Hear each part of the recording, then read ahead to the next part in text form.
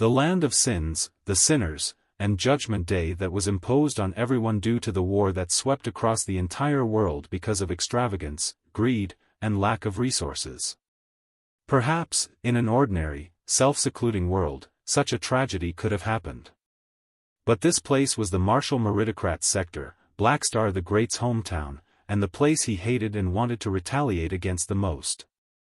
Li Yao did not believe the story the two young men told. Or rather, the two young men did not know the truth themselves. Li Yao continued to ask calmly, "How do you know that?" "Everyone says so. It's because people a long, long time ago turned the world into a mess that our lives today are so difficult," Han Te sniffed. A look of gloom and pain flashed on his face, but he soon grinned and said, "However, it doesn't matter how difficult life is or what it will become later. At the very least, we are alive right now, and you are alive, too. So, why do you care about Judgment Day hundreds of years ago? No matter how dissatisfied you are, Judgment Day has already taken place. It's impossible to change the past, what matters is how we live in the present. Am I right?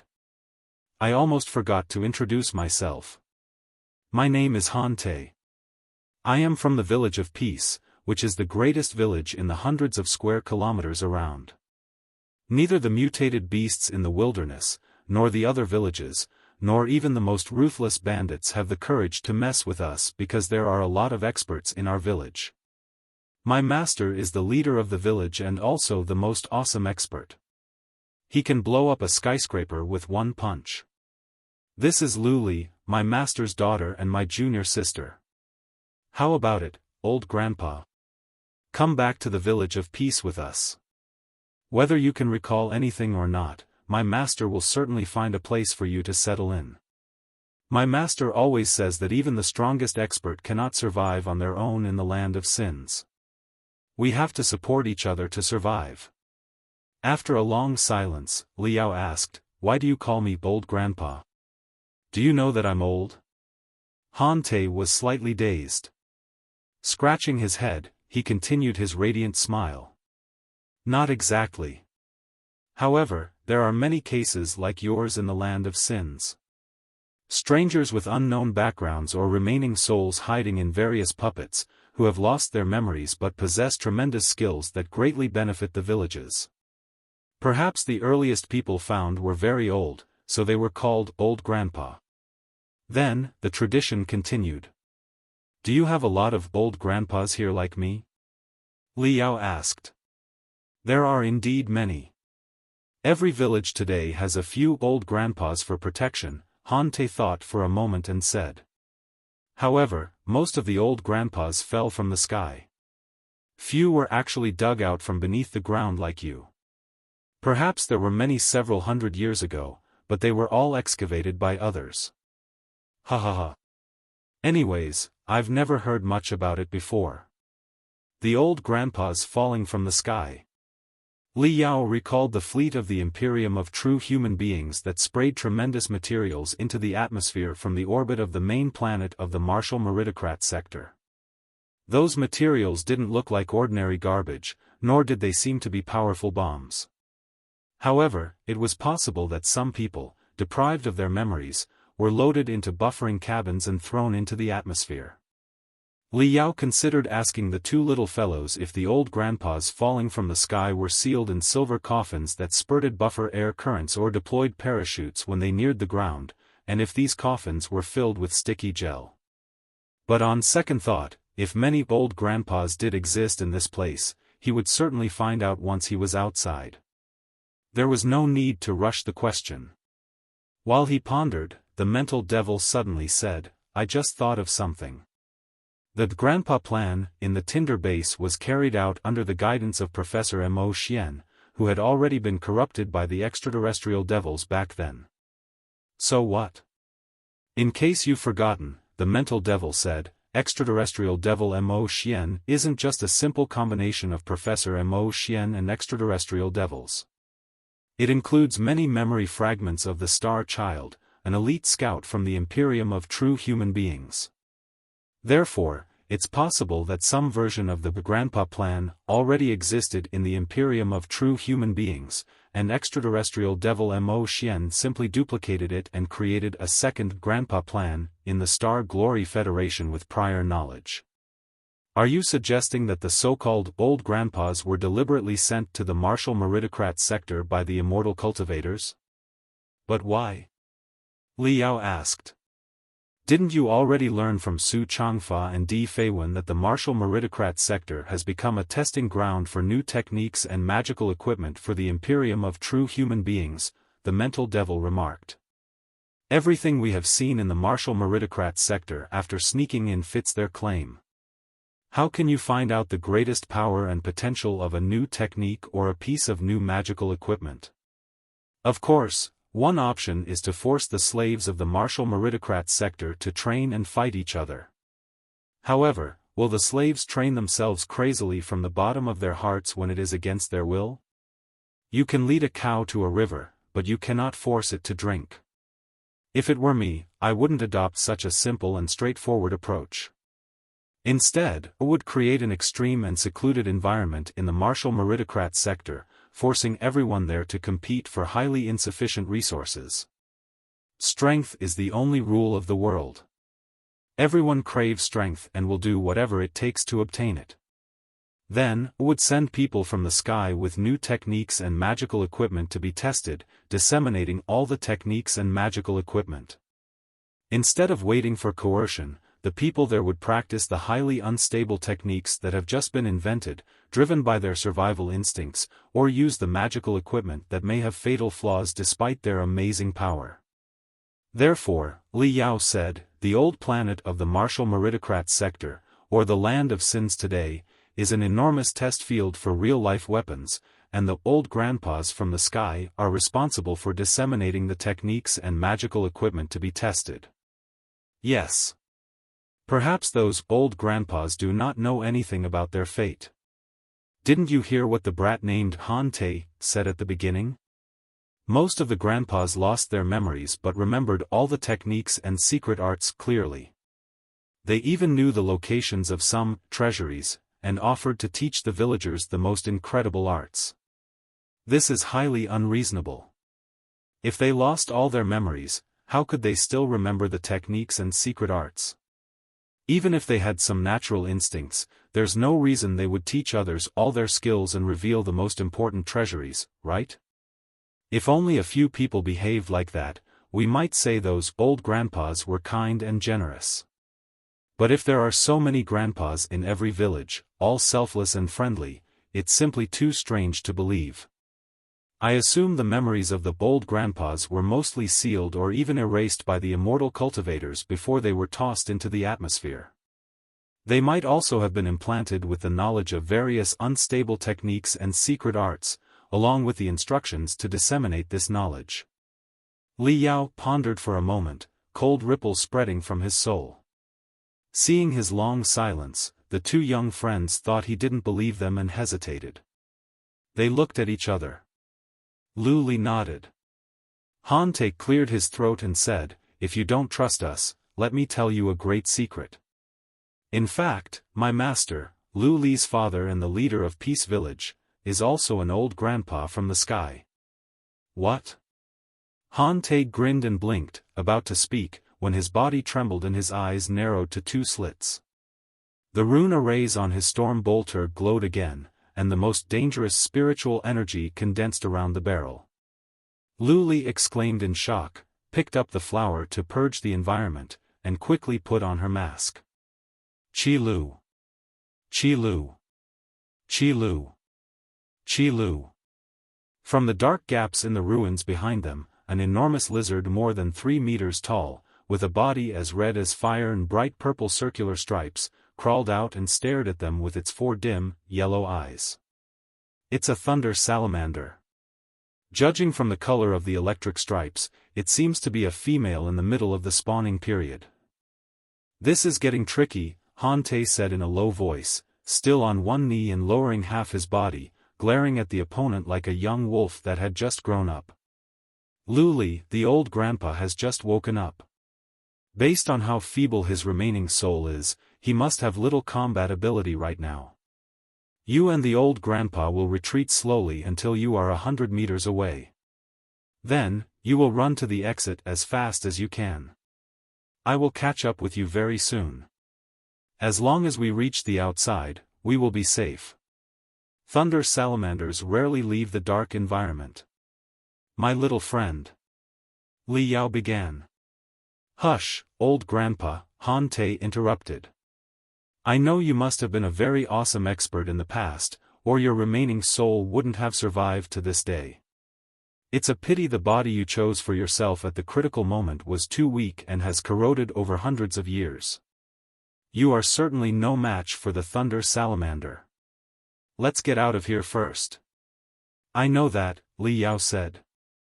I only want to remind you that there is another one that seems even greater than this beast crouching on the ruins to your left. What? As the exclamations of the two young men echoed in the darkness, tremendous electric currents and fiery light, like a volcano, erupted from the ruins to their left. Amid the chaotic lightning and fire, a ferocious shadow lunged at the three of them. 1952 Terrible red flashes. Run! Han Te's exclamation and his bullets roared out simultaneously, only to be shredded by the Thunder Salamander's sharp claws. Before he could pull the trigger again, the storm bolter was already chopped in half by the claw, which was soaked in electric arcs and flames. Just as the Thunder Salamander was about to lay its claws on Luli, Han Te charged forward and stopped it. The two of them rolled into a mass of lightning and fire. The mask covering his face was torn off, revealing a visage as fierce as an animal. Countless veins protruded from his burnt, scarred cheeks, like snakes ready to dash out of his body at any moment. The right half of his body was also engulfed by dancing electric arcs, which condensed into blades and armor, helping him resist the sharp claws and tusks of the Thunder Salamander. The man and the lizard were evenly matched in the fight. But the other Thunder Salamander, which had appeared and distracted them, also launched an attack. Its blood-red mouth opened wide, and a red ball of light inside its throat grew brighter, as if it were highly compressed and condensed magma. Ah! Clutching her head, Luli began to scream. At first, Li Yao thought the girl was so scared she had lost her mind, but then his soul sensed overwhelming quakes. A strange yet powerful force was released from the depths of the girl's brain. This unique magnetic field imposed strong interference on the spiritual energy reactions rapidly expanding inside the Thunder Salamander's throat. Boom! The fireball exploded inside the Thunder Salamander's throat, causing it to writhe on the ground in agony. Its 6 claws cramped violently, and the bizarre tails with long bone spurs waved crazily, scattering huge broken rocks. The damage, extensive as it was, did not completely deprive the Thunder Salamander of its combat ability. Instead, the deep, bone-penetrating pain triggered its aggression. The deep purple stripes on its body emitted a soul-stirring fluorescence, and blood mixed with saliva dripped from its tusks. Luli seemed to have used up all her strength in that scream. She staggered back 2 steps and collapsed on the ground, her breath so weak that she could not even lift her arm. Luli, go now. Han Te's right arm activated a 2-meter-long saber of electric arcs that glowed brilliantly in the darkness. After 3 shocking collisions, his chest bore a deep wound from the Thunder Salamander, but he managed to sever the beast's strongest foreclaw. Seeing his junior sister collapse, the young man kicked a twisted rebar into the collapsing rocks and shouted, "Come on, you 2 pieces of crap. Come and get me. Your father is here." While kicking the rebar, he released intense electric arcs, drawing the attention of the 2 ferocious beasts.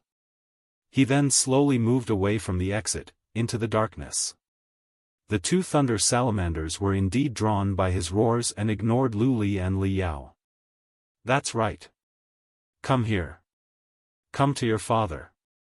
Han Te's blood-covered face gradually disappeared into the darkness. His eyes, bulging like bells, signaled to Luli, now is the time. Run. Luli gripped her wrist tightly and sobbed silently. With the last bit of her strength, she managed to stand again. Han Te smiled broadly. His two irregular dimples seemed to say, "That's right, Luli, run. As your senior brother, I will certainly help you keep the two beasts occupied." Just as the two thunder salamanders were about to be lured into the deeper, rougher, and more complicated part of the underground ruins, a calm, metallic voice suddenly echoed behind them. "My young friends." At such a critical moment, the voice was as loud as a rumbling thunder. The two thunder salamanders immediately turned to look at where Luli was. Dumbfounded, Han Te stared at Li Yao, feeling like crying. "Sorry to interrupt your self-sacrifice," Li Yao said, "but I only want to tell you that there are actually 3 thunder salamanders in total. The last one, which is also the biggest and strongest, and must be some sort of leader of the hunting team, has been hiding on our escape route. This is a very delicate trap. They have eradicated the prey's hope of survival from the very beginning." Han Te's pupils constricted violently. Lu Li's eyes widened in disbelief. The third thunder salamander slowly emerged from the darkness. It was much larger than the other two, covered in a dark golden shell that resembled reactive metal armor.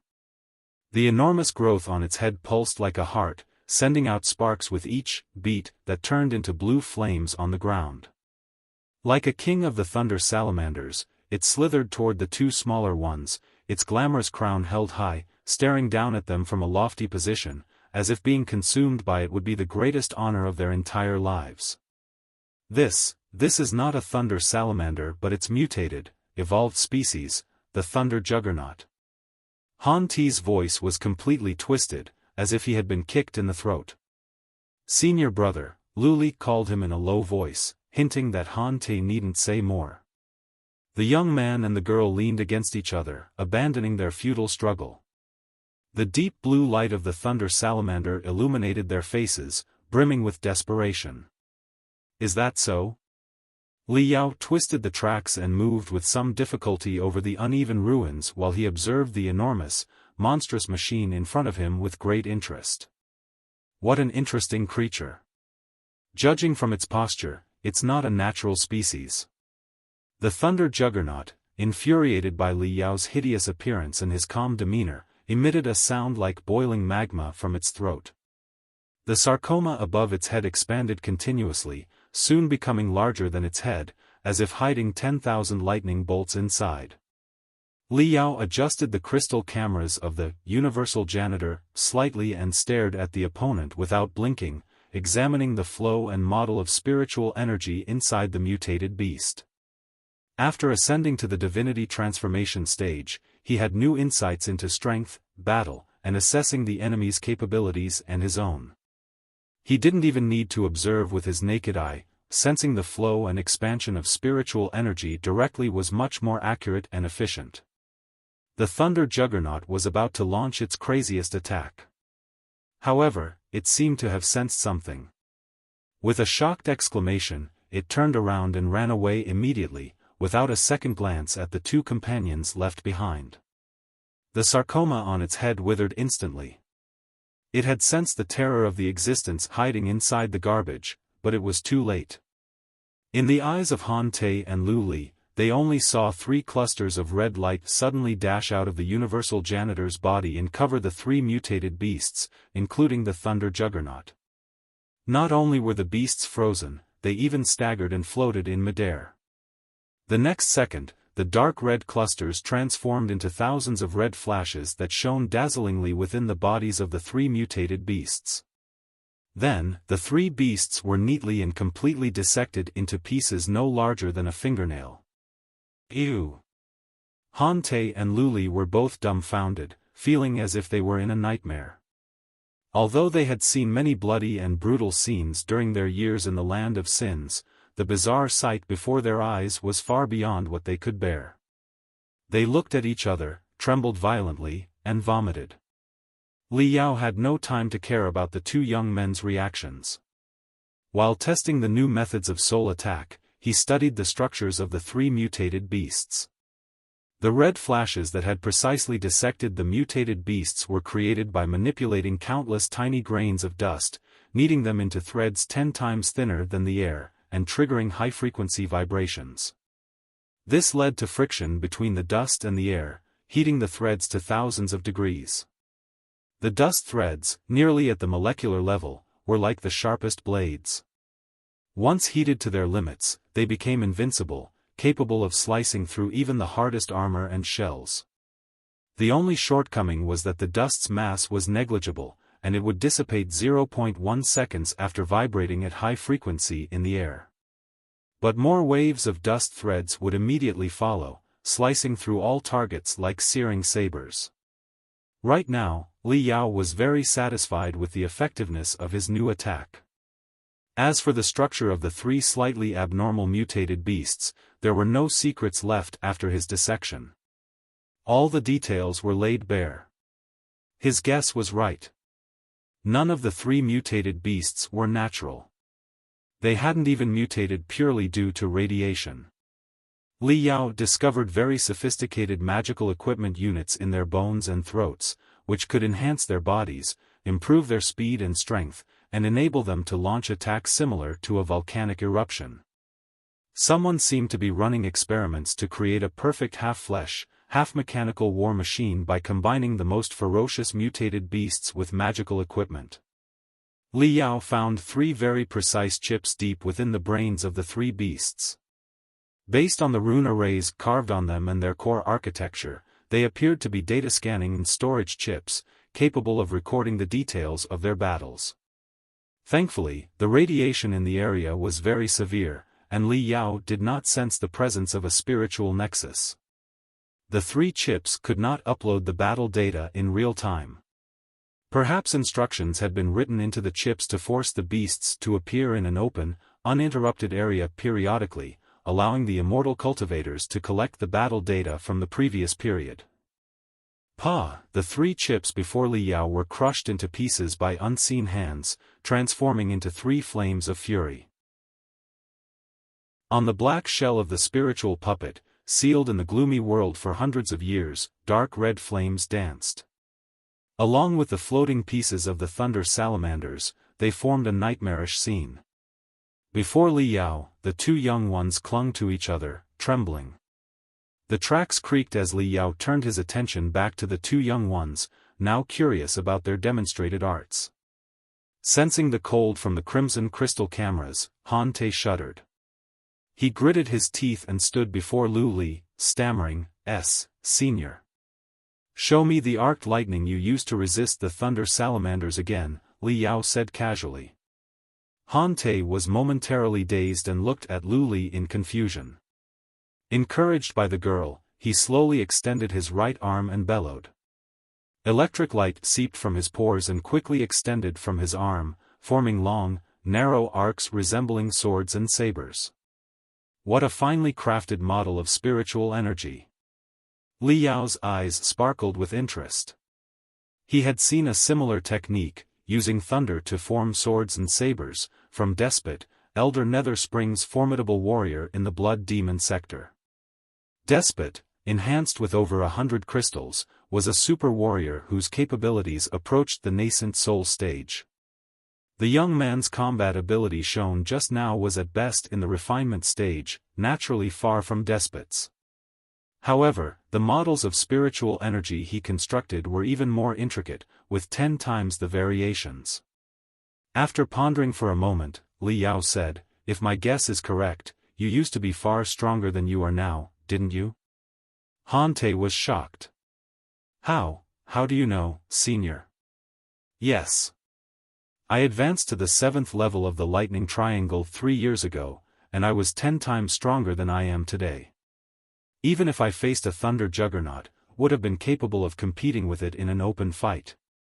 Unfortunately, the veins and nerves on the right half of my body have been blocked for the past 3 years, though there are no obvious signs of mental derangement. My abilities have plummeted, and I am almost useless now." Grabbing Han Te's shoulder, Lu Li craned her head and mustered the courage to ask, "Senior, since your eyes are keen enough to see my senior brother's past capabilities, is there any way you can help him?" My senior brother was truly amazing back then. Not only was he the best expert among the young people in the Village of Peace, but you couldn't have found anyone stronger than him within hundreds of square kilometers. Everyone said he was a genius and that he would eventually go to Manjusaka, the city in the sky.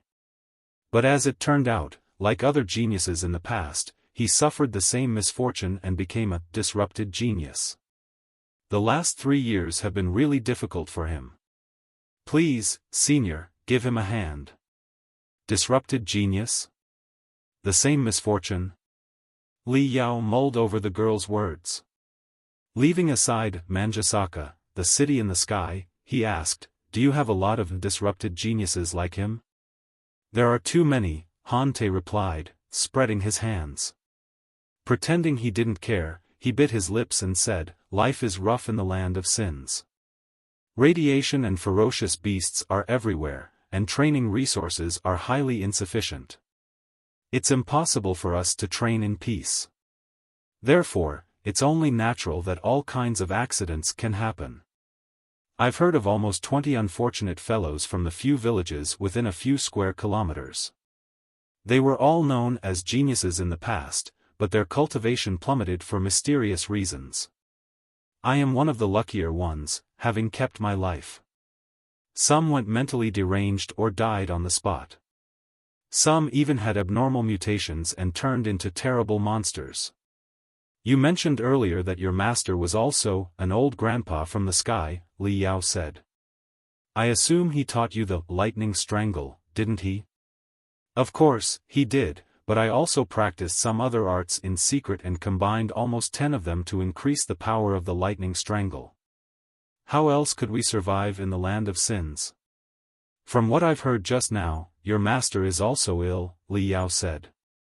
Is his condition serious? Hante looked at Luli and nodded. Yes, Senior. My master is indeed suffering from a serious and strange disease. Even without an attack, his cultivation is much lower than before. When he has an attack, his blood almost stagnates, his hands and legs are strengthless, and he can barely get out of bed. We entered the heavily polluted radiation area at great risk this time to find something valuable in the unexplored places so that we can earn enough money to treat my master's illness. Got it. The crystal cameras on the front of Li Yao's body flashed again. Dozens of streaks of redness flooded out once more, forming devastating crimson flashes that pierced through the right half of Han Ti's body like a storm.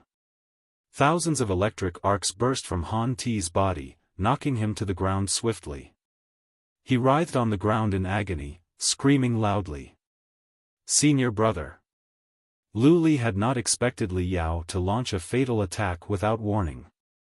Too shocked, she stopped before Hante, holding her head with both hands. Li Yao immediately sensed that an invisible superstorm was rapidly condensing in her brain. The girl angrily demanded, Senior, regardless of anything, we are the ones who woke you up. There's no reason for you to repay us like this, is there? Li Yao smiled and casually replied, I don't know what random techniques your senior brother has been practicing besides the lightning strangle, but the main art he trains with seems to focus on stimulating the mitochondria inside the cells, altering their form to allow them to release several dozen times more energy instantly. Simultaneously, this art has caused the mutation of some of his cells, allowing him to evolve with an effect similar to an electric eel's discharge. Only with the cooperation of his mitochondria and electrodischarge cells can he trigger arced lightning and combine them into various attack forms. Theoretically, it is indeed a dominant art, much more efficient and aggressive than traditional methods of using thunderclass spiritual energy. No wonder he was confident in competing with a prime thunder juggernaut. The problem is that this art has a serious shortcoming. When the structure of the mitochondria is altered and repeatedly stimulated, they release a substance similar to creatine. However, the art does not take this into consideration, or maybe it has, but there's simply no way to address it, the problem of waste discharged by the mitochondria. Although the waste from the seriously stimulated mitochondria is minimal during each training session, it inevitably builds up in the channels inside your senior brother's body where spiritual energy flows, as it cannot be discharged from the body. Thus, it accumulates in the veins, nerves, and muscle fibers.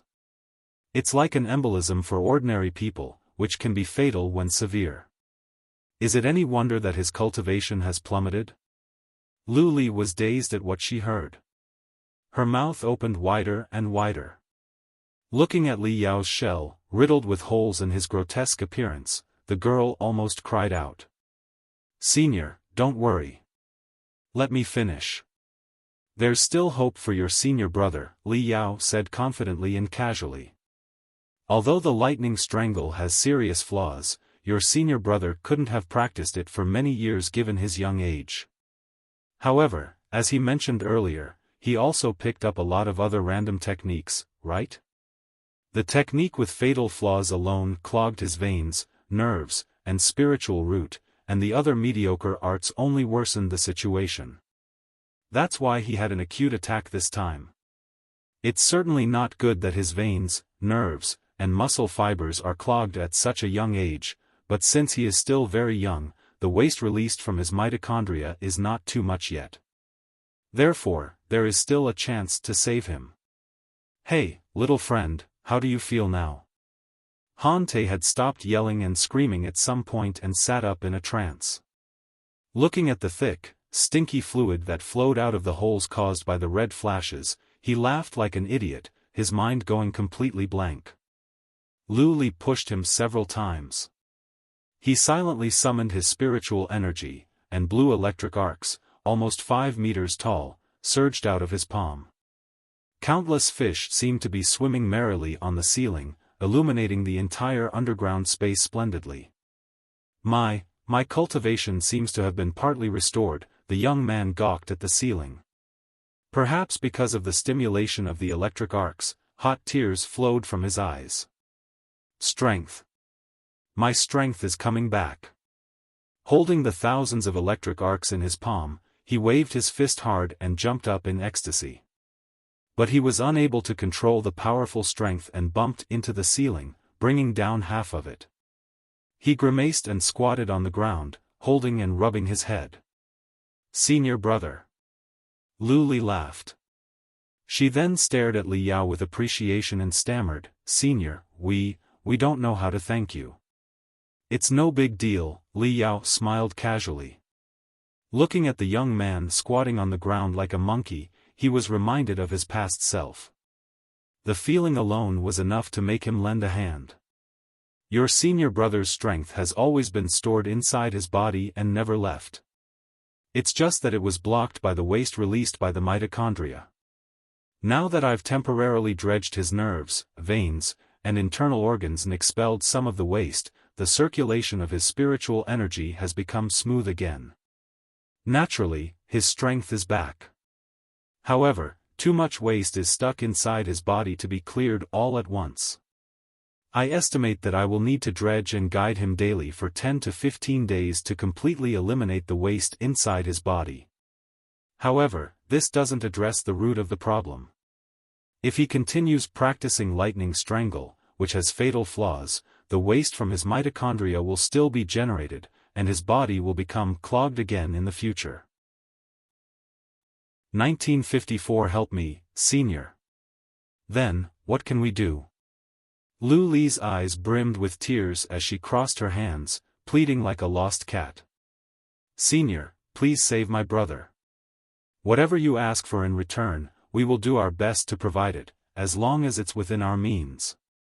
After a moment's thought, Li Yao said, I have never considered myself a doctor. Treating illnesses is not my specialty. However, your older brother's condition is a minor issue. He can always stop using lightning strangle and switch to a safer and more stable thunder technique. What concerns me more is your father and his master.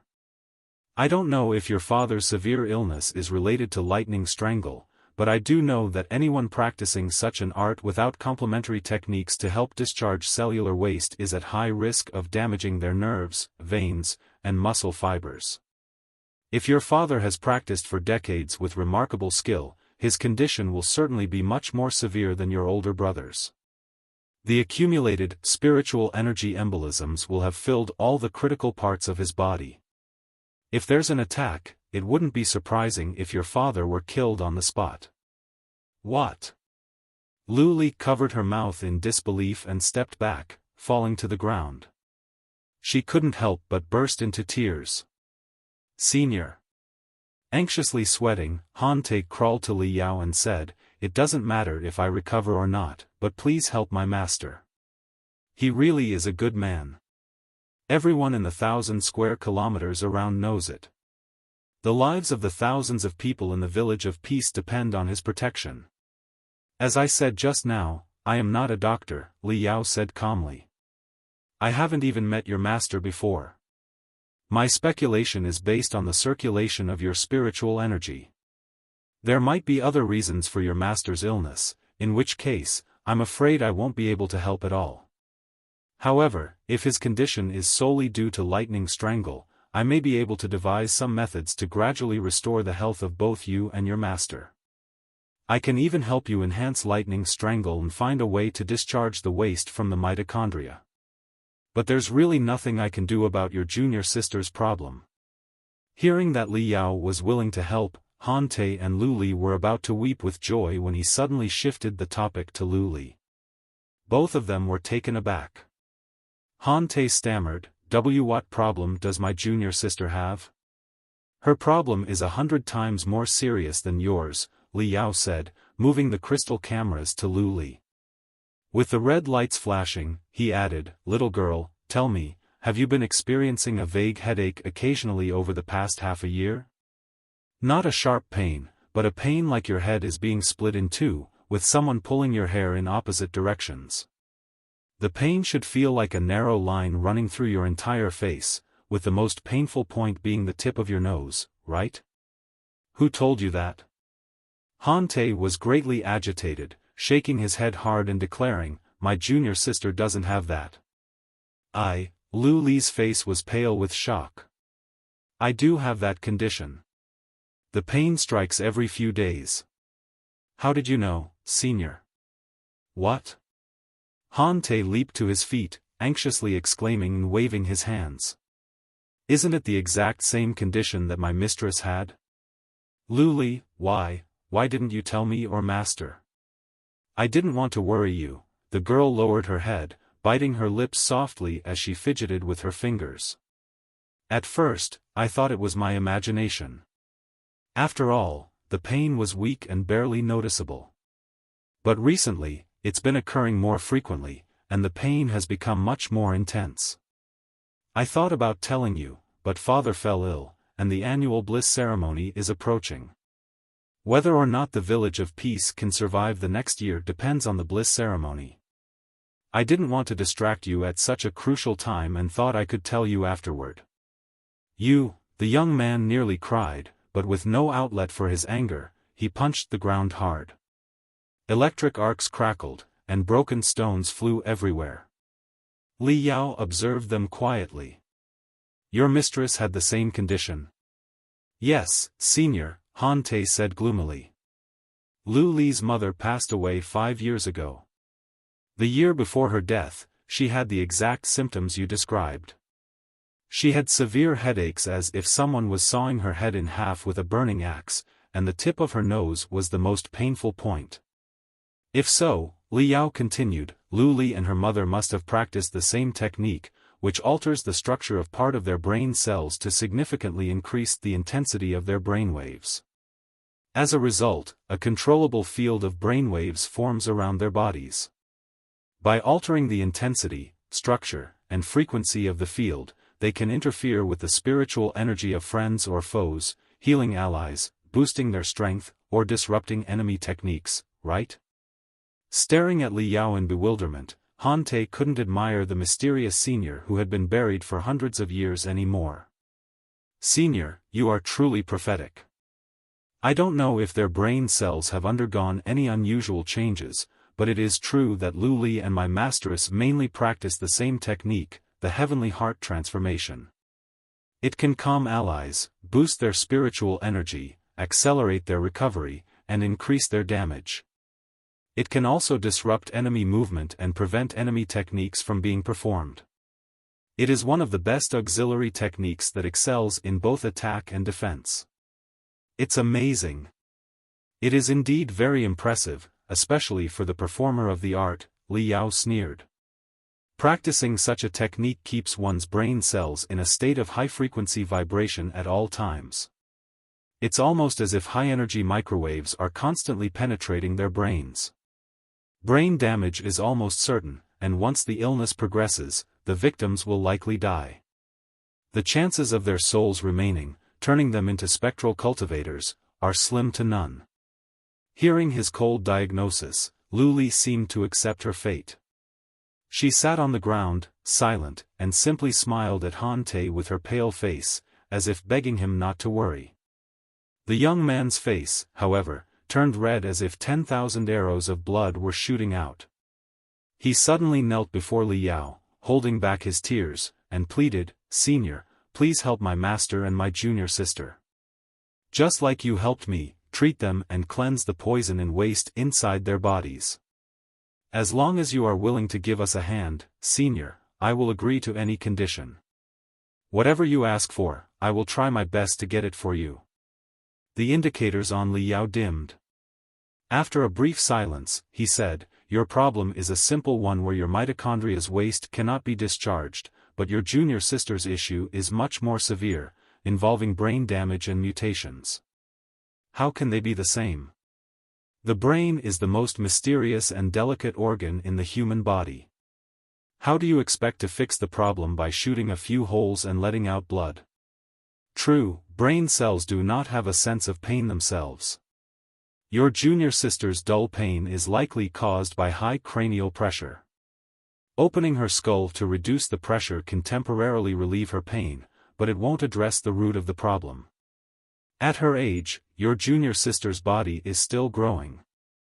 Since brain mutations have occurred, the issue can't be resolved by simply stopping the practice of the heavenly heart transformation. It's best to consult some professional brain doctors and meditation healers for treatment." Han Te was thoroughly confused. "Our place is rather remote. Few doctors ever visit. As for meditation healers, what are they?" Li Yao was slightly dazed. After a moment's thought, he said, "How about this? Since your junior sister's problem is her unstable brainwave field, perhaps I can help her create a special helmet with the right tools and parts. After she puts it on, it will temporarily prevent her brain from further mutating. However, it won't be a permanent solution. You'll need to find a real expert in the meantime." Thank you very much, Senior."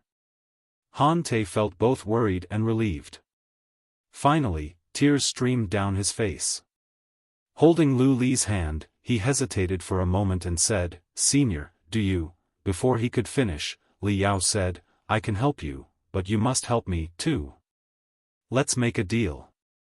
As you have seen, I only have part of my remaining soul left. I have been buried for hundreds of years and lost all my memories. I know nothing about my past or the new era. You will work as my guides to help me get to know the new world." "Of course." Seeing that Li Yao agreed to help him, the young man regained his vigor, resembling a jumping monkey once more. Bashing his chest hard, he said, "You can count on us. Please come back to the village of peace with us. We will certainly help you get familiar with the world and integrate into the land of sins." Li Yao smiled and said, "One more thing. I don't want anyone else to know my real identity yet, not even your master. For him, you can say that you picked up a common spiritual puppet for cleaning and maintenance from the ruins, and you will perform random modifications and upgrades on it. Is that a problem?" The young man and the girl looked at each other and nodded simultaneously. "Of course not." After a moment's thought, Han Te carefully said, "We can pretend that we picked up a universal janitor in front of others, but how should we address you in private, Senior? Do you remember your name? I vaguely recall that there is a Yao in my name. So, you may call me Grandpa Yao. Hey," the mental devil said gloomily next to Li Yao's soul. Don't you feel any shame calling yourself such a nauseating name? Forsaken cities, broken freeways, high buildings riddled with holes, and lead-gray clouds that fell from the sky in threads like skinny claws, ready to grab all the creatures on the bleak land and feed them to their mouths. Boom! Boom! Boom! Every now and then, explosions echoed in the distance, mixed with the collapses of skyscrapers. Gray and red smoke rose on the horizon, like enormous tumors floating in midair. A shuttle, though ragged in appearance, ran silently through the bones of the city, leaving a long trail of smoke behind. From the ruins of the skyscrapers lining the road, lizards with multiple heads and venomous cysts crawled out and stared greedily at the shuttle. But before they could release their venom, the shuttle flashed by. Li Yao had been carried to the back seat of the shuttle. He observed the world from a brand new angle. The two young men's day had been full of twists and turns. After just surviving the disaster, they were struck by devastating diagnoses, only to be given a slim chance of hope by Grandpa Yao in the end. Right now, Han Te and Luli were still unable to calm down. Holding each other's hands, they couldn't tell whether their hands were warm or cold. So, this is what the world looks like now, Li Yao mumbled. The world has always been like this for us, gray, barren, and full of fights and slaughter. You have to keep your eyes open every second, stay wary of threats from all directions, and search for the slightest bit of food in ruins and crevices. But it doesn't matter. Grandpa Yao, you are so awesome that you're almost an ultimate old grandpa. You will certainly live a good life here, Han Te said with a shrug. I'm told that a long, long time ago, before Judgment Day, the world was different. It had green mountains, running rivers, and singing birds. That's what the few incomplete paintings I saw from the master depicted. TSK, TSK, TSK. How unbelievable. Could such a world really have existed? Grandpa Yao, can you tell me what the world of green mountains, running rivers, and singing birds was like exactly? Li Yao remained silent. Luli jabbed him softly and glared. Well, Han Te scratched his hair and blushed. Forgive me, Grandpa Yao. I almost forgot that you lost your body and your memories of the past, and the last remnants of your soul hid in loneliness for hundreds of years. Oi, Luli, you're poking me again. He was a young man after all. Hearing that Li Yao was willing to help them, Han Te gradually reverted to his carefree and disobedient self. Li Yao was not bothered at all. Smiling, he raised a very critical question. It's occurred to me that the resources here are highly insufficient. You can barely find a spiritual puppet for cleaning and maintenance in the ruins of such a vast city. Besides, the radiation everywhere makes it impossible to grow crops on the land. From what I've heard, the Village of Peace alone has thousands of people, and there are more than 10 villages in the hundreds of square kilometers around. How do you survive? Where do you get your food, water, training resources, weapons, and maintenance magical equipment? Part of it comes from scavenging and hunting, Han Te replied. However, you're quite right, Grandpa Yao. It's been hundreds of years since Judgment Day. Almost all the city ruins have been explored countless times by scavengers. You'd be lucky to find even half a track in them. As for hunting, the easily hunted beasts have mostly been captured. The remaining animals are the most ferocious creatures, as difficult to deal with as those thunder salamanders. Catching them would require risking your life, which is not a fair deal at all. Thankfully, abundant resources fall from the sky on a regular basis. Food, water, daily necessities, you name it. We mainly live on them. From the sky? Li Yao was slightly dazed. Not only do old grandpas fall from the sky, but tremendous materials, too? Isn't that too strange? Not strange at all. It's the gratuitous aid that the angels offer to the sinners. Narrowing his eyes, Han Te searched the dark, gloomy clouds on the horizon. Suddenly, his eyes shone as he pointed to the gray sky and exclaimed, "Grandpa Yao, look, it's the heavenly rail." Li Yao looked into the distance, extending his senses to the maximum. He saw a super-enormous rail that stretched from the horizon behind him to the horizon in front, spanning the entire sky. Like a sword piercing the heavens and an endless bridge to the sea of stars, it was an awe-inspiring sight. Li Yao immediately recalled the circular rail stations that surrounded the planet when he broke through its atmosphere.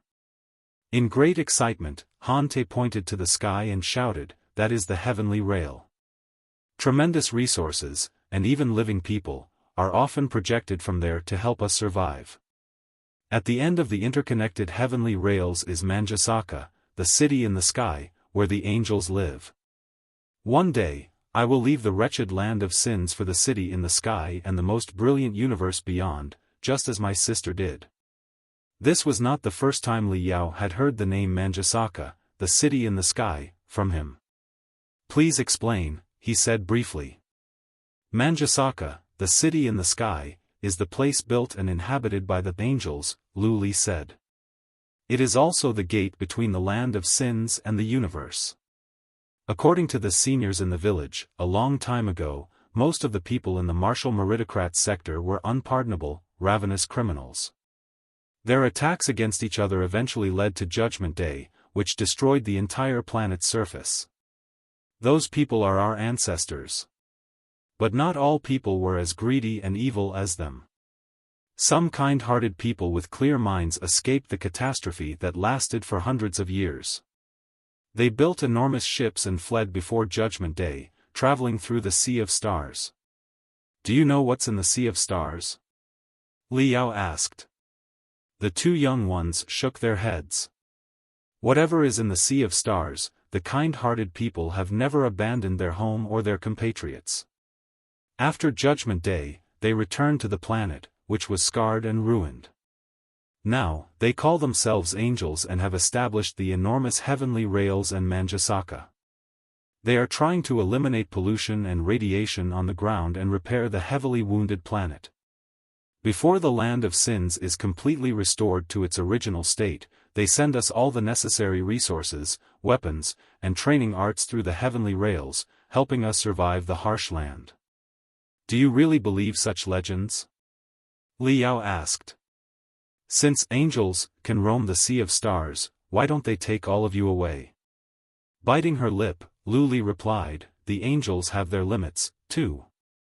Perhaps their ships are not large enough, or they lack the resources to save everyone. Besides, we are all sinners. The cursed blood of our ancestors, with genes of brutality, flows in our veins. Look at what happens in the land of sins: pillaging, slaughter, arson, war.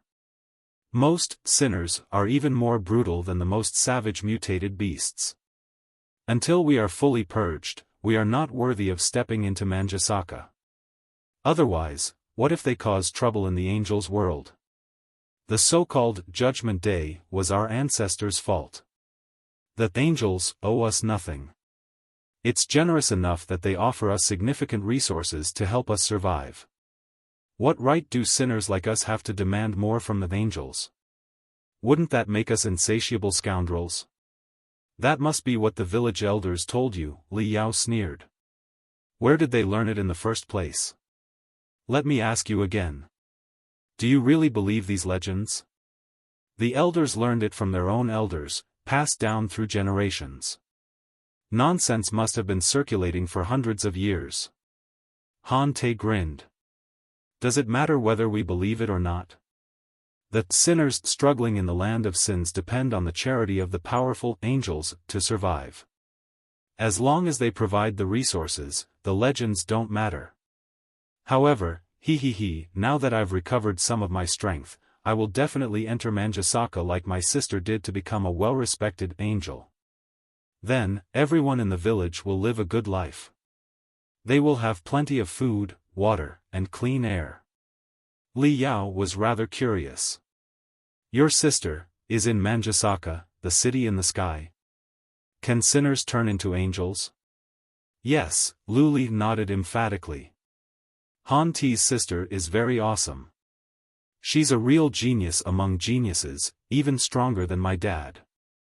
She went to Manjusaka a long time ago. She's the greatest pride of the Village of Peace. Li Yao found it odd. According to what you said earlier, the Village of Peace seems to be in the middle of a crisis right now. Why can't you ask Han T's sister for help? Lu Li blushed, unsure how to respond. Han T's face also turned red in embarrassment. He was speechless for a long time before finally making up his mind and saying, the connection between the city in the sky and the land of sins is intermittent. I don't know where my sister is specifically, but it doesn't matter. I will certainly go to Manjusaka someday and ask my sister about everything. 1956, The Myriad of Old Grandpas. Despite the young man and the girl's attempt to cover it up, Li Yao still understood. Han T's sister was once the best young expert in the Village of Peace, the one everyone in her village placed their hopes on. Finally, she truly ascended to the city in the sky, but she abandoned the villagers and even her own brother, never to return again. Li Yao sighed and asked, what exactly does Manjusaka look like? The two small figures grew excited at the question. With a brilliance more dazzling than stars shining in their eyes, they said in unison, Manjusaka is a paradise that has everything. Clean air and water, inexhaustible food, heavenly materials, and earthly treasures, green mountains, flowing rivers, and singing birds, forests. Wow, forests. It's said that many tall trees grow in such places, with green, thick leaves and bird nests among the branches. They are entirely different from the trees here. Besides, through Manjusaka, we can also travel the infinite sea of stars. It's really, the two small figures described Manjusaka in amazement. Looking at each other, they were both at a loss for how to depict the glamour and splendor of Manjusaka. They suddenly laughed together. Li Yao smiled too and asked, then, it must be very difficult for someone to go to Manjusaka and become an angel, right? Of course. All the sinners in the land of sins, I mean, every single one of them, want to go to the city in the sky where they can live a happy, carefree, and peaceful life without worrying about food. But how many people can actually make it? Han Te licked his lips and drew a big circle with his finger. The land of sins is mainly divided into 3 worlds. As you must have sensed, Grandpa Yao, the area we are currently in is heavily polluted with high radiation. The resources here are highly insufficient, and not much aid is regularly projected from the heavenly rails. Such areas are known as desolate worlds in the land of sins. They are essentially the countryside of the planet. Life in the countryside is certainly very difficult. However, due to the lack of resources, few advantages can be taken here. Therefore, the truly ferocious beasts and insane bandits hardly visit such places. Consequently, we have managed to build some villages to protect ourselves. Most of the sinners live in the uncomfortable, desolate worlds. However, there are some locations where tremendous resources are regularly projected from the heavenly rails. When the time comes, all kinds of high-energy nutrition drugs, compressed food, filtration cartridges, anti-radiation suits, powerful magical equipment and techniques, and old grandpas of all types and levels fall from the sky there. Those landing points of abundant resources are known as bloody worlds. You must have guessed it. The bloody worlds are where the real experts frequently gather and fight brutally. The strongest mutated beasts, the toughest bandits, and the most awe-inspiring criminals are all active in these lawless places. Additionally, although the heavenly rails are high in the sky, they are connected to the ground by enormous iron ropes. These iron ropes are hollow and equipped with some sort of elevator and vacuum shuttle inside, which can quickly transmit objects between the heavenly rails and the land of sins. Prosperous metropolises have been established around these elevators and vacuum shuttles. Those cities, built with the support of the angels, are like oases in the desert, known as the Elysian worlds. I'm told that all the Elysian worlds are controlled by the most powerful gangs and experts in the land of sins. Each has its own rules, so they are not as chaotic as the bloody worlds. You can find anything in the markets of the Elysian worlds. All kinds of extraordinary professionals can be found there, too, including brain doctors and meditation healers, if they exist. Also, the angels release quests through the Elysian worlds regularly. Complete the quests, and you'll be given a lot of cash and contribution points. Once your contribution points surpass the threshold, you'll be qualified to enter Manjusaka. He. I should have left for the bloody worlds 3 years ago. Who could have known that my capabilities would plummet? If I can really recover my strength, I will certainly have a few fights in the bloody worlds. As long as I'm tough and lucky enough to claim some secret treasures and resources that have fallen from the sky, my cultivation will definitely soar. Then, I will go to the Elysian worlds to complete the quests the angels release and accumulate enough contribution points. Eventually, I will be able to go to the city in the sky to find my sister. I absolutely don't believe that my sister is such an ungrateful person that she forgot the people of our hometown after she went to the city in the sky. She must have her reasons. Or, she may be planning something big for the family and friends in the hometown. That must be it. I will find her and ask her about everything.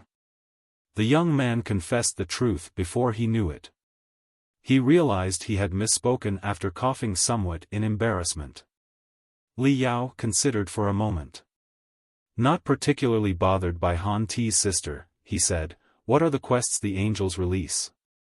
Han Te was slightly dazed. "I don't know the details.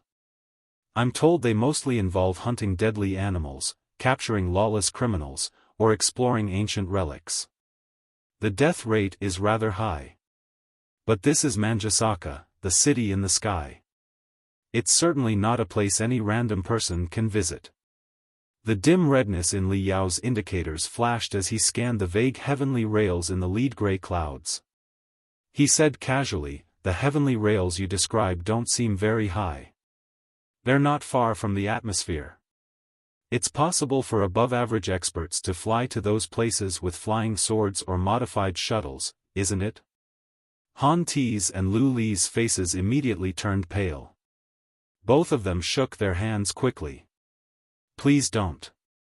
You may not know this, Grandpa Yao, but we, sinners, aren't qualified to fly in the atmosphere, much less approach the heavenly rails. The sky is a forbidden area. Whoever is bold enough to fly beyond the atmosphere will be shot down mercilessly. Even the most awesome expert will be burnt to a crisp midair. We know you must have been a very famous expert in the old days, Grandpa Yao, but however awesome you are, you're on your own. It's impossible for you to defeat Manjusaka, the city in the sky. The defense array of the heavenly rails is unbelievably powerful. Nobody has ever escaped from the land of sins in the past hundreds of years. Therefore, Li Yao said coldly, if someone wants to leave the land of sins, Manjusaka is their only route, right? Yes. The two little fellows nodded in unison. Li Yao sneered and said, "Tell me more about old grandpas." "From what I've heard, old grandpas are of different types and levels. Some of them are stronger than others, and they can even be traded on the black market. Also, your master, the leader of the Village of Peace, is an old grandpa." "What is the meaning of that?" Han Te didn't realize that his earlier remark about selling Grandpa Yao on the black market had been overheard. He was so embarrassed that he hurried to explain, "Grandpa Yao, please don't misunderstand. I didn't know you were a remaining soul old grandpa back then. If we had chosen a lifeless crystal processor old grandpa, selling it wouldn't have been wrong since we were in desperate need of money, right?" Li Yao's soul emitted waves of confusion. Remaining soul grandpa? Crystal processor grandpa? What are those things? "Let me explain it for you," Lu Li said hurriedly. "The term old grandpa is just a collective name. In fact, there are many subcategories, and not all of them are the same. Even classified according to the most general standards, there are real-life old grandpas, remaining soul old grandpas, crystal processor old grandpas, spiritual beast old grandpas, and so on. There are even more types if you divide them more finely. The so-called real-life old grandpas are real human beings with flesh and blood. They have fallen from the sky and lost all their memories of the past, but they wield the most marvelous techniques and the most formidable capabilities. My dad is one of them. Such old grandpas are all treasures in the land of sins. If any village can acquire one, the village's strength will be greatly enhanced. Therefore, after my dad was taken in by the village of peace and later settled there with my mother, it was only natural that he gradually rose to become the leader of the village of peace. The second type is remaining soul old grandpas, which is also the most common type. As their name suggests, they are living human beings, except that they have lost their physical bodies for reasons unknown, and they are forced to reside in various objects. They most often reside in rings. Some of the old grandpas live inside swords, sabers, spears, or other magical equipment. Some live inside spiritual puppets. Some even reside inside a human's body. Due to the loss of their physical bodies, remaining soul old grandpas typically do not have high combat abilities. They are also susceptible to the interference of radiation and magnetic fields. However, with their vast battle experience and sophisticated techniques, they are still the best mentors and are very popular in the land of sins. Right. Grandpa, you must be a remaining soul old grandpa, too, except your case is a bit special, Hante said. Most of the old grandpas fall from the sky, but you were actually dug out of the soil by us, Grandpa Yao. How strange was that? What's strange? Lu Li replied. Didn't we just come up with an explanation? There's a second explanation. Grandpa Yao fell from the sky hundreds of years ago, but he was never picked up and slowly got buried. How is that possible? Han Te argued. The structure of the underground ruins was obviously very stable. There aren't many holes on the ground, either. How could anyone have fallen so deep into the ground? Puffing her cheeks, Lu Li thought for a long time. He must have been dragged into the underground ruins by a cat, a dog, or a mutated beast, you silly. I don't think. Hante scratched his head for a long time. He held his chest high and was about to argue, but seeing that his junior sister was glaring at him, he decided to let it go. Fair enough. You do have a point, Lu Li. Grandpa Ya must have been dragged underground by a cat or a dog. 1957, train even if it means death. Of course I have a point, because that is the truth. Lu Li smiled brightly. It was unclear whether she had temporarily forgotten the pain inside her head or was merely arguing with her senior brother to stop him from worrying. Clearing her throat, she continued the introduction. The third type are crystal processor old grandpas. It's rather difficult to distinguish them from the remaining soul old grandpas because they live inside swords, sabers, spears, all kinds of magical equipment and even spiritual puppets. The only difference is that remaining soul old grandpas are living humans who have lost their memories, while crystal processor old grandpas are not human but some form of artificial intelligence. Even if they can activate vivid human-shaped illusions, they are still false. All their reactions are simulated. Although they are not human, the vast databases of crystal processor old grandpas can store many unparalleled techniques. They can even provide great help in battle. As excellent mentors and partners, they are very popular. When I first saw you, Grandpa Yao, I mistook you for a crystal processor old grandpa. That's why I said I would sell you on the black market. Hante blushed but continued to argue his case.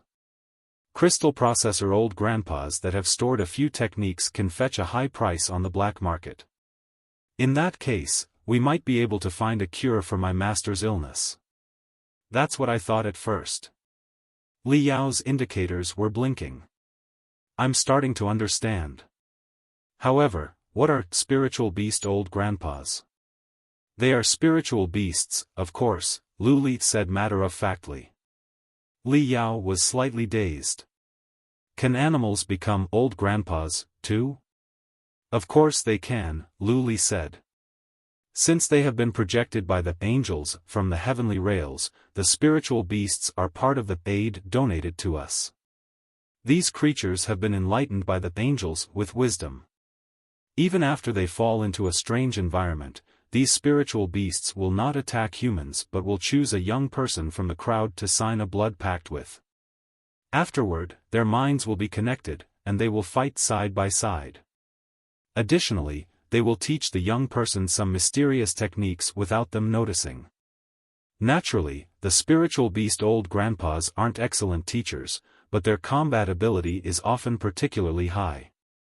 Therefore, they have their own advantages compared to other old grandpas.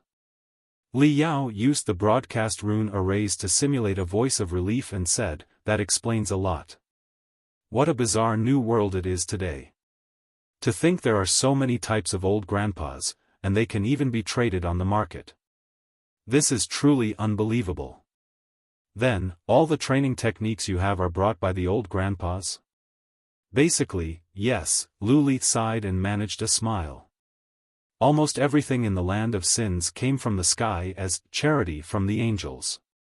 Dehydrated food, high-energy nutrition drugs, standard crystals, water-purifying cartridges, old grandpas with tremendous techniques, and even ordinary people. Wait. Li Yao hurried to interrupt her. Ordinary people? You mean, a lot of ordinary people are also projected from the heavenly rails? Yes, Lu Li said. A lot of ordinary people are sent along with the assets each time. They are of different genders and ages, but they have lost all their memories and must begin a new life in the land of sins. According to the seniors in the village, these people have all committed crimes in Manjusaka, and their qualifications as angels have been stripped, turning them into sinners. However, I am rather confused. If the adults are truly criminals, what kind of unpardonable deeds could the children, even the toddlers, have committed? The seniors say that they are the families of the sinners. It is heartbreaking to think that they are banished to the land of sins for someone else's faults. Pondering for a moment, Li Yao said, "Resources are insufficient in the land of sins. One more mouth means greater consumption of food and water. Would you accept ordinary people from the sky? It depends. Different villages, forces, and gangs have different styles. Some will, while others won't," Han Te replied. "The Village of Peace tries to accept as many ordinary people as we can afford. This is my master's principle. The more hands, the greater our strength," Lu Li said solemnly. "Ordinary people are not entirely useless. To struggle to survive in the land of sins, we must unite everyone we can and activate all their potential. My dad always says that. We all believe he has a point. Life is very difficult in the land of sins. Many villages now suffer from serious gender imbalances, and some have only a few children or are populated by the elderly. Such villages will perish in the radiation before long. Also, my dad often says that we have spent too long in the land of sins, and our bodies have endured all kinds of strange radiation. It might not affect us much, but our children will show many kinds of abnormalities. As time goes by, the abnormal bloodlines integrate with each other, and humans will gradually turn into monsters. The new sinners from the sky have not been exposed to excessive radiation. They can bring fresh blood, give birth to healthy children, and ensure the village's continuity. Moreover, ordinary people can master many useful skills as well," Han Te said with a smile. Although most of the new sinners have lost their memories, they still remember the skills they used to make a living, such as maintenance, treatment, and hunting. In tough times, we just grit our teeth and support each other. Those who mock my master for being too merciful during famines are dumbfounded when they see the population in the Village of Peace after the environment becomes slightly more favorable. Covering her face with her quivering hands, Lu Li said gloomily through the gaps in her fingers, however, we've been told that in many places, especially in the gangs in the Bloody Worlds, the ordinary people from the sky are brutally exploited. They're lucky if they're sold as slaves. Sometimes, they are eaten alive. Li Yao's soul showed no response, not because he was not infuriated, but because his wrath had surpassed the limits. As thousands of thoughts flowed slowly within his soul, Li Yao confirmed one last thing. All the cultivation arts you practice were brought by the old grandpas from the sky. After practicing these arts, did many people have accidents and become disrupted geniuses, as you mentioned earlier? Han Te and Lu Li looked at each other and nodded helplessly. Yes, the young man said, there are many young people in our area who have become mentally deranged during training. The Village of Peace alone has seen a few disrupted geniuses. Their capabilities soared quickly, and they were almost qualified to travel in the Bloody Worlds, but they plummeted overnight and became useless. In the nearby villages, such cases are too numerous to count. Zhao Hainiu of Big Fish Village, Wang Taizhu of Double Stones Village, Li Erlong of Four Square Dam. They were all rare geniuses and known to everyone, but they all perished in the end. Even the help of a couple of old grandpas couldn't save them. How pitiful. That's understandable, Li Yao said. Your cultivation plummeted overnight, and you are almost a cripple compared to who you were in the past. But you don't seem very sorrowful or devastated. It can't be helped. I'm already used to it. Han Te shrugged, wearing an expression that suggested he was unafraid of anything. This is the way of the land of sins. A few old grandpas fall from the sky every day, and just as many geniuses perish every day. If it happens to someone, they can only blame themselves for not being lucky enough. I was already quite lucky not to have been killed. What else could I ask for? If such things are happening all the time, Li Yao said solemnly, has it never occurred to you that the cultivation arts you've been practicing might have deadly flaws? Han Te grinned and said, of course it has, but can we just put aside the powerful, unparalleled techniques? Life in the land of sins is so difficult. Sometimes, a few lives are lost just for half a biscuit. Even if you practice an unparalleled technique with fatal flaws, you won't necessarily die right away. With any luck, you might live a long time without any accidents. However, if you don't practice the techniques, you will be bullied because you cannot defend yourself. You won't be able to survive more than half a month here. Everyone can do the calculations, and they already have. After thinking carefully for a long time, Li Yao asked, it's been hundreds of years since Judgment Day. So, the first batch of grandpas must have arrived with abundant arts and techniques hundreds of years ago, didn't they? Haven't you tried to modify those unparalleled techniques and make up for their fatal shortcomings over the years? The succession of arts and techniques is not as simple as you imagine, Grandpa Yao, Lu Li explained. The environment on the land of sins is extremely harsh. It's not uncommon for an entire village to be massacred without a single survivor. Most villages only have a history of a few decades, and few people have cultivation arts that date back hundreds of years. Besides, in a world of bloody fights where the strong prey on the weak, even if someone improves an art, they will dedicate all their wisdom to making it more aggressive, brutal, and powerful. Who cares about the damage it will cause to themselves? It's exactly like the lightning strangle I've been practicing. Many people in the Village of Peace practice it, and some have occasionally faced problems. Didn't my master or anyone else ever feel something was wrong? Han Te clenched his fists. But what could we have done even if we knew? We still have to train as hard as we can because it's the best method of attack in the Thunder class. Only with Lightning Strangle can we fight for more food, water, and energy. If we practice the arts, we might become mentally deranged, crippled, or killed suddenly in the years to come. The consequences are indeed serious. But if we don't practice the arts, we won't even be able to fight for hot excrement. Everyone will starve to death in a few days. 1958 Flower of the Other Shore. Are there no stabler arts? Liao asked. Of course, Han Te replied, there are stabler arts, but stability means conservatism, and conservatism means weakness. You can't have it all. If we practice the stabler arts while others practice the more radical ones, the odds of them injuring themselves will be higher. However, they will be stronger than us before that, and they will take our food, water, and all other resources. They might even dismantle our bones and feed on our flesh and blood. We have no choice but to practice the more radical arts. Even if they have fatal flaws, that's the least of our concerns, Liao continued.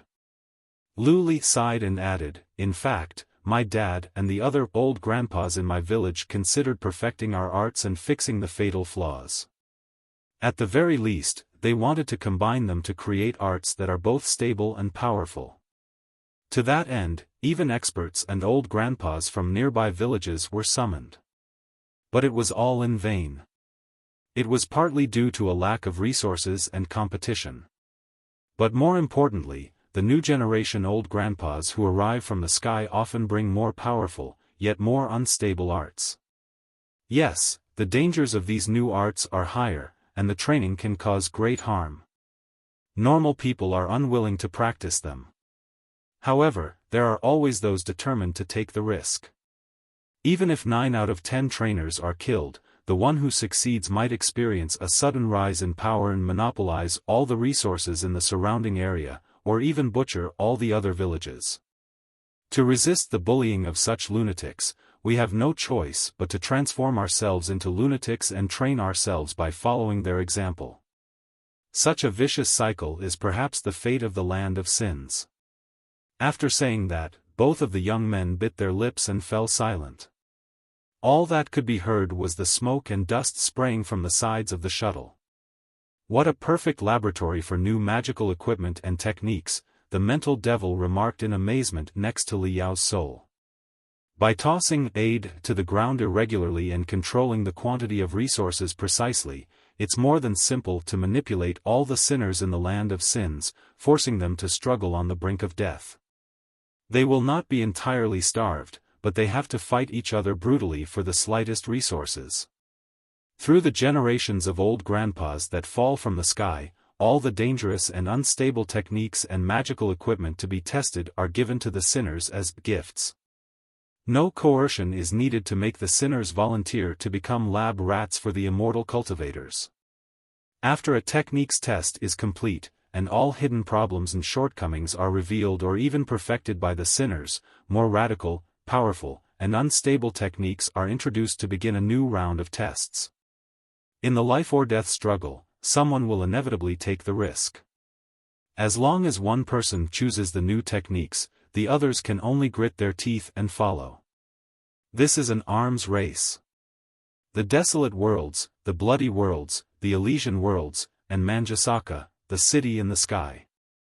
These 4 seemingly progressive worlds offer the sinners a slim chance of hope. Like the carrot dangling in front of a donkey's head, they entice the sinners to train fanatically without a care, even if they know the arts they practice are riddled with fatal flaws. It goes without saying that the quests released by the city in the sky serve to maintain the immortal cultivators' dominance over the land of sins and to gather data. It's a 2-for-1 deal. What a brilliant design. It's far more efficient than forcing slaves to train under the threat of blades and chains in a simple lab. Liao's soul grew a bit cold. He was about to speak when both the young ones exclaimed at once, "Look, Grandpa Yao, look! That's Manjusaka, the city in the sky." Liao heightened his soul perception to the utmost and gazed up at the zenith. The dark night had descended, yet the sky still shimmered in a myriad of colors, with radiation dust swirling endlessly, like swarms of fireflies in a wild dance. High above, at the edge of the sky, a red star glowed and blossomed like a chrysanthemum. Its flowing brilliance cascaded downward like a waterfall, fluttering in the night breeze, resembling both inverted flames and the long hair of a siren. Manjusaka, the city in the sky. The young man stared at the night sky, his eyes filled with the fiery brilliance. He couldn't help but open his arms to the red star and declare, "I will go to Manjusaka. I will." It's said that seeing Manjusaka at the onset of night brings good fortune for a whole year. I pray that Dad and Han-Te will recover soon. I pray that the village can survive the Bliss ceremony this time. I pray that everyone is safe and sound, the girl whispered, her hands clasped together. Please watch over the poor sinners, Manjusaka. I just remembered that I've seen the name Manjusaka in a notebook of heavenly materials and earthly treasures in the heavenly refining tower, Li Yao said to the mental devil coldly. Manjusaka appears to be an extraordinary flower grown in the early days of the ancient cultivators. It was also known locally as the flower of the other shore. It is a flower that is as beautiful as it is poisonous, with the glamour of the setting sun and the purity of white snow. According to local legends, the flower grows on the shores of the river in hell. It emits a sweet fragrance that gives the deceased a moment of ecstasy, allowing them to cross the river in ignorance, step into hell, and fall into eternal reincarnation. The Notebook of Heavenly Materials and Earthly Treasures of the 100 Smelting Clan does not comment on such legends, but it does agree that Manjusaka has a very powerful hypotonic and hallucinogenic effect. The flower can paralyze one's nerves and even soul, making them die with a smile on their faces in bizarre dreams. All in all, it is a very dangerous material. Isn't it perfect? The mental devil chuckled.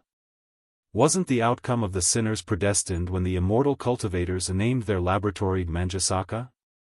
Think about it, if a sinner can practice dozens of different arts, each with serious shortcomings, without getting killed, and their strength grows exponentially, allowing them to pass multiple tests, accomplish the most arduous quests, and accumulate tremendous contribution points, they are finally qualified to enter Manjusaka.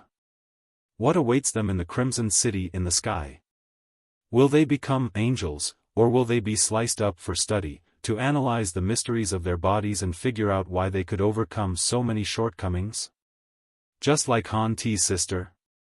The mental devil grimaced. Maybe. After a long silence, Li Yao declared, word by word, we have to go to Manjusaka, the city in the sky.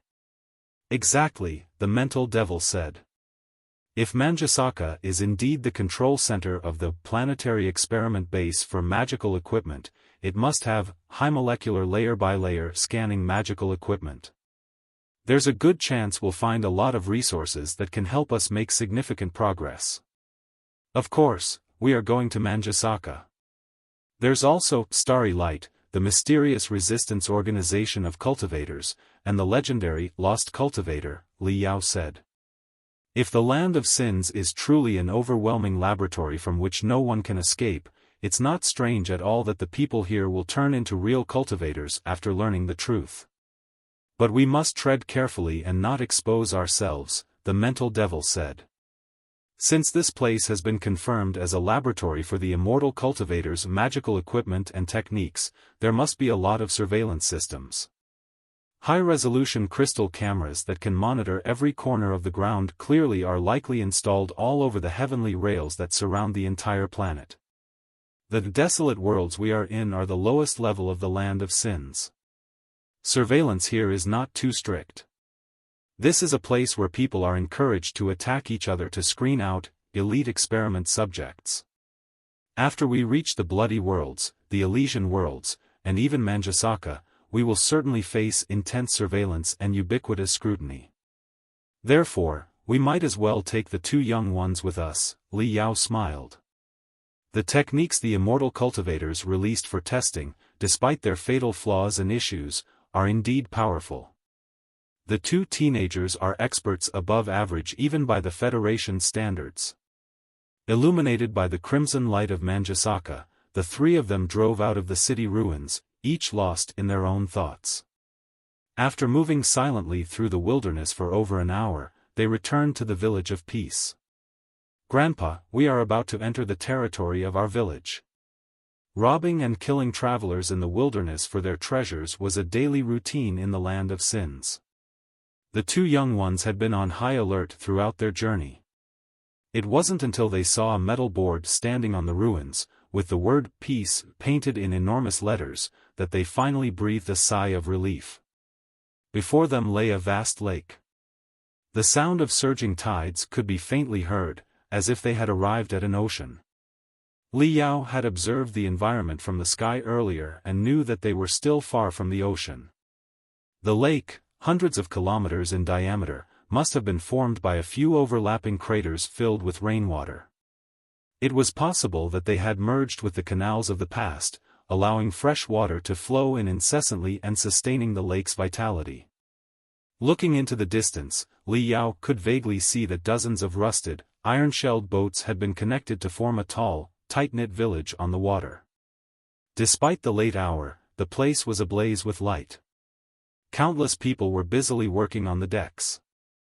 Many smaller catamarans rode near the village, sending out ripples non-stop.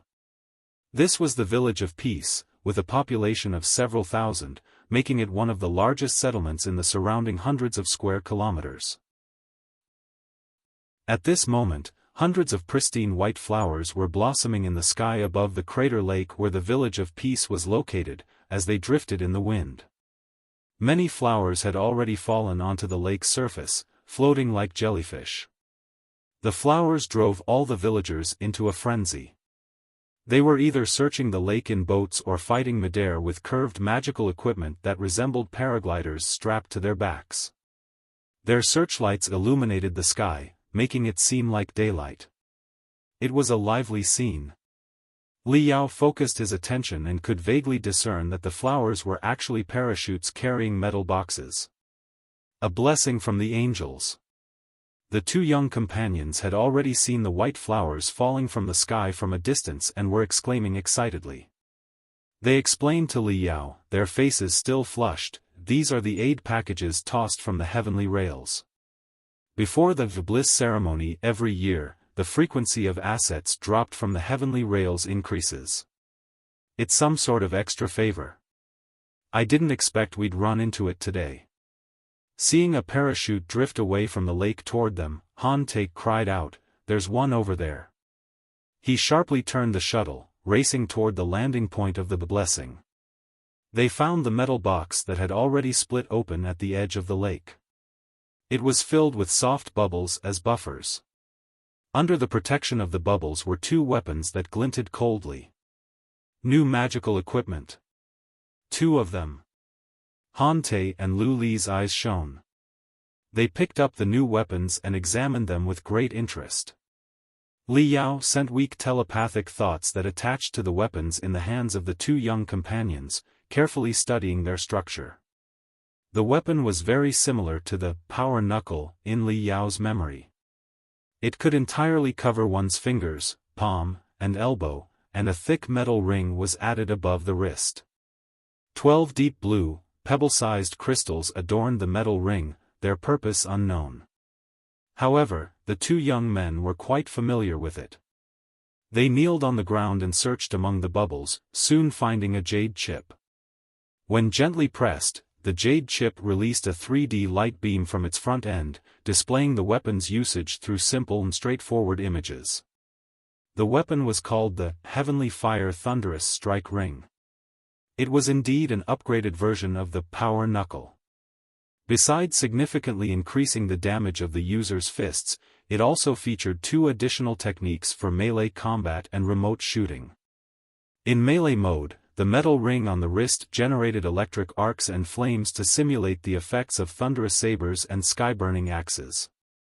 In remote mode, it launched a cluster of plasma, capable of electrocuting targets up to 100 meters away. The 3D images from the jade chip showed the weapon's power. When fully activated, it could pierce a spiritual puppet in a single strike. Wow, this is amazing. Han Tae and Lu Li were in a trance, their mouths wide open. It was indeed a rather ingenious magical device, but it was too extreme. Li Yao's soul had meticulously examined the two weapons, scanning the rune arrays on every layer and memorizing the information. He couldn't help but secretly shake his head. The spiritual stripes and rune array technology in the Imperium of true human beings were certainly slightly superior to those in the Federation. However, for Li Yao, the structural analysis of such a mass-produced item was not very difficult.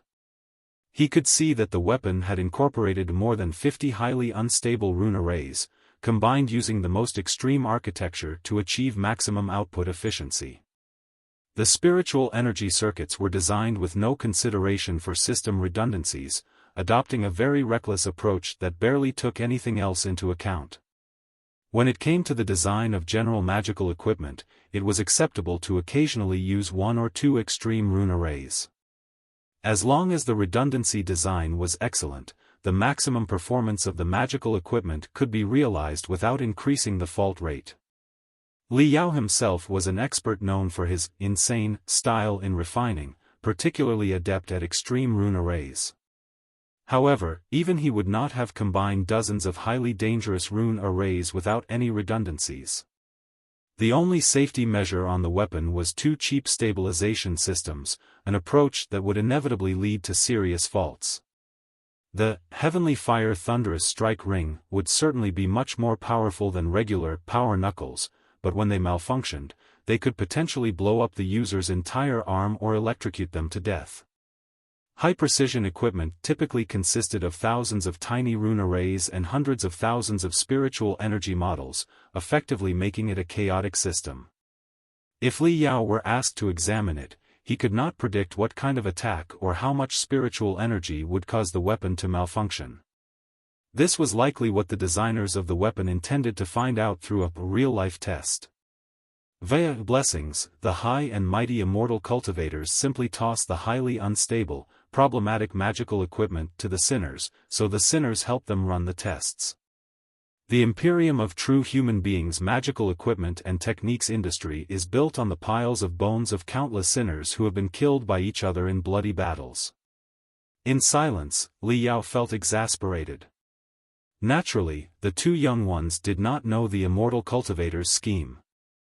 After playing with the weapons in delight for a while, they suddenly remembered the knowledgeable and professional Grandpa Yao. They presented the Heavenly Fire Thunderous Strike Rings to him with great respect, asking him to evaluate them. Li Yao had long scanned the weapons. Naturally, he was not interested in the 2 extremely dangerous experimental weapons. He simply looked at the horizon curiously. In the places far from the Village of Peace, many more parachutes seemed to be floating in midair. Not going to pick up those assets? Li Yao asked. Han Te glanced casually and shook his head. They are too far and have already entered the territories of other villages. By the time we arrive, they will have been picked up by others. It's very likely a conflict will break out. Since the Bliss ceremony is about to begin, there's no need for us to get into a big fight now, which could cause major casualties. What is the Bliss ceremony? The Bliss ceremony is the largest resource projection of the year. The specific date and location are announced by the Heavenly Rails 1 month in advance. There will be 100 times more assets projected than what you saw today, and the quality will be much higher. It's possible that sophisticated techniques or even an entire arsenal will appear. So, that will be the greatest day for all the villages. Everyone is making preparations to get more things from the Bliss ceremony. It is exactly because the Bliss ceremony is of paramount importance, and whoever gets more assets will ensure their village's livelihood for the next year, that not only will all the surrounding villages fight for them, but even experts from outside will covet them, Lu Li added. Sometimes, gangs and bandits who are usually active in the bloody worlds come. Therefore, we must be extremely careful. After pondering for a moment, Li Yao asked, so, the competition at the Bliss ceremony is certainly very fierce, and some people will possibly be killed? Not possibly, but certainly. Many people will be killed, Han Te said solemnly. The Bliss ceremony concerns the life and death of a village. If a village does not get enough assets, not only will it decline, but others will also attack, rob, and destroy the village once they learn of its weakness. In contrast, if a village secures ample resources and demonstrates great capability, nearby wanderers who have lost their village protection will come to join them. Many experts will also request to join, providing a great opportunity for the village to expand. Take the Village of Peace, for example. It was only a small, struggling village with a population of around 200 at the beginning. But after my master distinguished himself as the unquestionable champion in many consecutive bliss ceremonies, securing tremendous resources for our village, the village gradually flourished. Since the bliss ceremony is so important, everyone risks their lives for it. Thus, bloody fights happen every year. A lot of people will die. Pausing for a moment, Hante said again, somewhat embarrassed, although my master is acknowledged as the top expert in the nearby hundreds of square kilometers, he is not a fan of the bloody, cruel competition in the bliss ceremony. He always says that when we brutalize each other like that, we are like dogs trained to bite each other. He once considered changing the bliss ceremony by promoting a way to distribute the relief assets fairly, so all the villages and everyone can be satisfied. However, even I feel that such a solution is absolutely impossible. All in all, the Village of Peace does not want to go too far. All we want is our fair share in the bliss ceremony. However, if other people come to rob us, we won't just wait to be mugged. Am I right, Grandpa Yao? Li Yao gave no comment. Instead, he asked, just now, you said that the gangs and bandits who generally operate in the bloody worlds will also arrive during the bliss ceremony. Can you defeat those guys? We are not entirely hopeless if we are united, Hante said confidently, waving his fists. The bliss ceremony doesn't happen in one place, it covers the entire land of sins at the same time. In other words, when tremendous assets fall to the desolate worlds, there will also be abundant assets in the bloody worlds, and those assets will be greater in number, better in quality, and of higher level than ours. The real tough gangs and bandits will naturally fight for the assets there. Those who run to the desolate worlds will only be the nobodies among the gangs and bandits. My master's reputation is well known in the hundreds of square kilometers around. Those mediocre gangs and bandits do not have the courage to mess with us. In 1960, while the three of them were talking, they stowed the two heavenly fire thunderous strike rings into their backpacks. Then, they picked up the bubbles, scraps of the metal shell, and even the parachute and cables. Resources were scarce in the land of sins, and every item had its own use, so nothing could be wasted. Only when not a single metal scrap remained on the ground did they activate the shuttle again and sail to the Village of Peace, which was made of dozens of iron-shelled boats in the middle of the lake. The villagers they encountered on the way, who were collecting resources, were not fighting wildly but performing their roles methodically. Some were on alert, some were scouting, some were organizing, and some were calculating the assets that had fallen from the sky. They gave the impression of a well-trained, disciplined army. No wonder the village had managed to survive and thrive in the lawless, dog-eat-dog land of sins for decades, expanding from a few hundred people to thousands. Han Ti's master, nicknamed Sky-Breaking Hammer, was indeed a remarkable leader. Li Yao released his vague telepathic thoughts, which connected to the many villagers like a gentle breeze, allowing him to perceive their vitality. He discovered that the villagers were both physically and mentally strong. Their spiritual energy surged like tides, indicating that they were all above-average experts. They would be one of the best troops even in the Federation. On second thought, it made sense. The angels, or the immortal cultivators, treated the sinners in such a way that only the strongest could survive in the abnormal land of sins. Those who were not strong or fortunate enough had probably long been killed. Of course, the techniques the angels blessed the sinners with were all untested, fraught with great shortcomings and dangers. After a quick scan, Li Yao noticed many hidden injuries in the limbs and internal organs of the villagers. Their spiritual energy circulation was highly unstable, making them almost 20 times more likely to go mentally deranged than regular trainees. As the shuttle approached the Village of Peace, Li Yao saw another astonishing sight. Many villagers, mostly elderly people, women, and dirty children, were burning incense and praying on the deck. They appeared utterly devout. "They are expressing their gratitude for the grace of the angels," Lu Li said in a low voice. "They are thanking the angels for bestowing so many weapons and assets upon us, which suggests that the angels are watching over us and will continue to protect us during the Bliss ceremony, in half a month. We will be given more, and the village of peace will flourish even more." Hearing Lu Li's explanation and seeing the children and women in ragged clothes kowtowing on the rusty deck so fervently that their heads were bleeding, Li Yao felt his soul grow even colder. Some of the older women even fainted. The three of them drove the shuttle into the parking area between two iron-shelled boats. As they walked up the half-broken stairs, they encountered a group of villagers who had returned with full loads of trophies, having scavenged a lot from the lake. Seeing Han Te and Lu Li's return, many of the villagers who had just finished scavenging greeted them with smiles. The two returned their greetings courteously. Despite the chaos and perils outside, the atmosphere within the village seemed amiable enough. Li Yao noticed that the metal cases the villagers had brought back contained new, coldly gleaming weapons, grotesque armor, or spiritual energy bars that stored explosive energy. Few cases held highly compressed synthesized food, which looked like gray bricks. There were more weapons than food. The intention was clear. The angels, or immortal cultivators, preferred the sinners to fight for food with weapons rather than wait for food to come from the sky. "Come on. I'll bring Grandpa Yao to master." Han Te, having recovered 30% of his past strength, was brimming with excitement. He wanted his master to hear the news right away, and Grandpa Yao could also examine his master's condition.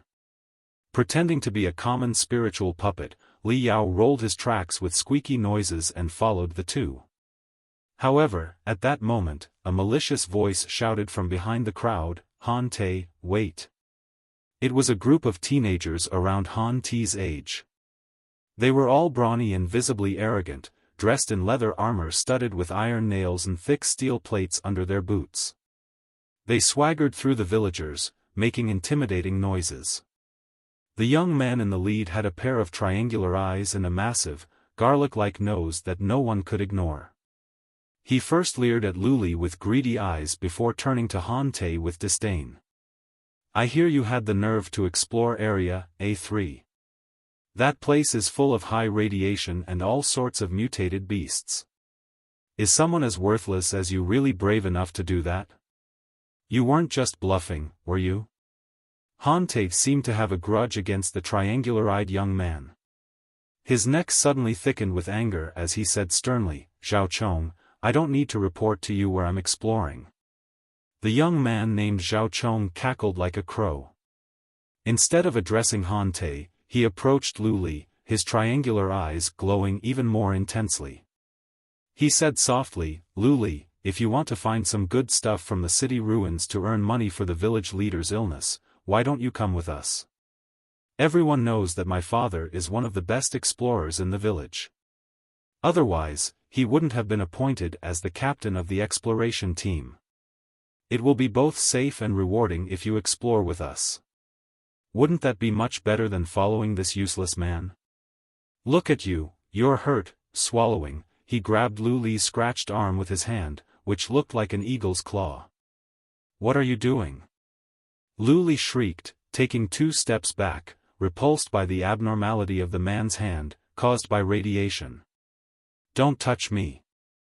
Han Te burst into fury and stepped between Zhao Chong and Lu Li. "Zhao Chong, don't be so outrageous." He. I was just speaking the truth. You are useless. Am I wrong?" Zhao Chong retracted his hand. With cruelty and brutality etched on his face, he rolled his triangular eyes for a moment before shifting his attention to Li Yao. Li Yao's rusty, unattractive appearance slightly disoriented him. Then he erupted into wild laughter. "Ha ha ha. Is this the treasure you found in Area A3 after searching for 3 days and 3 nights? A puppet for cleaning and maintenance, broken and riddled with holes, even its tracks are falling apart. This is a piece of junk. Come on, brothers. Take a good look at the treasure he discovered through arduous effort, risking his life. TSK, TSK, TSK. The shaking mechanical arms, the twisted antenna, and the unsteady tracks. You can certainly get 100 coins if you sell it on the black market, right? However, it suits Hante very well. One of them is garbage, and the other is junk. Aren't they the perfect match? The unfriendly young people all laughed. Hante was so infuriated that dozens of thick veins protruded from his forehead. He clenched his fists so hard that they were squeaking. Looking at Li Yao, he was uncertain about Grandpa Yao's attitude. Taking a deep breath, he gnashed his teeth. Luli, ignore them. Let's go. Wait. With a cat-teasing rat expression, Zhao Chong extended his thick arm again and blocked Hante and Luli. Hante couldn't have been angrier. Zhao Chong, what do you want? Are we not allowed to leave? Of course you can, Zhao Chong grinned hideously, his eyes on their backpacks. However, the items you found just now must stay. It turned out he had noticed that Hante and Luli had picked up the Heavenly Fire Thunderous Strike rings on the shore through a telescope and wanted the 2 pieces of magical equipment.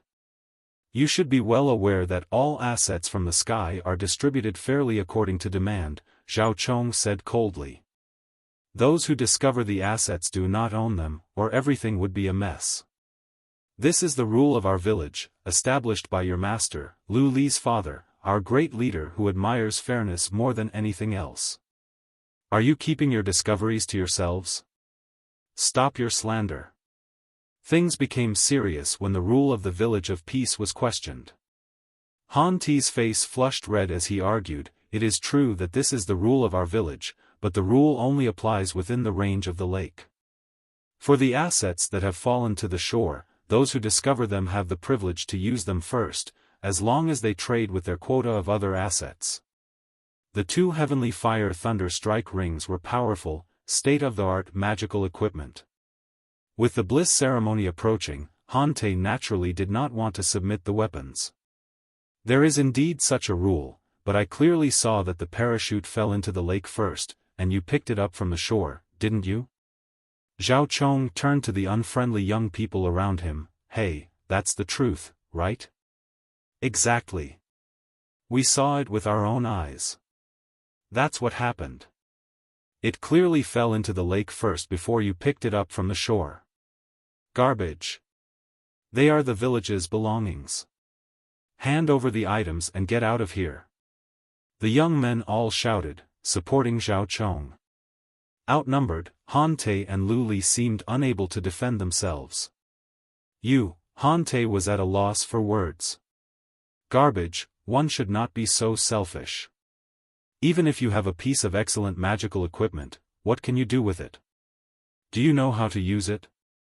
Do you deserve to use it? Zhao Chong continued to look down at Hante with disdain, demanding arrogantly, you know the Bliss ceremony is only a few days away. Only by giving the best magical equipment to the strongest warriors will the village gain the most resources. This is all in the village's best interest. What do you have to say? Exactly how long are you going to continue this nonsense? Li Yao's soul yawned loudly, sending a stream of feeble waves directly to Han Ti's brain. Please, just start the fight already. Enough of the trash talk. Such clichés are a waste of everyone's time. Hante was rather shocked. Who's talking inside my head? It's me, Grandpa Yao. Grandpa Yao, you want me to fight him? Of course. What, you want to invite him to dinner? When he walked up to you with that hideous smile, you should have already punched him in the face. Why did you ramble on so much? Zhao Chong didn't know that Hante was communicating with Grandpa Yao in his mind. Seeing the guy's confused and hesitant look, he assumed the man was intimidated by him. Zhao Chong became even more arrogant and condescending. Spreading his fingers like an eagle's claw, he lunged at Han Ti's shoulder and shouted, "Give it to me, garbage." He planned to crush Han Ti's shoulder, breaking his bones so that he would kneel and plead before taking his backpack. However, to his surprise, Han Ti's eyes flashed brilliantly, and before Zhao Chang's hand could grab him, a dazzling electric arc erupted from Han Ti's right arm, transforming into a lightning serpent that darted viciously at Zhao Chang's armpit. Zhao Chang was greatly shocked. He hadn't expected Han Ti's electric arcs to have improved so dramatically in just a couple of days, nor did he anticipate the perfect timing of the attack. The bystanders also gasped in surprise, not expecting that Han Te, the garbage, would have the nerve to strike first. Arg!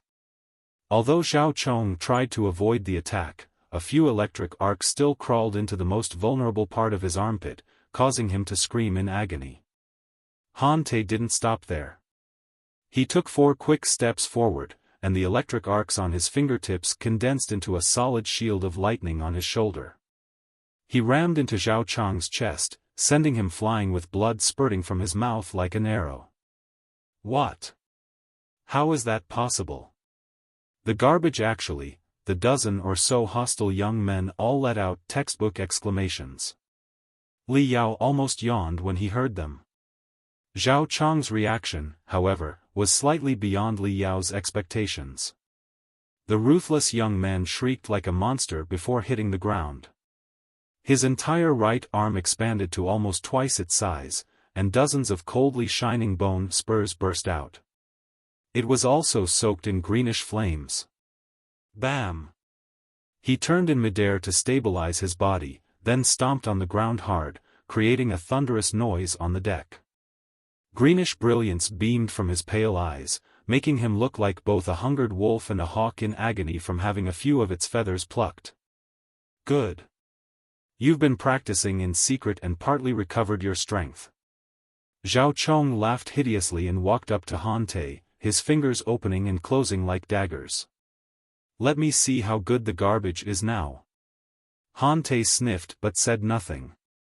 The electric lightning condensed into a lightning saber more than 2 meters long and placed it in front of him and Lu Li. The green flames dancing around Zhao Chang's arm gradually formed a devastating ghostly claw.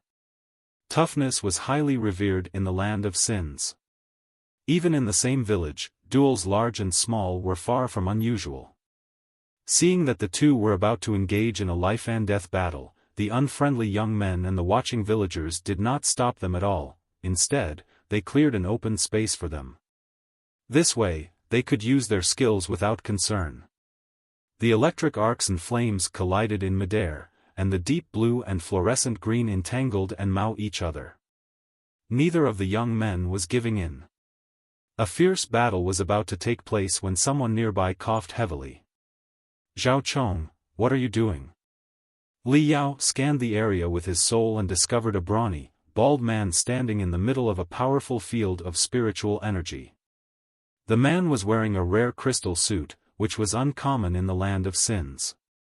He had a nose so large it almost took up half of his face, pushing his other facial features aside. Coldness and brutality shone from his tiny eyes. Hearing the voice, Zhao Chang couldn't help but shudder. The daunting aura around him vanished. He glared at Han Te angrily, made a throat-cutting gesture, and grinned hideously. After the Bliss ceremony, I'll settle the scores with you once and for all. Make the most of your last 2 weeks and train well, garbage. Zhao Chang waved his hand and left the place with the unfriendly young people, looking cocky.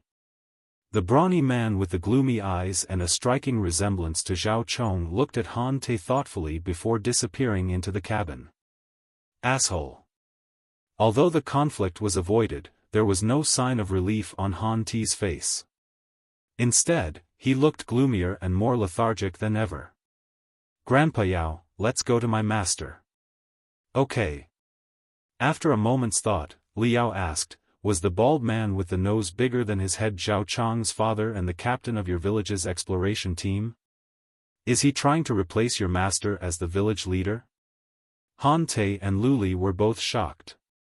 How did you know? Isn't it obvious? One of you is the village leader's daughter, and the other is his disciple, Li Yao analyzed casually. Even if you are indeed useless right now, it's not unusual for geniuses to be disrupted in the land of sins. With any luck, your strength will return if you encounter a powerful elder. Under such circumstances, no matter how much they dislike and despise you, there seems to be no need for them to engage in open conflict, especially with the Bliss ceremony approaching. If they were injured in a fight, wouldn't that be a terrible outcome for them? Although Zhao Long has a disgusting face and looks like a mediocre lackey of some villain, he should have been smarter. It's possible he might secretly cause you trouble, but when he deliberately provoked you with such a sensitive issue as asset allocation, in broad daylight and before so many people, it certainly wasn't just a spur-of-the-moment decision. If you had truly been knocked to the ground by him and the heavenly fire thunderous strike rings were taken away, wouldn't it prove that you were trying to keep the possessions for yourself? In my opinion, in such an inadequate place as the land of sins and at such a sensitive period before the Bliss ceremony, the crime can be either severe or grave, but it will definitely be a great blow to the authority of the village leader. Due to his serious illness, the village leader's strength has plummeted, already shaking his position. If his daughter and disciple commit a misdemeanor and break the rule he made himself, how could he continue as the village leader? Judging from Zhao Chang's confident appearance just now, it seems that the captain of the exploration team is an important position in the village. If the village leader has lost both his strength and his authority, it is possible that he will be replaced. But as it turned out, your strength far exceeded Zhao Chong and his father's expectations. The two of you seem to be on par with each other in the fight. If you had luckily knocked Zhao Chong down, the issue of him intentionally provoking you or even setting you up might have been raised. Then, everything would have been very tricky. That's why the captain of the exploration team showed up in time and stopped your fight, and that's why I asked you if Zhao Chang's father wants to become the village leader. The two young men were dumbfounded for a long time before they finally digested Li Yao's simple analysis. They looked at each other in bewilderment for a while, then regarded Li Yao with more respect. Han Te thought for a long time. He nodded first but then shook his head. Well, yes and no. In the villages of the desolate worlds, the captain of the exploration team is indeed a very important position because they are responsible for leading the most elite warriors of the village in hunting animals and treasures in the city ruins. If assets fall from the sky far away and must be collected, the captain of the exploration team will generally lead the charge. It's a very dangerous and important job. Generally, they are always the top-ranked experts in the village, essentially serving as vice leaders of the village. Li Yao nodded and added, understood. A vice leader in charge of military affairs. Zhao Chang's father, Zhao Lai, is indeed a very formidable expert. It is said that he used to be a tough bandit in the Bloody Worlds, but he suffered some injuries, and his cultivation dropped a bit, making it impossible for him to survive in the Bloody Worlds anymore. That's why he ran to this desolate world and joined the Village of Peace, Lu Li added. Despite his unknown wounds, he is still one of the best experts in the desolate worlds. His strength was only slightly lower than my dad's, and he had abundant fighting experience. That's why he was appointed as the captain of the exploration team. Li Yao was slightly dazed. Even tough bandits can join your village. According to the old folks, his identity was unknown at first. He was found lying outside the village, covered in bruises and blood. It wasn't until his injuries healed and his strength was revealed that people gradually guessed his origins, Han Te explained. At that time, he worked very hard for the village. He helped the village find a lot of good things from the city ruins and hunted many ferocious animals. He was also willing to teach his techniques to the young people in the village. So, how could they have kicked him out? Besides, what's the difference between bandits and sinners in the land of sins? Who can really distinguish them? Uncle Zhao Lai is probably not entirely a bad person. He perhaps doesn't want to be a simple village leader either, Lu Li defended him. He saved my father's life many times. When their relationship was at its best, they were like real brothers. Uncle Zhao Lai is as credible as my father for what the Village of Peace has achieved today. It's a shame that they gradually split apart and turned against each other because of different ideologies. Oh? What kind of different ideologies? Liao asked with great interest. My father is more conservative. He believes that it will be good enough if the Village of Peace stays at the scale of several thousand people, Lu Li said. My father always says that we should never attack until we are attacked. Since we are the largest village within hundreds of square kilometers, we should provide others with means to survive. There is no need to drive them to their deaths ruthlessly. However, Zhao Lai believes that even if you don't want to harm a tiger, the tiger will still try to swallow you. The Village of Peace is now so prosperous that it has become a common enemy for all the nearby villages. Even if we occasionally let them go, they will not remember our kindness and will only seek to diminish and destroy us. Therefore, Han Te said coldly, while we are strong, we must take the initiative to annihilate all the nearby villages to ensure the safety of our village. If we don't, we will certainly be attacked one day. All in all, Uncle Zhao Lai believes that my father's petty kindness will only bring us trouble and that we will be killed sooner or later if we idle by. For the future of the Village of Peace, we have to attack and demolish all the nearby villages. After a long sigh, Lu Li said, my father thinks that Uncle Zhao Lai cannot change his nature as a bandit and that his ruthlessness will be a disaster for the village. Zhao Lai has lived in the village for 20 years. As the captain of the exploration team who faced life and death, he made significant contributions to the village many times. Naturally, a group of disobedient, ambitious men listened to his command and demanded to sweep across all the nearby villages and lead a great army to march into the bloody worlds. Han Te snorted. Many young people in the village have been deceived by Zhao Lai and convinced by his ideals. His son, Zhao Chong, has formed a society named Iron-Blooded Youths in the village. They cause trouble every day. Before, they were awed by my master's strength and only dared to instigate trouble in secret, not having the courage to act openly. But ever since my master's strength declined after his mysterious illness, rumors have spread throughout the village, and Zhao Lai and his son have become much more brazen.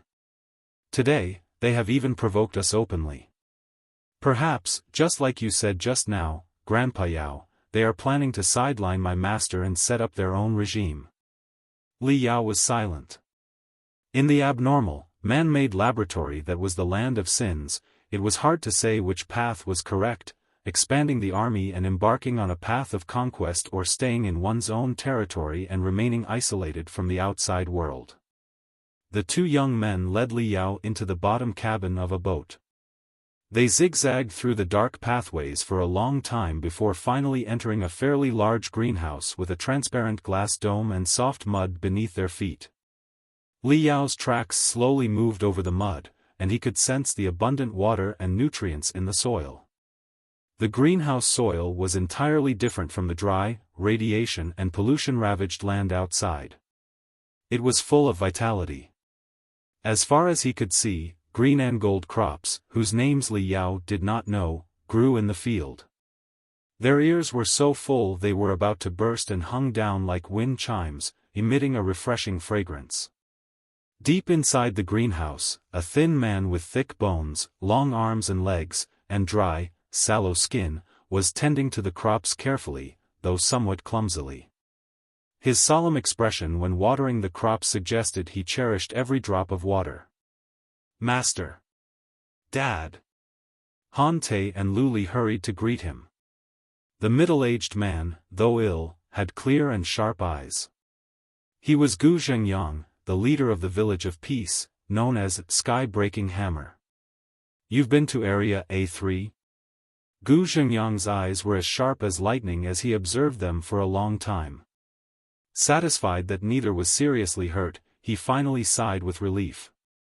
He coughed lightly before saying in a reproachful tone, as I told you before, I am merely exhausted and have no serious problems. Even if I did, would your trip to Area A3 help at all? The future of the Village of Peace depends on you. You must not risk your lives. The two young men lowered their heads under his criticism. Gu Zhengyang sighed and said, "Is everything all right?" "Yes. Everything is great." Han Te rolled his eyes and then released a tiny ball of lightning in his palm, making the deep blue electric arcs outside swirl quickly. He declared, "Master, look, my cultivation is slowly recovering." "What?" Gu Zhengyang was rather shocked. He grabbed Han Te's wrist and sensed the flow of spiritual energy inside his veins. His confusion deepened. "It's true. Your veins have all been dredged and are now even broader than before. What exactly happened?" Han Te glanced at Lu Li and coughed. He began to recount the tale that Li Yao had given him on the way here. "We came across a thunder juggernaut in the underground city in Area A3, one we had never seen before. The stripes on its skin were like stars, with ripples spreading out. It wasn't a tumor that grew above its head but something like a blossoming flower, with dozens of bluish tentacles inside the pistils. The creature was weirder than anything I've ever seen. Since we ran into each other in a narrow path and I had nowhere to escape, I had to fight the mutated thunder juggernaut. Naturally, I was no match for the beast. I was gradually running out of strength and was about to be killed in its bloody mouth. So, I made up my mind to die with the animal. In that moment, I grabbed the pistols above its head and yanked them hard. After that, I heard a deafening roar and felt an overwhelming torrent of lightning flood into my body, electrocuting my internal organs, veins, and nerves into burnt coal. I couldn't hold on any longer and passed out." Gu Zhengyang was hooked by the story and didn't realize that his disciple was fabricating the fierce fight. "Yes. I watched the entire battle nearby and was rather shocked, too," Lu Li added, explaining. "I saw an enormous ball of lightning envelop my senior brother, leaking into his body in streams. His veins, bones, and internal organs were all exposed under the electrocution. Perhaps that was the life-saving ultimate skill of the mutated thunder juggernaut. In the end, it ran off after releasing the high-intensity electric currents." Han Te, delighted, described vividly, "I don't know how long I was out, but my junior sister eventually woke me from my coma. When I awoke, I felt pain all over, as if my body had been torn apart, but my cultivation had somehow greatly recovered. Moreover, the spiritual energy inside me was flowing much more smoothly and vigorously." "Master, please take a look. What exactly happened?" Gu Zhengyang carefully felt Han Te's bones and acupoints. His eyes brimmed with intense confusion, and he shook his head slightly, saying, "A thunder juggernaut with starry spots and not a tumor but a flower on its head? I have never heard of such a species before. Perhaps it is a new mutant. What happened to your body is quite perplexing. The ultra-powerful electric arcs unleashed by the mutated thunder juggernaut should have killed you directly. Perhaps they clashed with the latent power inside you, breaking through the blocked acupoints again. I need to consider the specific reasons carefully. The bottom line is, it was not right for the two of you to sneak out. This time, the disaster turned into a blessing, but will you have such good luck next time?" Cough, cough, cough, cough. "Master, we both know we were wrong." Following Han Te's hint, Lu Li hurriedly moved forward and massaged her father's back. Han Te took the opportunity to change the topic by pushing Li Yao forward. "Right, Master. We also found a treasure in the underground part of Area A3. Look. A civil puppet, for cleaning and maintenance purposes?" Gu Zhengyang eyed it up and down. "It is an ancient model, but it is still in good condition. At the very least, it is still functional. We might get a few coins if we sell it on the black market. If we slightly modify it, it can also stay and help us maintain the village. You've done a good job." "No, Dad. It is very impressive," Lu Li chimed in, following the script Li Yao had given them without changing her facial expression. It is no ordinary puppet for cleaning and maintenance purposes. We believe someone might have poured enormous war puppet databases into its crystal processor, which can transform it into a very powerful war pattern. The only problem is that its shell is too weak to perform the skills. Just like this. Han Te casually threw a piece of rotten wood at Li Yao. After a sharp edge flashed, Li Yao controlled the jigsaw of the universal janitor to trigger dozens of arced lights and chop the rotten wood into 100 equally sized pieces. Look, Master. This is not something an ordinary civil puppet can do. We believe a lot of mysterious things must be hidden deep inside its crystal processor.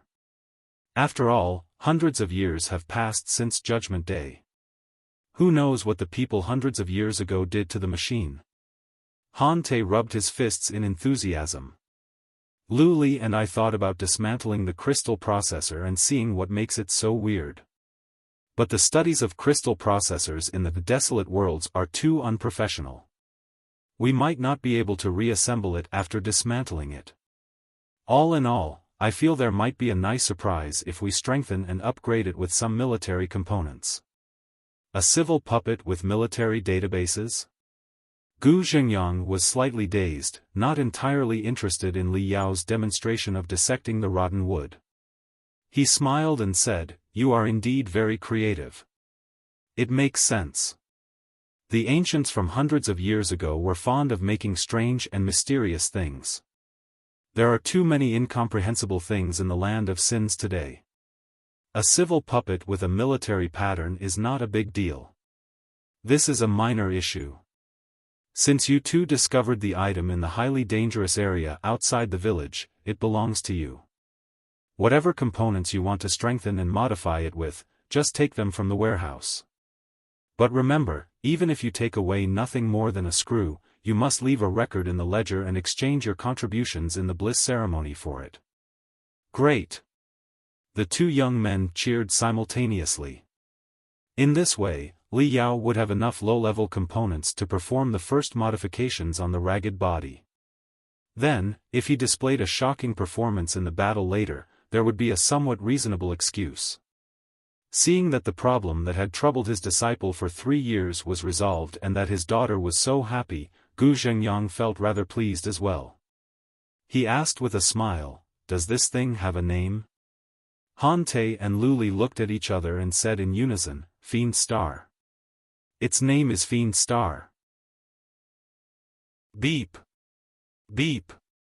As if responding to the call of the two little fellows, the indicators began flashing rapidly, and the jigsaw, meant to trim grass, also waved softly. "Marvelous."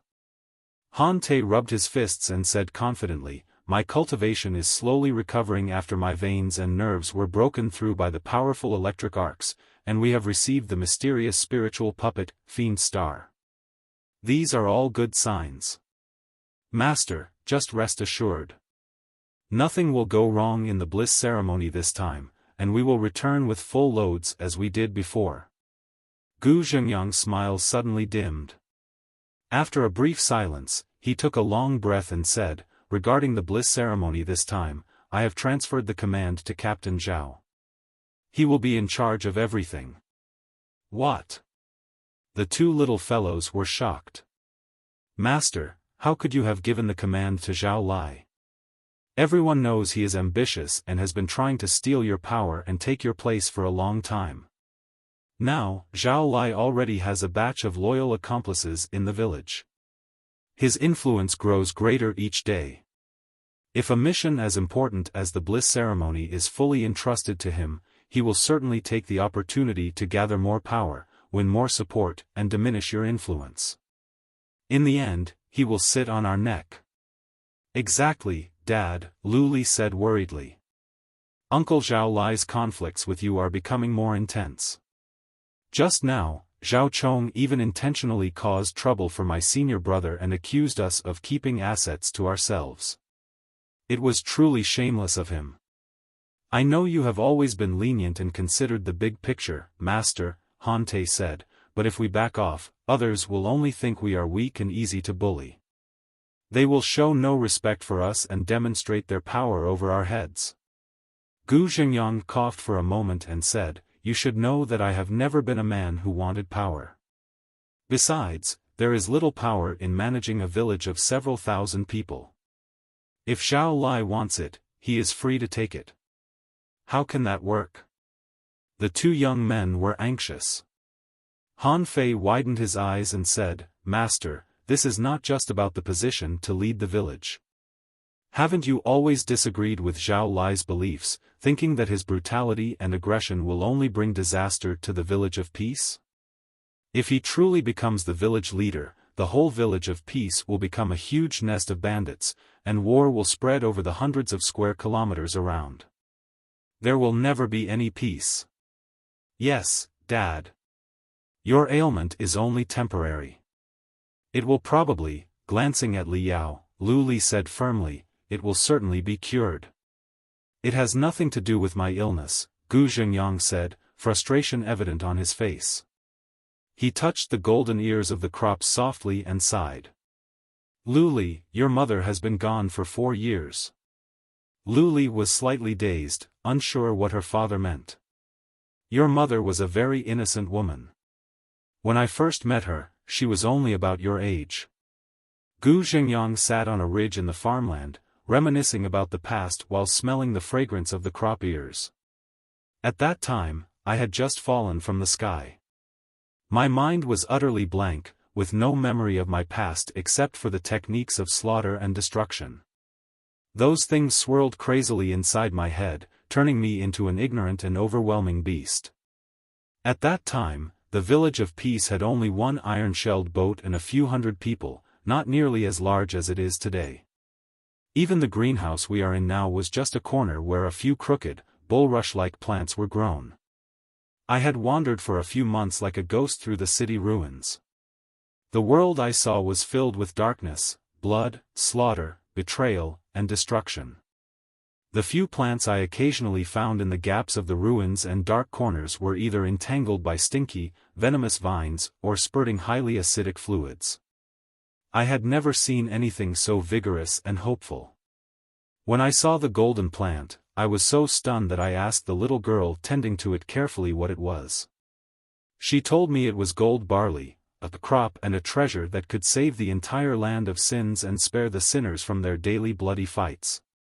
She explained that because the land of sins was barren and no crops could grow, people lacked food and clothing, and could only pray for the aid sprayed from the heavenly rails. To fight for the aid and the slim chance of survival, we competed with each other every day, turning from humans into beasts.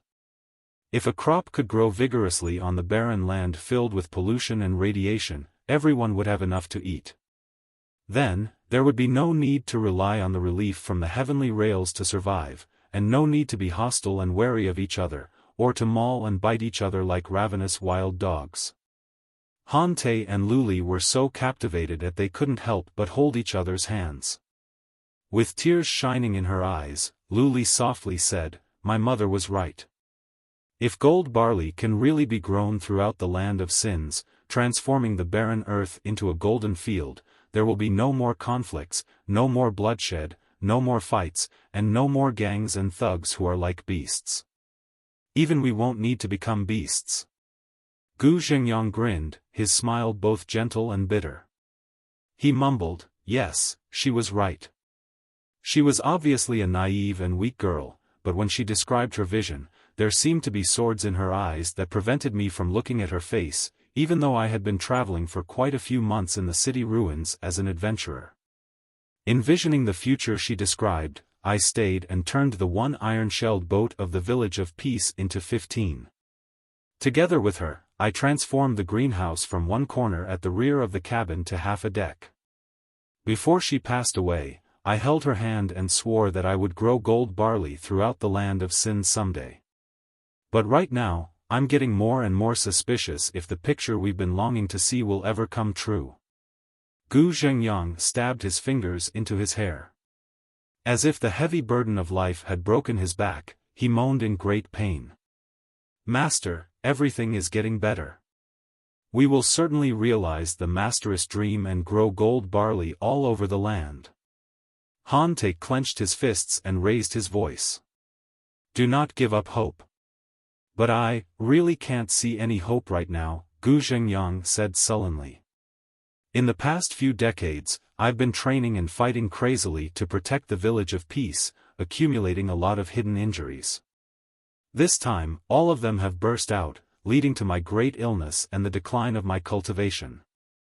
I can't even stop a landslide, much less make a recovery. But it is within my expectations. I'm already more than satisfied to have made it to this day. However, the 63rd transplantation of the gold barley has failed again. This is the crop that your mistress and I carefully selected for its highest resistance to drought, radiation, and pollution, yet it still cannot survive in the radioactive area outside. Even if it's grown just slightly beyond the village's range, the yield will be appallingly low and will not meet the needs of an ordinary person. There's also the constant harassment from all kinds of damn mutated beasts that always come to destroy the experimental farmlands we've established. We have to dedicate a lot of labor and resources to defend the farmlands. It's not a fair deal, no matter how you calculate it.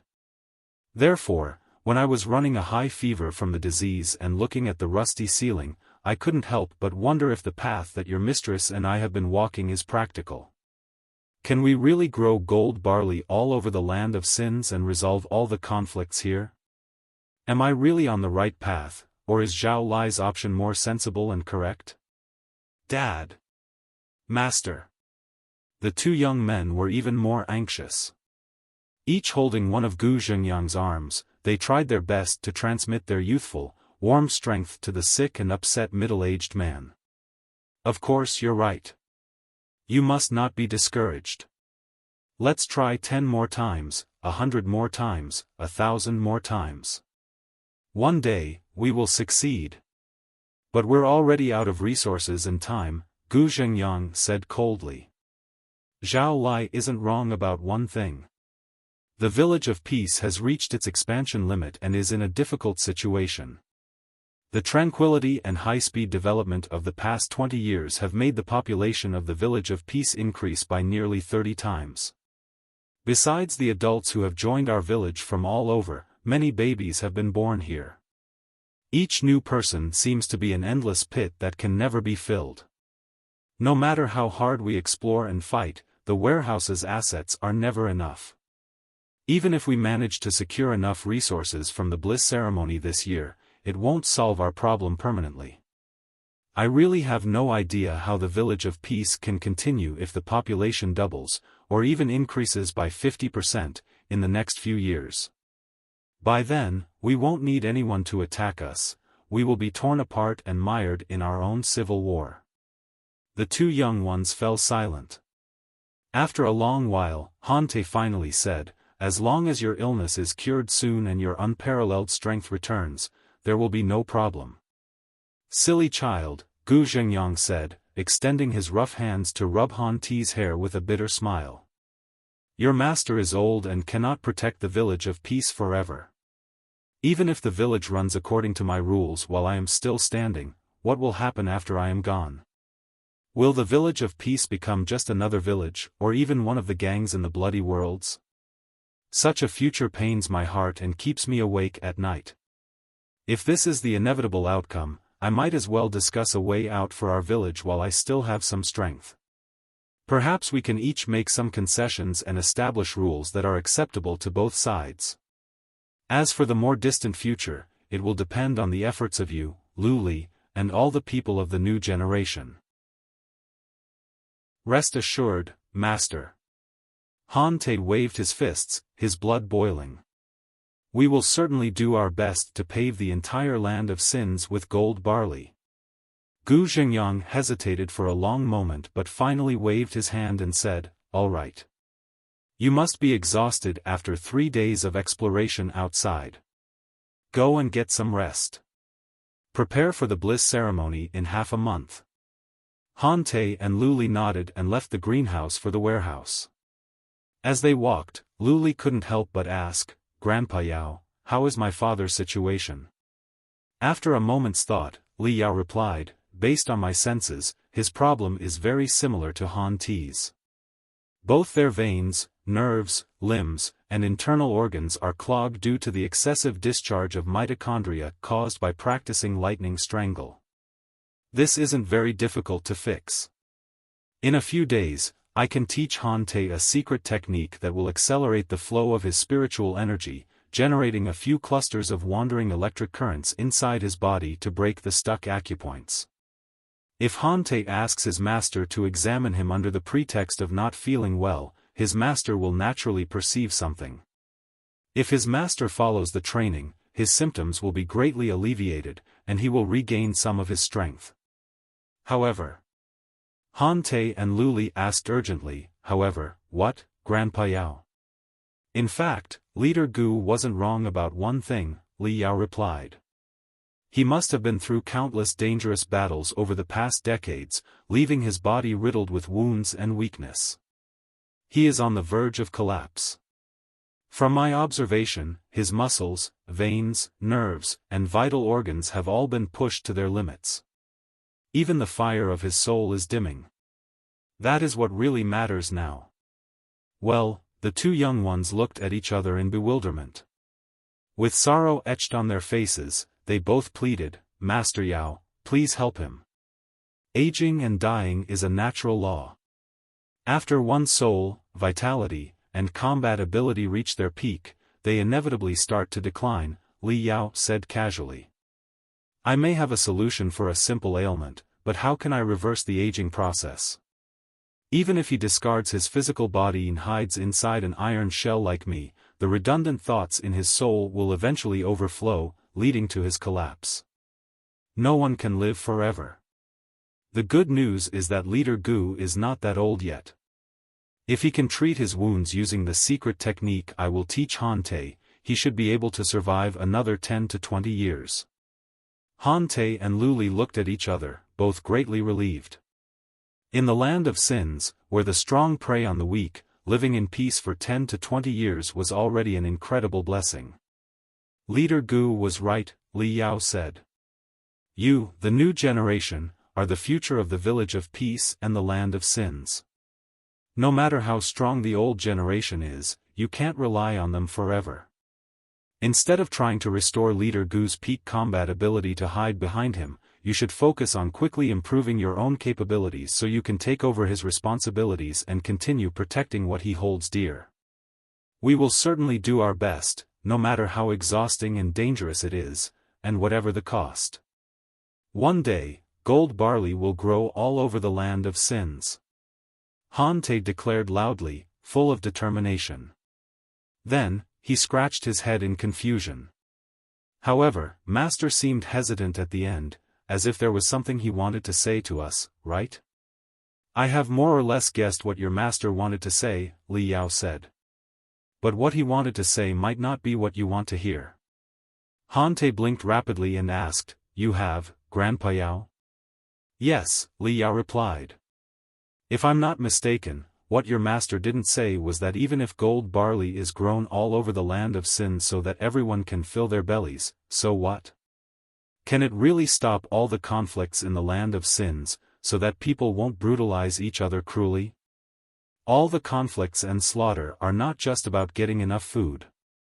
Art, wealth, power, fame, women, any small reason can spark a war that will stain the land with rivers of blood.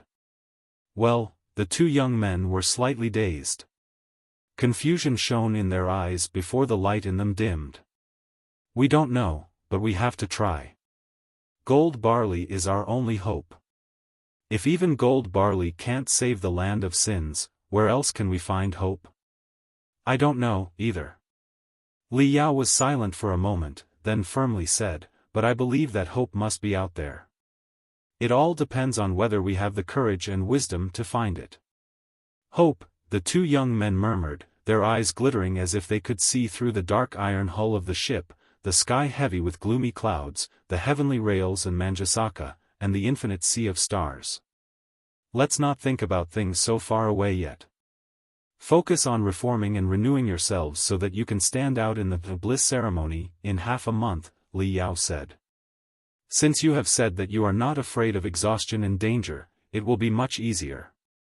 The warehouse of assets in the Village of Peace occupied 3 decks of an iron-shelled ship. The array of weapons and magical equipment inside left Li Yao and the mental devil astounded.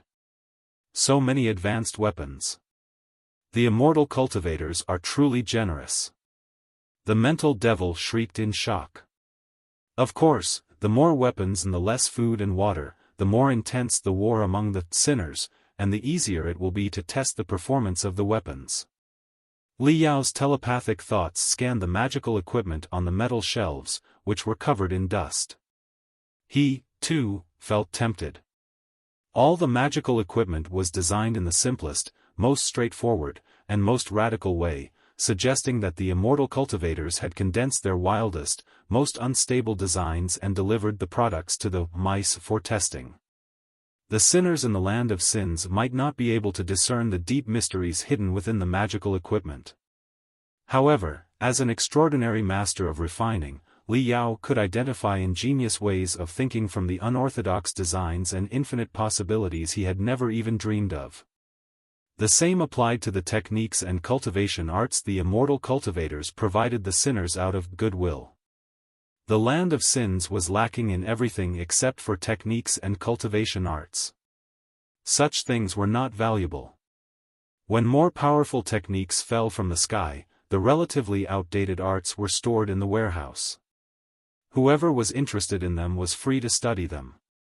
Despite their fatal shortcomings, these arts also contained the experience and understanding of immortal cultivators on how to harness spiritual energy. The general sinners could not analyze the techniques or perceive their essence at the deepest core. However, for Li Yao, a great expert who had advanced to the divinity transformation stage, he could break through the mysterious mists and uncover the core of the arts before refining his spiritual energy and the fire of his soul with their essence. It was a practically infinite treasury. Li Yao couldn't help but recall his training years at the Grand Desolate War Institution, where he absorbed knowledge like a giant whale absorbing water. One village in the desolate worlds already contained so many treasures. Li Yao wondered how many cutting-edge techniques and inventions the Imperium of true human beings had just developed were hidden in the Bloody Worlds, the Elysian Worlds, and even Manjusaka. I must go to Manjusaka and see what the immortal cultivators are up to. Chances are, I will be able to absorb the latest research from the Imperium of true human beings. He. How I wish to see the spectacular look on the immortal cultivators' faces when they think everything is under their control, but a Fiend star jumps out of nowhere and turns the entire city in the sky upside down. In the following half-month, Li Yao began his new training with Han Te and Lu Li. As the village leader's daughter and disciple, they had some privileges. Han Te and Lu Li successfully applied for a maintenance workshop to modify and upgrade Li Yao's body. When others heard they planned to transform a civil puppet for maintenance and cleaning into a military puppet for war, they all sighed, unsure how to stop them. When Zhao Chong, Zhao Lai's son, heard the news, he specifically visited them to mock them. Han Te simply held back his fury and turned a deaf ear to him. What Zhao Chong and the villagers did not know was that when the doors of the maintenance room were shut, the furnaces and all kinds of magical maintenance equipment inside the room glowed brilliantly and functioned at maximum efficiency, several times beyond their performance limits, under Li Yao's control. The seemingly lackluster and ordinary materials also emitted the sharpest coldness under Li Yao's skilled hands. After only 3 days, Li Yao's shell was entirely different from the past. On the left side of the body was a mining drill that could easily dig through the hardest rock. On the right side was a massive chainsword coated in 3 layers of special metals. On the waist, a triple-headed 6-barreled Vulcan machine cannon had been installed. On the left shoulder, there was a honeycomb-type flying sword launcher. On the right shoulder was an extendable, folded crystal cannon with a maximum range of 5,000 meters. When Li Yao's soul locked onto a target, the attack would never miss. Li Yao wanted to replace the engine system in the lower half of his body with 4 pairs of 360-degree reversed metal limbs, capable of handling any complicated terrain and even walking on vertical walls as if they were ground. However, Li Yao discovered a sturdier and more powerful engine system in the deepest corner of the warehouse. He decided to keep the track structure but simply lengthen and widen it with 5 pairs of Bogie wheels, endowing the slaughter machine with invincible might. Z. Z. Z. After the insane modification was complete, Li Yao painted a giant red mark on his body. It was a star with a grinning face at the center, the symbol of Fiend star. Wow! Han Te and Lu Li both exclaimed upon seeing Li Yao's brand new appearance. This is beautiful. Li Yao smiled. Then, an electric arc spurted out and brutally pierced Han Te's body, making the little guy grimace and jump up and down. Isn't it obvious? Who said you can stop? Keep training. Regarding Han Te's lightning strangle, Li Yao had studied it in depth and made some modifications. He mainly changed the output pattern of the Thunder-class spiritual energy. Thanks to the enlightenment he gained from the Heavenly Fire Thunder Strike Ring, he crafted a new ring-shaped armor for Han Te, which could control the field of electric arcs in a spiral form, much like the acceleration rail of crystal railguns, capable of launching metal bullets at a super high speed. The lightning strangle you practiced in the past only dealt damage with electric arcs, but electric arcs dissipate very quickly and are greatly weakened when exposed to impure air. It's a very inefficient way of fighting, Li Yao explained to Han Te. Now, I've added 7 metal rings to your right arm to collect and restrain your electric arcs. They will generate a powerful acceleration field in front of your arm, shooting rice-sized metal bullets. Velocity is the only invincible technique in the world. As long as you can accelerate the bullets to 3 to 5 times the speed of sound, they will destroy everything, even if they are just random pebbles instead of metal bullets. By Li Yao's estimation, this new combat pattern would increase Han Te's battle efficiency by at least 300%. Of course, it was rather cruel to transform the inherent flow of spiritual energy inside Han Te's body into a brand new battle form in just half a month. No wonder Han Te screamed like a pig being butchered and was almost breathless under the torture every day. I can't help but wonder if you are a pervert, the mental devil said. Do you have to inflict the same extreme pain you suffered during your training on this innocent kid? This is all for his own good, Li Yao said. After all, he still wants to explore the so-called Manjusaka together with us. How can he do that if he is not strong enough? He. As for Lu Li, Li Yao had crafted a new set of magical equipment using the metal scraps that had been sealed in the warehouse for a long time. Tailored to the arts she had been training, they were 9 thin, sharp-edged daggers that looked like swallows flapping their wings. Each dagger had a highly sensitive brainwave receptor embedded in the center, and they could be connected to form a large wheel. The most remarkable design was that the tail and body of the dagger were separable. Once the tail was extended, it became a super tiny, hair-thin metal thread that was nearly transparent in the air. However, it was incredibly sharp and could cut through a human body as easily as it would cut through tofu. The technique you've been practicing makes the intensity and sensitivity of your brainwaves 100 times higher than normal, making you most suitable to control agile magical equipment like this, Li Yao said. The mental ring I built for you earlier will not only help stabilize the field of your brain that was collapsing but also connect it to the control chips inside the set of daggers. Now, imagine your brainwaves as tentacles extending out and controlling the daggers. Yes, just like that. Shoot them out. Shwa. 3 daggers were hurled toward Han Te in 3 streaks of brilliance. Han Te screamed and raised his right hand, sending out 3 metal bullets that collided with the daggers midair.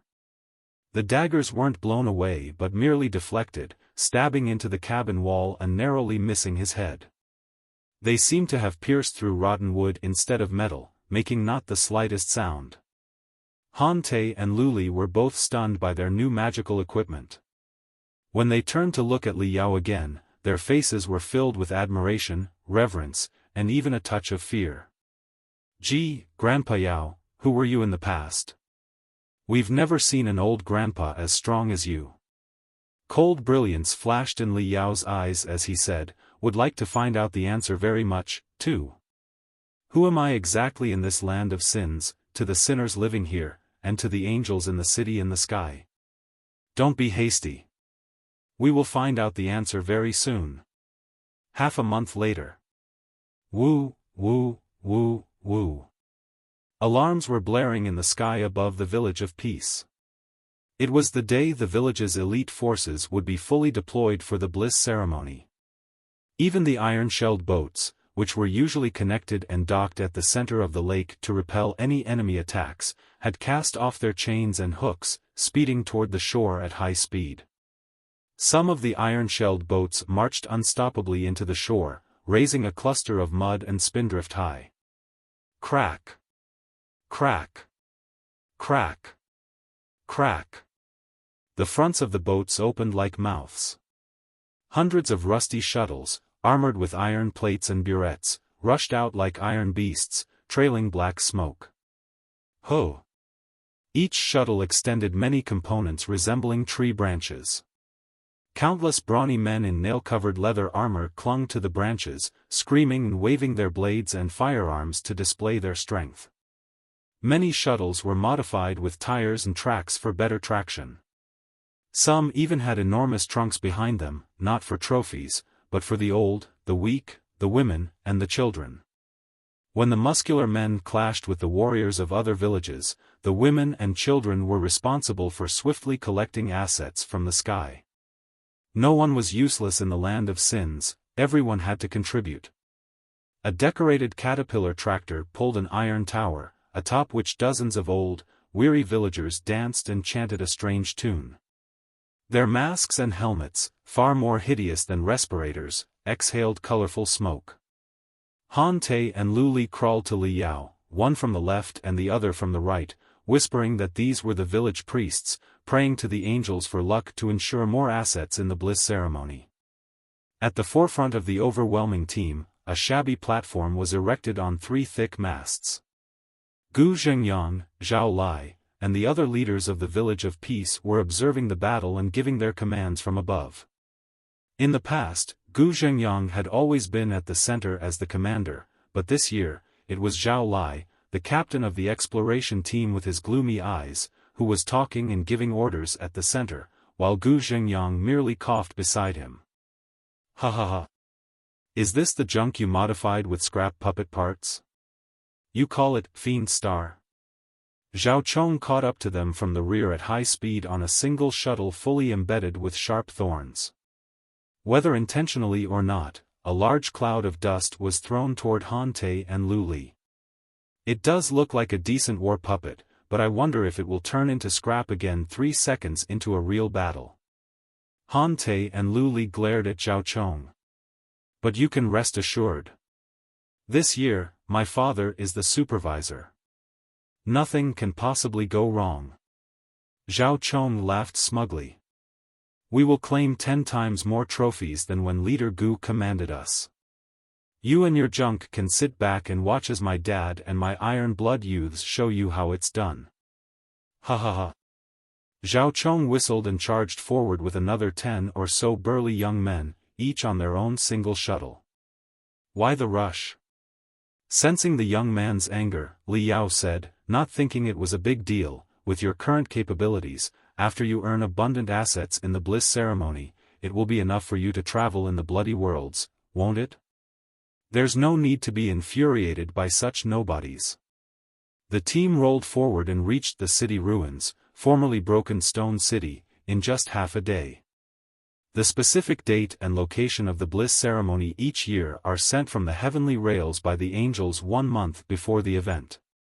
This year, Broken Stone City is the destination where the assets will be delivered. According to Han Te and Lu Li, it is also the most complicated and dangerous environment. This is because the city ruins are filled with skyscrapers riddled with holes and on the verge of collapse. A single cough could trigger their final collapse. If the assets fall into these skyscrapers and someone tries to retrieve them recklessly, they could easily be buried under thousands of tons of rock as the buildings collapse. Additionally, the labyrinth-like city increases the likelihood of conflicts between different forces. There is also the possibility that tough bandits and criminals, driven out of the bloody worlds, are hiding behind the rundown buildings, waiting to rob and flee quickly. It would be much better if the environment was a plateau or even hills, where we can see everything around us. Hante spat at the sawtooth-shaped grass next to the road and cursed angrily. It's a shame that at least 4 out of 10 Bliss ceremonies are held in such dangerous city environments, and another 4 take place in high-radiation areas infested by tremendous mutated beasts. Before the assets fall, we have to fight a bloody battle with the beasts. I truly don't understand. If the angels live on the heavenly rails, they can certainly see the terrain down here. If they truly mean to assist us out of goodwill, why do they make it so difficult for us instead of tossing the aid to places where we can find it easily? Perhaps this is a way of penance for the sinners, Luli said. I don't believe it. Staring at the sky, Hante said, perhaps, just as Master said, the angels enjoy watching us tear and kill each other like ravenous wild dogs. One day, I will go to Manjusaka, the city in the sky, and demand an answer from the angels. The large group of people flooded into Broken Stone City in overwhelming numbers. Zhao found an empty spot outside the city, safe from the collapsing skyscrapers. The shuttles were parked in a circle, and with the help of barricades, iron plates, and watchtowers, a well-defended camp was constructed. Scouts and snipers were sent to explore the city, ensuring no tough guys from the bloody worlds were lurking near the camp. They also secured the commanding heights around the camp and set up dozens of firing points in strategic locations to maximize firepower. Landmines and crystal bombs were planted on both sides of the main road to the camp. Anyone attempting to attack the Village of Peace's camp would certainly be slaughtered without mercy. Li Yao even saw Zhao directing a group of muscular men to set up bizarre, iron-structured machines not far from the camp, which looked like medieval catapults. It was unclear what they were for. Seeing how Zhao calmly and meticulously commanded the villagers, Li Yao secretly admired him. The tough bandit from the bloody worlds and the captain of the Village of Peace's exploration team indeed had his own expertise. No wonder he had won the support of many people and had enough influence to challenge sky-breaking hammer Gu Zhengyang. Almost 1,000 people worked busily for half a day. It wasn't until the sun set and night fell that all the work was completed. Li Yao then saw Zhao Chong and his Iron Blood youths, dozens in total, rush out on their single shuttles, spraying shockingly red paint on the main roads of Broken Stone City, drawing a line as intense as fire. Every fixed distance along the red line, a massive iron pole was also raised. On each iron stick, the skull of a mutated beast was placed, with the enormous word "Peace" engraved on it. The endless red lines and skull sticks divided Broken Stone City into 2 areas. After the red line was drawn, many strange noises echoed inside the ruins. Countless people, covered in dirt and barely clothed, retreated from the red lines, not entirely willingly. The Village of Peace is the largest village within hundreds of square kilometers. We also have the most experts. With my master and Blood Eagle, Zhao supervising the battle, it's absolutely impossible for any other village to defeat us, Hante explained to Li Yao in a low voice. If we were ruthless enough, we could claim all the assets without leaving a single nail for other villages. However, such an approach is too cruel. Therefore, my master made a rule: a red line will be drawn on the landing spot of the assets before every Bliss ceremony.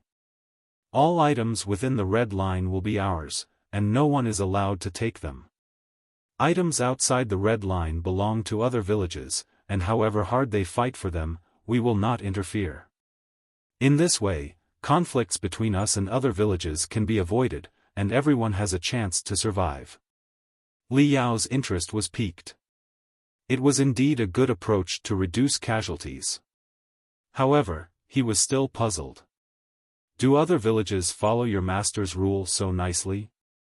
Hante smiled. Naturally, they didn't at first. When my master drew the red line for the first time, they all burst into laughter, thinking my master was crazy. But anyone who stepped over the red line would taste the sky-breaking hammer. After decades, no village has the courage to cross the red line anymore. Naturally, when everyone is fighting each other in a frenzy, it's inevitable that someone will cross the boundary. In the past, when my father supervised the battle, he would just beat them up and throw them back to where they came from. But with Blood Eagle Zhao Lai in command this year, I hope he doesn't cause too much trouble. Li Yao focused his attention and scanned Zhao Lai's direction. He saw the ruthless, decisive bandit standing on a watchtower, frowning and staring worriedly into the depths of the city ruins. Li Yao's telepathic thoughts spread out like tides, quickly surpassing the red line on the main roads and reaching the city ruins.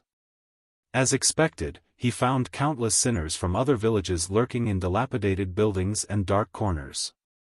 Compared to the villagers of the Village of Peace, the sinners from the smaller villages were more like animals that had mutated due to excessive radiation. They had less gear, and their bodies were thinner and more hunched. Almost all of them had disheveled hair, dirty faces, and gangrene and ulcers all over their skin. Their eyes radiated fear and hatred as they stared at the red line and the people of the Village of Peace on the other side. Li Yao could sense their intense, destructive vibe, their willingness to do anything for survival and to die with anyone after losing hope. Despite his extensive experience traveling through the stars, Li Yao was still a bit disturbed by the animalistic air of the sinners. Perhaps Zhao Lai's belief was the right choice. It was better to attack than to be attacked. In the land of sins, there was no fundamental difference between civilians and bandits, thugs and innocents, humans and animals. If they did not kill the others, they would be eaten afterward. Night fell, and the stinky wind rose. In the land of sins, polluted by radiation, colorful, ghostly fires flashed everywhere, as if countless specters were dancing in the wind, waiting to witness the dog-eat-dog play about to unfold. It was a starless night. The only thing visible was the eerie glow from the heavenly rails, making them look like giant boas that had ensnared the entire planet. Right then, the giant boas slowly opened their eyes, emitting the most intense and glamorous red light. Look, Manjusaka. At that moment, all the sinners lurking in the city ruins forgot their fate.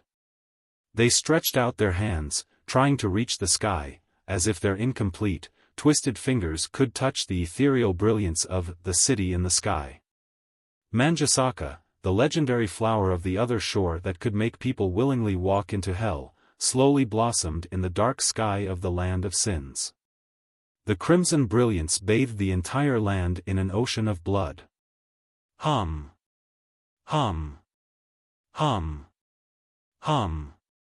Blurred and anxious incantations echoed throughout the shimmering city ruins. Priests from various villages were beseeching the angels to grant them more luck, chanting their spells with fervor. Look! Look! No one knew how long the incantations lasted, but when the flower of the other shore fully blossomed and the redness was as thick as blood, hundreds of fish-like eyes seemed to open in the deep night sky, staring at the land of sins and the sinners. These were the parachutes carrying resources and the hope of survival for the next year. The incantations in the ruins turned into deafening howls. The once prosperous city has now turned into lifeless rubble and a brutal jungle, where everyone has become the fiercest of beasts. The parachutes floating in the night sky symbolize hope, yet they also represent death. Crack. Crack. Crack. Hew. Hew. Hew. Li Yao noticed that the dozens of contraptions, resembling catapults, in the camp of the Village of Peace had been tightened to their maximum. A brawny, armed man crouched on the rail of each catapult. After a rumbling noise, they were launched into the air like cannonballs. Each man carried a large metal backpack. As their momentum waned and they were about to fall, the backpacks released powerful air currents, unfolding 4 metal wings that allowed them to ascend and approach the parachutes. Meanwhile, from the city ruins outside the red line, many winged men were also launched. Like birds, they staggered and charged at the parachutes. Shwa! Shwa! Shwa! They were all experts at manipulating wind power and air currents. Like skilled surfers, they delicately used the turbulence of the air to reach the sides of the parachutes. Their wings, thin and sharp-edged, allowed them to cut the ropes of the parachutes, causing them to fall to one side. After every rope was cut and a parachute reached its destination, howls of triumph echoed from the ground. "They are all winged warriors," Hante explained to Li Yao. "Because we've only drawn the red line on the ground and can't divide the sky, a batch of elites from each village flies up to control the parachute's descent accurately, ensuring they land in their designated zone. This way, the assets will surely belong to their village." More and more winged warriors took to the sky, but controlling the direction of the parachutes with cut ropes was extremely difficult. Any change in the wind could easily cause them to collide and tangle. As a result, winged warriors from different villages inevitably engaged in intense midair battles. Occasionally, someone's wings would be cut off, and they would be kicked down from the sky, landing with a thud and a cloud of dust and dull sounds. The larger the parachute, the heavier the asset inside. The few largest parachutes quickly became everyone's target. Some winged warriors flew higher and higher, ignoring everything else, to pull the largest parachute to their side. They gradually approached the heavenly rails. It all happened too quickly. The heavenly rails suddenly glowed, like giant serpents revealing their terrifying true form. Lightning raged, illuminating the night sky, and electrocuted the winged warriors who dared to touch the heavens, tearing them into pieces. "They were too close to the sky," Lu Li said gloomily. "Sinners like us are not worthy to touch the holy sky." Those capable of flying midair to cut and control the parachutes were few. Most of the parachutes simply fell unimpeded, landing randomly in different parts of the ruins. As the parachutes drew closer to the ground, the howls deep within the city ruins grew fiercer and crazier. Under the blood-red moonlight, countless pairs of skinny hands could be seen extending from the rundown buildings and debris. Humans were no longer humans but wild, starving dogs. Boom! The first chests of assets finally hit the ground with heavy thuds. The previously blossoming parachutes now lay like wrinkled skin on the ground, marking their location as an eye-catching sign. "Ho! Let's go! Let's go!" The sinners appeared. Saliva dripped from their mouths, greed shone in their eyes, veins protruded on their foreheads, and their hands and feet cramped uncontrollably as they crawled out of the debris like ghosts, running toward the parachutes without a care. Li Yao even saw some of them run on all fours with hunched backs, truly like ferocious animals sprinting for food. A bloody battle erupted immediately. To fight for the hope of survival in the next year, even white-haired old ladies and young children turned into the craziest devils. They punched, kicked, smashed, stabbed, bit, and scratched until their fingernails were bloody and curled, all to drag the heavy assets to their own village. The thick ropes of the parachutes cut into their emaciated bodies deeply, almost chopping them in half from the shoulder. But they felt none of it and wore a satisfied smile until they were knocked down by others, even more beast-like. The competition between the old and the young was already fierce, and the battle among the adult warriors was even more brutal. Roaring chainswords cut the enemy in half. Thundering vibration sabers shattered the enemy's internal organs into a pulp of blood. The high-heat axes, though silent themselves, produced a branding-like sound upon contact with flesh, enough to haunt anyone's dreams for days. However, none of these noises were as devastating as the roars and screams of the warriors driven solely by the urge to kill. In Li Yao's soul perception, the spiritual energy fields in the city ruins had become a maelstrom of danger. He even saw that when someone unleashed their maximum spiritual energy, they exploded before they could strike their enemy. The blast, as powerful as a core formation stage cultivator's self-detonation, swept through, blowing away a dozen brawny men fighting for resources nearby. They crashed into the rugged crags, bones shattered, clearly not surviving. At the center, only a shallow crater remained, from which a blood-red steam rose. The brawny man whose spiritual energy had gone out of control was utterly obliterated, leaving not a fragment of bone. Such a scene was far from unusual in a bliss ceremony. After one sinner was shattered by uncontrolled spiritual energy, even more unleashed their techniques without hesitation, yelling and shouting. "It's collapsing! It's collapsing!" Countless voices exclaimed deep within the ruins. A skyscraper, hundreds of meters tall and already swaying, finally gave way under the strain of the fighting near its foundation. With a deafening roar, it slowly tilted and collapsed. The overwhelming dust covered half of the ruins. Many people were crushed in the collapse, while even more were screaming between the rebars and rocks. But others simply donned their respirators and continued fighting atop the bodies of their companions and enemies. Perhaps there were only a few places where sinners did not fight upon meeting. Those places were huge wooden boxes. Their parachutes' ropes had been cut mid-air, causing them to fall too fast and shatter upon impact, revealing the clean, fragrant compressed food inside. The compressed food was mostly made of animal oil, high-energy dried fruits, and various additives. It had a fragrance that could drive anyone mad. The proper way to consume it was to cut a small slice and boil it in water to make a thick porridge. One bowl would suffice to fuel a sinner's high-intensity training and hunting for an entire day. However, by the time the bliss ceremony arrived, the assets retrieved from the previous ceremony had been consumed over an entire year and were mostly depleted. Many sinners from the barren villages were nearly driven mad by hunger. The scent of the compressed food sent them rushing forward, eyeballs nearly bulging from their sockets, as they picked up the food and ate frantically. Countless sinners swarmed the shattered wooden boxes like dogs. Soon, some began convulsing on the ground, clutching their bellies, which swelled so high it seemed a balloon was expanding wildly inside. This was the bliss ceremony, a blessing bestowed by the angels upon the sinners. Warriors of the village of peace, let's go. The battlefield was half a frigid ocean and half an inferno. The city ruins beyond the red line were an utter mess, but within the red line, there was nothing but indifference and silence. The village of peace had the best gear and the strongest warriors.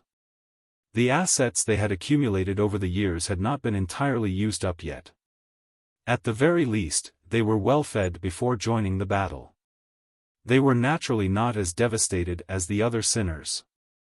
Instead of fighting for assets like headless flies, they observed the situation calmly. It was not until the chaotic sinners gradually approached the red line that Blood Eagle, Zhao finally gave the order from the command tower. Boom! Boom! Boom! Boom! Boom! Boom!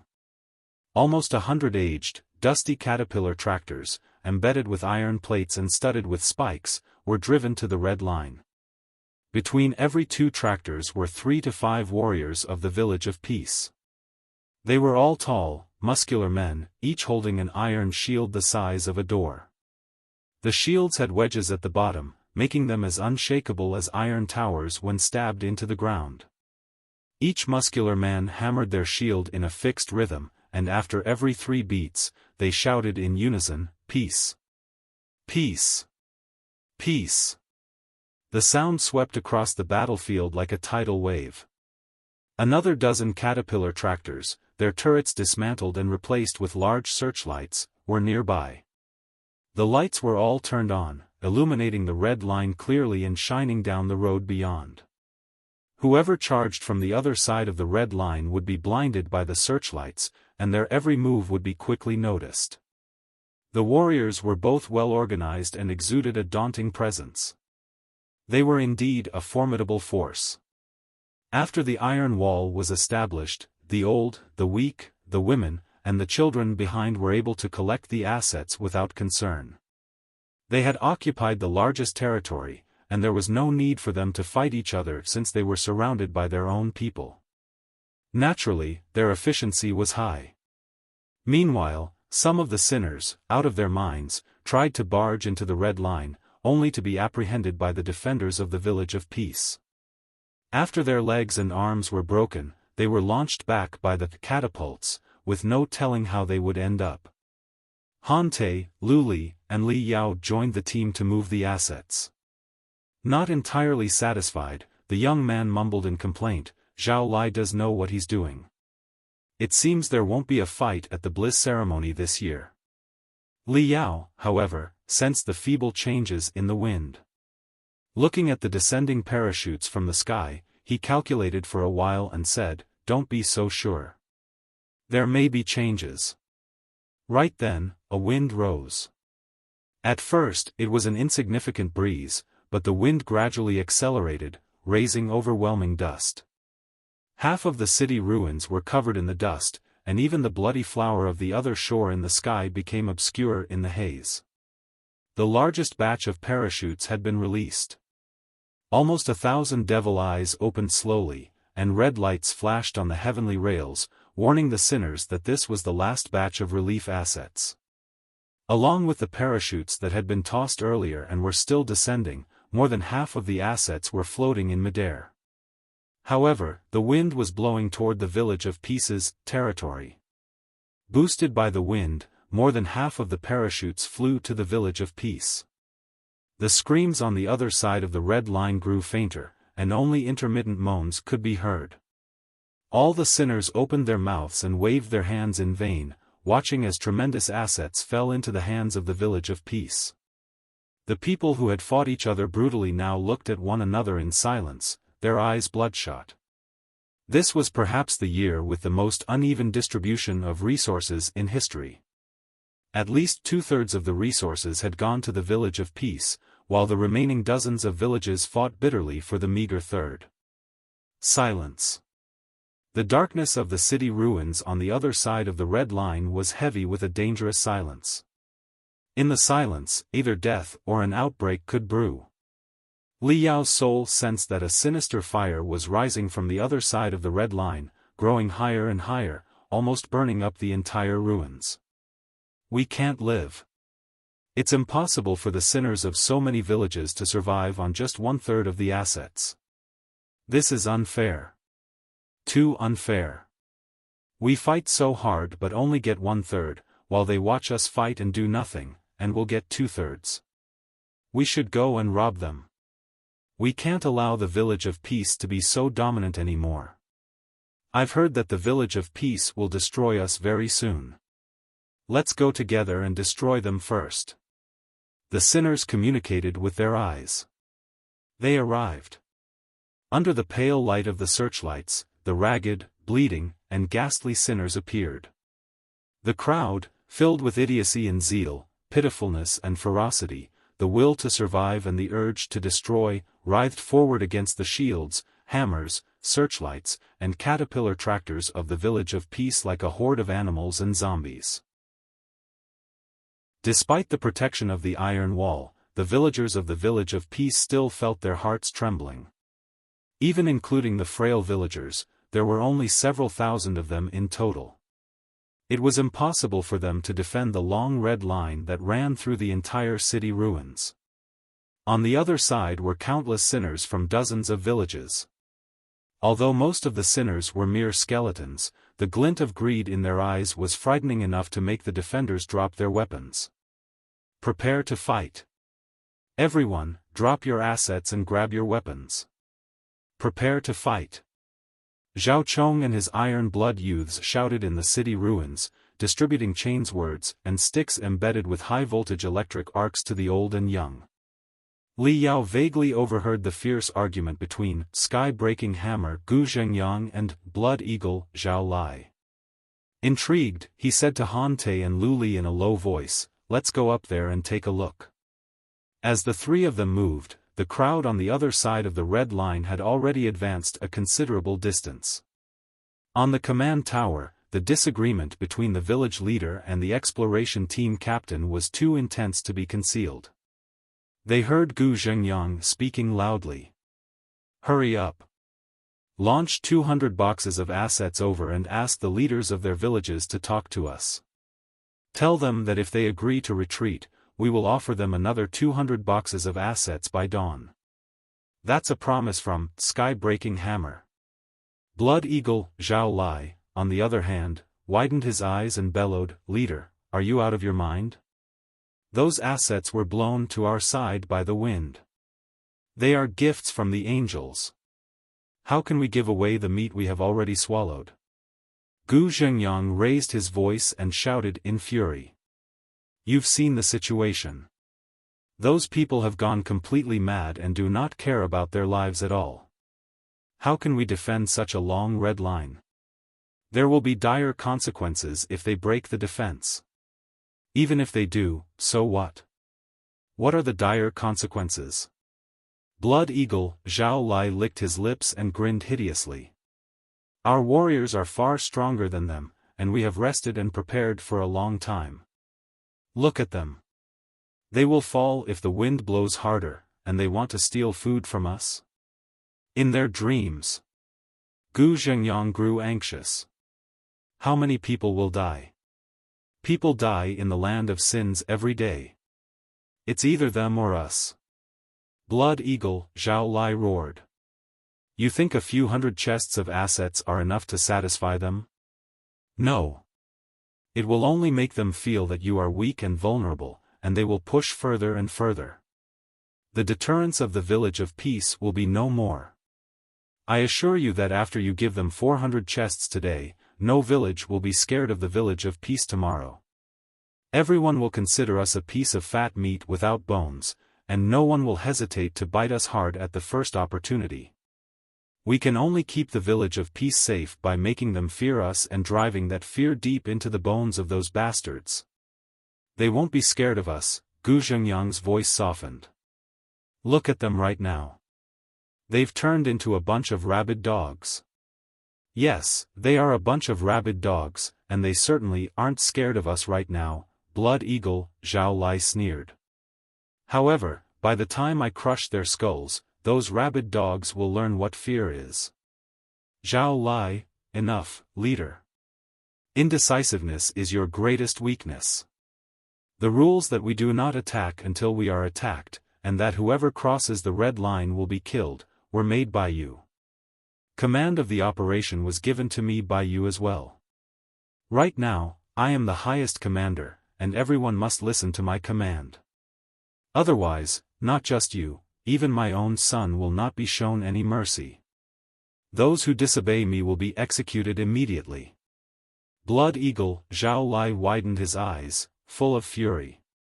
He picked up a bizarre-shaped cylinder and roared thunderously, "Warriors of the Village of Peace, listen up.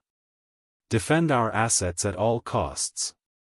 If the scumbags on the other side are bold enough to cross the deadline, just kill them all.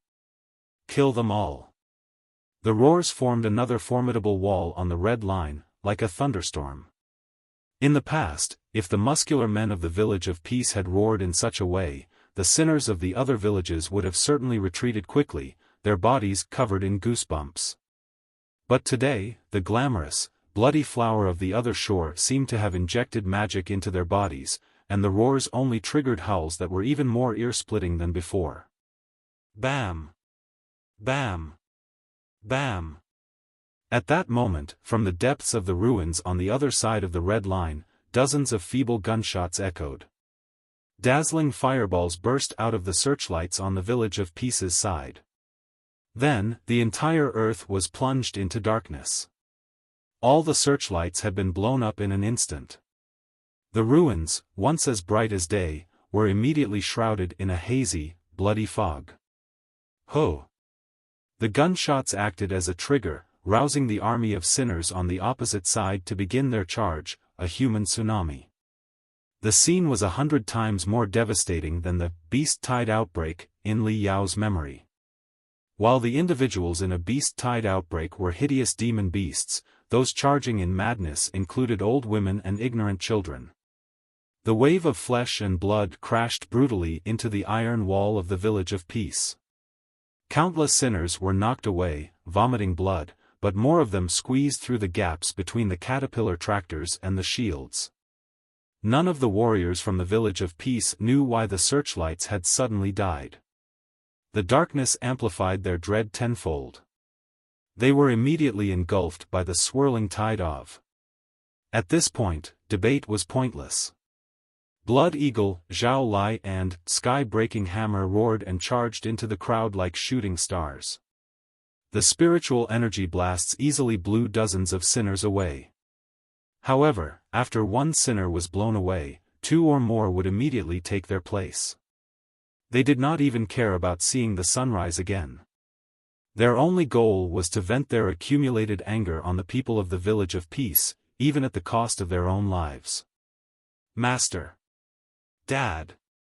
Hante and Luli had never seen such a devastating scene before. They were so anxious that fire almost burst from their eyes. They immediately wanted to move forward to rescue Gu Zhengyang. However, after a brief observation, Li Yao reassured them, "It's all right. Leader Gu's circulation of spiritual energy is much smoother than it was half a month ago. Those crazy villagers are far from enough to hurt him. Let's go, we have more important things to do." The two youngsters were both slightly dazed, wondering what could be more important than the bloody battle near the Red Line. However, after half a month, they were already thoroughly convinced by Grandpa Yao and knew that Grandpa Yao had his reasons. They simply jumped onto Li Yao's body and allowed Li Yao to cruise to the other side of the city ruins by circling around the back of the battlefield. At this moment, everyone was moving toward the Red Line, and none of them could see him. Li Yao boosted the tracks to their limits and rushed among the debris. Still, he felt it wasn't fast enough and attached streams of spiritual energy to the chassis, building virtual anti-gravity rune arrays. Whoosh! The 5 pairs of Bogie wheels were flying. Although they were only half an inch off the ground, they shed the boundary of friction and the rough terrain like a hovercraft. Li Yao's speed immediately increased almost 5 times over without making a sound. He drifted and floated to the city ruins on the other side of the Red Line. Beep! Beep! Beep! The night vision crystal cameras on his shoulder emitted feeble sounds as they were adjusted. Li Yao's telepathic thoughts spread out like tides, enhanced by the crystal cameras, not letting go of any tiny gap or narrow corner. Soon, he located his targets. On your right, 300 meters away, behind the third window on the 4th floor of the half-collapsed 6-story building, do you sense anything? Li Yao said casually. You should have picked up something after half a month of intense training from me. Consider this a special test. There are 4 targets in total within 1,800 meters. See how many you can take down. Hante and Luli looked at each other. Crouching on a corner of a tiny building, they focused their senses and peered at the building 300 meters away for half a minute. It was only after a long while that they finally spotted a faint light. They couldn't help but feel awed by the keen senses of Grandpa Yao. Understood. Luli, pay attention for my signal. Hante licked his dry lips. The metal rings on his right arm spun rapidly, unleashing electric arcs that looked like swirls. He took out dozens of pebble-sized bullets from his pocket, boosted them for a moment, and then shot them at the tall building with brutal force. Hew! Hew! Hew! Hew! Hew! They were like dozens of straight lightning bolts striking the window on the 4th floor, 300 meters away. Pa! Pa! Pa! Pa! 4 gunshots echoed from the building, but due to the speed of the shots, the sounds overlapped, making it sound like a single shot. Luli, now! The 2 young men rushed out. Gunshots, explosions, exclamations, and structural collapses resounded continuously. The noise didn't die down until 5 minutes later. Covered in dust, the 2 young men crawled back, breathing heavily. There were bloodstains on their faces and bodies, but the blood was not theirs. Forgive us, Grandpa Yao. We only took down 3 of them. The toughest one got away. Han Te lowered his head and pounded his fists in regret. You mean this one? A mechanical arm extended from Li Yao's torso and pulled over a still warm body. It was a slim man with a well-groomed face. His bulging temples and iron-hard muscles indicated his strength. However, there was a hole smaller than a chopstick on his forehead. His eyes had already lost focus, and disbelief still lingered on his face. Well, Han Te and Luli were both shocked. The man had clearly been escaping to the ruins just half a minute ago, and they had watched him disappear into the darkness. How on earth did Grandpa Yao manage to kill him so quickly and even bring him back? Grandpa Yao was too strong and incredible. Taking down 3 top-tier gunners in 7 minutes and 29 seconds, your performance is more or less acceptable. Li Yao picked up the gunner's hands with his mechanical fingers and examined them carefully, especially the calluses on the fingers. He then called the 2 young men over and asked them to check. Look.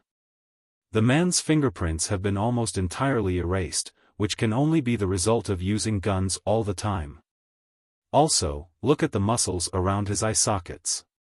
His left eye is loose, and his right eye is tight, which is the result of aiming through a scope all day. Therefore, this is a very skilled gunner. It's understandable that he escaped from you. Han Te and Luli observed carefully and found that what Li Yao had said was very true. They couldn't help but admire Grandpa Yao even more. After a moment's thought, Li Yao said, at first, the Village of Peace had 16 super searchlights in total, deployed along a 4-kilometer-long street.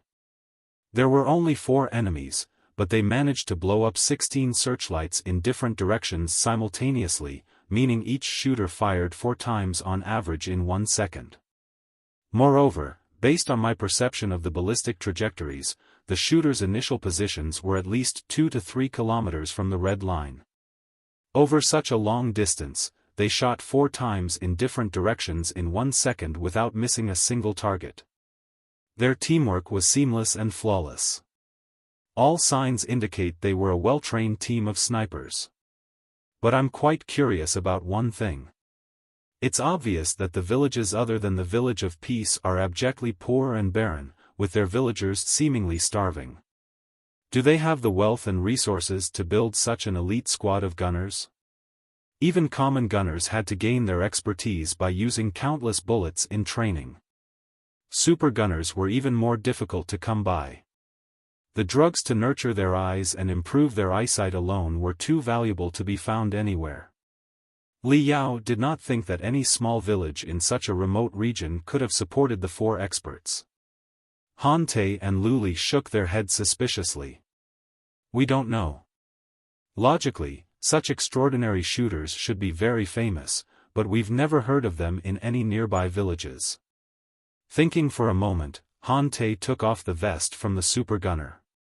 But he only found bullets and tobacco that could suppress the soul inside the pockets, nothing that could prove the guy's identity.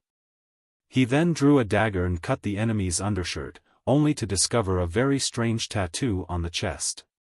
It was a pattern where a drop of black water was dripping into a pool. Blackwater Gang. Han Te and Luli exclaimed at the same time. Seeing the shock and fright on the 2 young faces, Li Yao could not help but feel curious. What is the Blackwater Gang? Is it very strong? It really is, Luli said, her voice trembling. About 300 kilometers west of the Village of Peace, there is a valley named Double Dragons. At the end of the valley lies a ruined city. But the city is not too seriously damaged. I'm told that the radiation and pollution there are quite low, and aid falls from the sky all the time, too. Therefore, about 10 ferocious gangs have taken the place as their nest. It is a murky, lawless, bloody world. The Blackwater Gang is a gang that rose there in recent years. It is said that the gang has committed all kinds of unpardonable crimes. Although we have never seen it with our own eyes, it's not difficult to infer. If they weren't tough, ruthless bandits, how could they have risen in Double Dragon's Valley, where there were already nearly 10 gangs. Li Yao thought quickly and asked, "Have the bandits ever come to mess with the Village of Peace before?" "Of course they have," Lu Li said. "When I was little, gangs came to the Village of Peace to cause trouble almost every other day, but they were all beaten back by my father. Plus, the Village of Peace has a terrain advantage. Our village is at the center of a vast lake with no barriers at all. Anyone who dares to attack us can be spotted from dozens of kilometers away. Even if the tough bandits could swim over, they wouldn't be able to carry their heavy magical equipment. Besides, we are just a tiny village in a desolate world. This bone is very hard to bite and doesn't have much meat left. So, after my dad and Uncle Zhao Lai defeated several bandit groups and reached a pact with the largest gangs in Double Dragon's Valley, agreeing to offer them a certain amount of assets every year, the safety of the Village of Peace was secured. At least, in the past 5 years, barely any tough bandits have attacked our village. However, the Blackwater Gang is a recent rise," Han Te said. "They don't know my master's toughness yet. It's not entirely impossible that they want to demonstrate their power by demolishing the Village of Peace." Li Yao didn't comment on the young one's analysis. He simply spread out his telepathic thoughts and discovered that a lot of feeble spiritual waves were lurking deep inside the city ruins. He sneered inwardly and asked, "Then, have the gangs ever attacked during the Bliss ceremonies?" Slightly dazed, Han Te shook his head and said, "No, I don't think so. The angels distribute aid almost everywhere at the same time. Right now, the assets floating above Double Dragon's Valley are certainly 100 times more abundant than those here. Those ferocious bandits are no fools. Why would they abandon the rich pickings right next to their mouths and fight over bones with us? Therefore, it's possible for some lone, desperate bandits to show up, but it doesn't seem likely that an entire gang would come to loot the trophies." Understood. A large question mark appeared in Li Yao's mind. He gave instructions casually. "Cut off the fingers of the 4 bodies and the tattoos on their chests. Collect them and their sniper rifles. Then, mutilate the bodies, throw them into a random building, and blow it up. Once you return, tell others that you accidentally saw some bodies on the road and felt something was off when you noticed their guns and gear. So, you checked the bodies, only to find they belonged to the Blackwater Gang. Remember, do not reveal your current capabilities to anyone, especially not to Blood Eagle, Zhao Lai." Understood, Grandpa Yao. Having just killed 3 experts from the Blackwater Gang, the 2 young men were beginning to understand how remarkable the methods of spiritual energy utilization that Li Yao had taught them and the magical equipment he had specially crafted for them were. They felt more confident than ever. But hearing the gravity in Li Yao's words, they realized that Grandpa Yao must have sensed something amiss, and the situation would likely have more subtle changes. However, as long as Grandpa Yao was there, they had nothing to fear. Was the super gunner of the Blackwater Gang so easily killed by Grandpa Yao as if he were a chicken? Li Yao went deeper into the city ruins with the 2 little fellows. This time, they did not alarm anyone, they simply investigated the environment. Li Yao naturally discovered some traces, but he had not yet connected the pieces of the puzzle. Therefore, there was no need for him to explain everything to the 2 little fellows right now. After another turn, they finally returned to the camp of the Village of Peace, where Manjusaka had already disappeared behind the dark clouds. In the east, however, the first faint glow of morning was beginning to show. A new day had come. But the slaughter and destruction in the land of sins would never stop. The fierce battle on the Red Line had ended. In terms of capability, the sinners from the other villages were no match for the many experts of the Village of Peace. They launched suicidal attacks with their courage and madness, determined to die with the enemy. However, skulls were not as hard as sticks, and their momentum could not last long. The several hundred sinners at the front were all knocked to the ground, moaning in pain. Sky-breaking hammer Gu Zhengyang and Blood Eagle, Zhao Lai marched forward unstoppably, one from the left and the other from the right. The hastily gathered mobs were finally crushed. Leaving behind the wounded soldiers screaming with broken bones, they retreated again. But the Village of Peace had also suffered heavy casualties. After the fierce fight of no more than 2 hours, more than 100 warriors had died, and about 500 were severely wounded. In the land of sins, where there were no doctors or medicine, those whose internal organs were damaged by rusted weapons would likely be crippled, even if they were lucky enough to survive. More importantly, most of the victims were strong, able-bodied men in their prime. They were the village's strongest hunters, warriors, and explorers. The entire village numbered only several thousand people, and almost 500 men were lost in a single battle. Such a loss was truly devastating. The chasm between the village leader and the captain of the exploration team finally collapsed, and intense fury erupted. Hardly had Li Yao brought the 2 young fellows back to the camp when a conflict 10 times more intense than the previous night broke out between Gu Zhengyang and Zhao Lai. Revenge! Revenge! Those scumbags must pay for what they did. After a night of fighting, Blood Eagle, Zhao Lai's armor was dyed red, with mangled flesh dangling from it. Yet he looked more excited than ever, showing no signs of exhaustion. His bloodshot eyes almost bulged out of his head as he waved a dented saber and shouted, "For every victim of the Village of Peace they killed, I will kill 10 of them in retaliation. Kill them all and leave no one behind. Slay all of the scumbags."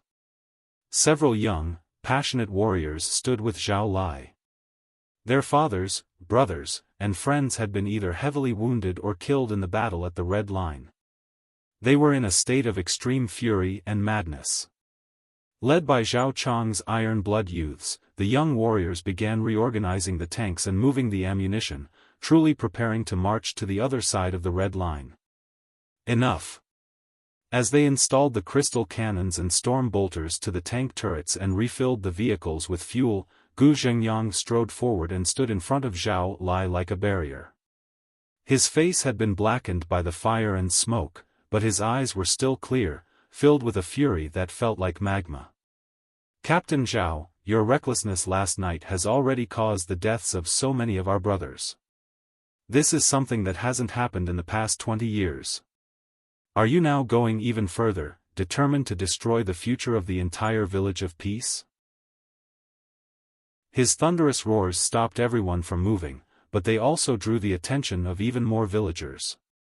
Everyone knew the disagreement between Gu Zhengyang and Zhao Lai had been brewing for days.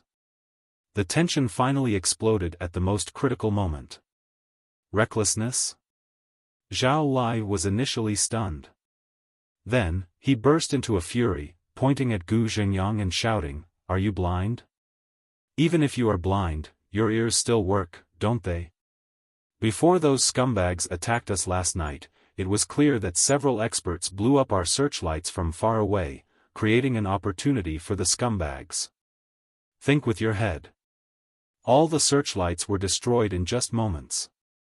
Which village around here could support such skilled shooters? Now, your daughter and your disciple have brought back a few modified guns and 4 tattoos, proving that tough bandits from the Blackwater gang were behind this. What does it mean? It means someone had their eye on us for a long time. Hee hee. Without someone secretly instigating trouble, how could the starving scumbags from dozens of villages have quickly agreed and attacked us? So, no matter what we did last night, those people would have attacked us anyway. Do you understand, great village leader? At the very least, if we had discarded the assets in time, they would have attracted the attention of a large group of sinners, Gu Zhengyang said solemnly. Chances are, not as many people would have died. There would still have been room for negotiation. Negotiation? Ha ha ha. Even now, you still don't understand what makes you an idiot.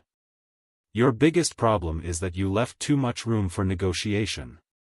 Zhao Lai laughed so hard that tears ran down his face, but those tears were actually red. Perhaps the blood vessels in his eyeballs had burst, and his fury and blood had surged out simultaneously. A few years back, I kept saying that since the Village of Peace was strong and had abundant resources, we should conquer all the villages within 100 square kilometers, turning everyone into slave soldiers of the Village of Peace. That way, there would be fewer opponents competing for resources with us, and we would have an additional layer of protection outside the village. But you were indecisive and blinded by your petty kindness. As a result, the potential threat has grown into a major problem.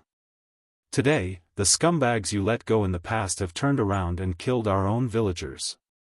You think you are merciful and great, that you can save everyone, huh? Look at the dead bodies on the ground. Look at the villagers who are screaming. It's all your fault. Your way doesn't work in the land of sins. Gu Zhengyang's body shook. As he listened to the screams of the wounded villagers, the fury on his face began to thaw. Zhao Lai's voice became even more shrill, sounding both like the roar of an eagle and the cries of a crow. Don't you understand? The gangs from the bloody worlds have long been coveting us.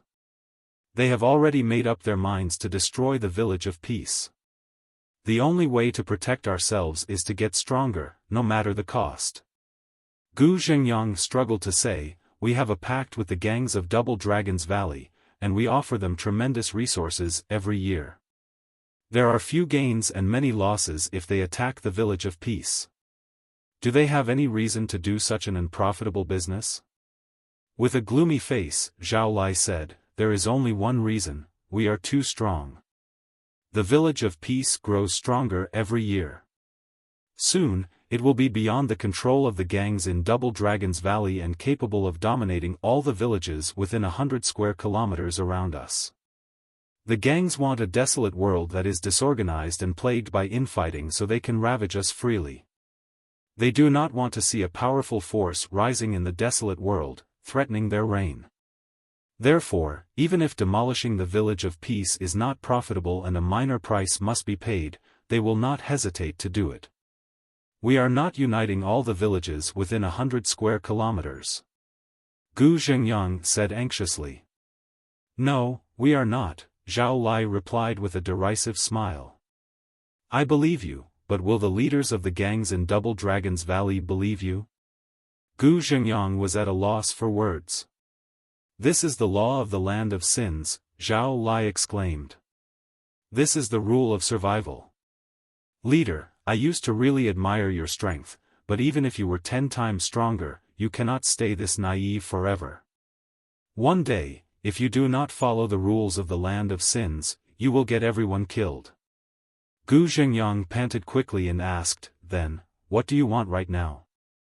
Very simple, an assault.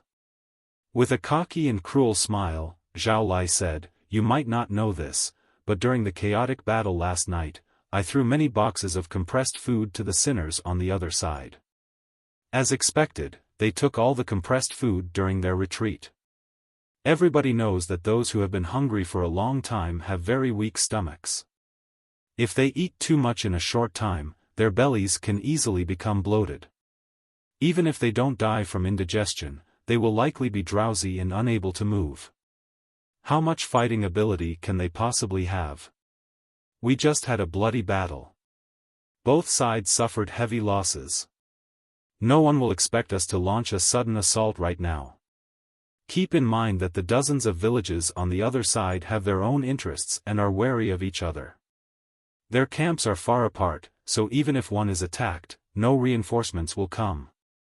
Thus, we should gather our last elites and launch an unexpected attack.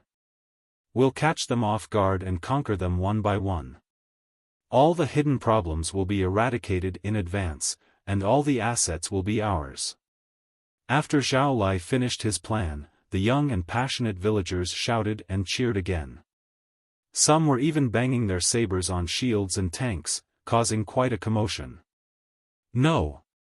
Gu Zhengyang vetoed the plan without hesitation. We've just been through a huge battle.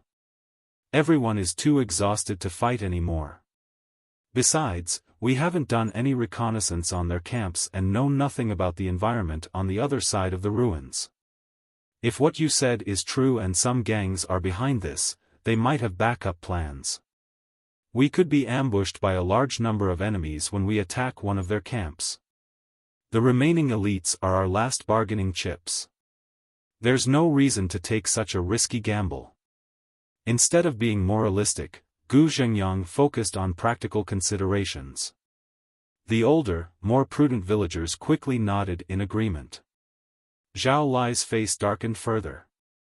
He gripped his saber so tightly that sweat seemed to seep from it. Gnashing his teeth, he said, "We have suffered heavy losses this time. If we don't reclaim what we've lost, how will the Village of Peace survive the next year? The time has come for us to make a desperate struggle, and you're still hesitating? Hee. No one is asking you to participate. If you're scared, just stay here and command the non-combatants. I will certainly bring back a large batch of assets for the village." Zhao Lai seemed ready to leave, but Gu Zhengyang stepped forward heavily and blocked his path. Glaring into his eyes, Gu Zhengyang declared, word by word, "Captain Zhao, we have to be responsible for the life of every villager. I don't think you are suitable to be the general commander of the operation." "Is that so?" Zhao Lai laughed in fury. Blood-red light gleamed in his eyes as he looked around, holding his chest high. "I also don't think you are suitable to be the leader of the Village of Peace." Upon hearing this, the villagers were shocked. Their conflict had been about strategy, but now it was clearly a struggle for power. In the land of sins, such power struggles often came with a heavy price. After Zhao Lai's declaration, the villagers' whispers immediately ceased. Everyone looked at the two men in bewilderment, stepping back under the intimidation of their violent and daunting auras, clearing an open space for them. My father is right. Gu Zhengyang is too indecisive and hypocritical. That's why the Village of Peace suffered the losses today. Zhao Chong was the first to jump out. He pointed at Gu Zhengyang and shouted, "Look at his sick, wretched appearance. He is not half as strong as he used to be. Why is he still qualified to be the leader of the Village of Peace? Everybody saw how bravely my father fought last night. Only my father is qualified to be the village leader." "Shut up, Zhao Chong." Han Te couldn't help but step forward and curse. "You think all a village leader needs to do is fight? So, any random guy with more brawn than brains can be a village leader? My master is considerate and meticulous. What if the gangs have set up traps on the other side of the ruins, waiting for us to jump in? If you do what your father said, you won't even know how you are killed in the end. My master is saving your life out of goodwill, and you are still spouting nonsense?" Zhao Chong almost went crazy. "Fine. Come on. You didn't get enough of a beating half a month ago, did you? Why don't we have a fight first?" Both teenagers had their supporters in the village. Many hot-blooded young people immediately began shouting and calling each other's names. Enough. Gu Zhengyang and Zhao Lai stopped the conflict among the juniors almost simultaneously. "Leader, there is no need for the juniors and the villagers to take sides because of the disagreement between us," Zhao Lai said coldly. "Why don't we resolve the problem straightforwardly with the rules of the Land of Sins?" Looking at the ruins behind, Gu Zhengyang said solemnly, "Zhao Lai, do you have to choose such a moment to resolve the problem?" "Precisely because the Village of Peace is in peril that I must resolve the greatest problem immediately," Zhao Lai replied, warming up his wrists and ankles hurriedly. Thick veins protruded on his skin, as if countless snakes were tamed inside his body. "There is no personal grudge between us. On the contrary, you saved my life 3 times, and I saved yours 4 times from the claws of mutated beasts. We used to be life and death brothers. However, I cannot watch you lead the villagers down the wrong path anymore." After saying that, Zhao Lai shut his mouth and stopped talking. He stabbed his dented machete into the ground and then took off his armor, embedded with sharp thorns, and his leather clothes, draping them over the grip of his weapon. This revealed a muscular body that seemed to be a combination of a bear, a tiger, and a leopard. His shoulders were as broad as a bear, his chest as thick as a tiger, and his back as tensile as a leopard. In a perfect triangle, his body brimmed with explosive strength, even when he was standing still. On his entire chest, a red, flying eagle had been painted, its wings extending all the way to his biceps. After a few warm-up movements, the bloody wings of the eagle flapped up and down, as if an eagle were about to burst out of his body and tear apart all the prey. Emotionlessly, Zhao Lai slowly straightened his right arm, signaling that he was ready. Zhao Chong and the Iron Blood youths behind him were exclaiming. Many villagers also turned on the tanks, fully embedded with iron plates, and connected the vehicles into a giant circle about 20 meters in diameter around the two of them. It was an arena. In the land of sins, the experts always had the final say. Resolving disagreements in a 1 versus 1 duel before everyone was already the most merciful and peaceful way. With everything coming to this point, Gu Zhengyang had nothing more to say. He called Han Te and Lu Li, reminded them of something, and then waved them away from the circle of tanks. Then, he tore off the armor and suit on his body. There were no tattoos on his body, but the moment he tore apart the suit, his skin, which had been sallow due to his illness, suddenly emanated a bronze hue. His body was thinner and did not look as impressive as Zhao Lai's, but the 100 shocking, interconnected scars on it were 100 times more intimidating. Cough, cough. Cough, cough, cough, cough. Gu Zhengyang coughed lightly. The many hideous scars on his body wriggled at the same time, like insects gnawing at his flesh. Seeing his body covered in wounds and recalling his contributions to the village of peace, which he had transformed from a tiny, struggling village into a thriving one with thousands of people, many villagers sighed with mixed feelings. Even those who were more inclined to support Zhao Lai lowered their heads in embarrassment, unsure whether they should back Gu Zhengyang or Zhao Lai. Zhao Lai himself shuddered when Gu Zhengyang revealed so many scars, but the expression in his eyes soon froze into a look that was colder and more ruthless. Shua. Zhao Lai pulled a fully sealed metal can from a bag strapped to his thigh. He tossed it to Gu Zhengyang and said, "Village leader, in case someone says I'm taking advantage of your illness, this is a battlefield exhilarant of the latest formula. It can suppress wounds and increase nerve sensitivity. It fell from the sky last night. Do you want to give it a try?" Gu Zhengyang weighed the metal can in his palm for a moment before tossing it back to Zhao Lai softly. Raising his eyebrow, he bellowed, "That will be unnecessary." As his voice echoed, the thin, sickly man suddenly transformed into a furious warrior. He stepped forward, covering about 5 meters with each step, lunging at Zhao Lai and leaving deep footprints on the ground. With each step, the metallic sheen on his body grew more intense. By the time he arrived before Zhao Lai, he seemed entirely made of metal. His right arm was even more intimidating. There was a transparent quality beyond the metallic shine, as if it were carved from diamonds. Good. Zhao Lai bulged his eyes and shrieked. Instead of picking up the metal can that Gu Zhengyang had thrown back, he simply raised his leg and kicked it back at the enemy. While the can was still in midair, it could not withstand the spiritual energy he had infused into it, causing it to expand non-stop until it exploded. Bam! The impact and the pieces of the metal can smashed into Gu Zhengyang. Despite his metallic body, his vision and his pace were somewhat disrupted by the flying fluids and metal scraps. Zhao Lai took the opportunity to breathe quickly, uttering roars like a steam engine. When he inhaled, his entire lower abdomen collapsed deeply, almost touching his back, while his chest rose high as if 100 bombs had exploded inside. When he exhaled, his abdomen became as round as a drum, and his chest collapsed strangely, with every rib clearly visible. He took such deep breaths 3 times every second.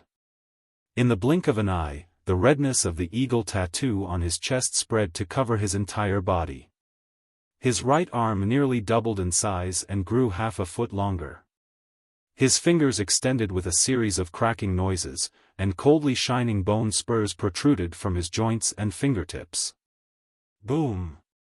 The two of them attacked and evaded almost simultaneously. A massive claw appeared out of nowhere, grazing Gu Zhengyang's iron-hard shoulder and tearing away 3 threads of flesh. After it hit the ground behind him, the claw left a crater half a foot deep and more than 2 meters long. The mark was almost like a dinosaur's footprint. A golden wind mixed with purple electric arcs was also blown out of Gu Zhengyang's fist, narrowly passing Zhao Lai's abdomen and striking an iron tank behind him, causing a deafening explosion. Even when the attack was still almost 5 meters away, the door of the tank, made of 3 layers of iron plates, caved in deeply as if hit by a battering ram. After a series of ear-splitting noises, the entire tank was blown back 10 meters, with dust and smoke billowing up. All the villagers were so intimidated by Gu Zhengyang and Zhao Lai's shocking attacks that they forgot to cheer for them. Even Li Yao felt shocked and inspired by the bizarre and aggressive techniques of the Land of Sins.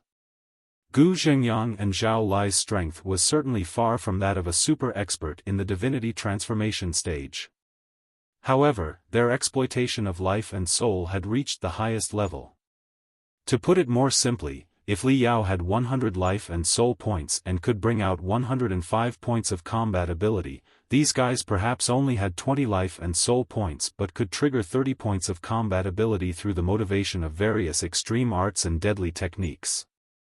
The immortal cultivators who created those arts and techniques, and even the entire Land of Sins, were undoubtedly nefarious scoundrels, but they were undeniably evil geniuses. Without a word, Li Yao perceived the flow of spiritual energy from the 2 experts of the Land of Sins, learned the essence of it, and was prepared to incorporate it into his own spiritual energy model. Grandpa Yao. Han Te grabbed Li Yao's mechanical arm. Don't be hasty. Let's wait a while longer. Li Yao's soul vibrated and sent the message into Han Te's brain. Your master is still capable of fighting. The center of the tanks had become an ocean of bloody claws and bright fists. Amid the overwhelming dust, it could only be vaguely seen that a streak of red and one of gold were raging. Deafening noises, as if skyscrapers were falling, could also be heard. But no one could see the process of the fight, no matter how much they craned their necks. To everyone's surprise, an enormous bloody claw extended out of the dust. Everyone thought it was Zhao Lai's attack that had missed the target again, but the bloody claw seemed to have a will of its own. It snatched a tank serving as a fence, ripped off an iron plate with a crack, and smashed it into the dust. Gu Zhengyang's grunt could be heard. The bronze brilliance immediately dimmed, and bloody shadows appeared everywhere in the dust. Ah! Han Te, Lu Li, and the villagers supporting Gu Zhengyang all exclaimed in shock. Great! The villagers supporting Zhao Lai naturally cheered. Li Yao, however, said very confidently, the battle is over. The village leader has won. What? Han Te and Lu Li were slightly dazed. They were about to ask why he said that when an ear-splitting shriek suddenly came from the dust. The overwhelming bloody claws vanished, and a cluster of brightness made of hundreds of electric arcs was blown out of a fist, knocking a tank over. The tank rolled more than 10 times in midair before it finally crashed into the garbage. Nothing could be heard from the dust except heavy breathing. The dust gradually settled. Everyone held their breath and bulged their eyes, looking at the dust carefully. The first one to walk out of the dust was Gu Zhengyang. His entire body was bleeding, and barely any part of his skin was intact. The 6 interconnected bloody marks on his chest were almost cut deep into his bones. His right arm was black and wrinkled, like a withered vine, dangling from his shoulder, shaking. He could not have looked more devastated. Opposite him, Zhao Lai's eyes were wide open. His mouth was open to the maximum, with blood-red smoke continuously billowing out. His chest, bearing the eagle tattoo, had collapsed deeply and did not return to normal for a long time. Countless metal shards were also embedded in his body, the remnants of the iron plate shattered by Gu Zhengyang. After Gu Zhengyang tore the iron plate apart with his fist and shot the pieces like bullets, they stabbed into Zhao Lai's body so deeply that he could no longer hold on. He fell to one knee before Gu Zhengyang, his arms shaking. The red smoke from his mouth gradually turned into thick blood. He tried several times to stand but could not. Kneeling on one knee was the best he could manage. He did not seem to expect that he would ever lose. Disbelief and agony still lingered in his eyes. After a long pause, he finally said, "Your strength has returned?" After a brief silence, Gu Zhengyang said, "You must treat your wounds immediately." Zhao Lai grinned in the most miserable way, crawling on his hands and knees to the saber he had stabbed into the ground at the beginning. He pulled the saber out and tossed it at Gu Zhengyang, the weapon landing at Gu Zhengyang's feet. "I've lost. Do it. Dad." Zhao Chong was greatly shocked. The Iron Blood youths and the young villagers who supported Zhao Lai were all overwhelmed, their faces pale. 1972 Hypocrite. Only silence filled the air. Everyone held their breath, awaiting Gu Zhengyang's decision. Gu Zhengyang didn't glance at the saber at his feet. "I will not kill you," he said. Zhao Lai coughed violently again, vomiting nearly solid blood. He finally managed to stand, trembling. After staring at Gu Zhengyang with a mix of emotions, he turned and walked away without looking back. "Zhao Lai, you can stay in the Village of Peace as the captain of the exploration team." Gu Zhengyang called out. "No one is kicking you out. You are a truly distinguished captain of the exploration team." Zhao Lai heard none of it. He staggered forward and, once he was beyond the circle of iron tanks, looked at the wounded soldiers around him.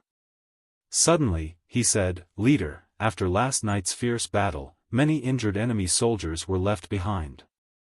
Besides our own people, there are also captives that the other villages didn't take. How do you plan to deal with those people? Kill them all?" Gu Zhengyang was momentarily taken aback.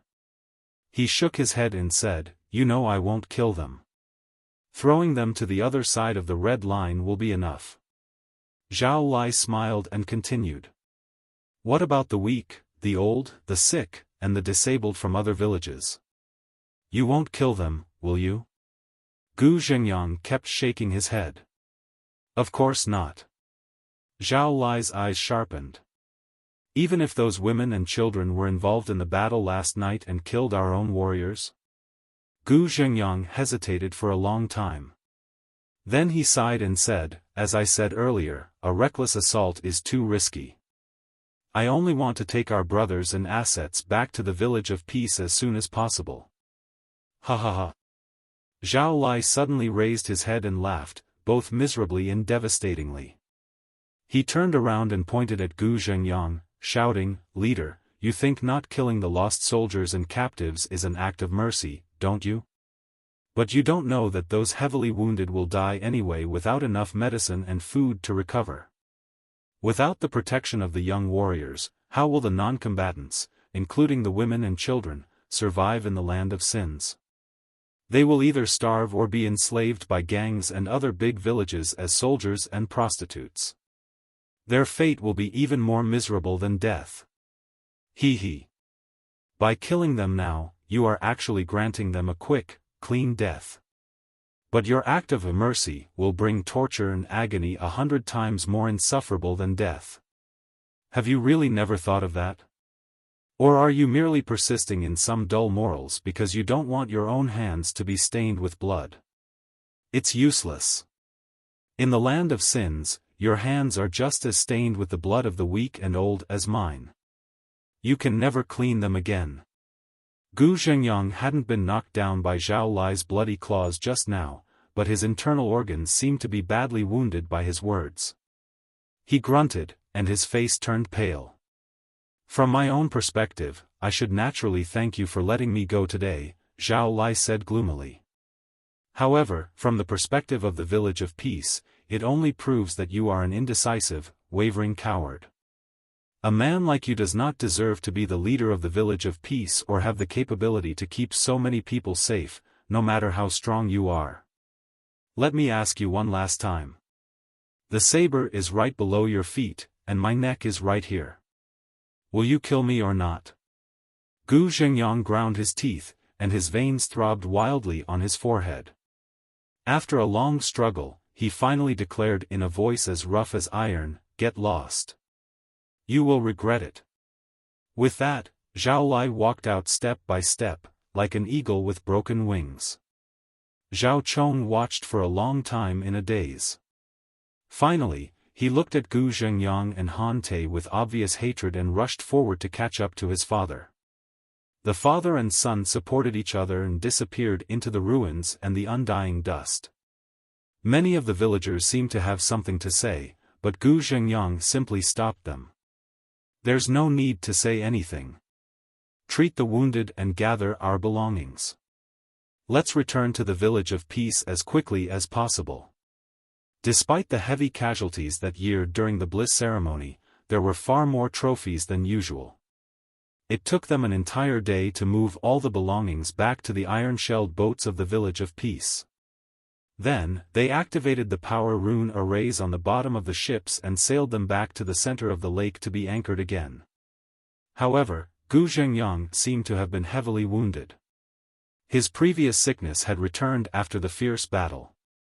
He entrusted all the organizational work to others and locked himself in the greenhouse where the gold barley was grown. When Han Te and Lu Li went to check on him with Li Yao, he was holding some gold barley and smelling the plant's fragrance, not moving at all. "Dad, are you all right?" Lu Li jumped forward and grabbed Gu Zhengyang's heavily wounded hands worriedly. "Rest assured, I'm fine," Gu Zhengyang said, finally managing a stiff smile as he saw his daughter. He opened his fingers and gently rubbed her hair, then looked at Han Te and said, "Thanks to the random electric currents in Han Te's body, caused by the mutation half a month ago, I had an epiphany while studying the current's trajectories. That's why I was able to temporarily recover my past abilities and defeat Zhao Lai. Master, you're the best." Han Te grinned at Li Yao. "What, Blood Eagle? He's nothing more than an old hen. Of course, he's no match for you." However, Gu Zhengyang's smile faded, his face clouding over. His eyes grew hollow as he spoke in a low voice, "Although I defeated Zhao Lai, I couldn't convince him. I can't even convince myself. Am I really right? Is Zhao Lai really wrong? Should we really not have attacked the camps of other villages at dawn today? At the last moment, should I really have let Zhao Lai go? Dad!" Lu Li grew anxious. What are you talking about? Of course you're right. Didn't you always say that we are good people, or at least people? We can't do the same as those insane, atrocious guys. But the result is the same, Gu Zhengyang said despondently. Zhao Lai was not entirely wrong. Even though we didn't kill the wounded soldiers and their families, they won't survive long. They will either brutalize each other for the scarce resources or be enslaved by gangs in large villages, facing fates even more miserable than death. In the end, everyone will be killed. Even the strongest person is still destined to be swallowed by the land of sins. If Zhao Lai is a true scoundrel, then I am a hypocrite. I knew they would die and did nothing. I just didn't want to soil my hands by killing them myself. Gu Zhengyang's armor finally crumbled in front of his daughter and disciple, his voice trembling. That's not our fault. Han Te waved his arms frantically. There are limited resources and too many starving people in the land of sins. We can barely save ourselves.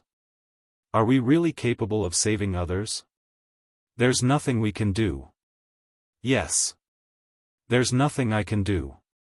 There's nothing any of us can do. Gu Zhengyang coughed in pain again, so hard that he almost choked up his insides. In the midst of his coughing, he seemed to make a decision. Pushing away his daughter and disciple's hands, he said, I'm fine. Lu Li, there's something I need to tell you. Han Te, you should listen too. Han Te and Lu Li exchanged glances, startled by the unprecedented solemnity in Gu Zhengyang's voice. Or rather, it's a story your mother told me before she died, about a group of very special people, Gu Zhengyang said. A story about the cultivators. Li Yao's soul shook so hard it almost burst from his steel shell. He never expected to find the cultivators hiding in the martial meritocrat sector or the land of sins so quickly. He increased his soul's sensitivity to the highest level, never letting go of Gu Zhengyang's every heartbeat to ensure the man was telling the truth. Han Te and Lu Li looked at each other. Clearly, they knew nothing about the history of cultivators. What are cultivators?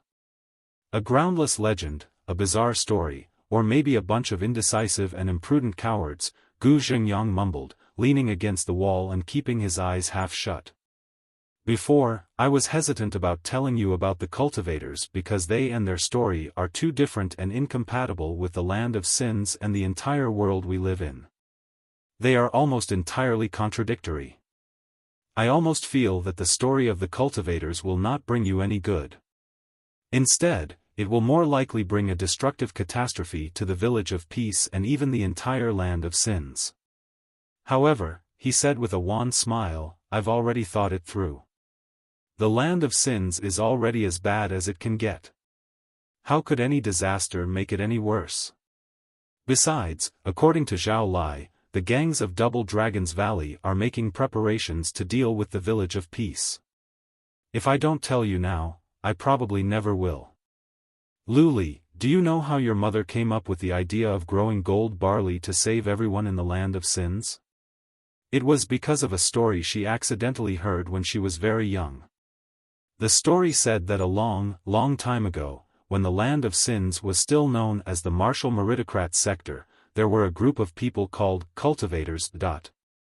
With the most solemn expression, Gu Zhengyang took out a vintage metal box from a bag on his waist.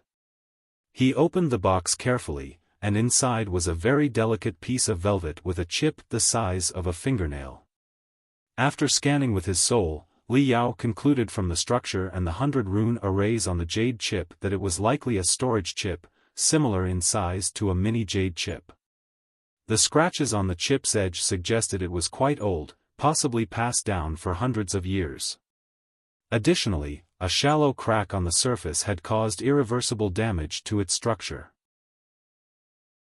Gu Zhengyang unveiled the velvet inside the metal box, revealing the delicate mechanical structure below. Countless gears, smaller than fingernails, were intricately embedded together, with an interface in the middle made of metal and exposed to the air. He inserted the chip into the interface and held the metal box with both hands, channeling a stream of spiritual energy into both sides. It was clear that the technology used to craft the storage chip came from a different era compared to the technology used to construct the metal box. The latter seemed more rudimentary and specifically designed to read the chip. The item was built to be incredibly sturdy, requiring no additional power. As long as anyone inputted even a feeble amount of spiritual energy, the dense gears inside, similar to those in a clock, would function automatically. From a hole in the middle of the gears, a dim and twisted ray of light was projected, forming a 3D light beam. Noises echoed from the metal box, like a broadcast that was seriously jammed. The two young companions and Li Yao all watched attentively. Finally, a picture appeared on the twisted light beam. The quality of the image was unstable, with occasional mottled spots appearing. However, the large title was still legible, Little Cultivators. Han Te and Lu Li looked at each other in confusion, having never seen anything like it before. Li Yao, however, had an idea. The title reminded him of the live-action plays in the Star Glory Federation, which seemed designed for very young children. The main plot of the play revolves around 5 students from the School of Cultivation, who are granted mysterious and powerful abilities from meteorites that fell from the sky, enabling them to transform into cultivators instantly. Consequently, they form a combat squad to combat the evil forces invading the martial meritocrat sector. In Li Yao's eyes, the props, setting, and plot of the children's play were just satisfactory. Not much thought was given to the after effects, it was indeed only good enough to entertain young children. However, the children's play must have been filmed long before Judgment Day, which obliterated the entire martial meritocrat civilization. It could have been even earlier than the conflict between the cultivators and the ordinary people in the martial meritocrat sector and the subsequent corruption of the Chiyu believers from the Sand Primitive sector. This was likely when the civilization founded by the martial meritocrat sector had reached its peak and was poised to explore the vast expanse of the stars, full of ambition. At the very least, the background of the children's play featured many modern cities. The dense but well-organized skyscrapers and the transportation tubes that hovered among the higher towers made efficient use of space, as impressive as what the Star Glory Federation has today. The children and the teachers from the School of Cultivation, who participated in the play, were also bright and spirited, exuding confidence to conquer everything during their golden years. They looked entirely different from the sinners struggling to survive in the land of sins. What touched Li Yao most were their slogans and ideals.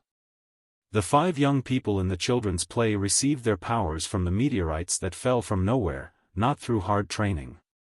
It was inevitable that their minds and beliefs would become unbalanced, leading to a series of conflicts and contradictions. Eventually, all the problems were perfectly resolved in battles under the guidance of their teachers. Cultivators are the pride of human civilization. We must defend our civilization at all costs. The strong protect the weak, and the weak support the strong. You are all experts. Even your teachers and parents are weaker than you. Will you look down on them because of that? You are indeed very strong, but no one is almighty. The high-energy food you consume, the weapons you use, and the armor and combat suits you wear are all made by others through hard work. Without everyone's help, the 5 of you alone would achieve nothing. With great power comes great responsibility. It is this ideal that has built the invincible civilization of mankind.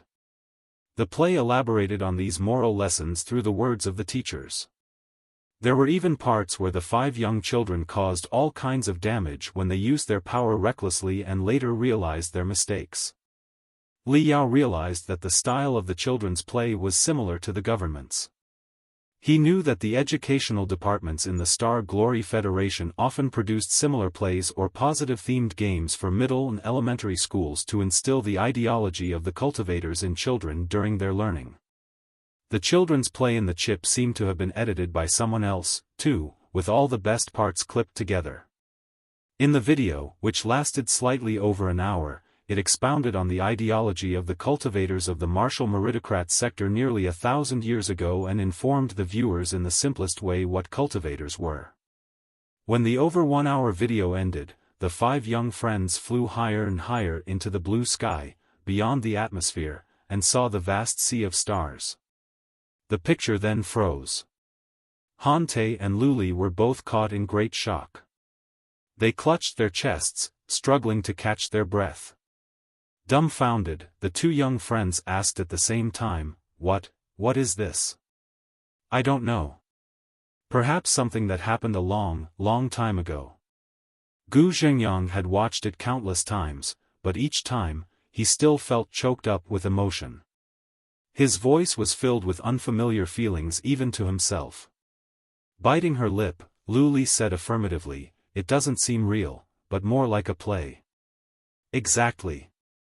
But since so many people are willing to play cultivators, does it mean they once existed in reality, and those who filmed the videos were willing to spread the ideology of the cultivators on a large scale?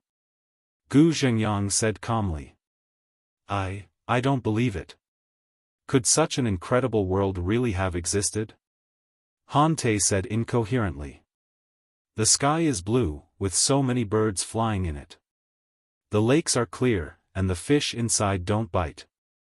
There are so many green trees that form many forests. With hope beaming from her eyes, Luli mumbled, "There are also cities, ablaze with lights.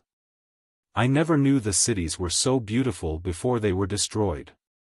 So many people lived in those cities, and they seemed very happy. Everyone was smiling light-heartedly. And the cultivators. It's impossible. Han Te gritted his teeth so hard that the muscles in his cheeks bulged. The strong protect the weak, and the weak support the strong? With great power comes great responsibility? The cultivators are the pride, fist, and saber of humanity? What does it mean exactly? Is it possible that the strong will protect the weak without any complaint? It seems to be a lie in every way. Perhaps it is truly impossible. Gu Zhengyang smiled bitterly and said, that's why the martial meritocrat civilization was destroyed in the end and reduced to the land of sins. The two young men fell silent, blinking in confusion. They were like two fish that had finally found an oasis after wandering in a desert for a long time but were still worried it might be a mirage. Is it true? Is this the martial meritocrat sector before the destruction? It doesn't match the legend of Judgment Day at all. I've been troubled by this question for many years, Gu Zhengyang said, his eyes hollow and unfocused, his hands trembling so violently that the thick veins on the back of his hand seemed to be jumping uncontrollably. I don't know if the world stored in the chip is real, or if the story ever truly happened. I only know that the land of sins we live in is too strange and contradictory. Why? It's been hundreds of years since Judgment Day. The radiation dust that blocked the sun in the legends disappeared long ago, but the earth is still mired in radiation and pollution, showing no signs of self-cleaning. Even a crop as resilient as gold barley can't be grown on a large scale. Why are there so many mutated beasts in the land of sins? No matter how many times we hunt them and destroy their lairs, they never go extinct and only return with more terrible and powerful species. Why are the angels never willing to show us their true faces? They have established the heavenly rails that surround the entire land of sins and the enormous Manjusaka, the city in the sky, at the cost of astronomical resources. If they are indeed our past compatriots, wouldn't it be better for them to give us a hand straightforwardly? Just because our ancestors made mistakes doesn't mean the blood of sins flows in our veins. Why have they been providing us with too many weapons and arts and too little food and water filter cartridges? What is the meaning of that? Are they fond of watching dog-eat-dog fights? If they gave us 1/10 of the arts and weapons, just enough for us to resist the mutated beasts, and 10 times more food and filter cartridges, no, 5 times or even 3 times would suffice, there wouldn't have been so much slaughter in the land of sins. There's still the strangest thing of all. The bold grandpas and so many new people who drop from the sky with no memories, including me. Who are we? Where do we come from? What is our destiny exactly? Gu Zhengyang held his head in agony. Dad! Master! The two little fellows were both anxious but had no idea how to help Gu Zhengyang. It doesn't matter. Gu Zhengyang grunted and struggled to speak. I seem to have vaguely recalled something. 1974 Hopeless Idiots. What? Han Te and Lu Li exclaimed simultaneously. Have you recovered your memories?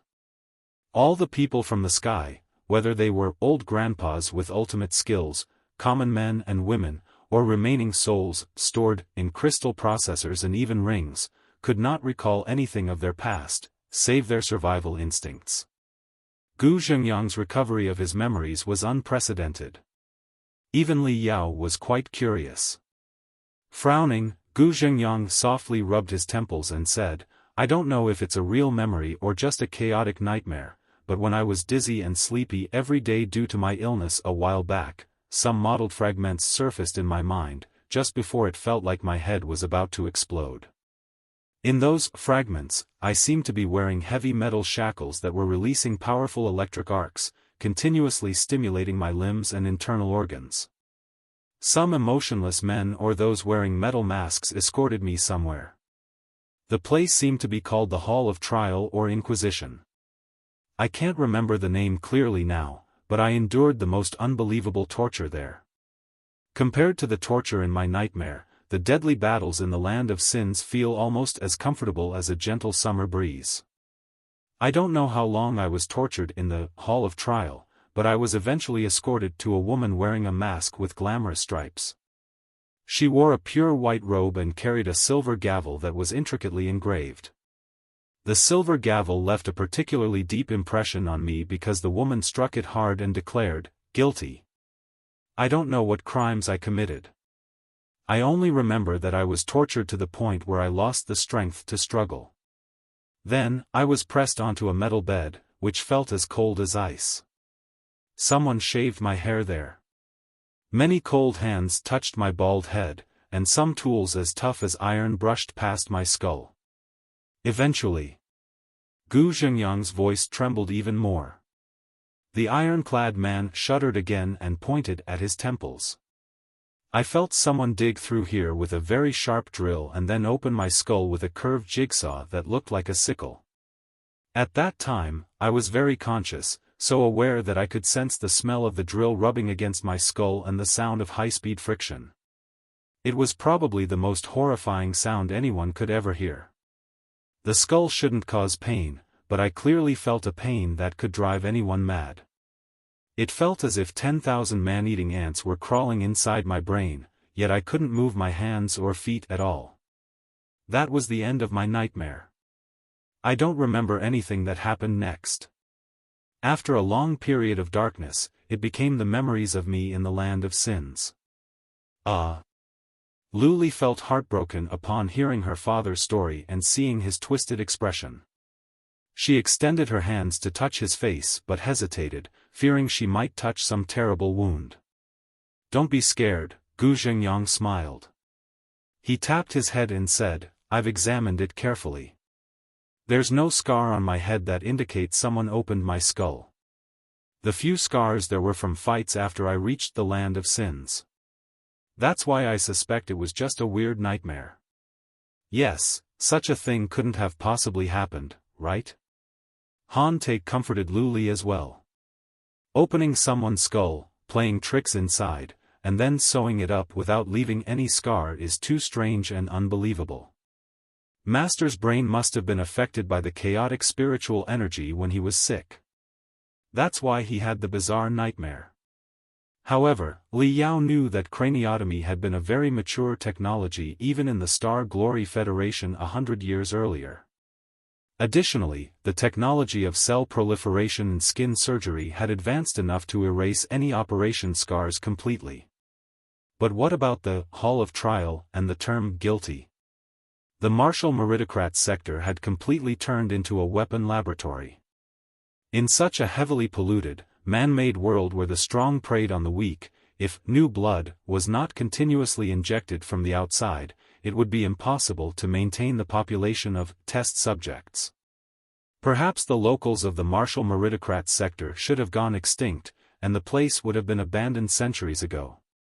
Unless, of course, the lack of test subjects was made up for by those found guilty by the Hall of Trial, after part of their brain cortexes were removed and something additional implanted.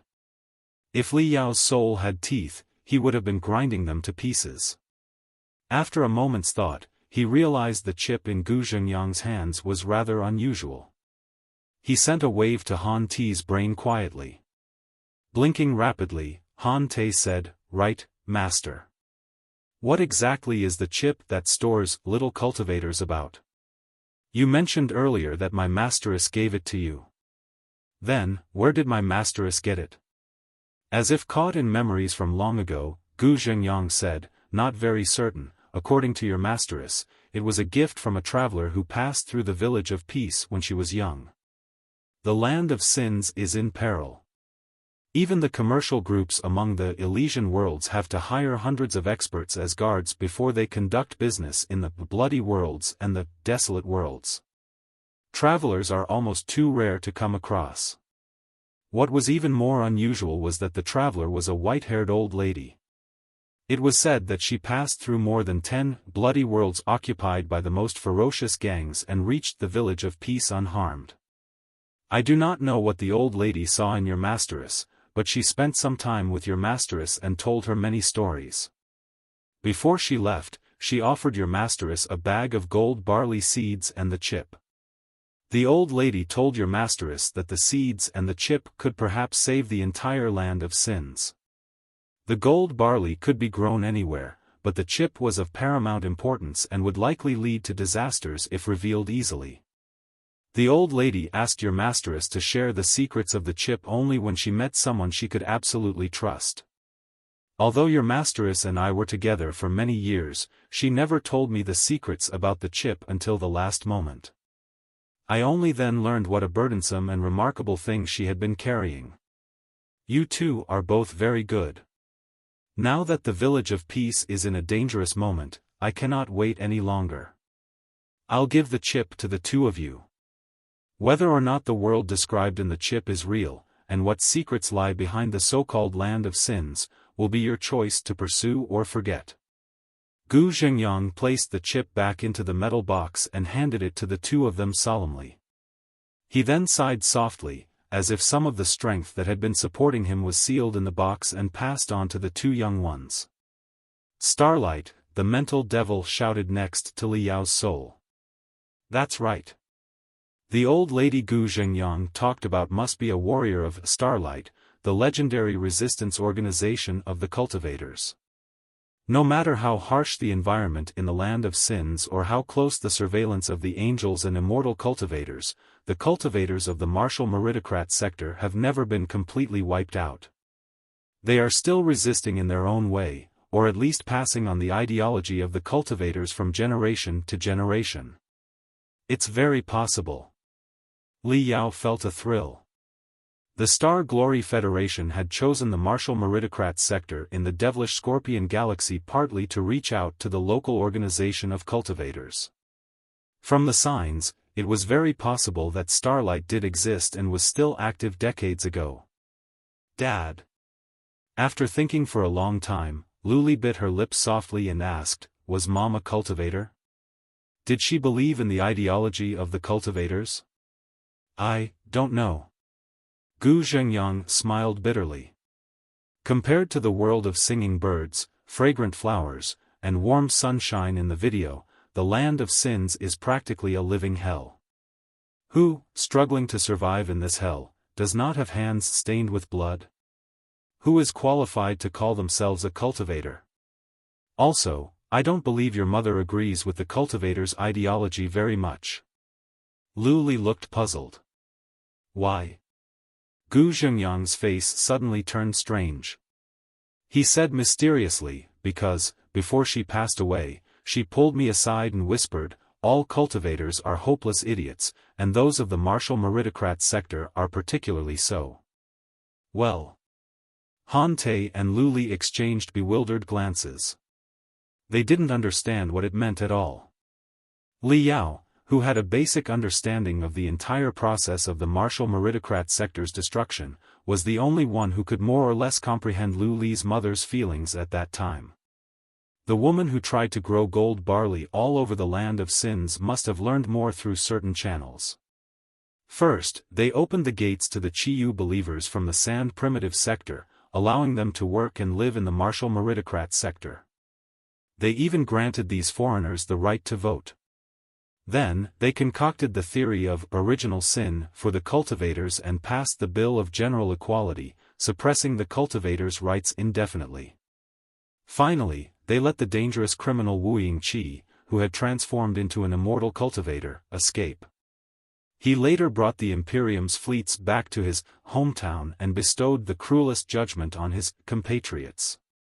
Desperate idiots didn't even begin to describe the cultivators of the martial meritocrat sector. However, if Lu Li's mother were not a cultivator, how could she have been naive enough to believe that she could grow the gold barley all over the land of sins, that she could resolve all the conflicts on her own, and that everyone could live together in happiness and peace? All the cultivators are hopeless idiots, and those of the martial meritocrat sector are particularly so. Perhaps the innocent woman had said these words with a smile before she left the mortal world. The speech drained Gu Zhengyang of all his strength. He waved his hands and said, after a fierce battle last night and a bumpy journey all day, you must be exhausted. Go back and get some rest.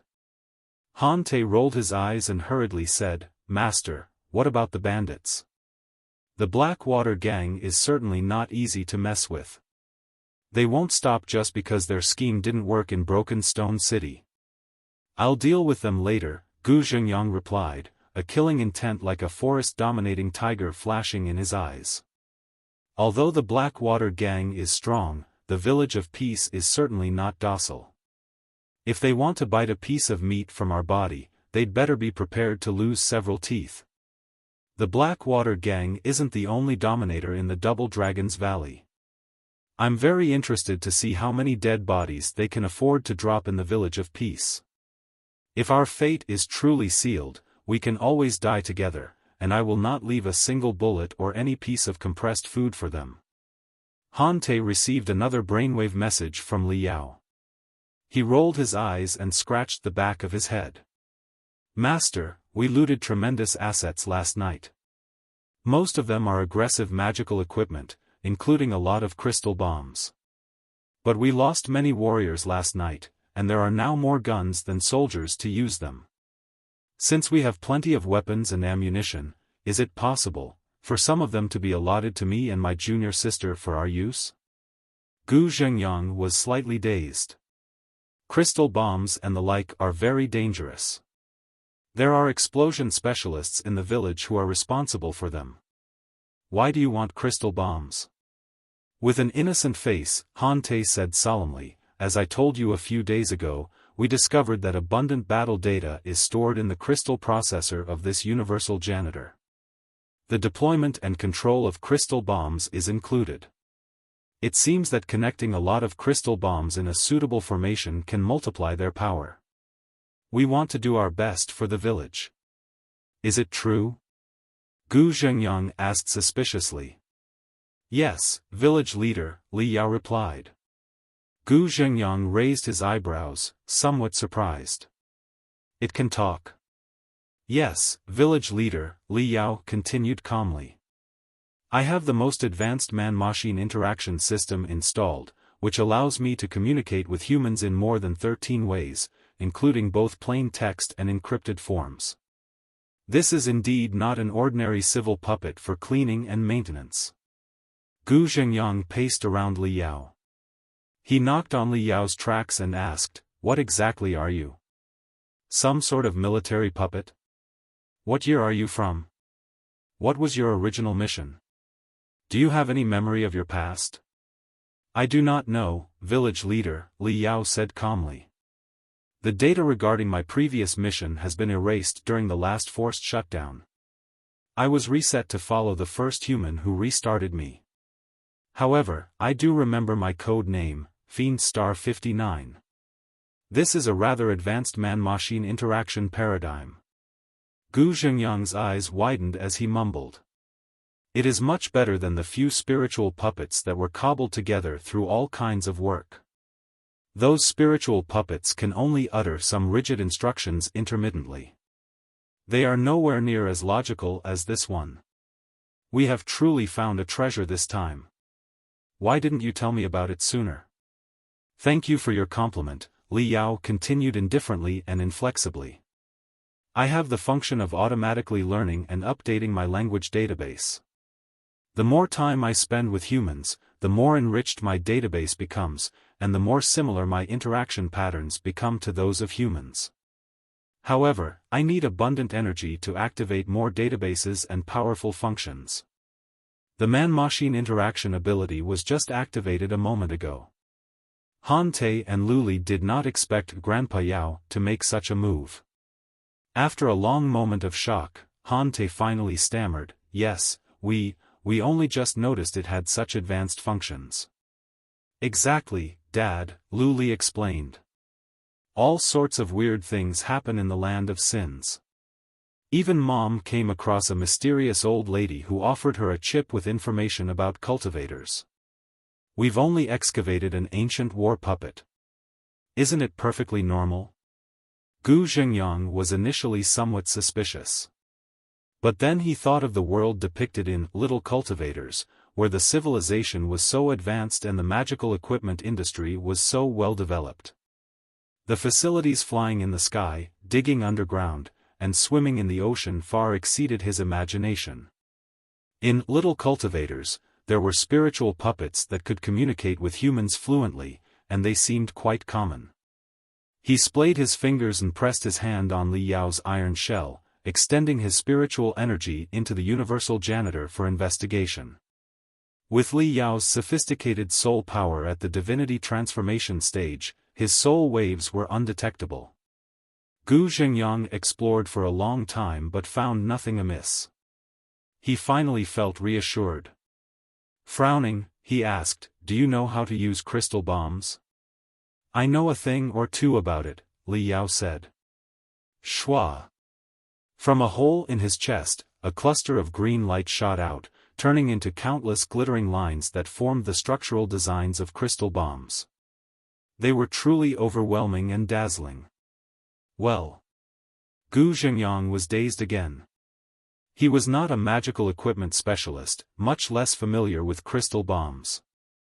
Although Li Yao had only shown him the structures of the most basic and simple crystal bombs, fearing he might be shocked, the man was still confused and had no idea what they were about. "Dad." Lu Li took the opportunity to persuade her father. "You said the future of the Village of Peace depends on us. So, let it begin with this mission. If you protect us like chickens, how can we grow into falcons that soar above the clouds? And how can we uncover the secrets of Manjusaka?" Gu Zhengyang's body shook hard. After much hesitation, he finally clenched his fists and said, "All right. We have indeed gathered too many assets this time. Even if every villager is armed 3 times, there will still be additional gear. I was thinking of sealing the assets in warehouse number 3 for future needs, but now, they will all be allocated to you and this. Fiend star 59. However, whatever plan you come up with, you must report it to me in advance. Don't act on your own." Hooray! Han Te and Lu Li both cheered. Li Yao waited on the side in silence, truly like a war machine that had been sealed for hundreds of years. On their way to warehouse number 3, Han Te asked, "Grandpa Yao, why did you suddenly speak just now?" "We were a bit scared." "I can't play the mute forever, can I?" Li Yao said casually. "Besides, you do need some powerful crystal bombs to handle the coming storm. The crystal bombs from the sky are too ineffective and require serious modification. Crystal bombs, on the other hand, are too dangerous to be given to 2 teenagers who are still wet behind the ears without a good reason," someone said. "Those crystal bombs are too ineffective?" Han Te exclaimed. "The largest crystal bomb I saw was almost as large as half a tank. After it exploded, it devastated everything within a 500 square meter radius. Is that ineffective?" "It is precisely because the bomb devastated a 500 square meter area that it was ineffective," Li Yao said coldly. "Distributing the power evenly over an area of 300 to 500 square meters can only kill common soldiers but will do little damage to elite enemies in heavy armor. If the goal is to annihilate common soldiers, there are many other ways to achieve it. Why waste a precious crystal bomb?" "So, Grandpa Yao, are you an expert in explosions?" Lu Li asked, full of anticipation. Li Yao smiled. "More or less. If the land of sins, rife with dust and pollution, had seasons, they would not be spring, summer, autumn, and winter. Instead, they would be simply the lurking season and the hunting season. In the half-year leading up to a Bliss ceremony, the resources from the sky had mostly been drained. Energy and ammunition were among the scarcest resources. The valuable strategic assets had to be preserved for the next Bliss ceremony. During this period, all the factions were exceedingly poor. Even if they defeated other villages at the cost of countless resources, they would not be able to loot much. Thus, while desperate people engaged in small-scale, sporadic conflicts for survival, large-scale conflicts rarely broke out. Everyone simply lurked like snakes, mice, and bugs in winter, waiting for the arrival of the Bliss ceremony. That was the lurking season. When the Bliss ceremony ended, all the forces had refilled their ammunition and energy.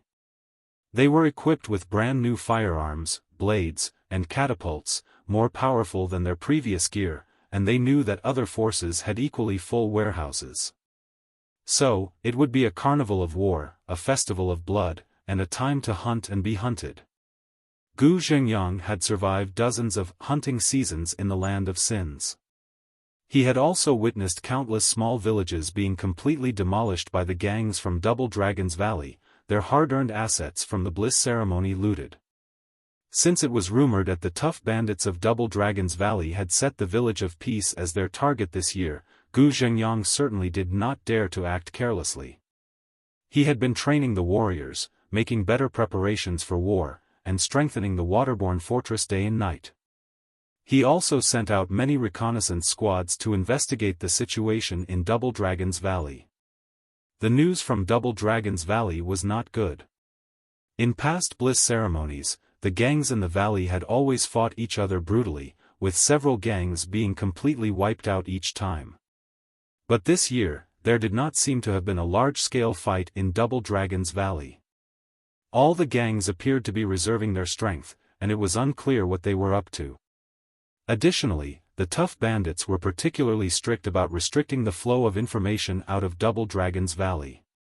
Several members of the Village of Peace's exploration squads were discovered by the bandits and killed mercilessly. 1976, Incoming Bandits.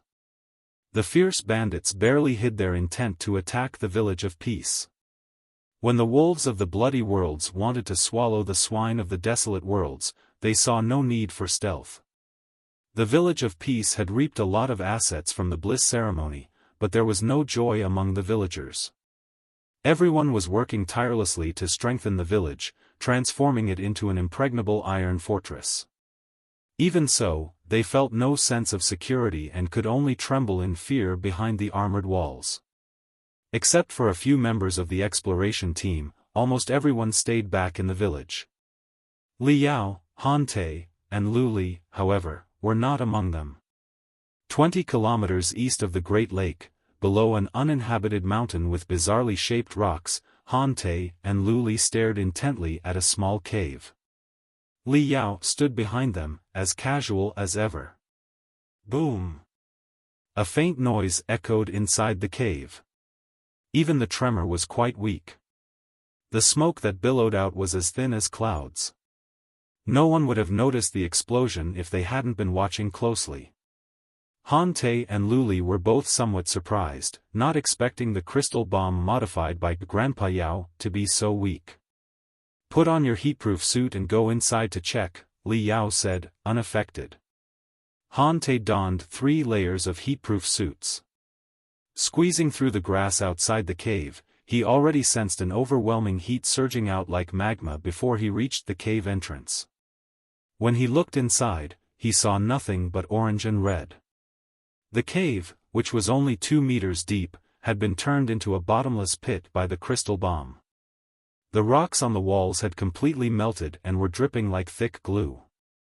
Han Te extended his left hand into the cave for a moment, only to feel his arm about to boil. By the time he retracted his arm, 2 layers of heatproof suits had been burnt and melted together, almost sticking to his hand. The more impressive the sound and visual effects are, the more energy the crystal bomb will have wasted. Only by focusing all the energy on the same spot can you unleash the highest damage, Li Yao said solemnly. He was not entirely satisfied with the power of the crystal bomb. However, because the time was too limited, and he did not have the right tools or enough knowledge about the new rune arrays of the Imperium of true human beings, it was acceptable to have achieved such a result. Han Te picked up a dead rabbit with a long tail using an iron stick and extended it into the cave. Very soon, the smell of burning meat hit his nostrils. When the body was moved out again, it had already turned into dark charcoal, and the iron stick was too hot to hold. The 2 young men looked at each other in bewilderment, gaining a deeper understanding of the unbelievable power of Grandpa Yao. "Right," Li Yao suddenly said, "a few days ago, I asked you to investigate the factions in the village and to figure out who's usually close to Zhao Lai, the internal structure of the iron-shelled ships, and how to handle emergencies. Have you found out the answers? Yes, we have, Han Te nodded. Throwing both the iron stick and the black charcoal into the cave, he sat cross-legged and asked, "Are you still suspicious that something is wrong with Zhao Lai, Grandpa Yao?" Even if there was nothing wrong with Zhao Lai in the beginning, Li Yao said calmly, he has left the village of peace and disappeared. If I were a bandit of Double Dragon's Valley planning to attack the village of peace, would certainly capture and interrogate him to get inside information on the village of peace. On the 7th night after the Bliss ceremony, although everyone had lived in fear for 7 days, there was no easing of wariness in the village of peace. Even Han Te and Lu Li were still with Li Yao in warehouse number 3, performing bizarre and insane modifications on the magical equipment that had fallen from the sky. The compartments of the multipurpose mechanical arms on both sides of Li Yao's body were completely open, and 4 foldable, flexible mechanical arms, each with 7 fingers, stretched out. The 28 fingers moved in dazzling patterns within a cluster of silver mist, making it impossible to tell what components were hidden inside. All that could be seen were iron scraps flying out of the mist, some burning with red and green sparks. With a crack, another mechanical arm couldn't withstand Li Yao's powerful soul and broke at the joint, disrupting his smooth and fluid movements. The magical equipment component he was crafting fell to the ground with a dull thud. Lu Li hurried to bring Li Yao a new mechanical arm, but the dissatisfaction in Li Yao's heart remained. Such an iron shell was too fragile. Or rather, his soul was too powerful for any ordinary iron to bear. Even well-tempered superalloys, though hard and tough, were destined to have poor trafficability and sense of reverberation with the soul and spiritual energy due to their molecular form and atomic structure, making them feel cumbersome. Humans are carbon-based life forms. Only a physical body was the best carrier for the soul and spiritual energy. Li Yao craved the strong body he had been born with. He dreamed of melding with his physical form perfectly so he could truly enter the ultimate level of the divinity transformation stage. However, the most pressing issues were the heavenly materials and earthly treasures, compressed food, and high-purity crystals, which had yet to be resolved. What fell from the sky on the desolate worlds were low-quality food and crystals filled with impurities. These were somewhat effective for low-level trainers, but for an expert in the divinity transformation stage like himself, no amount would satisfy him. Higher purity food, medicine, and crystals might exist in the bloody worlds and the Elysian worlds, but storage and transportation were the greater problems. Through the 2 young fellows, Li Yao learned that cosmos rings were virtually unheard of in the land of sins. Many magical items far more valuable than the cosmos ring had been seen, but the cosmos ring remained a mythical tale.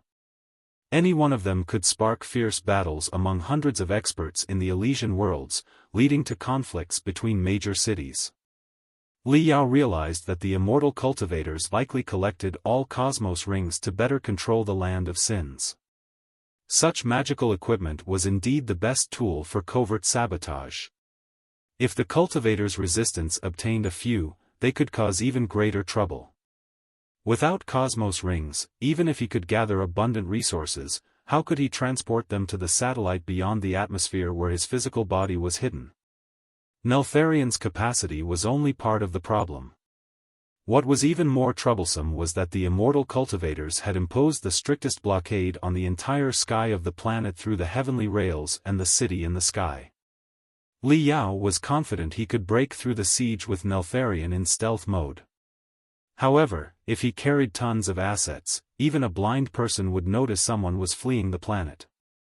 After much consideration, Li Yao decided he still needed a piece of high molecular, layer-by-layer scanning magical equipment to open his own cosmos rings. While Li Yao was pondering, his soul suddenly quaked. Someone is here. When Li Yao took the 2 little ones to board the deck through the stairs, the great lake was still calm under the dark night sky. Although the iron-shelled boats of Peace Village were ablaze with lights, and many villagers stood by the turrets and shooting holes, it was late. After staying alert for so long, everyone was somewhat sleepy. On the horizon, a vague mist was spreading over the lake, making it impossible to tell what was happening near the shore. However, Liao intensified his soul and thudded the shell heavily through the 5 bogie wheels and tracks. Bam! A deafening noise echoed, as if the entire boat had turned into a bell. The overwhelming sound pierced through everyone's ears and brain, waking up thousands of villagers and dispelling their sleepiness. Enemy incoming! Only at this moment did desperate roars and alarms, each louder than the last, sound from the sentry posts atop the masts. The entire village was in turmoil. The clicking of bullets being loaded and the hum of chains words and vibration sabers were heard everywhere, mixed with roars of shock and anger. Hundreds of boots, embedded with iron plates, stomped on the deck and echoed through every panicked heart. Crouching on the gunwale, Han Te and Lu Li set up the high-performance telescopes that Li Yao had specially made for them. Li Yao adjusted the array of 36 crystal cameras newly installed on his iron head. At the same moment, they saw the invaders tearing through the mist and water, charging at the village of peace like a beastly tide. They were not members of the Black Water Gang but the sinners who had been spared during the Bliss ceremony. Somehow, these sinners had found thousands of shuttles and were roaring as they charged at the village. They lowered the shuttles to a very low altitude, raising huge waves on the lake's surface, as if dragging long tails behind them. This way, they were boosted by the air currents, and their speed reached its maximum. Many other sinners, lacking shuttles, were still moving forward at an astounding speed on small boats. They looked like combinations of sea monsters and headless flies, appearing crazier and more hideous than ever. Those asterisks holes. We spared their lives out of kindness, and yet they have the gall to return to the village of peace to be killed. Han Te's face twisted in anger. He felt regret for his master's mercy that day and couldn't help but wonder if Zhao Lai had been right, whether they should have annihilated all the enemies. No, Li Yao said solemnly. Look at their shuttles more closely. Han Te was slightly dazed. Thanks to the telescope Li Yao had crafted, he could clearly see every detail of the approaching tanks despite the dark night. Bulging his eyes, he observed for a long time and suddenly exclaimed, Those sinners have been tied up with iron chains to the armed shuttles. It was clearly visible through the high-resolution telescopes that all the sinners charging at the front were bound by multiple chains, which were connected to iron rings welded to the shuttles.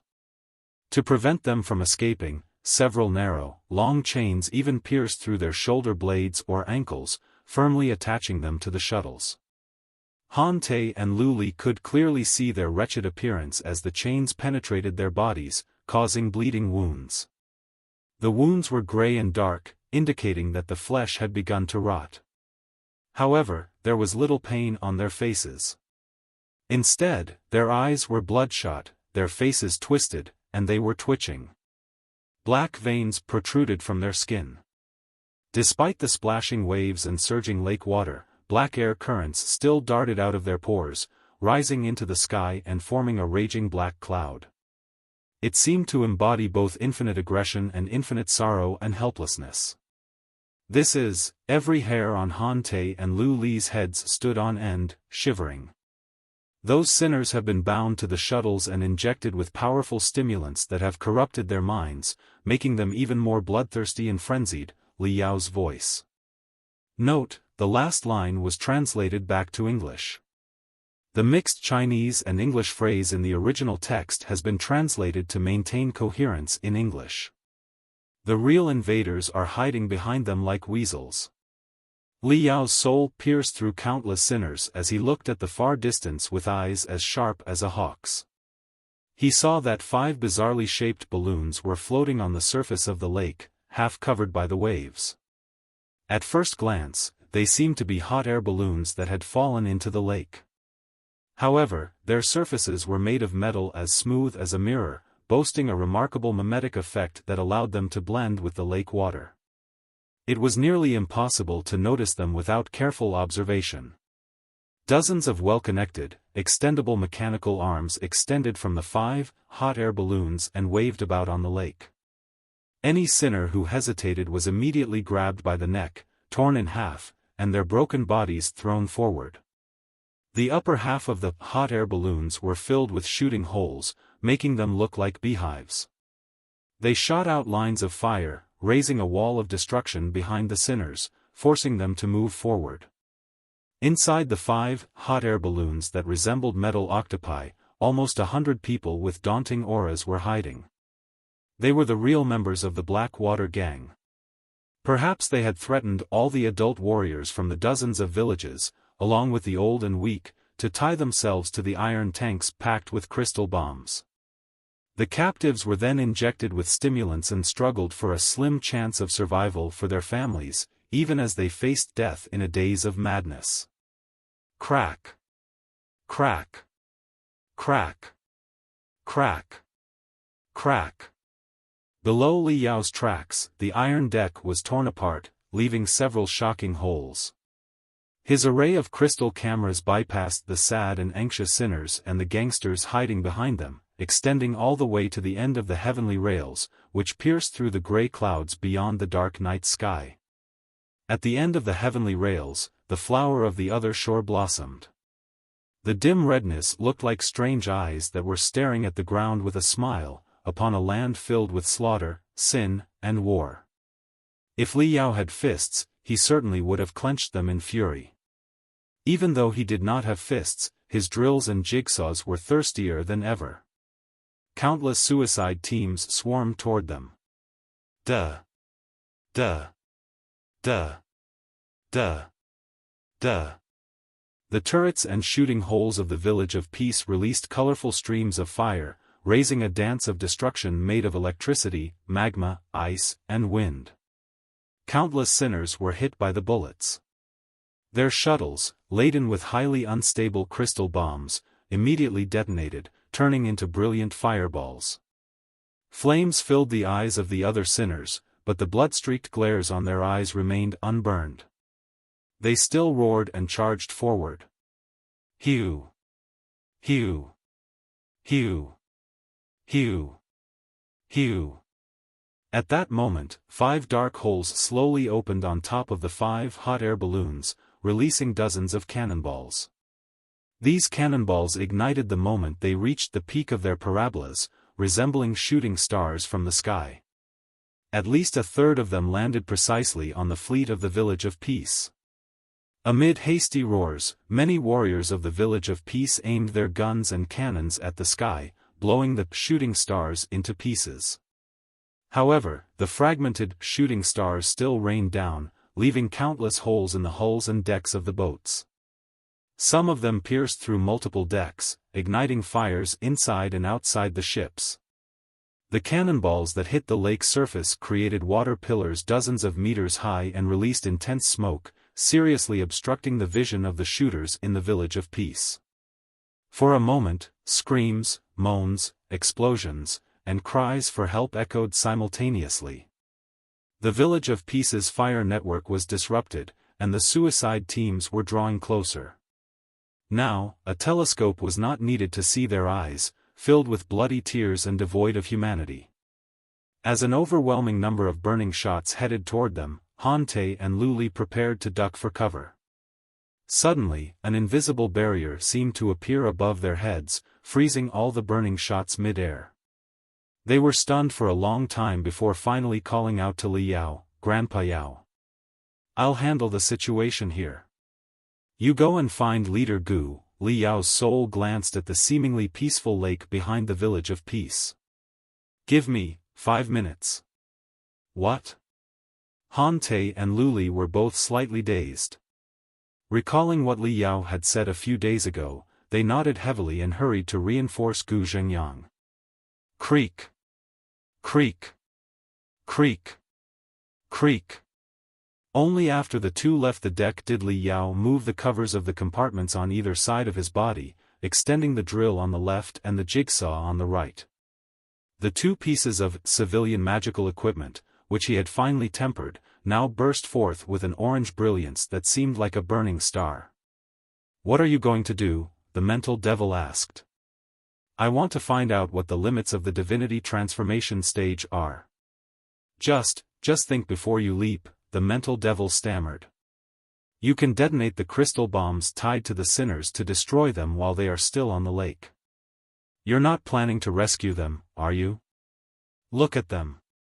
Look at their eyes. They are no longer human but animals and beasts. Yes, Li Yao said, but in any case, they used to be human beings as noble and proud as myself. Need I remind you that even a divinity transformation stage cultivator is far from omnipotent, especially when your soul and original body are separated, and you are managing a pile of garbage? Your soul has limits too. Things will be very awkward if your soul's strength is exhausted. Besides, even if you can temporarily save those people, so what? The sinners from almost all the villages within 100 square kilometers are here. So many people with so little food will still die eventually. You can save them now, but you cannot save them forever.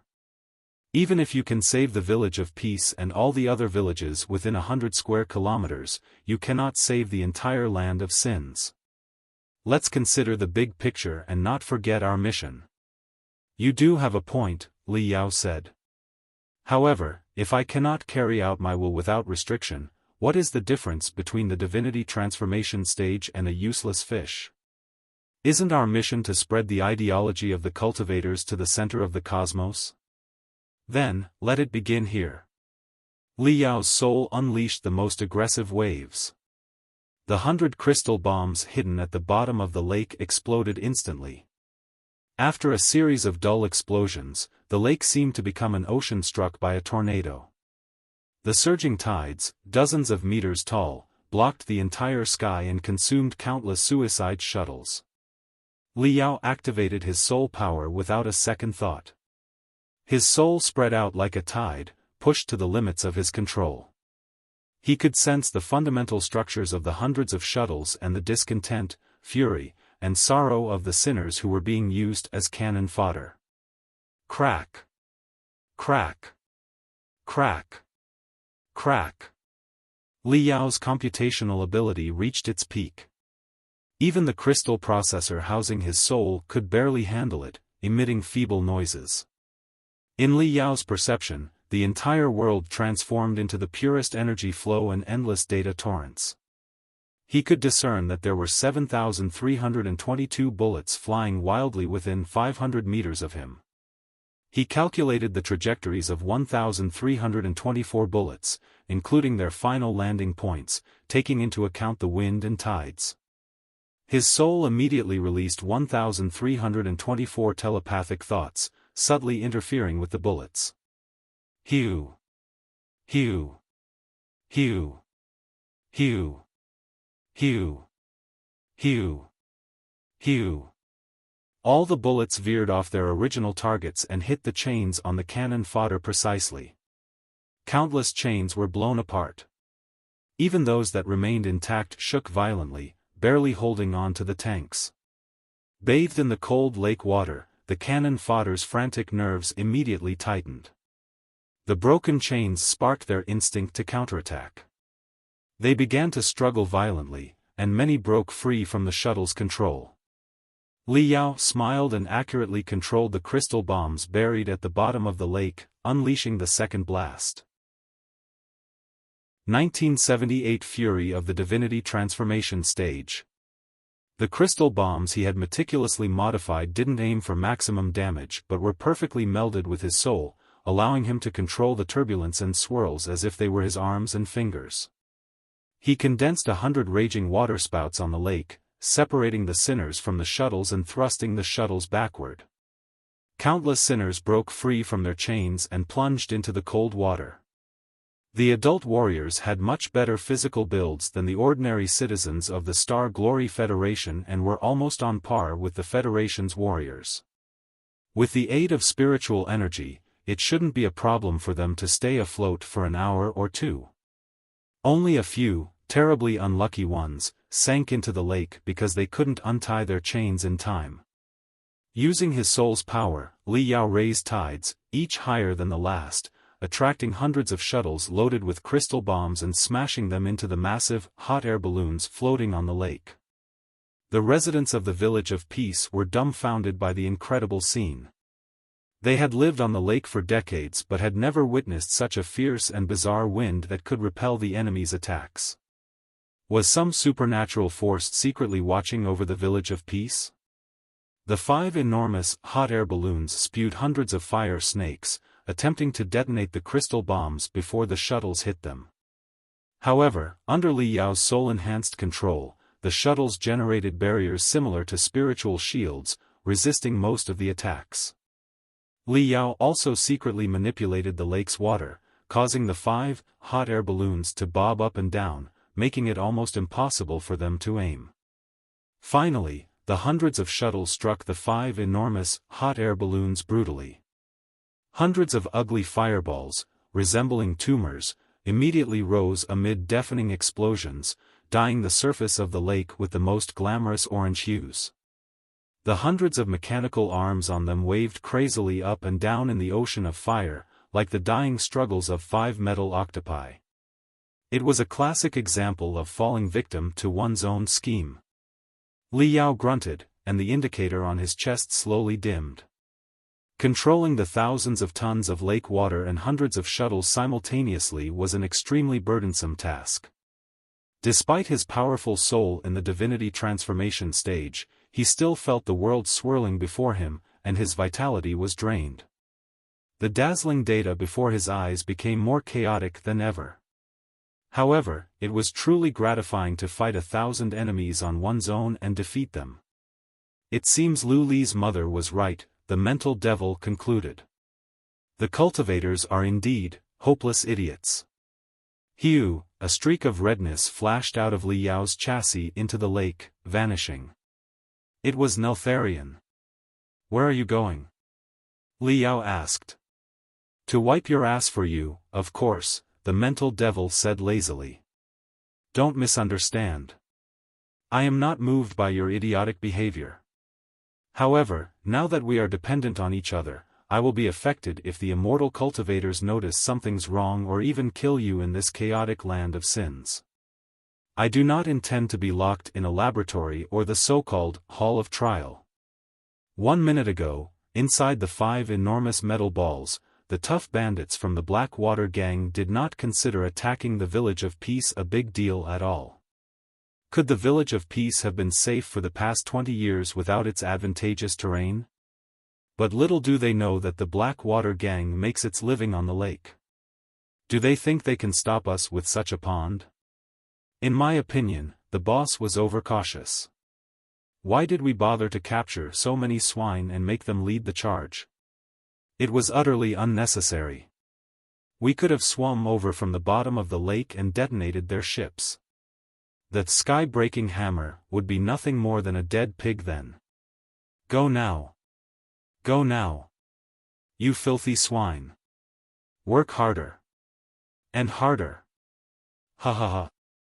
The intimidating, brawny men, tattooed all over their bodies, controlled hundreds of mechanical arms to drive the cannon fodder. They relished the moans and struggles from the front while they mocked hideously. It wasn't until the series of explosions echoed from the bottom of the lake, and waterspouts mixed with countless demolition shuttles came at them aggressively, that their arrogant laughter came to a sudden stop. What the damn hell? How is this possible? Why is this happening? Is this a violent wind or?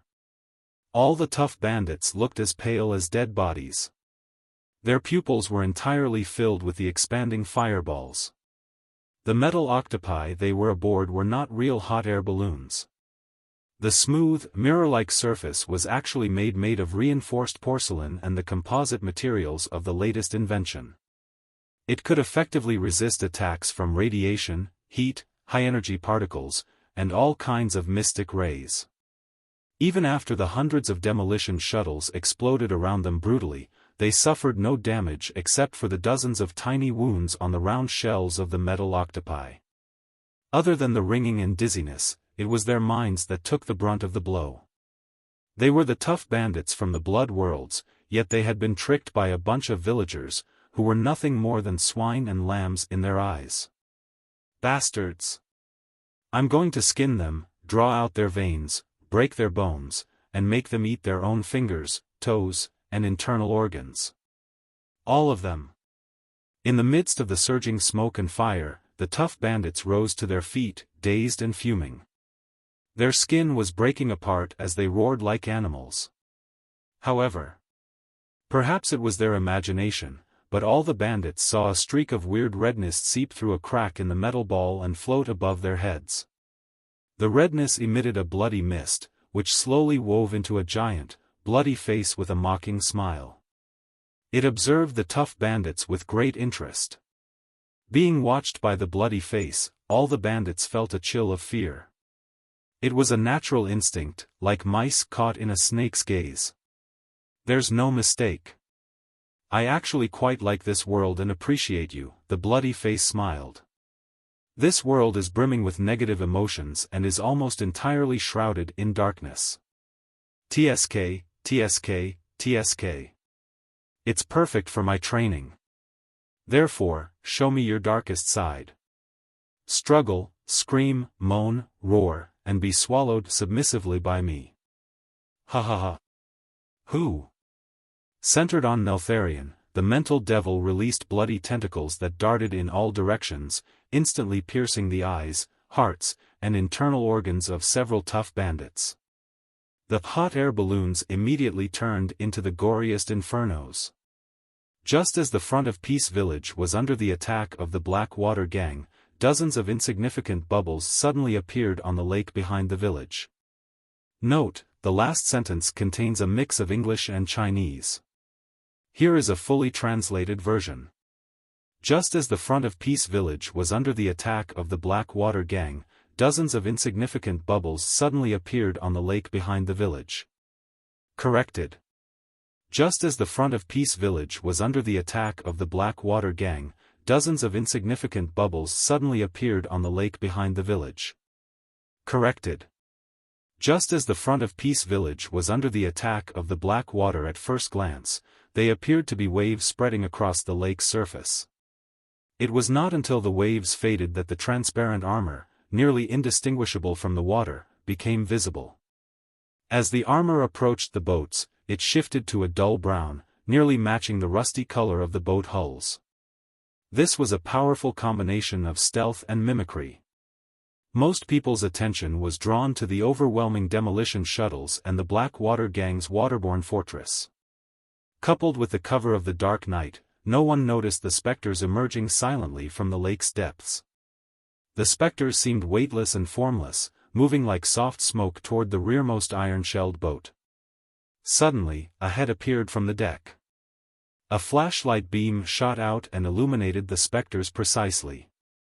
However, the specters did not pause, and the person on deck did not raise an alarm. Instead, he lowered his voice and whispered to them, "Follow me." Under the immense pressure from the Black Water Gang's cannon fodder, almost all of the Village of Peace's combatants had been dispatched to the front lines. The few iron-shelled boats at the rear, where the injured and assets were kept, had minimal guards. The specters, clad in stealth crystal suits, bypassed all sentry posts without the help of a spy. Those who could not be avoided were eliminated quickly and quietly.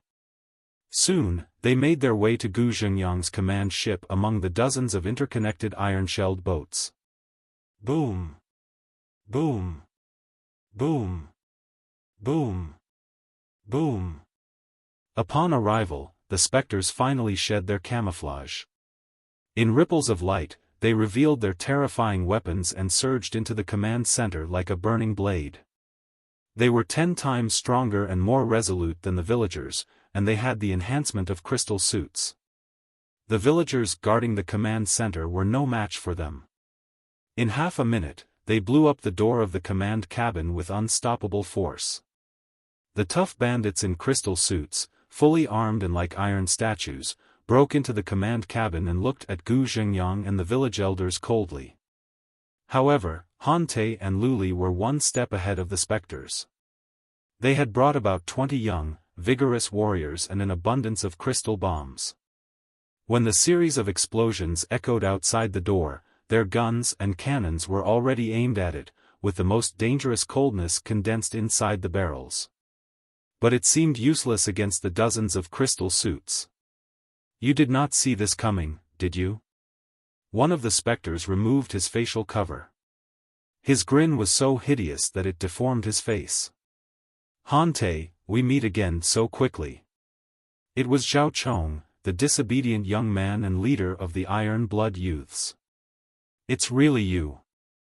Hante shrieked in fury. "You ungrateful traitor!"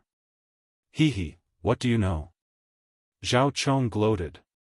"My father should be the leader of the Village of Peace. We are only here to take back what is ours." "Enough." An iron hand patted his shoulder and dragged him backward. Another exo, even taller and stronger, pressed his helmet, revealing a face as indifferent as ice.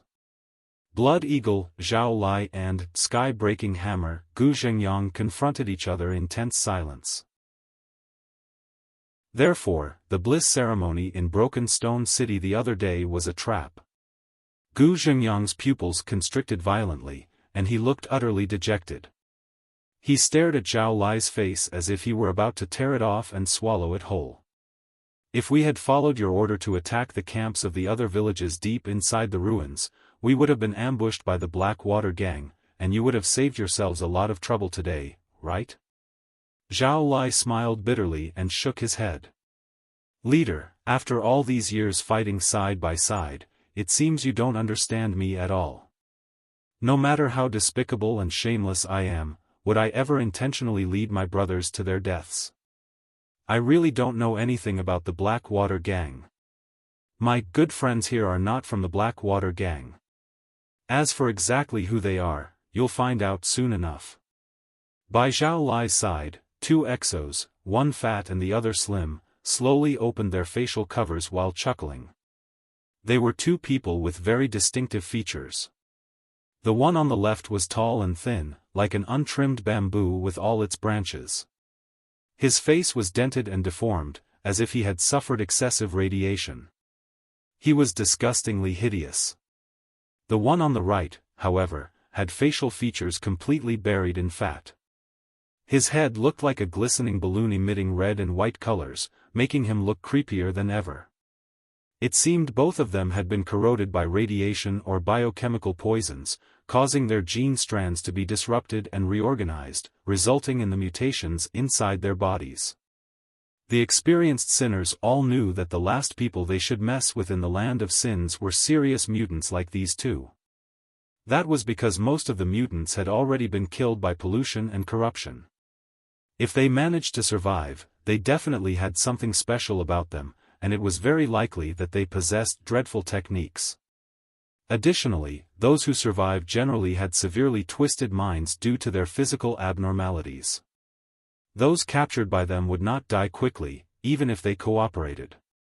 Neither Hante nor Luli had seen anyone as ugly before. Although Hante had some radiation burns on his face, he could not help but exclaim, "Ah!" When the two serious mutants heard the sound, their faces contorted weirdly, like rubber thrown into acid, and they showed hideous smiles to Hante and Luli. Gu Zhengyang hurried to hide the two little ones behind him, but his heart had sunk into the depths of a cold, dark swamp. Zhao Lai was perhaps not lying, those around him were indeed not from the Blackwater Gang, but they were 10 times scarier. The two serious mutants could be called notorious even in the bloody worlds, where wolves and hyenas were the dominators.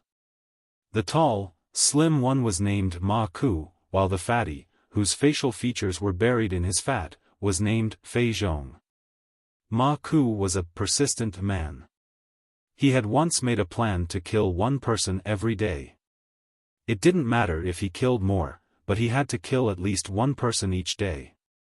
It was said that he had persisted for 10 years, killing at least 5,000 people. Even if he killed 21 day, it didn't mean he could take a rest the next day. The thing about killing is that we must persist in it no matter what stands in our way. We must never quit what we are doing, Ma Ku had once said. In fact, I am not particularly fond of killing, but I don't like being a quitter either. You can only taste the fun in something when you see it through to the end. He was not picky about whom he killed. He would not mind playing with prey who were above average, but if he could not find one, common sinners who were strong enough, or even the weaker ones, would also suffice. It was said that one time, while carrying out a mission in the wilderness, he could not find an enemy to kill at all. So, he simply chopped off the head of his companion before midnight came. The companion was a super gunner who had been working with him for years. The two of them had perfect, flawless teamwork. At that time, they were about to hunt terribly ferocious mutated beasts together. Without the gunner's support, it was very possible he would have been killed alone. I have continued this for 7 years, 4 months, and 9 days after much trouble. It would have been a shame if it had stopped there, Ma Ku, whose blood almost ran dry from the wounds all over his body, explained to others. Ma Ku had to kill someone every day, but Fei Zhong was the opposite. Few people had ever seen him attack in public. He seemed to be a man who was not very fond of killing. Killing 1 or 2 people at most every fortnight was enough for him. In the bloody worlds, killing once every half-month could almost be called merciful or kind-hearted.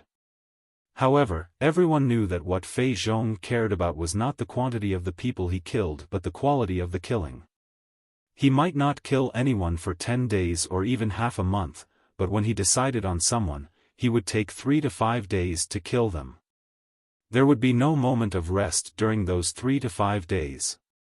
Like embroidery or engraving, he would kill them slowly and carefully, accompanied by music, light, and incense, savoring the greatest joy in the process. The victims would always retain the freshest pain until they were ultimately killed. It was said that Fei Zhong had been capable of killing someone for 3 days 5 years ago, and for 5 days 3 years ago. Now, he could spend 7 days killing someone, and the victim would still be fully conscious at the 23rd hour of the 6th day, even able to speak in their normal tone. Many tough bandits from Double Dragon's Valley agreed that they would rather be killed by Ma Ku 100 times than by Fei Zhong once. Ma Ku and Fei Zhong, the two gods of brutality from the Red Fire Gang, might not be the strongest bandits, but they were certainly the creepiest perverts. Unlike the Black Water Gang, which had only risen in recent years, the Red Fire Gang was a traditional gang that had dominated Double Dragon's Valley for almost 20 years. It was also the largest and most formidable band of bandits in the valley. Every year, the Village of Peace was obliged to offer abundant assets to the Red Fire Gang to ensure the village's safety for the next year. If the Blackwater Gang were the only group coveting the Village of Peace, Gu Zhengyang might have summoned the courage to fight the bandits. But now, they were under attack from both sides, and even the Red Fire Gang had laid its eyes on the Village of Peace. Gu Zhengyang was truly at a loss. Gu Zhengyang seemed to be in immense pain as he said bitterly, "What do you want exactly?" "Don't worry, leader. The Village of Peace has been under the control of the Red Fire Gang for years. The Red Fire Gang has no intention of annihilating everyone in the village," Zhao Lai said. "Now, as long as you resign as the leader, help clean up the mess with me, and provide 1,000 young warriors for the Red Fire Gang to command, the Red Fire Gang will forever stand as the strongest shield for the Village of Peace. I don't care about the position of leader at all." Gu Zhengyang shook his head slowly. "However, 1,000 warriors? The Village of Peace only has a few thousand people in total, and we suffered heavy casualties during the recent Bliss ceremony. Even if we gather all the adults, we might not have 1,000. Besides, why does the Red Fire Gang need so many warriors? I get it. The Red Fire Gang is planning to declare war on some other forces, right? They are in dire need of cannon fodder. Zhao Lai, you just claimed that you wouldn't be shameless enough to send your brothers to their deaths, yet now you're proposing this. Don't tell me you can't see the Red Fire Gang's true intentions." However, Zhao Lai was indeed that brazen. Without batting an eyelid, he said casually, "If we had fallen into the Blackwater Gang's ambush in Broken Stone City, we would have ended up as slaves and died for nothing, just like the unfortunate ones attacking the Village of Peace right now. But if we agree to the Red Fire Gang's terms today, according to the pact I have reached with the Red Fire Gang, it will be an endeavor to save us from certain doom. Indeed, both the Red Fire Gang and the Black Water Gang are recruiting and expanding on a large scale, gathering cannon fodder and slave soldiers everywhere. A great war is bound to break out soon, and I am well aware of the dangers involved. However, the Red Fire Gang and the Black Water Gang have already set their eyes on us. So, we don't have any choice. Our struggle is useless. Even if they didn't need cannon fodder, with a bloody war among the gangs approaching, do you think they would feel safe keeping a powerful, disobedient, and independent establishment like the Village of Peace behind them? They will certainly eliminate the hidden threat before the war. I really couldn't think of a solution. So, I chose to join the side with better terms. At the very least, the Red Fire Gang will list the brothers from the Village of Peace in one team commanded by me. If we win, there will be abundant trophies. Wouldn't that be much better than being enslaved by the Black Water Gang? Gu Zhengyang snorted. It's still cannon fodder. The bloody worlds are not for us to enter. How many of the 1,000 warriors of the Village of Peace do you think can survive a gory battle? What will their families do if they are lost? With brutality beaming from his eyes, Zhao Lai said, I don't know how many will survive if we work for the Red Fire Gang. I only know that we will all die if we don't agree. Looking at Zhao Lai and the creepy Ma Ku and Fei Zhong next to him, Gu Zhengyang opened his mouth but couldn't say anything. You can't talk to him. Zhao Chong ran forward again and declared, Old leader, your ways don't work in the land of sins today. Just listen to my father. Bullshit. Han Te couldn't help but charge forward. Dazzling electric arcs danced around his right arm as his fists and Zhao Chong's collided. He had been trained by Li Yao under high pressure in the last half-month. Despite the enhancement of the crystal suit, Zhao Chong was blown 3 steps back. Shoal. Zhao Chong did not expect Han Te to be so strong. He vomited a mouthful of blood, and his face turned icy. We will not bend. Han Te straightened his right arm. The metal rings on it revolved quickly and shot out dozens of bullets mixed with electric arcs. 1980, you're right, but... Petty trick. A crimson shield of light condensed before Zhao Lai's right arm, taking the blow of the electric bullets. Dozens of powerful explosions spread out in a row, making Zhao Lai grunt and shake violently. The renowned Blood Eagle did not expect Han Te to have grown so quickly to this level. Even with the enhancement of his crystal suit, Zhao Lai almost failed to resist the young man's bombardment. He was momentarily dazed. However, he did not give Han Te a second chance. Before Han Te could condense the second wave of electric arcs, the crimson ghostly claw reappeared, slapping Han Te to the ground brutally and pinning him down, rendering him immobile. Shua. Zhao Chong, having finally gathered himself, raised his chains word high and grinned horrifically. Die now, Han Te. Before he could slash, however, Ma Ku, the brutal bandit from the Red Fire Gang, kicked him away. This pig is not half bad. Every hole on Ma Ku's face seemed to glitter like an eye, greedily eyeing Han Te. He can be sold at a good price at the Fist King's. Don't waste him. Hey, Gu Zhengyang.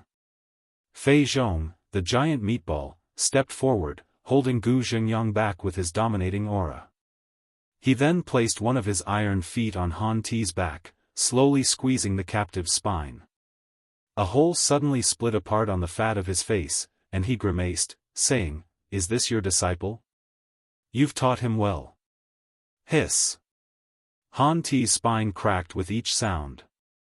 His fingers cramped uncontrollably, but he gritted his teeth to stop himself from screaming. Senior brother. Lu Li's voice almost broke with tears, her eyes glaring furiously at Ma Ku and Fei Zhong. And there's this little girl. Is she your daughter? Sensing the fury in Lu Li's eyes, Fei Zhong's smile widened. His tongue, sharp and thorny, flicked at the gaps in his chubby cheeks. Her voice is as beautiful as her face. What's her name? Lu Li, isn't it? TSK, TSK, TSK. That's a good name. Killing is an art and a form of entertainment. I'm not as indiscriminate as Ma Ku. I like to kill those who are pretty and scream well. Whenever I meet such people, I won't feel satisfied until I have killed them over 7 days and 7 nights. Fei Zhong, don't you dare. Gu Zhengyang's eyes blazed like crystalline bombs, ready to explode at any moment. Fei Zhong and Ma Ku exchanged glances and grinned hideously. Actually, neither I nor Ma Ku are bloodthirsty. Otherwise, the boss wouldn't have asked us to come and negotiate with you. The fat on Fei Zhong's face quivered, as if he were flirting. Right now, you have only 2 options. You can voluntarily cooperate with us and hand over the village leader's position to Zhao Lai. Then, you will maintain order in the village alongside Zhao Lai, select 1,000 vigorous warriors, and ensure they join our operation willingly and happily. This will benefit both parties. For us, we will be spared a lot of unnecessary work. For you, you will avoid a catastrophe, and you may earn tremendous merits in the future. Otherwise, we will have to go on a killing spree and execute the uncles, elders in the village, and you. Then, I will have to trouble myself by killing your daughter and your disciple for a couple of days. I believe they will certainly come up with a solution to convince all the other villagers before the last day arrives. Gu Zhengyang, you have always been a smart guy. You have kept the village of Peace safe for 20 years, right next to Double Dragon's Valley, not entirely because of your worthless sky-breaking hammer. So, what will you choose right now? All the bandits of the Red Fire gang grinned hideously, as if no one else was around. The villagers, armed to the teeth on the opposite side, seemed like fish in a barrel to them. Leader? Leader. Sensing the killing intent that was faintly spreading from the tough bandits and understanding the gap between the enemy and themselves, all the villagers couldn't help but shudder hard. Master, don't care about me. I'm happy to die. Han Te shrieked under Fei Zhong's feet. Dad, we are scared of nothing. Lu Li also shouted under the smiles of Ma Ku and Fei Zhong. 2 little fools, Fei Zhong said, still smiling. There are a million things scarier than death in the land of sins. After you witness them, you will naturally understand what fear is. Enough, Fei Zhong. Struggle, dilemma, and hesitation were visible on his face. Several different emotions seemed to clash on his face like chaotic armies until it became gray and withered in the end. You can do whatever you want. Good choice. Fei Zhong had foreseen that Gu Zhengyang would yield. After all, the man was merely a minor leader in a desolate world. He gestured lazily, hinting for Zhao Lai to take over the command of the Village of Peace. However, Gu Zhengyang stepped forward again and stood before Zhao Lai. Huh? Fei Zhong raised an eyebrow, which was perhaps the only distinguishable natural feature on his face, somewhat in dissatisfaction. I'm not done yet, Gu Zhengyang said, taking a deep breath. He stared at Zhao Lai, Fei Zhong, and Ma Ku and declared, you can do whatever you want, over my dead body. Master. Dad. Leader. Han Te, Lu Li, and the many villagers all jumped to their feet. They all sensed that Gu Zhengyang's fire of life was burning furiously like a candle. Shock and confusion beamed out of Fei Zhong's eyes. He cleaned his ears with his short, fat fingers and said, "Excuse me?" Ma Ku swallowed hard, and his eyes glittered with interest. "Excellent. You are bold enough. I haven't killed anybody yet today. You are certainly worth killing." Zhao Lai stared at Gu Zhengyang for a while. The bafflement in his eyes gradually turned into embarrassment. He somehow lost the courage to look Gu Zhengyang in the eyes but simply sighed. Leader, why do you have to ask to be killed? You can't change anything or save anyone by playing the hero. Yes. I never realized how ridiculous I was until today, Gu Zhengyang smiled bitterly. You are right, Zhao Lai. I should have listened to you a long time ago instead of persisting in some meaningless struggle that could not change anything or save anyone at all. Zhao Lai narrowed his eyes. In that case, why are you still standing in my way? You don't have to die. Why? Perhaps, Gu Zhengyang smiled miserably. He opened his arms and protected everyone behind him, but his eyes drifted to a beautiful future far away. I am also a hopeless idiot, stupid enough to wish that the gold barley could grow all over the land of sins. I don't understand any of your nonsense. Ma Ku shoved Zhao Lai away and grinned at Gu Zhengyang, his sharp teeth glittering coldly. Sky-breaking hammer? Die now. Just as 6 flames of light flowed from Ma Ku's arms, forming 3 unstoppable light blades on each fist and locking onto Gu Zhengyang's carotid artery, deafening explosions erupted outside.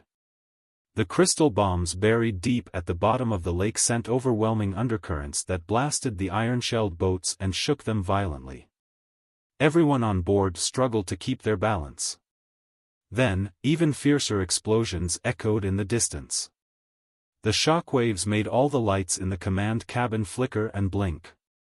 Before Gu Zhengyang and the villagers could grasp what was happening, Ma Ku and Fei Zhong, 2 formidable bandits, sensed the danger from the subtle changes in the air.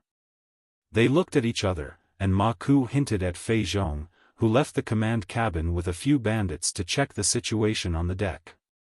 No one returned. Not only did they not come back, but their communication channels were cut off. They seemed to have vanished into a black hole, beyond all perception. The few sentry posts that had been deployed on the deck had also disappeared, leaving only static in the communication system. All of them had gone missing. Ma Ku, the unparalleled bandit who had made everyone sweat, was now drenched in cold sweat himself. Old fart. Ma Ku raised his voice, looking even more hideous than before. But the more hideous he became, the less he was able to conceal the fear deep in his eyes. What tricks are you playing outside? Gu Zhengyang and the other villagers looked at each other in bewilderment, having no idea what was happening outside. However, Han Te and Lu Li exchanged a secret glance. They vaguely suspected that the anomaly outside might be related to Grandpa Yao. Observing the room, Ma Ku realized that the villagers truly had no clue about the situation. Additionally, intimidated by the Red Fire Gang, they had little will to resist. Snorting hard, he ordered Zhao Lai to disarm them before leaving with a final warning. Stay here and watch them. If anyone acts disobediently, kill everyone in the command cabin immediately. He then returned to the deck with a few trusted subordinates. Like Fei Zhong, none of them returned. Zhao Lai and the remaining bandits found themselves in an awkward predicament. The bandits and the villagers stared at each other, and as time passed, all the explosions outside seemed to cease. The eerie silence began to shift the confidence of both parties. Dad. Zhao Chong swallowed hard repeatedly. Zhao Lai's eyes flickered nervously before he suddenly commanded, Leader, tie everyone up and bring Han Te and Lu Li to check the deck with me. Huh. Another bandit captain seemed dissatisfied with this arrangement, but Zhao Lai snapped, there's no other way out of here. If anything happens outside, no one is getting away. In 1981, father and son Zhao Lai and Zhao Chong, along with 6 other tough bandits, pointed their guns at Gu Zhengyang, Han Te, and Lu Li, forcing them to crawl onto the deck. Outside, there was nothing but silence. The deck was shrouded in an eerie, dark mist, as if the boat had sailed into a ghostly world. Although they were seasoned bandits from the bloody world, they could not help but sweat profusely, and their teeth chattered uncontrollably. What's going on? Where is everyone? Why are the roars dying down? Isn't the Blackwater gang supposed to be attacking furiously from the front? Ma Ku and Fei Zhong, where are you? Everyone stepped onto the deck in fear. They noticed that the stars in the sky and the light from their crystal suits were absorbed by the mist. Objects just 3 meters away appeared hazy and blurred, and it was impossible to tell where the deck ended. As they moved forward, they discovered what seemed to be a crystal suit standing in the middle of the mist.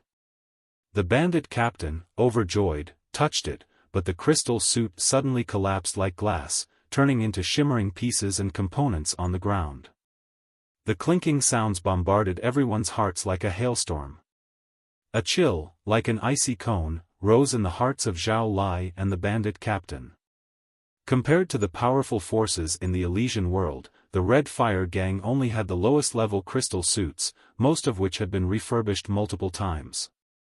Still, they were known as the kings of magical equipment and were extremely durable. Now, the crystal suit had been dismantled into its most basic components, even the fingernail-sized lenses had been disassembled. What was most terrifying was that the components of the crystal suit, after dissection, remained standing like an intact suit and did not fall until an external force was applied. There was no body or blood among the pieces of the crystal suit, as if the bandit wearing it had been vaporized directly. The captain of the bandits and Zhao Lai looked at each other and swallowed hard. Crouching, they moved forward inch by inch. They found no one, only a black human shape on the deck. It seemed as if someone had been lying there and burning so fiercely that the deck was left with a clear indentation in the shape of a person. The deck was made of metal, and while it was not difficult to leave a blackened mark, creating a melted indentation would certainly require an unbelievably high temperature. The fate of the person burned at such a temperature was not hard to imagine. They must have been completely vaporized, leaving not even the slightest trace of ash. When the captain of the bandits and Zhao Lai swallowed hard in terror, the dark mist around them finally began to disperse, allowing them to see further and hear desperate screams. It was Ma Ku's voice. The tough bandits were all shocked. After they blew away the mist, the first thing they saw was not Ma Ku but Fei Zhong. The notorious, perverted bandit from Double Dragon's Valley, who enjoyed torturing the innocent, had been removed from his crystal suit. He was kneeling on the ground in a strange posture, begging for mercy, but the fat on his face had stopped trembling. He had already been killed.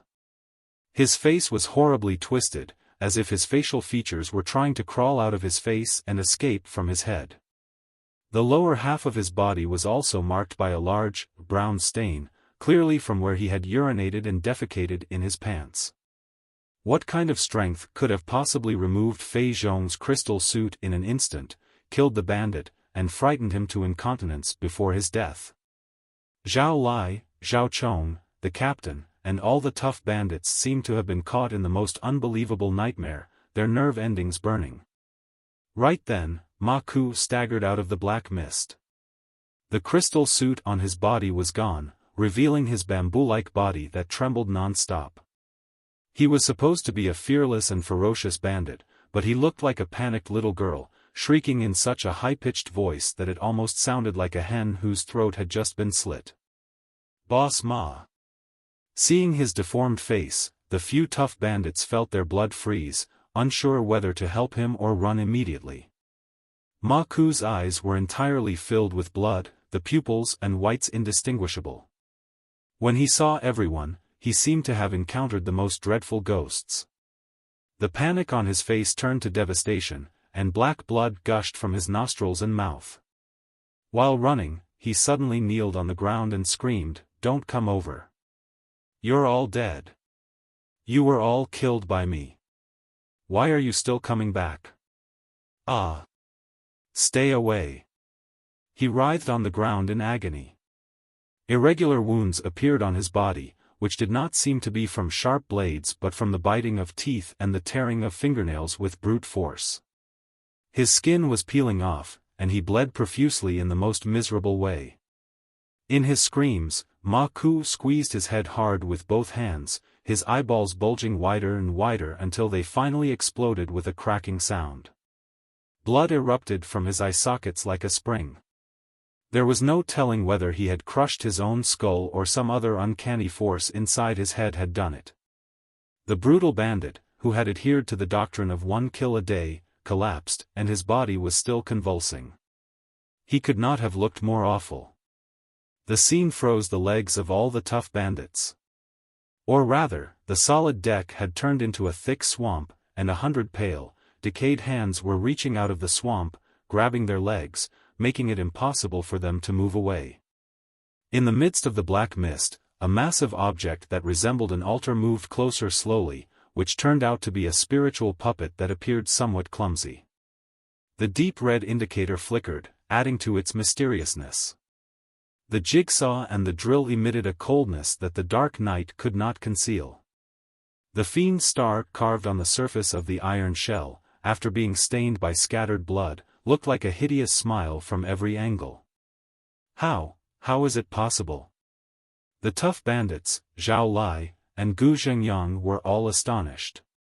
They found it hard to believe that it was a seemingly clumsy and crude spiritual puppet that had tortured and butchered Ma Ku and Fei Zhong. Take it down, or none of us will get out of here.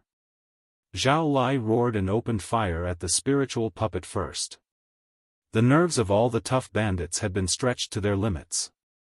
Now that someone had started, everyone unleashed their firepower, raising a metal storm on the front part of the deck. However, Zhao Lai grunted as everyone opened fire. He was flung backward as if struck by an uncanny force. He did not forget to drag his son along as he flew away. He also pushed Gu Zhengyang, Han Te, and Lu. While the three were pushed to the center of the battlefield, his own escape speed was significantly boosted. Dragging Zhao Chong, Zhao Lai ran to the end of the deck without a care. Feeble screams echoed behind them, and the storm of bullets ceased abruptly just half a second later. The spiritual puppet had slaughtered the bandits as if swatting a few annoying mosquitoes. Zhao Lai was horrified, and Zhao Chong's face had turned completely pale. When the father and son reached the end of the boat, half running and half crawling, their legs were struck by bullets from more than 10 directions. Crack! Crack! Crack! Crack! The leg joints of their crystal suits, along with their knees and ankles, were blown apart. Both of them screamed in unison and rolled on the deck, leaving a trail of blood. Raising their heads, they saw that the battle at the front of the Village of Peace had ended at some point. The lake was now as bright as daylight under the illumination of 100 searchlights. Even if they jumped into the water, there would be no escape. Dad! Zhao Chong was panicking. With tears of regret streaming down his face, he shouted, "What do we do? What do we do now? Don't be anxious. I've made thorough preparations." Zhao Lai's eyes dimmed. The muscles in his lips trembled as he looked at the spiritual puppet approaching through the black mist. Touching his son's head, he gritted his teeth. "I have arranged everything at the end of the ship. There's a slim chance of survival if you jump off. I'll hold the enemy back for a while. Just run to the bloody worlds." "What?" Zhao Chong was confused, delighted, and sad. "What about you, Dad?" Before his voice faded, the brilliance in his eyes froze, leaving only horror and bewilderment. Zhao Lai had stabbed a dagger into his head through his jaw. The surge of spiritual energy damaged all his brain matter. Zhao Chong couldn't speak anymore and collapsed in his father's cold arms. "I'm sorry, son," Zhao Lai mumbled, tears of blood streaming down his face. Fei Zhong was right. There are a million things scarier than death in the land of sins. Your personality and your capabilities mean you cannot survive in the bloody worlds. I tasted the misery 20 years ago, and I won't let you bear the agony I once endured. Speaking with a miserable smile, Zhao Lai looked at the spiritual puppet that slowly rolled over, and at Gu Zhengyang, Han Te, and Lu Li, who emerged from behind it. None of them expected Zhao Lai to be so cruel, to give his son a quick death after seeing no hope of escape. "Captain Zhao," Gu Zhengyang said gravely. Cut the crap, leader. If you win, you're the king, if you fail, you're a rebel. That's how things go in the land of sins. What's there to be surprised about? An eerie green light glinted in Zhao Lai's eyes as he spoke.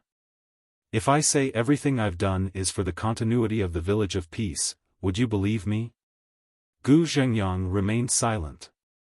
And, Zhao Lai continued, if you had adopted my suggestion a few years earlier, we would have conquered all the villages within 100 square kilometers, and the Village of Peace would be 3 to 5 times stronger than it is now. In that case, would never have sided with the Red Fire Gang or the Black Water Gang. Instead, I would have fought alongside you against the bandits to establish our own enterprise. Do you believe me? Gu Zhengyang sighed and nodded. I do. Zhao Lai was slightly dazed. His eyes were frozen as he took his last breath and said, forget it. It doesn't matter now. Do you know how utterly exhausting life can be, leader? The moment he stabbed the dagger into his son's head, he bit the poison capsule in his mouth. The poison took effect, and his entire face seemed to be on fire. His muscles and soul withered simultaneously, and he slowly collapsed onto his son's body, motionless. Before dawn, the last bandit hiding in the mud at the bottom of the lake was discovered and killed. The battle to defend the Village of Peace had finally ended. Countless bodies, their guts blown out by explosions, floated on the lake's surface. The fierce flames transformed the previously dark sky into a burning inferno. The mesmerizing flower of the other shore, which had once lit the sky, had long disappeared. The noble angels living in Manjusaka seemed uninterested in the battle of the lowly insects in such a remote region. The dead had crossed to the other shore, but the living had to struggle in the scarred land. Although the brief but intense battle did not cause significant damage to the Village of Peace due to Li Yao's help, a lot of valuable ammunition and backup energy had been consumed. Several iron-shelled boats were destroyed by the enemy, including one that housed the crucial water-cleaning cartridges. In the land of sins, almost all water sources were heavily polluted. Drinking the natural, unpurified water was tantamount to suicide. Even boiling it at high temperatures might not eliminate all impurities and toxins. The filtration process was essential. The thousands of people in the Village of Peace required tons of water daily. Without the water-cleaning cartridges, their fate would be sealed. Additionally, Li Yao had rescued a large group of sinners who had been compelled by the Black Water Gang to fight against the Village of Peace. After being submerged in cold water for a long time, the effects of the stimulants had worn off, and they were now struggling and crying for help. Their families, who were unarmed, had also been forced by the Black Water Gang to join this suicide mission. They were hugging, weeping, and shuddering under the threat of firearms and blades in the Village of Peace. Many in the village wanted to leave them to drown in the lake. However, they could not disobey Gu Zhengyang's order and had to reluctantly rescue most of the sinners. Now, those people had become captives of the Village of Peace. They were locked in 2 iron-shelled boats without engines, waiting in despair for their final ruling. Their fate would not be good. Even if Gu Zhengyang were lenient enough not to execute the thousands of sinners, including elders and children, they would still die after being banished, given that the few resources they had were looted by the Black Water Gang, and they had neither weapons nor food. It would likely be a slow and painful death, as Zhao Lai had previously said. The Village of Peace initially had a population of several thousand. If they accepted another few thousand, the population would double, far exceeding their capacity for food, energy, and other resources. Not to mention the intense conflict during the Bliss ceremony, which had created deep-seated grudges, making it impossible for the two groups to coexist. The leaders of the captives had already sent a message. Since they had been defeated, they were willing to be executed by the Village of Peace without complaint, according to the tradition of the Land of Sins. However, they asked for mercy for the children under 14. It didn't matter if they had to live as the lowest slaves in the Village of Peace, as long as they could live. Gu Zhengyang had not made a decision yet. He had ample reasons for his hesitation. The Village of Peace had only defeated 2 teams of vanguards from the Black Water Gang and the Red Fire Gang, which were far from the main forces of the 2 gangs. In the eyes of the gangs, swallowing the Village of Peace was probably not a mission that required the whole crew. By sending out a few tough bandits, they had shown enough respect for the Village of Peace. Dawn was approaching. If no news was sent back to Double Dragon's Valley by sunset, the ferocious bandits would definitely take action. Gu Zhengyang did not think that either the Red Fire Gang or the Black Water Gang would let the Village of Peace off after such a humiliating defeat. The village was still in peril and short of hands. There were still vigorous adults among the captives, and their families were held in prison. Naturally, he had to be extremely cautious about the arrangements for those people. However, as the first beam of morning sunlight illuminated the deck of the iron-shelled boat, Gu Zhengyang's attention was neither on the captives nor on the tough bandits of Double Dragon's Valley. Instead, it was focused on Li Yao. He was pacing for the 137th lap around Li Yao and raising the same question for the 52nd time.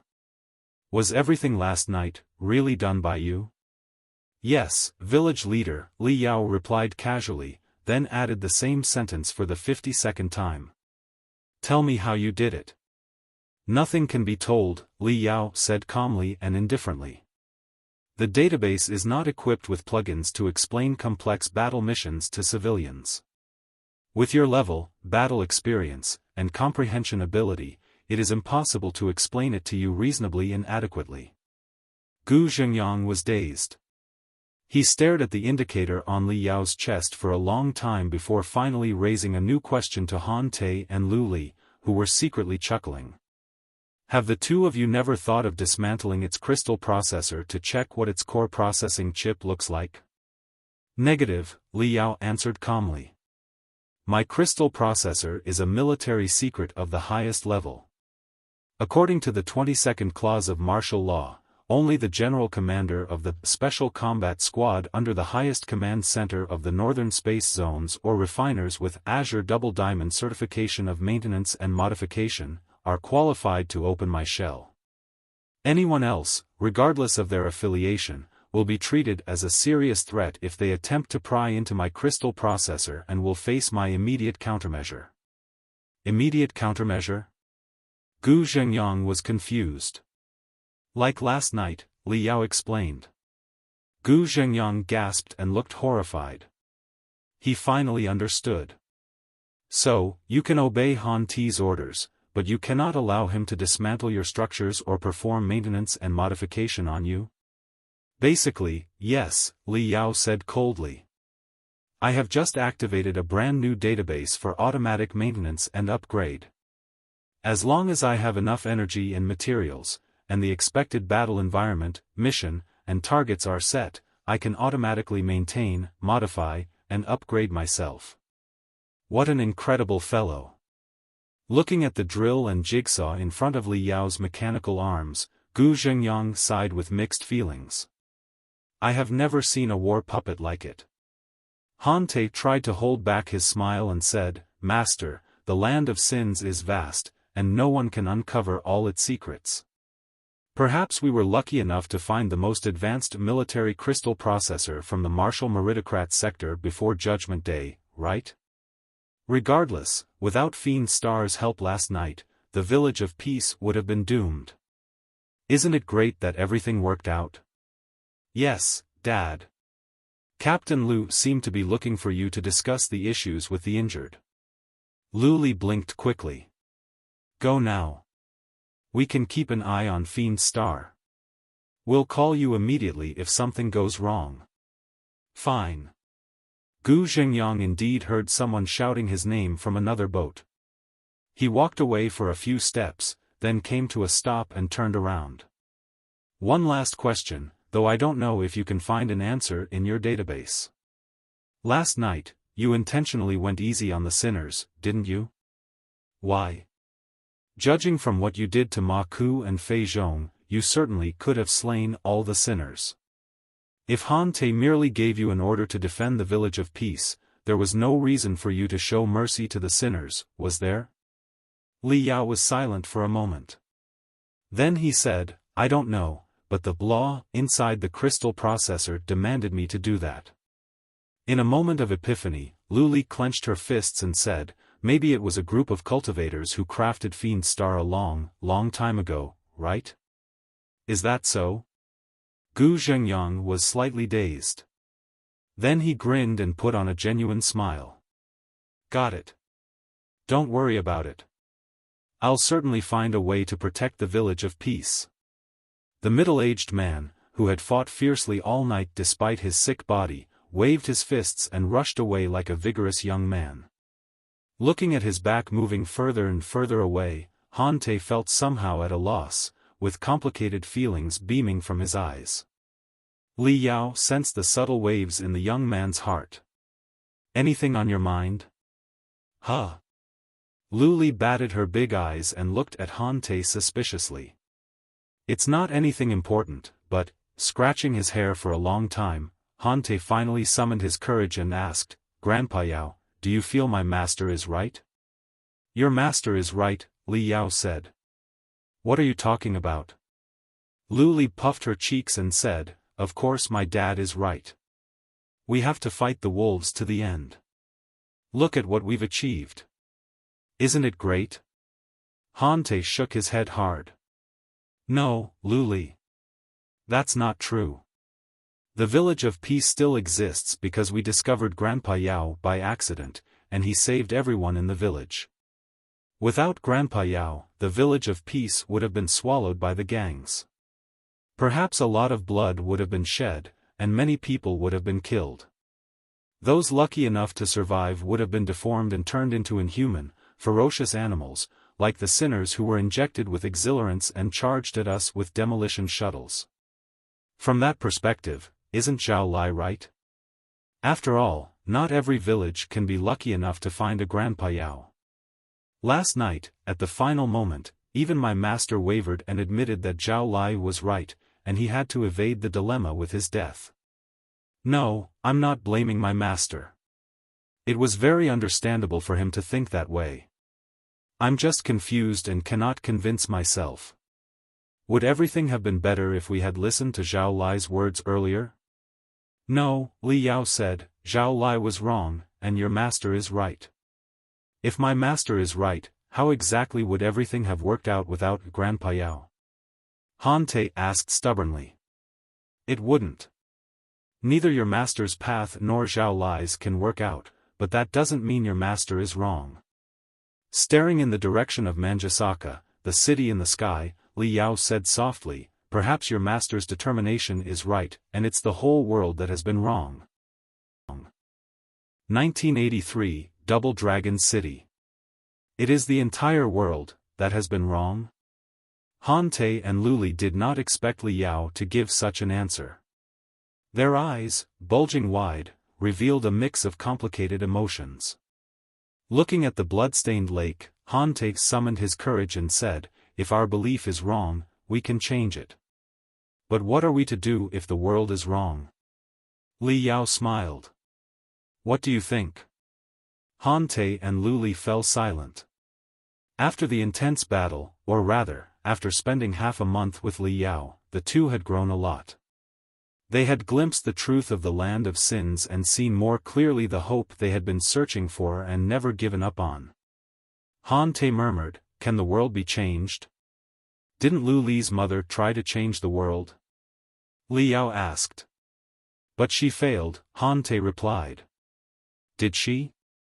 Han Te and Lu Li exchanged glances and fell into deep thought again. Li Yao chuckled and changed the subject. Let me ask you another question. If the truth about the land of sins is not as simple as it seems, just as Leader Gu said, and if deeper darkness and evils lurk behind the scarred land of sins, and if the world of the angels is not the paradise you imagine but a place even more dreadful than here, will you still seek Manjusaka? Han Te thought carefully for a long time. Then he clenched his fists and nodded resolutely. Yes. No matter what, I will go to the city in the sky to find my sister and uncover the truth about Judgment Day and the land of sins. I'm going too. Luli declared, her chest swelling with determination. I'm going to the city in the sky to find a way to pave the gold barley across the entire land of sins. Also, I will ask the angels what mistakes we have made to deserve such a fate. If they truly mean to help us, why do they have to choose such a cruel method? We are human beings, not sinners. Even if our ancestors once committed unpardonable crimes, it has nothing to do with us. Therefore, the two little fellows said in unison, we are definitely going to the city in the sky to find out the truth. Looking at the two little fellows, whose eyes had almost frozen into crystals, Li Yao could not help but feel amused. All right. Once the issues in the Village of Peace are resolved, let's set off and find a way to go to Manjusaka together. Grandpa, are you going to the city in the sky, too? Hante asked curiously. Have you remembered something from your past and are looking for something in the city in the sky? Luli asked. Li Yao was slightly dazed. Then he smiled and said, yes, I am going to the city in the sky to search for something. But more importantly, it's about making certain scumbags pay for everything they did. Li Yao's killing intent pierced through the iron shell, forming tentacles with tusks and sharp claws around him. The two little fellows could not help but feel their internal organs constricting. They shuddered in fear and said, Grandpa Yao. Li Yao's soul emitted feeble ripples, indicating that fighting against the many tough bandits of the two gangs on his own last night had been too burdensome after all. His soul was somewhat exhausted, and he could barely control his killing intent. Calming himself, Li Yao said, let's go to warehouse number 3. You can give me a hand and help me strengthen the shell with the fragments of the crystal suits we collected just now. Also, find a large, sealed cabinet with tires or tracks below it and load it with crystal bombs and ammunition. Then, connect the cabinet to my body. Life's troublesome without cosmos rings. Hante and Luli were confused. A mobile, sealed cabinet fully loaded with crystal bombs and ammunition? Are you going to war, Grandpa Yao? Where? To solve the problems of the Village of Peace, of course, Li Yao said casually. I need to pay Double Dragon's Valley a visit. The Double Dragon's Valley, as its name suggested, was made up of two mountains that looked like furious dragons. The two mountains extended into countless branches, rough and steep, with their highest points reaching over 3,000 meters and being scourged by tempests all year long. The deep valley was as complex as a maze, rife with interconnected caves, which allegedly led to the deepest level of hell. These places were frequented by the most ferocious mutated reptiles. Even if an unparalleled expert dropped into them, the only outcome would be becoming a pile of dry bones in the caves. The two mountains, named Green Dragon and Red Dragon, rose high into the sky like two walls, separating the Thousand Lakes area, where the Village of Peace was located, from the more prosperous and competitive Bloody Plateau area to the northwest. At the junction of the two mountains, perhaps due to tectonic conflicts, a narrow, long, and flat valley had been formed, known as Double Dragon's Valley. Double Dragon's Valley was a crucial road connecting the Thousand Lakes area and the Bloody Plateau area. If anyone chose to climb Green Dragon Mountain or Red Dragon Mountain instead of taking the road, they would have to walk thousands more kilometers at much greater risk. The land of sins was terribly barren. Apart from the mutated beasts that roamed the wilderness, there was barely any yield. Everyone's life depended on the blessings of the angels. When the angels sprayed relief supplies, they were often highly imbalanced. Daily necessities were often thrown to coordinates that were far apart from each other. This created a strong demand for resource exchange, leading to the prosperity of business and commerce. Even the brutal Bloody Worlds could not stop commercial teams from traveling across the land. In fact, in the Bloody Worlds, commercial teams and gangs were essentially the same, and their roles could switch at any moment. Since Double Dragon City was a hub connecting the Thousand Lakes area and the Bloody Plateau area, countless commercial teams inevitably had to pass through it. While strong experts did not fear the steepness of the two mountains, they could not carry the hundreds of tons of goods while climbing. The many gangs lurking in Double Dragon City, taking advantage of the terrain, were themselves large commercial groups that sold dangerous assets. They had also set up checkpoints to levy steep taxes on passers-by. The reasonably large black markets attracted sinners from the Thousand Lakes area and the Bloody Plateau area to trade. In such a scenario, the daily income was already astronomical. An abnormally prosperous city gradually took shape on the devastated, disaster-stricken land of sins. At noon, the sunlight was so dazzling that it was practically impossible to keep one's eyes open. However, even if the sunlight were 10 times stronger, it would not be able to illuminate Neltharion, which was lurking midair in stealth mode. Li Yao's soul and the mental devil both crowded into Neltharion to observe Double Dragon City from above.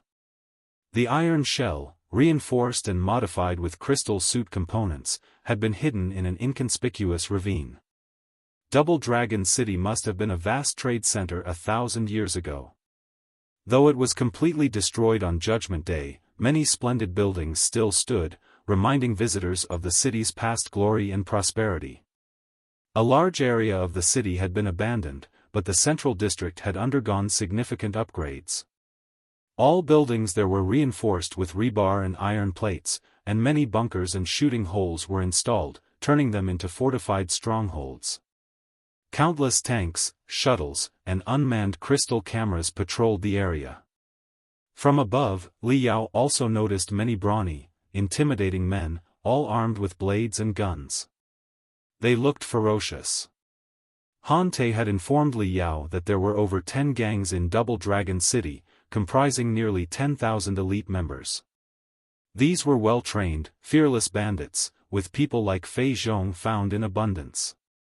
Li Yao also learned that in the Land of Sins, there were classifications such as the Refinement Stage, the Building Foundation Stage, the Core Formation Stage, and the Nascent Soul Stage. Experts in the Core Formation Stage were not uncommon in the Bloody Worlds, and those in the Nascent Soul Stage were more than just legends. Sinners in the Land of Sins trained in the most dominant and risky arts. While the odds of injury and death were appallingly high, the power of such arts was often much greater than that of regular arts if the trainers miraculously grasped them. Therefore, the combat ability of the sinners in the Land of Sins could not simply be classified by their levels. It was possible for Core Formation Stage experts to possess some ultimate skills or highly unstable but powerful magical equipment, which could pose a fatal threat to both their enemies and themselves once activated. In other words, the Bloody Worlds were places where practitioners of evil arts gathered. Li Yao naturally could not blatantly rush into Double Dragon City to confront almost 10,000 such practitioners. Moreover, besides the nearly 10,000 tough bandits in Double Dragon City, countless commercial teams passed through the area daily. Those commercial teams traveling openly among the Bloody Worlds were undoubtedly formidable bandits themselves. There are about 10 famous gangs in Double Dragon City. The Red Fire Gang and the Black Water Gang are certainly the best, the Mental Devil said. The Red Fire Gang is a seasoned gang with decades of history. Their main business is the black market and the arenas in Double Dragon City, where tough bandits often gamble and fight when they have nothing better to do. These businesses are endless sources of wealth that cannot be stopped. The Black Water Gang, on the other hand, only rose to prominence in recent years. They have thrived under the nose of the Red Fire Gang by trading in exhilarants and slaves. It is said that the Black Water Gang has connections with several major cities in the Bloody Plateau area, including an Elysian world that leads directly to the heavenly rails. They have imported abundant exhilarants from these cities, which can drive anyone to madness and even significantly enhance their physical capabilities. I estimate that the exhilarants are intentionally sent to the Land of Sins for testing by the immortal cultivators.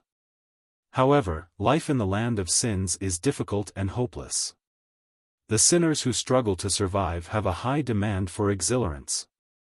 The Blackwater gang gets countless exhilarants from the cities in the Bloody Plateau area and sends sinners from the Thousand Lakes area to the Bloody Plateau area as slaves.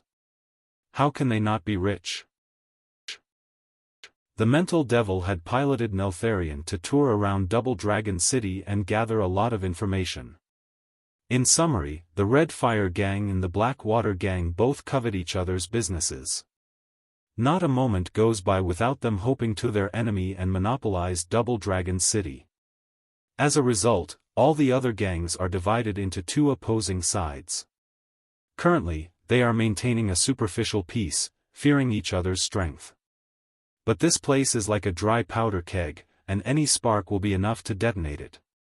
Is the Village of Peace the spark? Liao asked.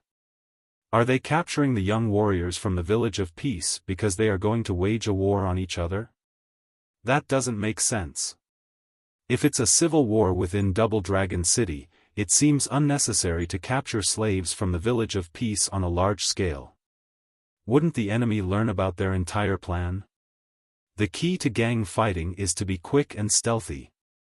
It is indeed quite unusual, the mental devil said. When I investigated the city just now, I discovered that the atmosphere was serious but not overly intense. Neither the Red Fire gang nor the Blackwater gang seemed prepared to attack each other. After thinking for a moment, Liao asked, "Have you figured out the critical locations in the city?" "Of course," the mental devil said. The strongholds of the Blackwater gang and the Red Fire gang, as well as the warehouses where they keep their assets and ammunition, have all been located. Also, I have found the most important thing. Liao grew anxious. What is it? The ventilation tubes. Ventilation tubes, my ass. I'm now a legendary expert in the Divinity transformation stage, and I'm just dealing with a bunch of ignorant bandits in the land of sins. You think I need to crawl into ventilation tubes? Are you serious? I thought that you had a special quirk and wouldn't feel comfortable until you crawled through some ventilation tubes. Let's focus, Liao said. All in all, I vaguely feel that the Red Fire gang and the Blackwater gang weren't hostile to each other but more like a team when they dealt with the Village of Peace. Otherwise, the attacks from the front and the back would have been too coincidental. Here's the question. What kind of reason can make the two gangs set aside their grudges and join hands to attack the Village of Peace? Logically, both gangs have important wealth channels, so it's unnecessary for them to plunder a barren village in the desolate worlds. It seems we will have to capture a few gang leaders for interrogation. Then, how do we know who the leaders are? The mental devil asked. Idiot. Liao said. Look at the shuttles down there and the heavily guarded fortresses. The fanciest ones, surrounded by dozens of bodyguards, are certainly housing the gang leaders. Ripples spread out of the void but vanished in 0.1 seconds. Neltharion descended to a lower altitude over Double Dragon City and patrolled the streets and alleys. Liao's telepathic thoughts spread out in all directions like vague smoke as he searched for the luxury shuttles with the most bodyguards. Soon, he locked onto his targets. However, the targets made him hesitate. It wasn't because there were too few, but because there were too many. Almost 30 luxury shuttles, equipped with composite armor and mobile turrets, were parked in front of an iron fortress at the center of Double Dragon City, which resembled a pyramid. According to the messages the mental devil had intercepted, the Iron Fortress was the most extravagant hotel in Double Dragon City, specially used to entertain honorable guests from the major forces of the Bloody Plateau area.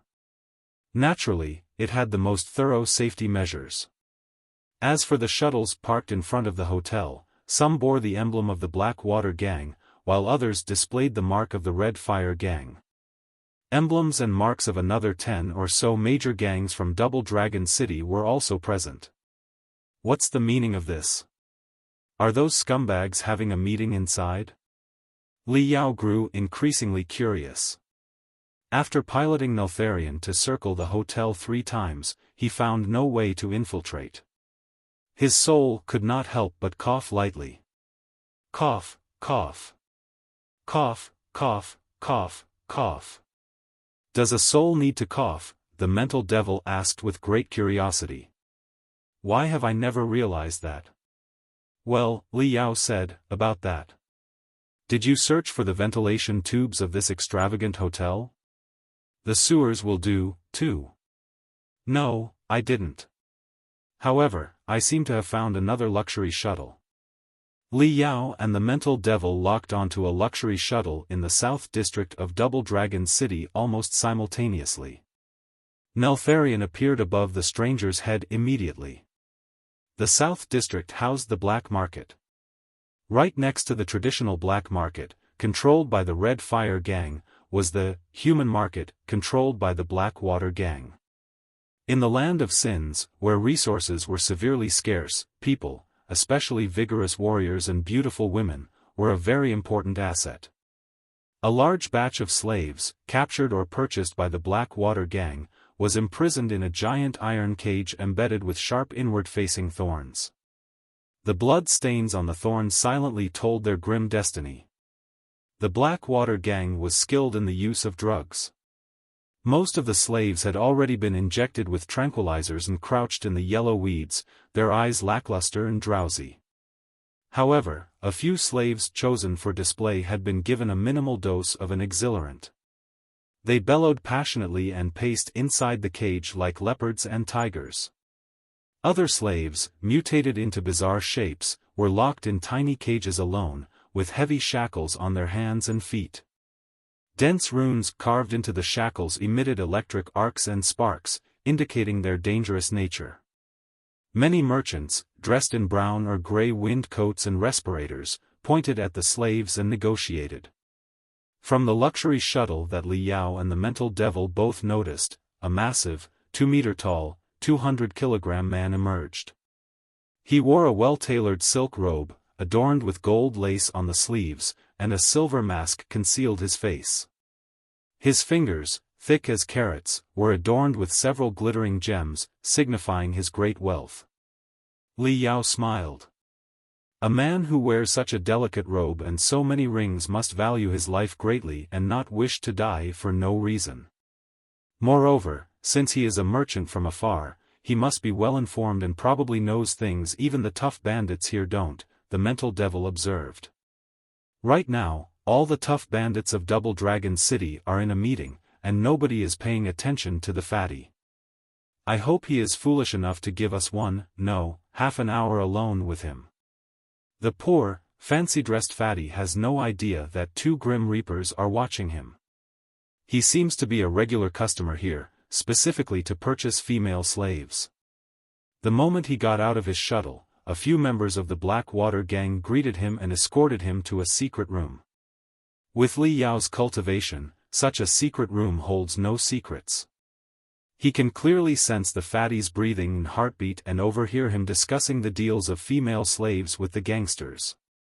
20 minutes later, the fatty returned to his luxury shuttle, but there was an extra guest inside, a woman who had been tied up and drugged.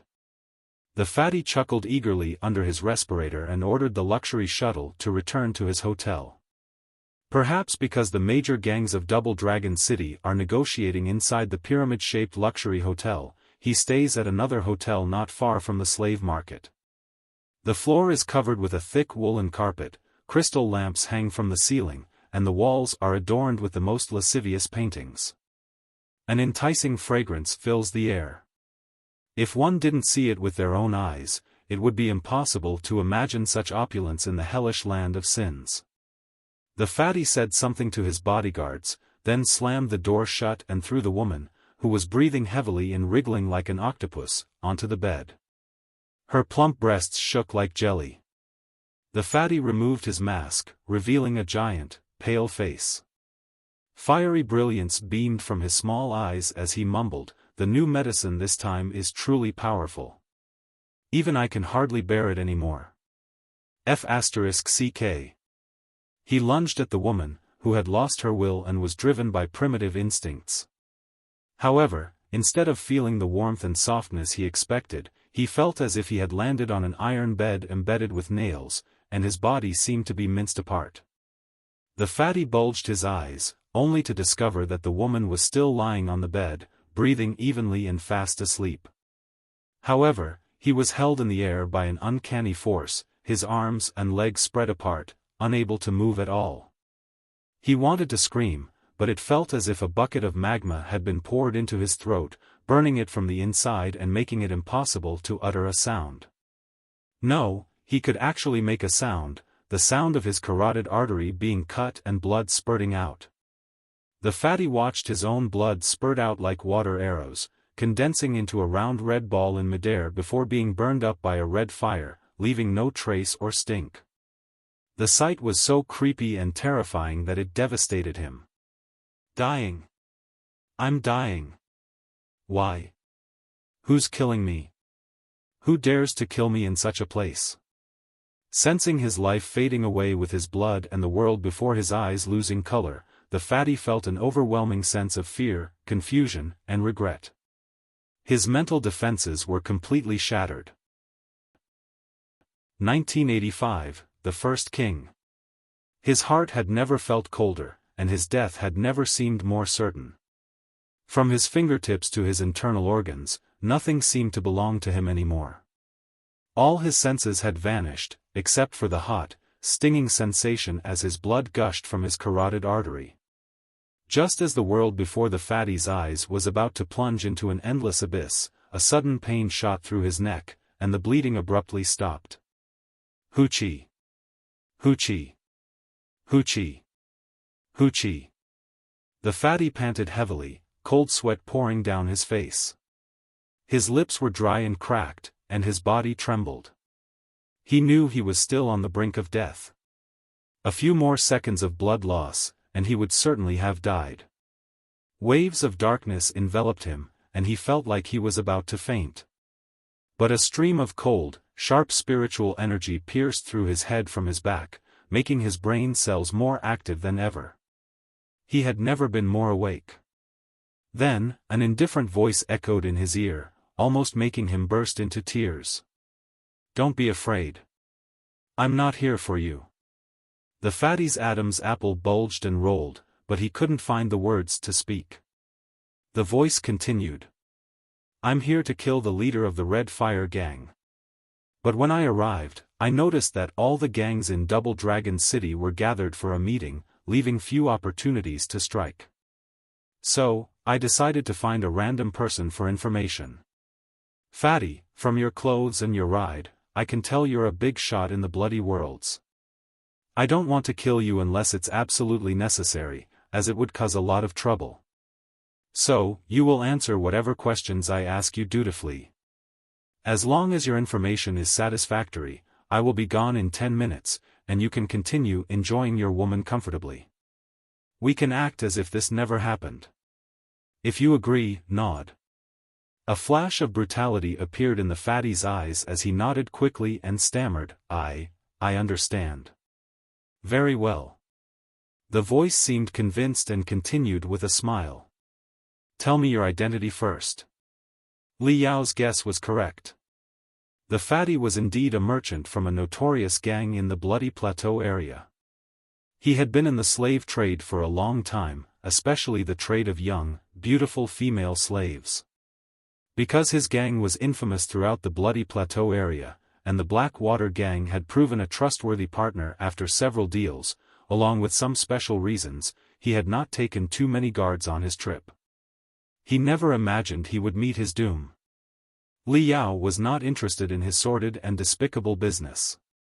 He got straight to the matter at hand. Do you know why all the gangs in Double Dragon City have gathered?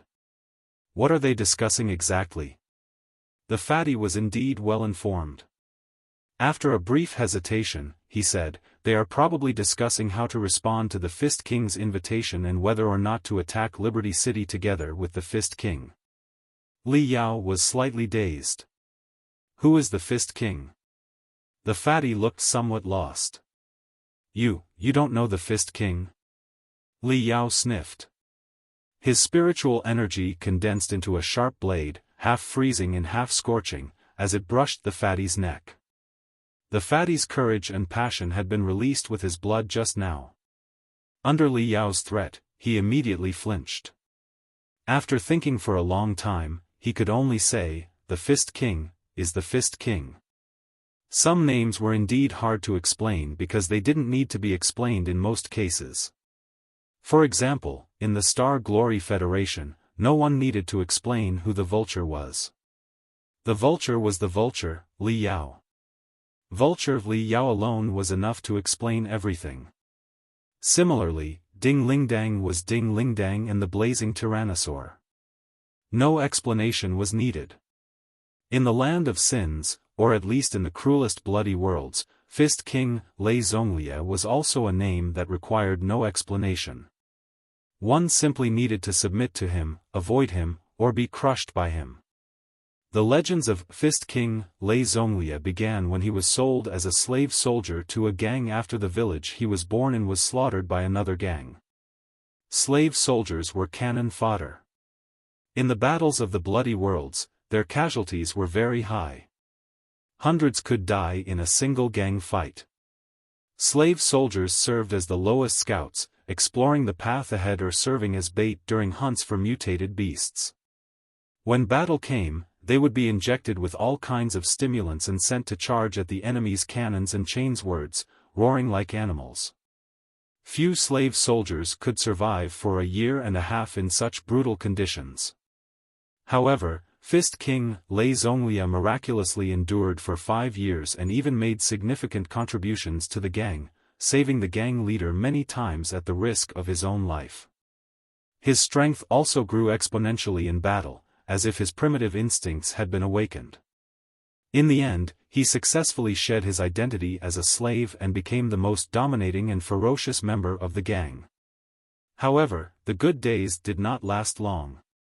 Fist King, Lei Zhonglia's brilliant performance aroused the jealousy and dissatisfaction of other tough bandits in the gang. The gang leader also grew wary of his growing power and feared that he might hold a grudge for being treated as cannon fodder for 5 years. Eventually, everyone reached a deal to set up a fatal trap to kill him. At that time, he had just led his elite team to crush a hostile gang's commercial team. He was heavily wounded in the battle but was ultimately greeted by a siege from his own people. He fought and retreated for almost 100 kilometers, leaving a trail of blood behind him. In the end, he was caught by his own people and slashed to death. His dead body fell into a crater in the ruins of a city, and many witnessed his remains being torn apart and dragged into dark caves by mutated beasts. However, death was not the end. It was only the beginning of the real horror. 10 years later, the Fist King returned, as a ghost.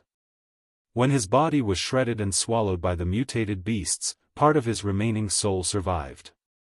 It was also said that he accidentally discovered a secret art to strengthen the soul. After a series of incredible fortuitous events, his remaining soul was strengthened to an unprecedented level. Fist King, Lei Zhonglia spent 3 years wiping out all the gangs that had set him up and slaughtering his hometown. He did not spare even those bandits who had left the gangs while he was away, hunting down each one to crush their bones and blow up their bodies with brute force. Then, he established his own organization. With his iron fists that could summon storms and battle lightning, he became one of the most awe-inspiring experts in the bloody worlds. Communication of information was very difficult in the Land of Sins. Due to the constant battles, the death rate among top-tier experts was extremely high. It was not uncommon for a dominant expert to be killed and left in the wilderness, never to be heard from again. Therefore, there had never been a definitive ranking of the top 10 experts. However, all the tough bandits in the blood worlds agreed that if there were indeed rankings of top 10 experts or top 10 bandits, Fist King, Lei Zhonglia would certainly be included, and he would likely be among the top 5. After hearing the fatty's vivid descriptions, especially the accounts of a few battles involving Fist King, Lei Zhonglia, Li Yao couldn't help but grow curious about the powerful spectral cultivator. Normal spectral cultivators often preferred erratic and unpredictable arts because they lacked a physical body. Mother White Lotus Wan Mingzhu was a perfect example. However, Fist King Lei Zhonglia defied common sense. Despite being a ghost, his arts were in the most violent, tough, and open style. According to the Fatty, even experts at the peak of the core formation stage or at the beginning level of the nascent soul stage were no match for him. It seemed he had indeed discovered some intricate training arts for ghosts from immortal cultivators and was lucky enough to survive his practice, leading to his astounding achievements. Li Yao's soul form was similar to a ghost. If he could learn some secret arts from Fist King Lei Zhonglia, it would undoubtedly be a significant enhancement for him. After a moment's thought, Li Yao asked with great interest, "The Fist King is going to attack Liberty City? What does that mean?" "Liberty City is an Elysian world," the Fatty said, swallowing hard and wearing an expression of both hope and dread.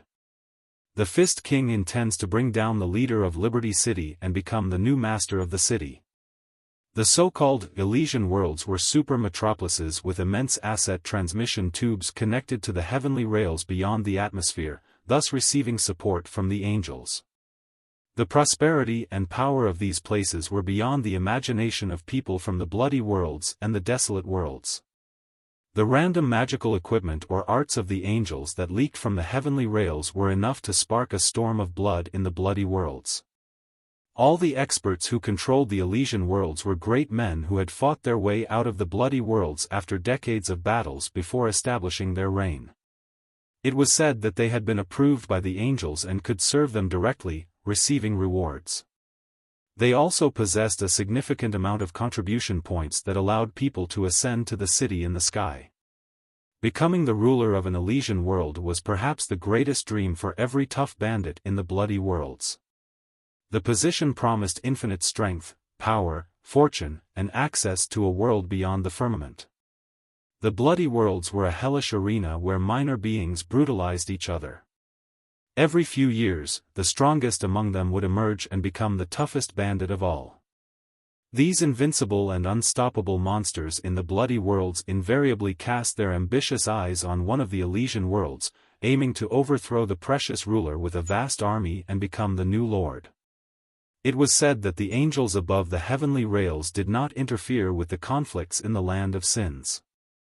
Whoever seized an Elysian world and brought the situation completely under control would always be acknowledged by them. This year, it was Fist King Lei Zhonglia's turn, and his target was Liberty City, the Elysian world at the edge of the bloody Plateau area. Chapter 1986, The Elysian War. There were 50 Elysian worlds in the land of sins, each a thriving metropolis connected to the heavenly rails and indirectly controlled by the angels. Among these, Liberty City stood as one of the top 10 super cities in terms of prosperity and development.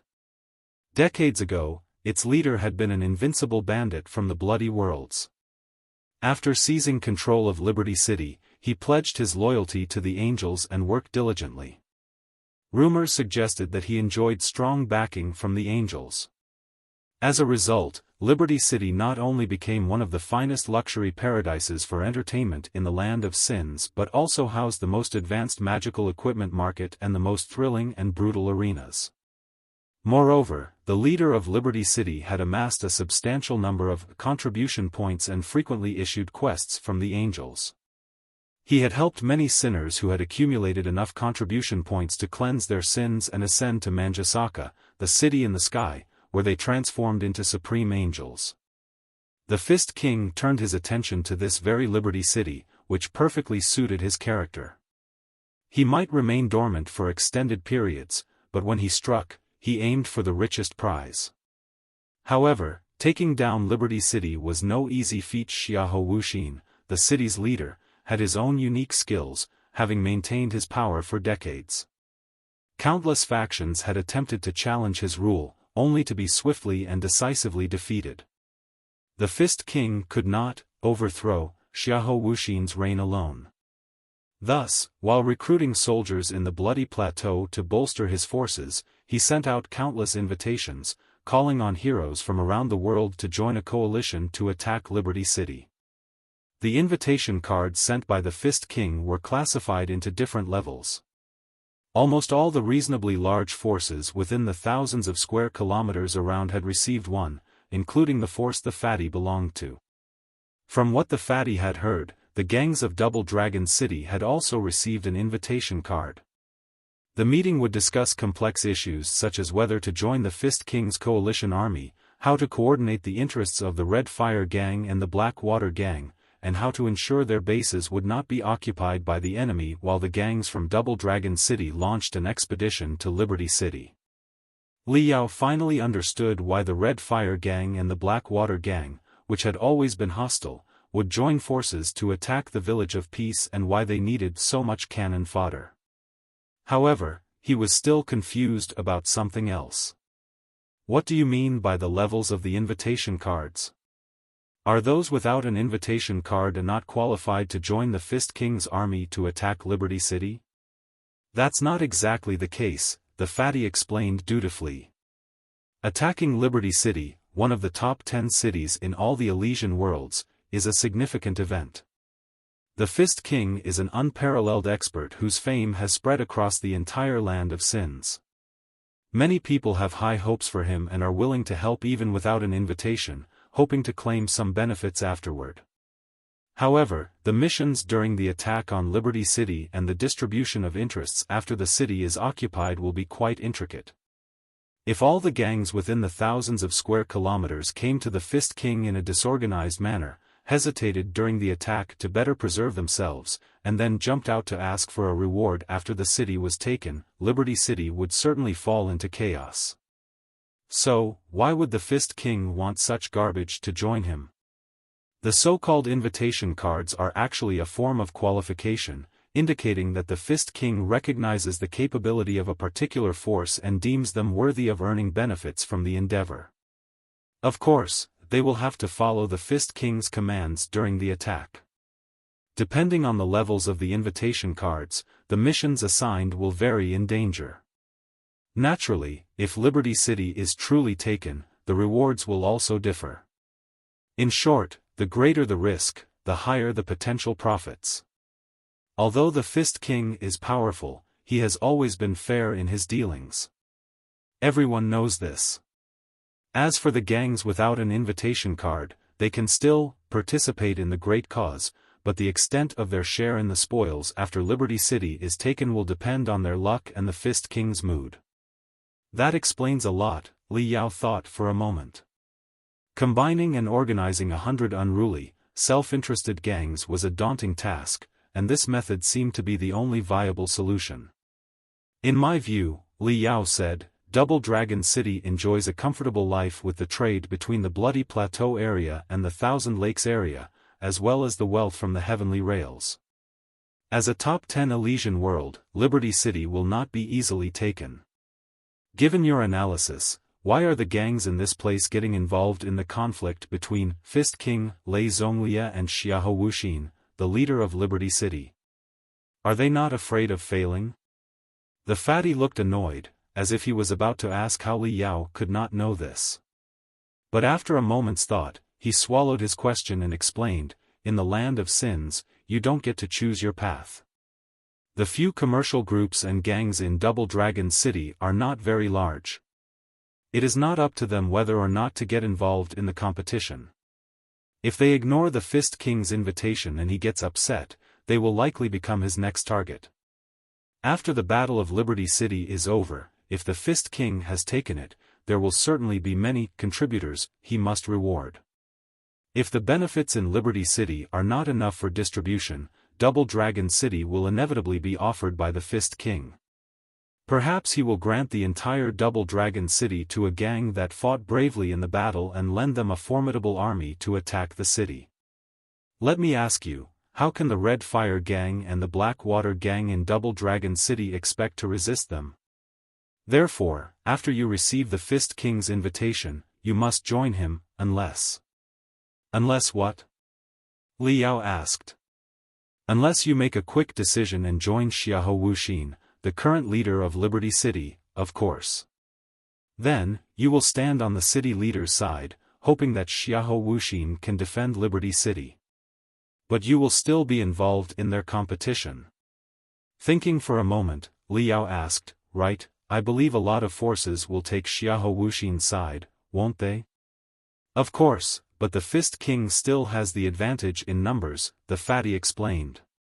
First of all, although Xiahou Wuxin was a notorious, brutal bandit from the bloody Plateau area decades ago, he has been managing Liberty City for decades and barely ever attacked anyone.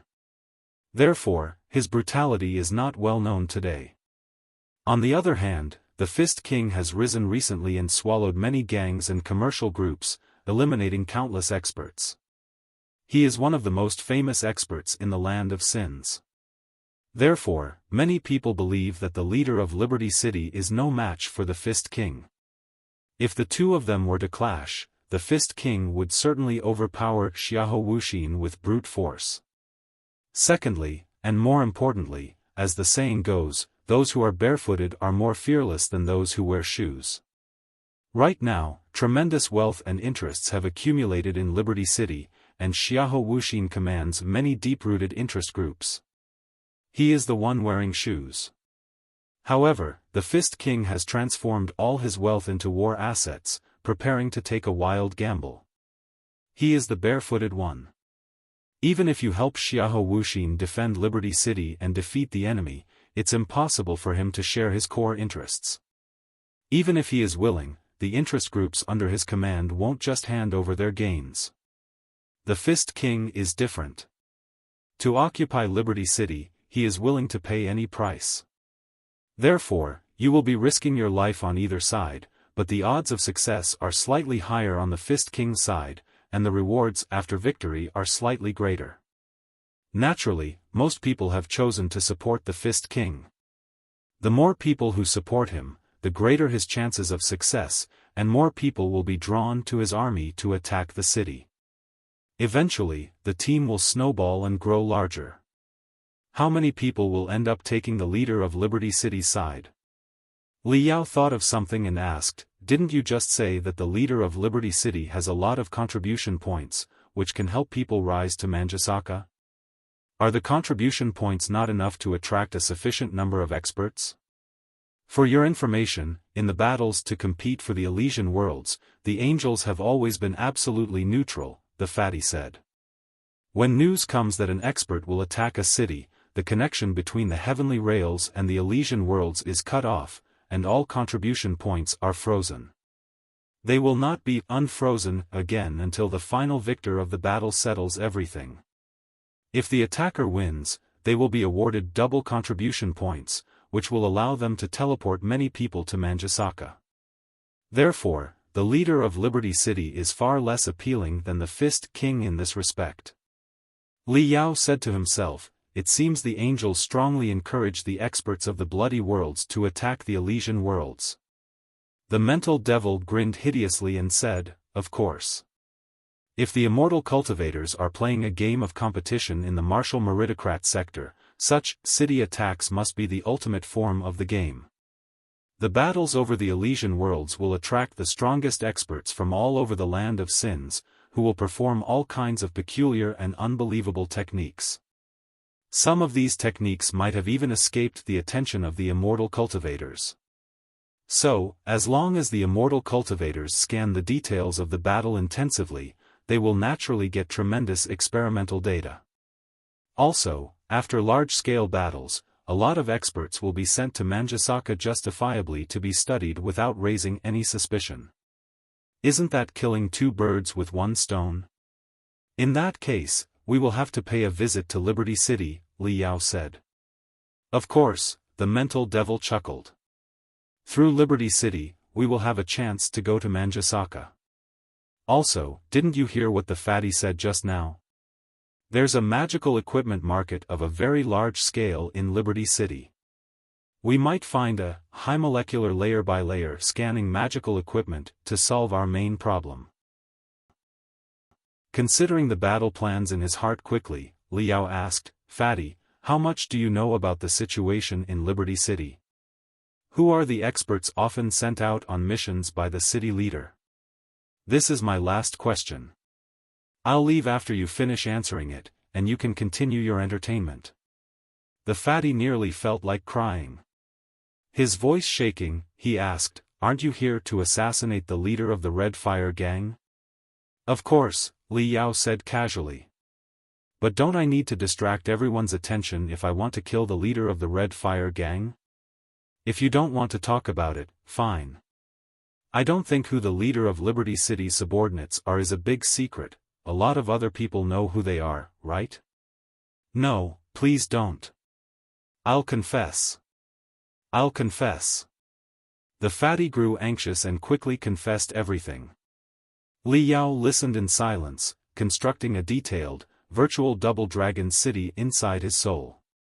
He included the nests and warehouses of ammunition of the major gangs, the terrain, and angles of the two mountains outside the city, and factored in the speed and direction of the wind that day.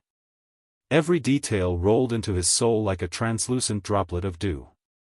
The contradictions between the Fist King and the leader of Liberty City, as well as those between the Red Fire Gang and the Black Water Gang, could both be taken advantage of.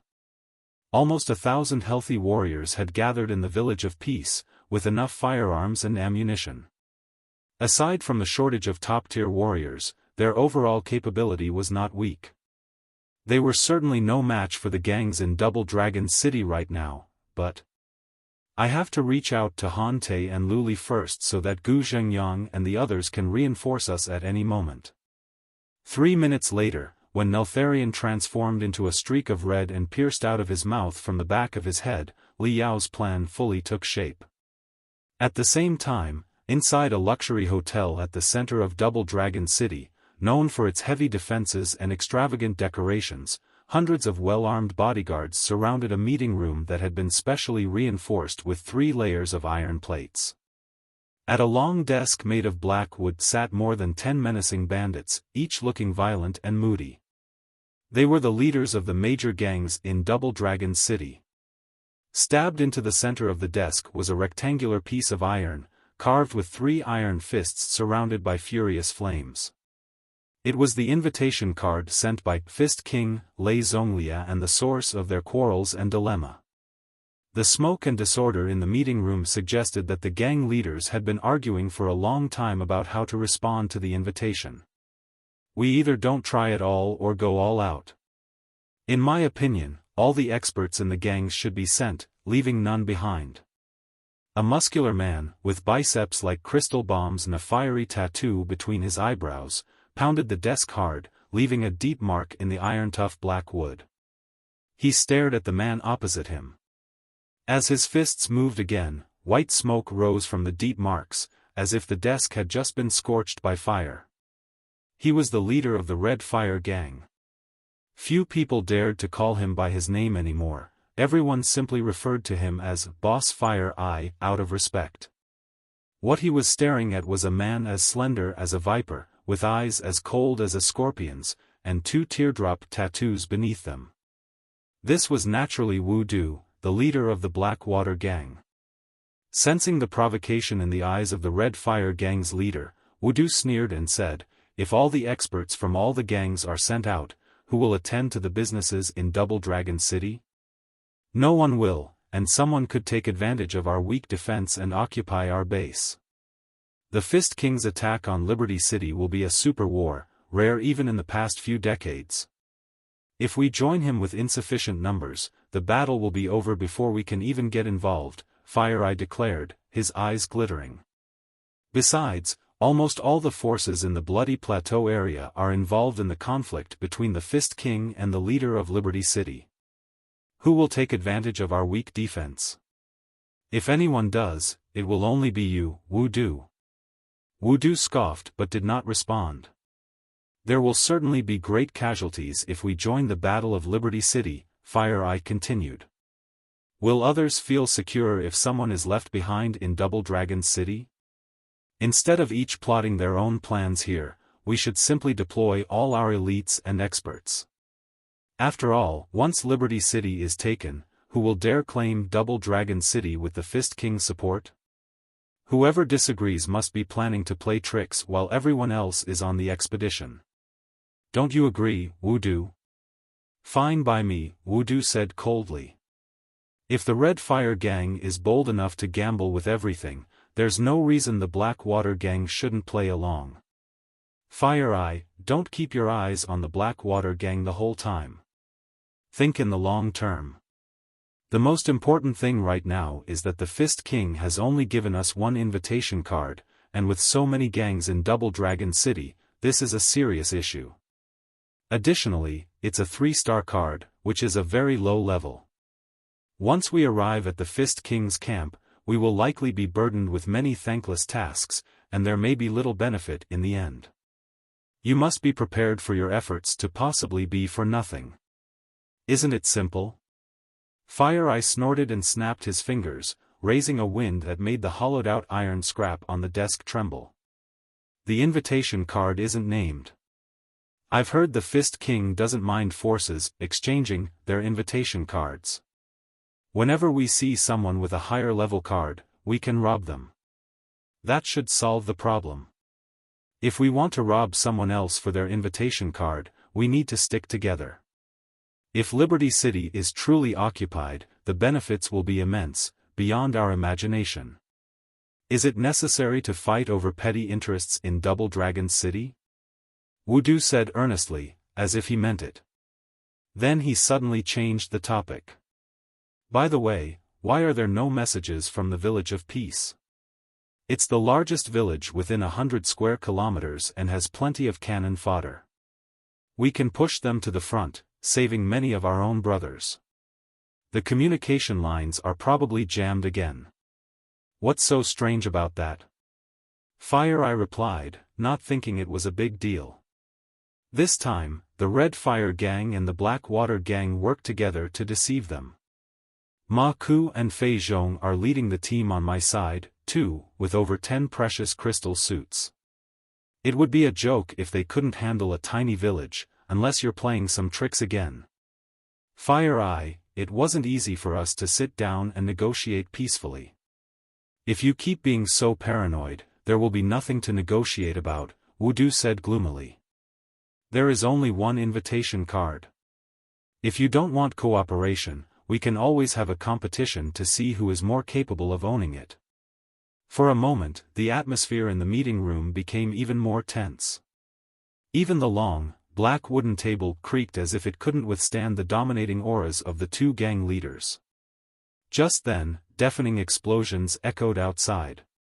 They were so powerful that the pyramid-shaped building with the most solid structure shook slightly. All the gang leaders' expressions changed, and they drew their firearms and blades. In the treacherous bloody worlds, there was no trust among the gang leaders. They met only because of the Fist King's threat and the potential benefits after Liberty City was taken. Any accident could ignite the contradictions that had simmered for years.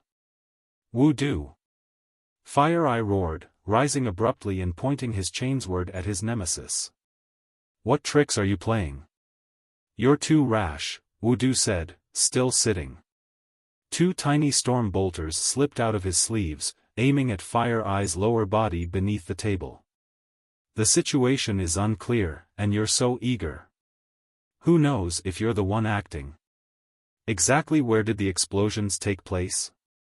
Fire Eye stabbed his chainsword into the long table, sending dazzling sparks. To guarantee their safety, there were no windows on the meeting room walls. But dozens of light beams were connected to the crystal cameras on the commanding heights, enabling them to observe the entirety of Double Dragon City from above. On the southeast side of the city, a gargantuan fireball was rising, rolling, and expanding midair. From the orange flames, enormous plumes of black smoke spurted out, forming a raging mushroom cloud. In the middle of this cloud, smaller fireballs were popping up continuously, proliferating like tumors. It was evident that chain explosions of smaller scales were still occurring within the smoke. Such coordinates and such intense explosions sent a chill through Fire Eye's heart. This was the warehouse of crystals and ammunition for the Red Fire Gang, where the abundant resources collected during the Bliss ceremony a few days prior were stored. How could this be?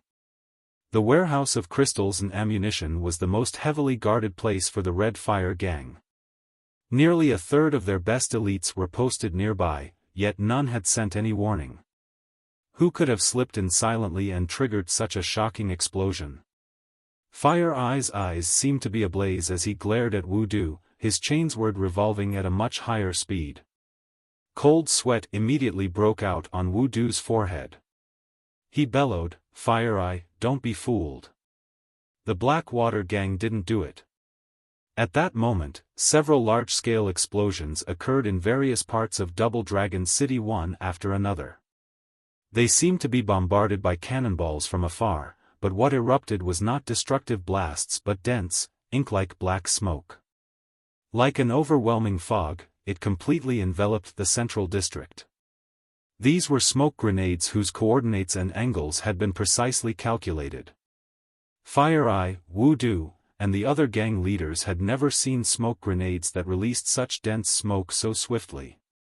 In just half a minute, with the wind's help, the black fog spread to every street and valley in the city, dragging Double Dragon City into a hazy world of darkness.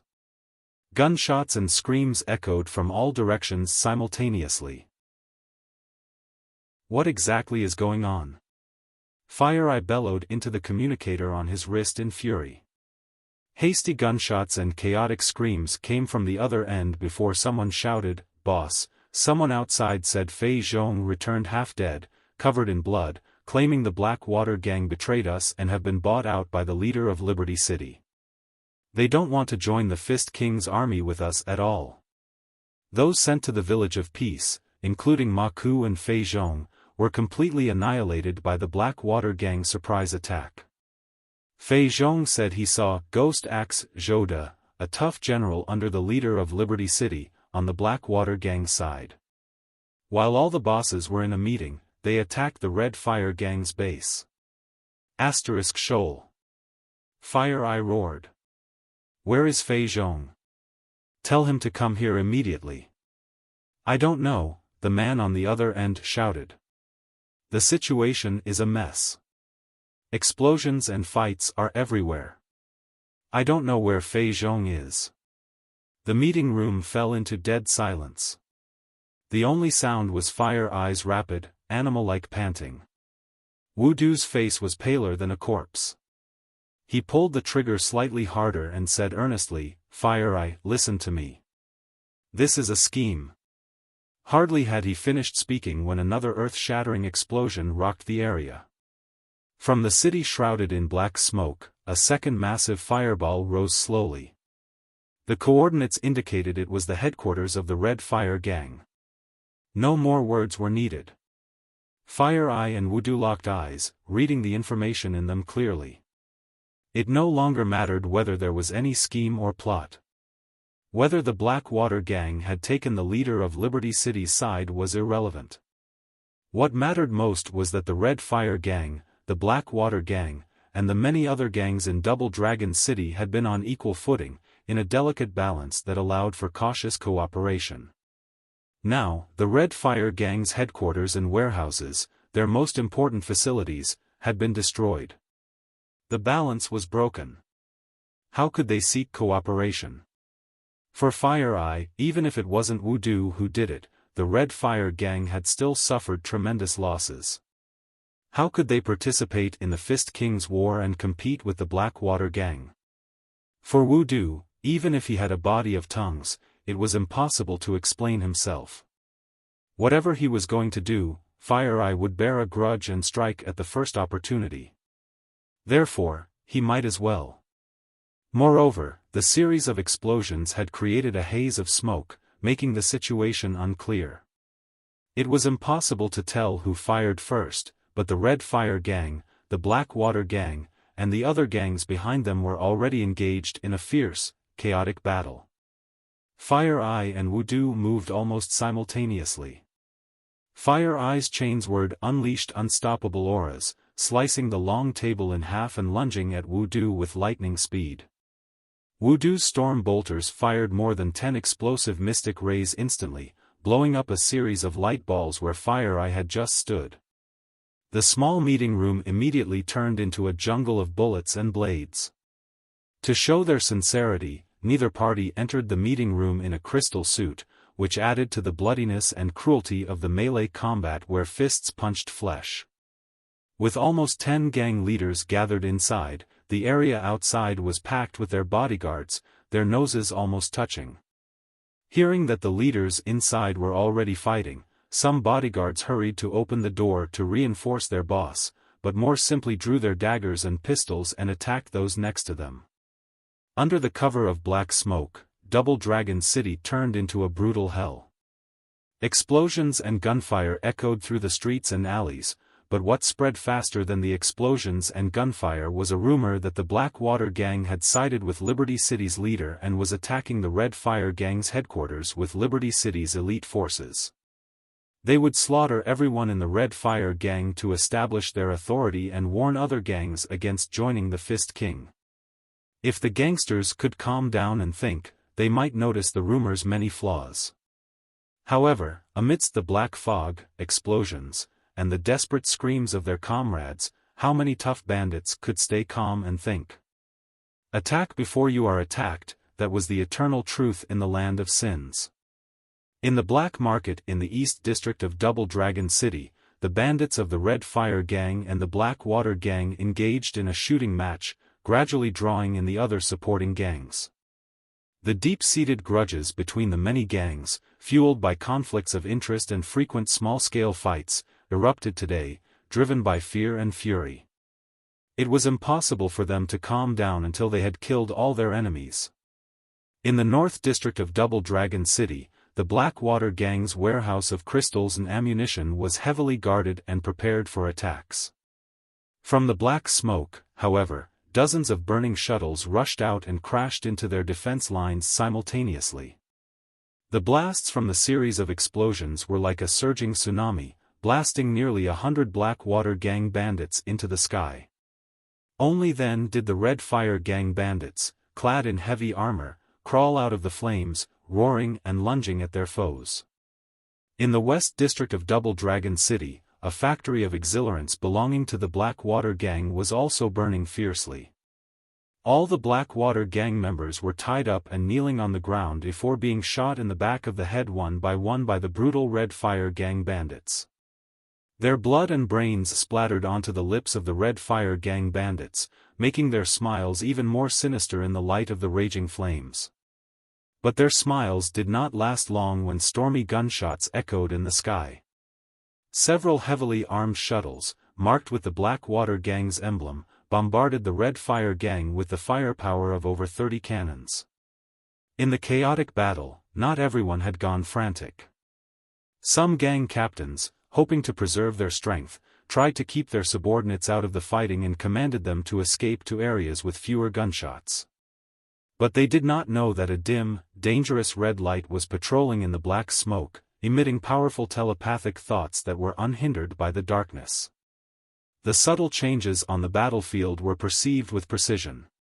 Whenever it noticed someone was about to escape the chaos, the red light would fly dozens of times faster and dart through the forehead of the captains.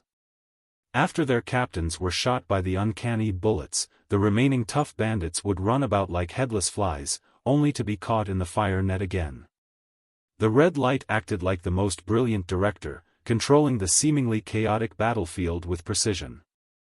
Wherever the conflicts were about to die down, it would dash over and pour more fuel on the fire. When the capability contrast in one place became too imbalanced, it would stealthily kill a few experts on the winning side, ensuring that both parties would shed their last drop of blood in ignorance. An hour passed. Inside the luxury, pyramid-shaped hotel, bodies riddled with holes littered the ground. Almost everyone wore an expression of bewilderment. The stench of blood was so intense that it seemed to be raining blood. Fire Eye and Wudu, the bosses of the Red Fire Gang and the Blackwater Gang, were both heavily wounded. They had almost run out of blood and were simply leaning against the wall, supported by their vigorous vitality. Communication with their gang captains had been seriously jammed, and only the sounds of battle could be heard in the communicators. They were completely trapped in the enormous grave. At that moment, mechanical sounds and the sounds of tracks rolling over dead bodies echoed from outside. In the midst of the black fog and smoke, a tall, cold spiritual puppet appeared before them. Fire Eye and Wudu looked at the smiling star on the puppet's shell, unable to determine which force it belonged to. However, from the cold killing intent of the newcomer, they somehow sensed that the unattractive spiritual puppet was perhaps the source of all chaos. The two found this absurd.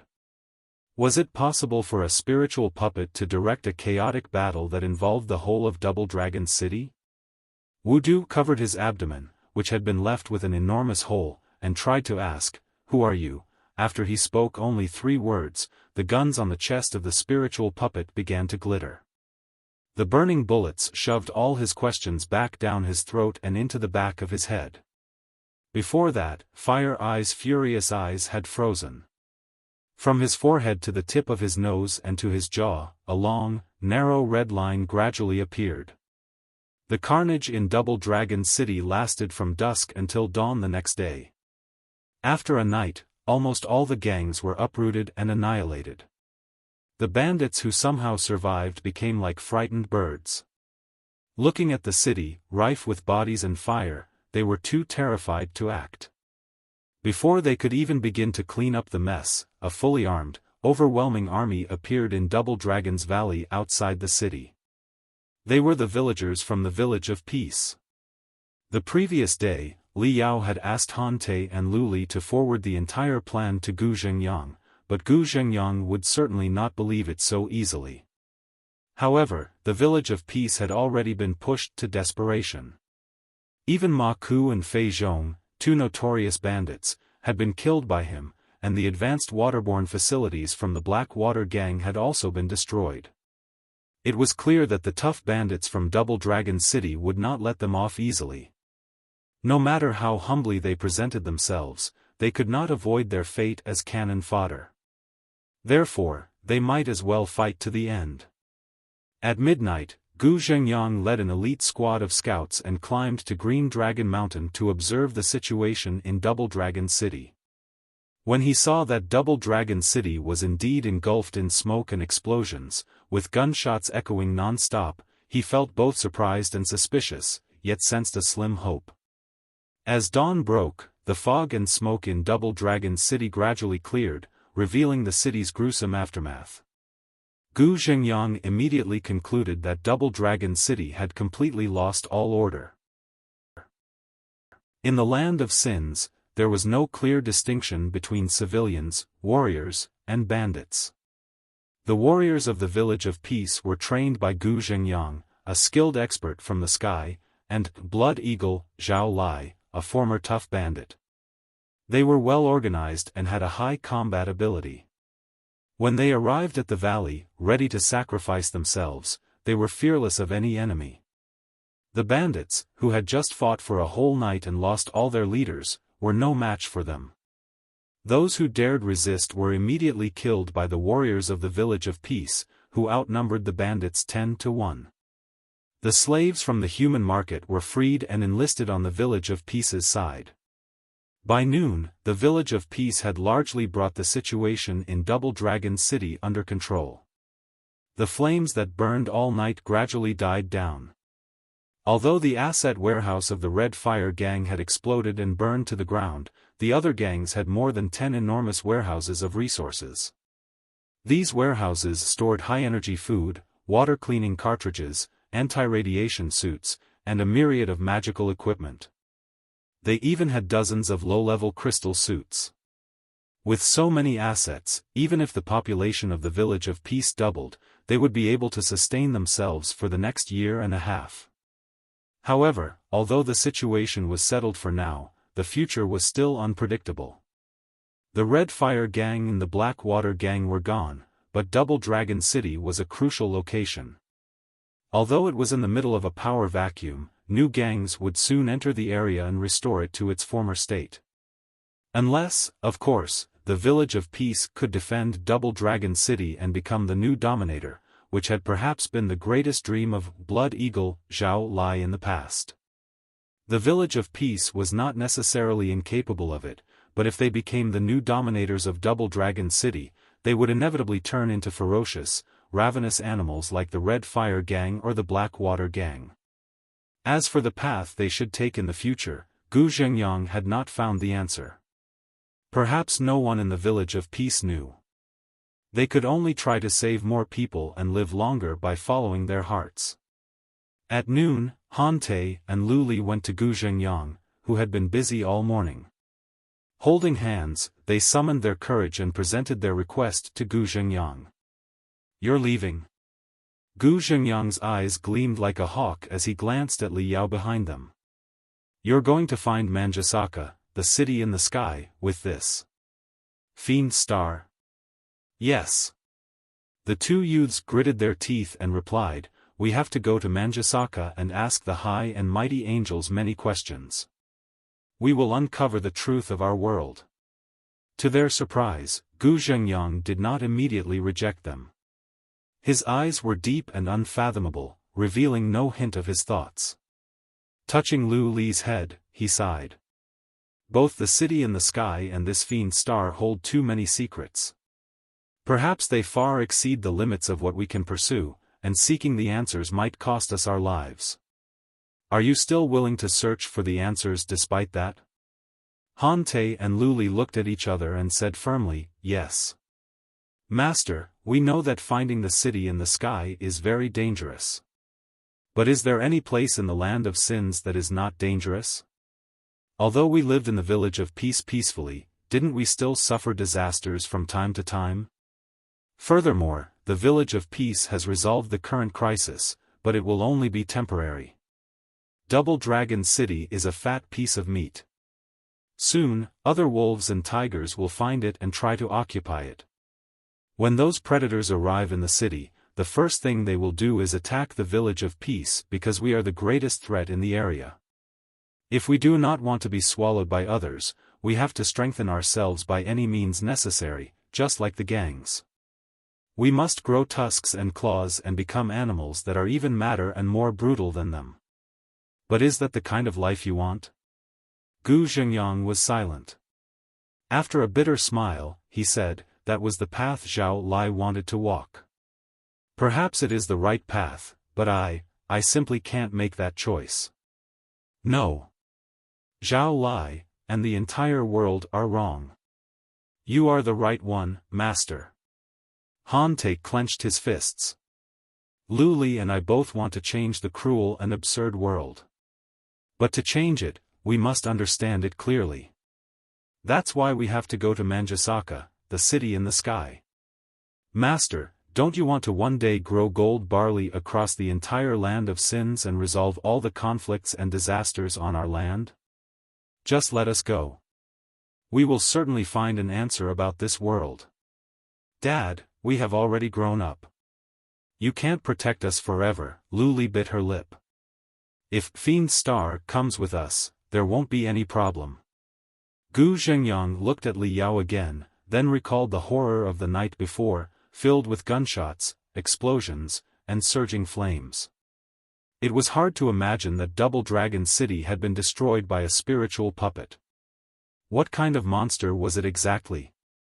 Gu Zhengyang's instincts made him both confused and wary of Li Yao. However, on second thought, his daughter, his disciple, himself, and even the entire village of peace were just minor forces in a remote area of the desolate worlds. Who would have any reason to covet them, right? Had it not been for the spiritual puppet, the village of peace would have been razed to the ground, and his daughter and disciple would have endured the most miserable torture at the hands of the bandit Fei Zhong. Gu Zhengyang sighed and asked, "What are you planning to do?" Han Te and Lu Li exchanged glances and both cheered. Han Te said confidently, "Fiend Star found an invitation card from Double Dragon City. We plan to go to Fist King Lei Zonglia with the invitation card." Fist King? Gu Zhengyang was slightly dazed.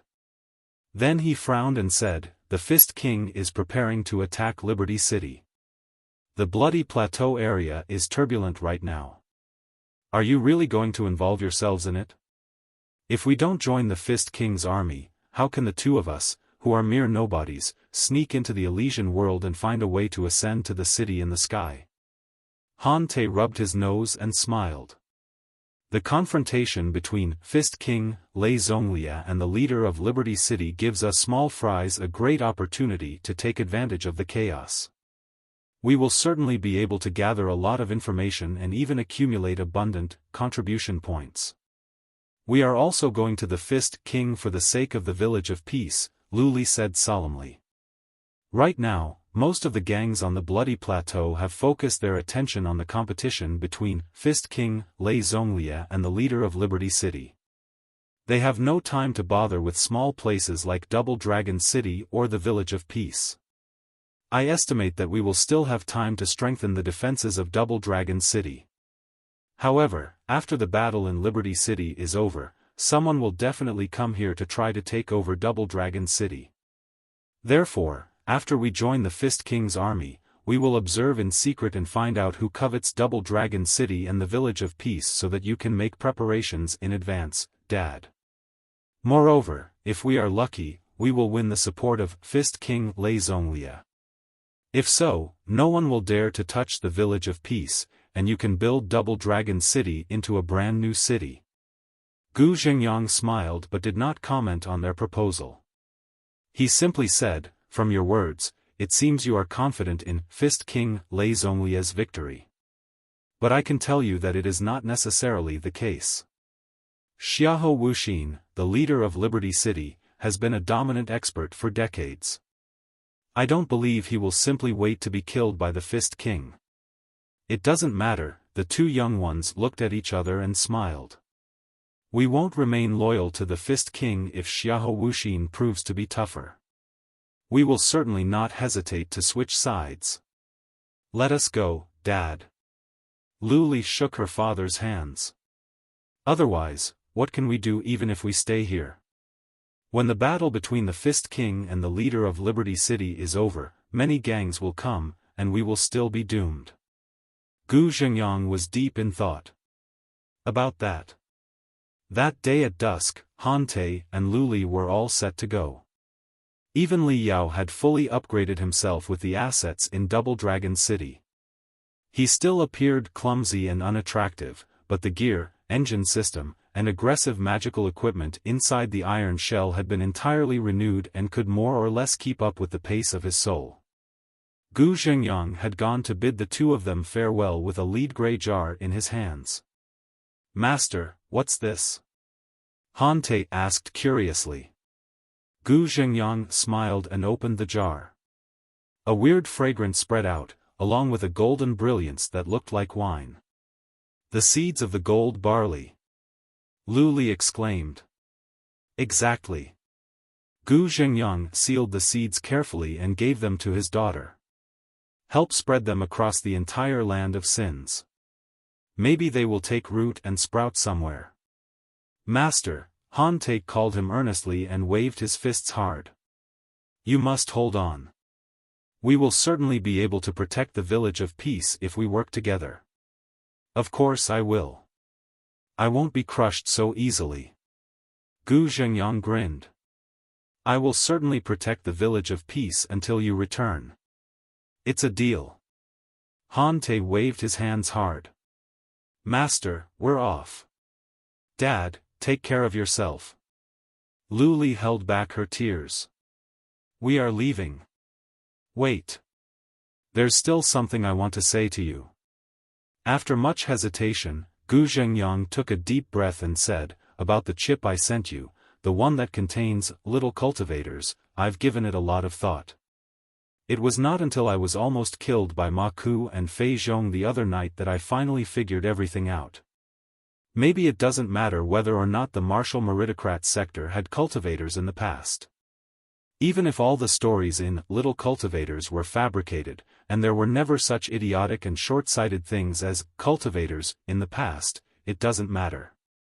What matters is now and the future. Perhaps, at present and in the future, cultivators will exist forever. I sincerely hope so. Therefore, go now, kids.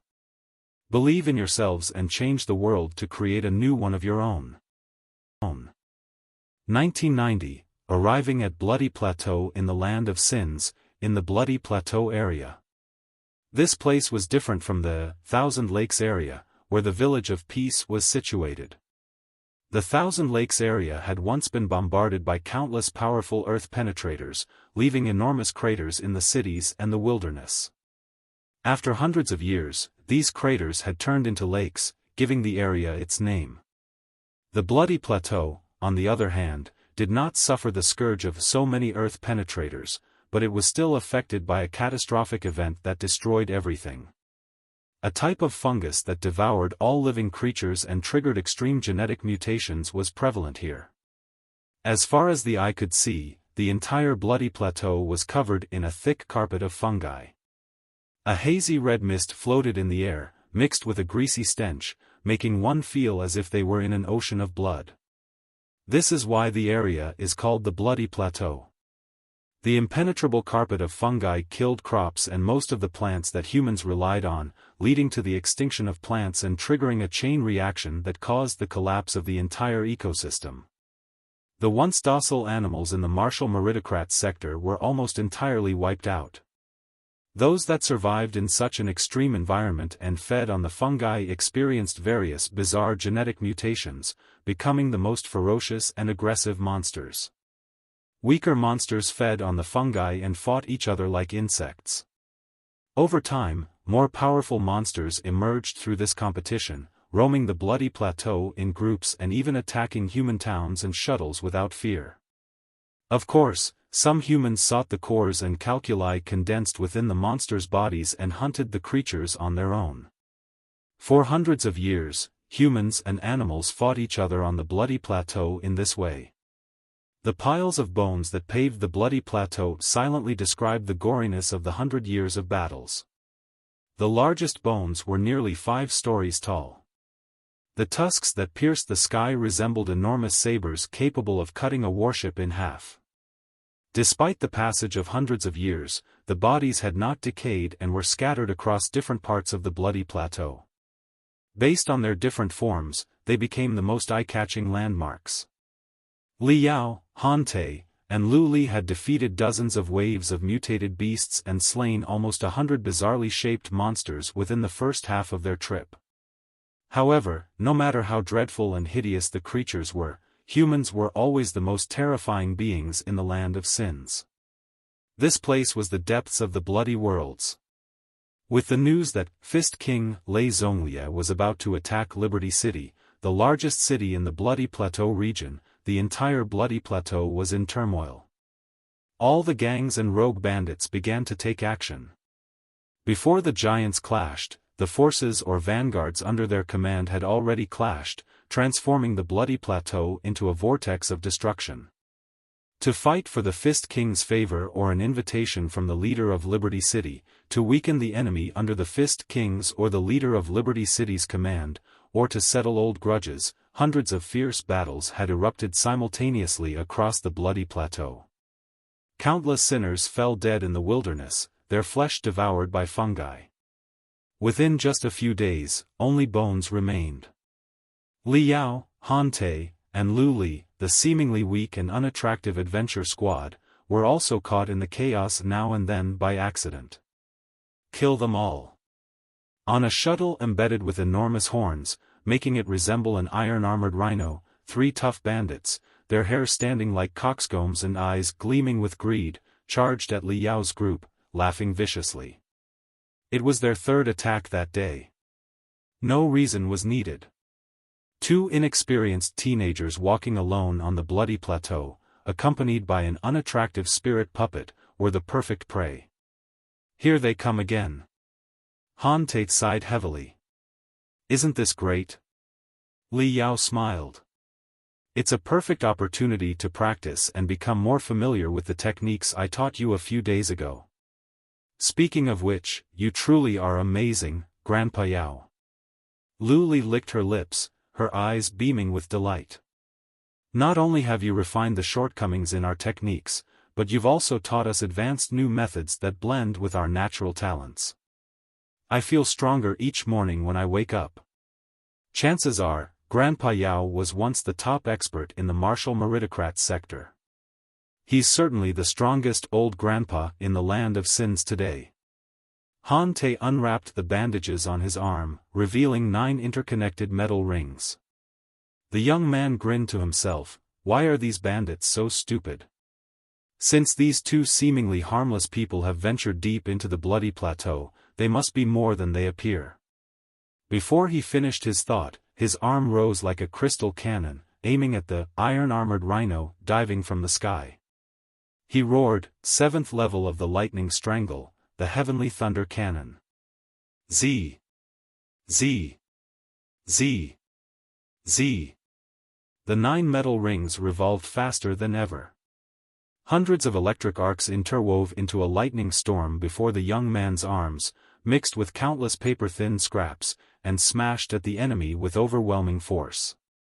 Lu Li, meanwhile, opened her fingers behind Han Te and aimed them at her own temples. Her eyes seemed to have turned into 2 suns. A torrent of invisible telepathic thoughts rushed out, hitting the lightning storm unleashed by Han Te and increasing its intensity tenfold. Boom! Pierced by the lightning storm, the iron-armored rhino was dissected midair, breaking into thousands of pieces. The 3 tough bandits in the shuttle were riddled with holes, but they were not killed. Instead, as they roared wildly, their bodies expanded, and they grew hair as hard as nails. Their jaws protruded, and their tusks lengthened, transforming them into half-human, half-wolf monsters. The only thing unchanged was the hair on their heads, which still resembled coxcombs. It hurts. It hurts so much. You little bastards, I'm going to kill you. The 3 half-human, half-wolf monsters hit the ground heavily. Electric arcs still danced on their hair, but they paid no heed. The tough bandits on the bloody plateau indeed had a high combat ability. Their bizarre mutations resembled the techniques of body fundamentalists but also displayed distinct features of demon transformations. No one knew what mysterious drugs from the immortal cultivators had caused the change. Lu Li, give me a hand. Faced with the 3 aggressive monsters, Han Te was not scared at all. The 9 metal rings continued to revolve rapidly as he curled his fingers, somehow pulling the lightning storm back. An enormous claw of lightning formed in front of him, and he snatched at the 3 monsters brutally. However, his use of the lightning claw was not yet fluent, and there was an inevitable delay in executing such a powerful movement. For a moment, his front was left defenseless. The 3 monsters, retaining human wisdom, would not let such a great opportunity pass. They all crouched deeply, hoping to dodge Han Te's lightning claw and lunge at his chest. But to their surprise, Lu Li's eyes shone brilliantly behind Han Te. After a grunt, 3 streams of the most powerful telepathic thoughts were sent into the heads of the 3 monsters. With her gifts, Lu Li's brainwaves were multiple times more powerful than a normal person's. After training under Li Yao, an expert in mental warfare, she had also mastered the basics of the terror bomb, one of Li Yao's earliest techniques in mental warfare. For a moment, the 3 monsters seemed to witness the most unbelievable and terrifying scene. Not only were they paralyzed and unable to evade, but they even rose slightly, only to be struck precisely by Han Te's lightning claw. Screaming, they were each torn into more than 10 pieces and killed instantly.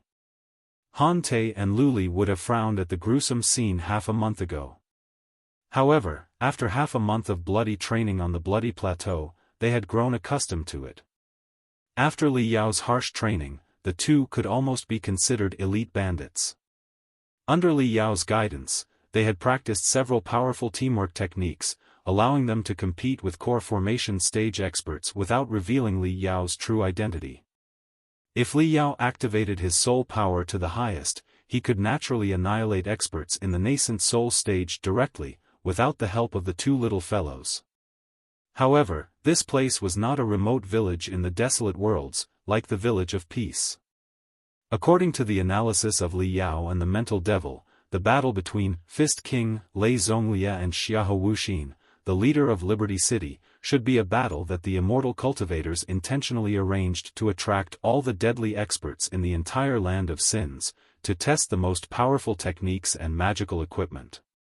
Therefore, the immortal cultivator's surveillance of the Battle of Liberty City would be higher than ever.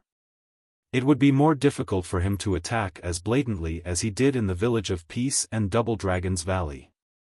The 2 little fellows he brought with him were the perfect disguise. Otherwise, it would look rather weird for a spiritual puppet to wander alone through the bloody plateau. "We should be close to our destination now," Han-Te said. It was a rare sunny day, with the bloody mist thin and visibility high.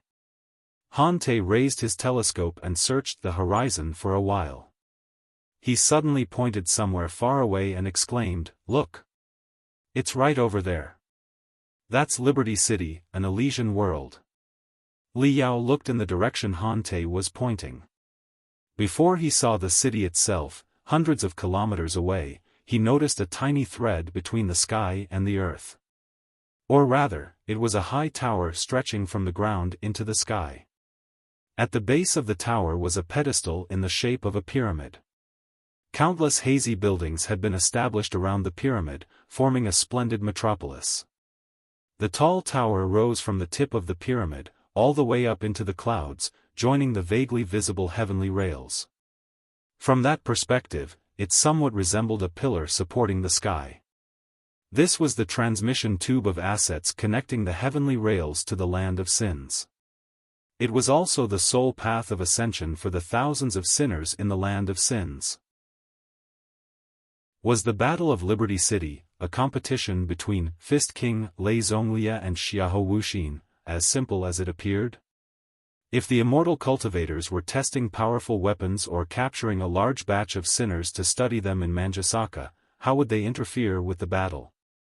Was there, high molecular layer-by-layer scanning magical equipment, in Liberty City? Even if there was such equipment and he could obtain it, what would he do next? Was it possible for him to change the wretched world under the siege of the immortal cultivators? Additionally, Starlight, the mysterious resistance organization of the cultivators, and a lost cultivator who had been missing for 1,000 years, had shown some signs of activity, but where were they exactly? Li Yao pondered in secret. "Grandpa Yao!" Han-Te suddenly exclaimed. "Look to the southeast. Someone seems to be there." Li Yao was slightly dazed. Adjusting the focus, direction, and resolution of the crystal cameras, he saw raging dust dozens of kilometers to the southeast, and then a woman who was running in panic on all fours. In the midst of the dust were more than 10 tractors and shuttles, all embedded with stings and horns, making them look like iron hedgehogs. One glance was enough to tell that it would be best not to anger them. All the tractors and shuttles were equipped with crystal cannons, firing crazily ahead of them. The woman, on all fours, had fluffy hair, which made her body appear even slimmer. She wore jetting magical equipment on her wrists and ankles, which spurted out tremendous air the moment she touched the ground, as if supported by invisible springs. She dashed among the blasts and explosions, fleeing in a hurry. She seemed to have practiced some special body movement skills. Along with the 4 pieces of jetting magical equipment, she was no slower than the shuttles. Unfortunately, she was occasionally blown away by the enemy's bombardment, revolving in midair like a kite whose string had been severed. She couldn't have looked more miserable. The enemy was not in a hurry to kill or capture her, they were simply passing the time with her, like a cat playing with a mouse. The woman fell to the ground time and time again, bleeding and bruised, only to rise and struggle to continue fleeing. Li Yao could almost see the hideous smiles on the faces of the tough bandits inside the iron hedgehogs. Grandpa Yao, Han-Te and Luli both saw the woman's miserable appearance and their voices held a plea. Although minding other people's business meant risking death in the land of sins, they were different from the common sinners. Besides, there was still Grandpa Yao. "Let's go." Li Yao activated the power rune arrays of the heavy shuttle and accelerated to the highest speed, to the excitement of the 2 young ones. His tracked spiritual puppet, his main body, had an anti-gravity ability and could float in the air. However, the machine wasn't designed for aerodynamics, so its speed was limited, and it couldn't support the 2 young ones sitting on his shoulders for long. Therefore, they were aboard a heavily armed shuttle that had been specially modified by Li Yao. Originally designed to ship goods, it had a large carriage behind. But after Li Yao's modifications, it now matched the speed of a racing shuttle. With Li Yao's professional driving skills, the 30 kilometers were covered in no time. They cut into the enemy's team from the left rear. The patterns of black leopards with wings on their chests were clearly visible on the vehicles, indicating they belonged to the notorious Flying Leopard Hall. Known for their speed and ferocity on the bloody plateau, the tough bandits of the Flying Leopard Hall were either naturally cautious or had been in control for too long. Upon spotting an unknown shuttle approaching, they promptly turned their turrets and unleashed a storm of destruction at Li Yao. "Grandpa Yao, be careful!"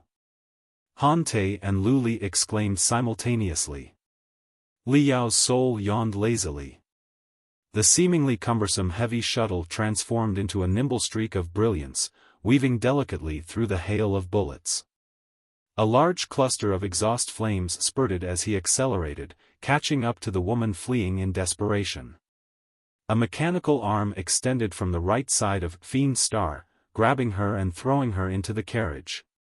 The vehicle then executed a near 180-degree turn, dodging several crystal cannons that had locked onto his previous position, and sped off in the opposite direction of the Flying Leopard Hall's tank team. The entire movement was fluid and natural, with a trajectory as sharp and aggressive as a folded blade. The tough bandits of the Flying Leopard Hall did not anticipate such brilliant driving skills from an unknown stranger. Their battle formation was immediately disrupted. Many shuttles even attempted to replicate Li Yao's 180-degree turn, but their inferior skills led to the damage of their balance systems. Rolling more than 10 times in midair, the vehicles smashed into the ground. Several blushing bandits crawled out, cursing in fury at Li Yao, who was getting further and further away. Han Te and Lu Li cheered simultaneously. The woman Li Yao had thrown onto the back seat, however, had not entirely recovered from her shock. Her face was even more strange than before, as if she had run into a group of ghosts. "Who are you? What do you want?" she demanded. She was not ugly at all and was quite young, but she could not have looked more disheveled. Black mud and stains covered her body, making it impossible to see her skin. Her hair was so messy and dirty that it resembled grass, which only emphasized the size of her head. She was hunched over, looking like a cat that was fully alert and ready to extend its not-so-sharp claws at any moment. She screamed in fear now and then. "Don't be scared. We're here to save you," Han Te and Lu Li said in unison. The woman's face became even more bewildered. "Save me? Why would you save me? Do you hate the Flying Leopard Hall, or do you hate me?" Han Te and Lu Li were both slightly taken aback. They shook their heads and said, "We don't hate anyone. But weren't you being chased by the people of the Flying Leopard Hall? If they had captured you, they certainly would have killed you or sold you as a slave. Shouldn't we rescue you?" The woman seemed to have never heard such a self-righteous and absurd argument before. Her mind seemed to have been disrupted by the unexpected arrival of Li Yao and the others. She was stunned for a long time before she cried out in shock and fury, "What nonsense are you talking about? Do you think I'm a 3-year-old? Has anyone in the Land of Sins ever saved someone else for no reason? Are you idiots?" Han Te and Lu Li stared at each other and smiled simultaneously. "Maybe," the woman said, putting on an expression of disbelief. She shook the door hard and gnashed her teeth. "Fine. Thank you for saving me. Now, put me down and leave me alone." She tried to jump out of the vehicle, but Li Yao's mechanical arm held her back. She elbowed Li Yao's iron shell hard, but it only made her grimace in pain. "The men of the Flying Leopard Hall are still behind us," Han Te reminded her kindly. "Don't worry. We mean you no harm. If you don't want to talk, we'll put you down once we're safe, and we'll go our separate ways," Lu Li suggested considerately. The cat-like woman struggled hard in Li Yao's iron arms. Looking at the innocent faces of the two young men, she almost laughed. After catching her breath, she said, "Listen up. I don't care where you idiots come from or how crazy you are to play heroes on the bloody plateau, but I'll take care of my own business. You've saved me, and I can't thank you enough. Now, let me go, or you'll regret it, and you two idiots will die. The shuttles of the Flying Leopard Hall can't catch us, Han Te said confidently. Even if they do, we're not afraid of them. Luli waved her small fists and smiled at the cat-like woman. You don't need to be scared either. Whatever happens, we will protect you. The woman's fury had already condensed to the point of bursting, but Luli's words held it back. Gazing into Luli's eyes, as clear as water, the cat-like woman felt almost suffocated. She was at a loss on how to handle the two unconventional youngsters. Idiots, she muttered. Who's talking about the Flying Leopard Hall? Luli blinked. Who are you? Why were the people of the Flying Leopard Hall chasing you? The woman hesitated about how to respond when sudden, feeble explosions occurred behind them. They didn't feel like the explosions from cannon fire or crystal bombs but more like the crashes of a few meteors. Liao even sensed the ripples that spread as the meteors soared through the air. Something fell from the sky, but it wasn't the usual relief from the heavenly rails, which always descended slowly with colorful parachutes. The parachutes were visible from a distance to trigger a bloody competition. These meteors not only fell at high speed but had also activated some sort of stealth technique, so advanced that even Liao, with his divinity transformation stage senses, did not detect them.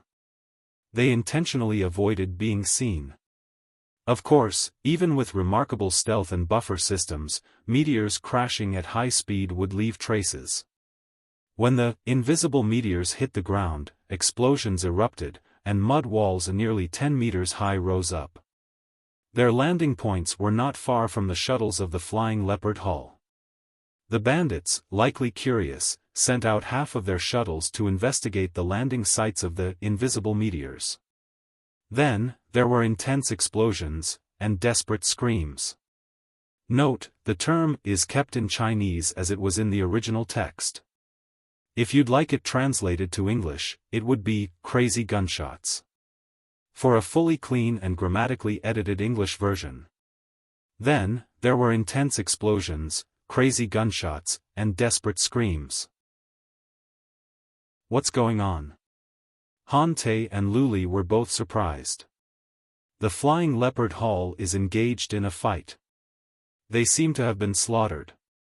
Liao's interest was piqued. The cabin cover on the chassis glided open silently, and Neltharion, which had entered stealth mode, darted out quickly and ascended into the sky, heading toward the meteor impact sites for investigation. The first thing he saw were 3 overlapping craters. The force of the impact was so massive that each crater was nearly 5 meters deep. The soil around the craters was like frozen waves, forming orange folds with white smoke continuously rising. At the center of each crater were 3 ball-shaped metal cabins, no more than 2 meters in diameter, with rough shells resembling insect eggs. The vortex patterns carved on their surfaces made them look like the fruits of some devil. Currently, the 3 devil eggs had all been opened. Inside, a jelly-like buffer gel and a human-shaped indentation could be seen, but no one was inside. Boom! Boom! Boom! At that moment, the 3 devil eggs exploded simultaneously. Not only did they blow themselves to pieces, but they also obliterated the traces of the meteor impacts.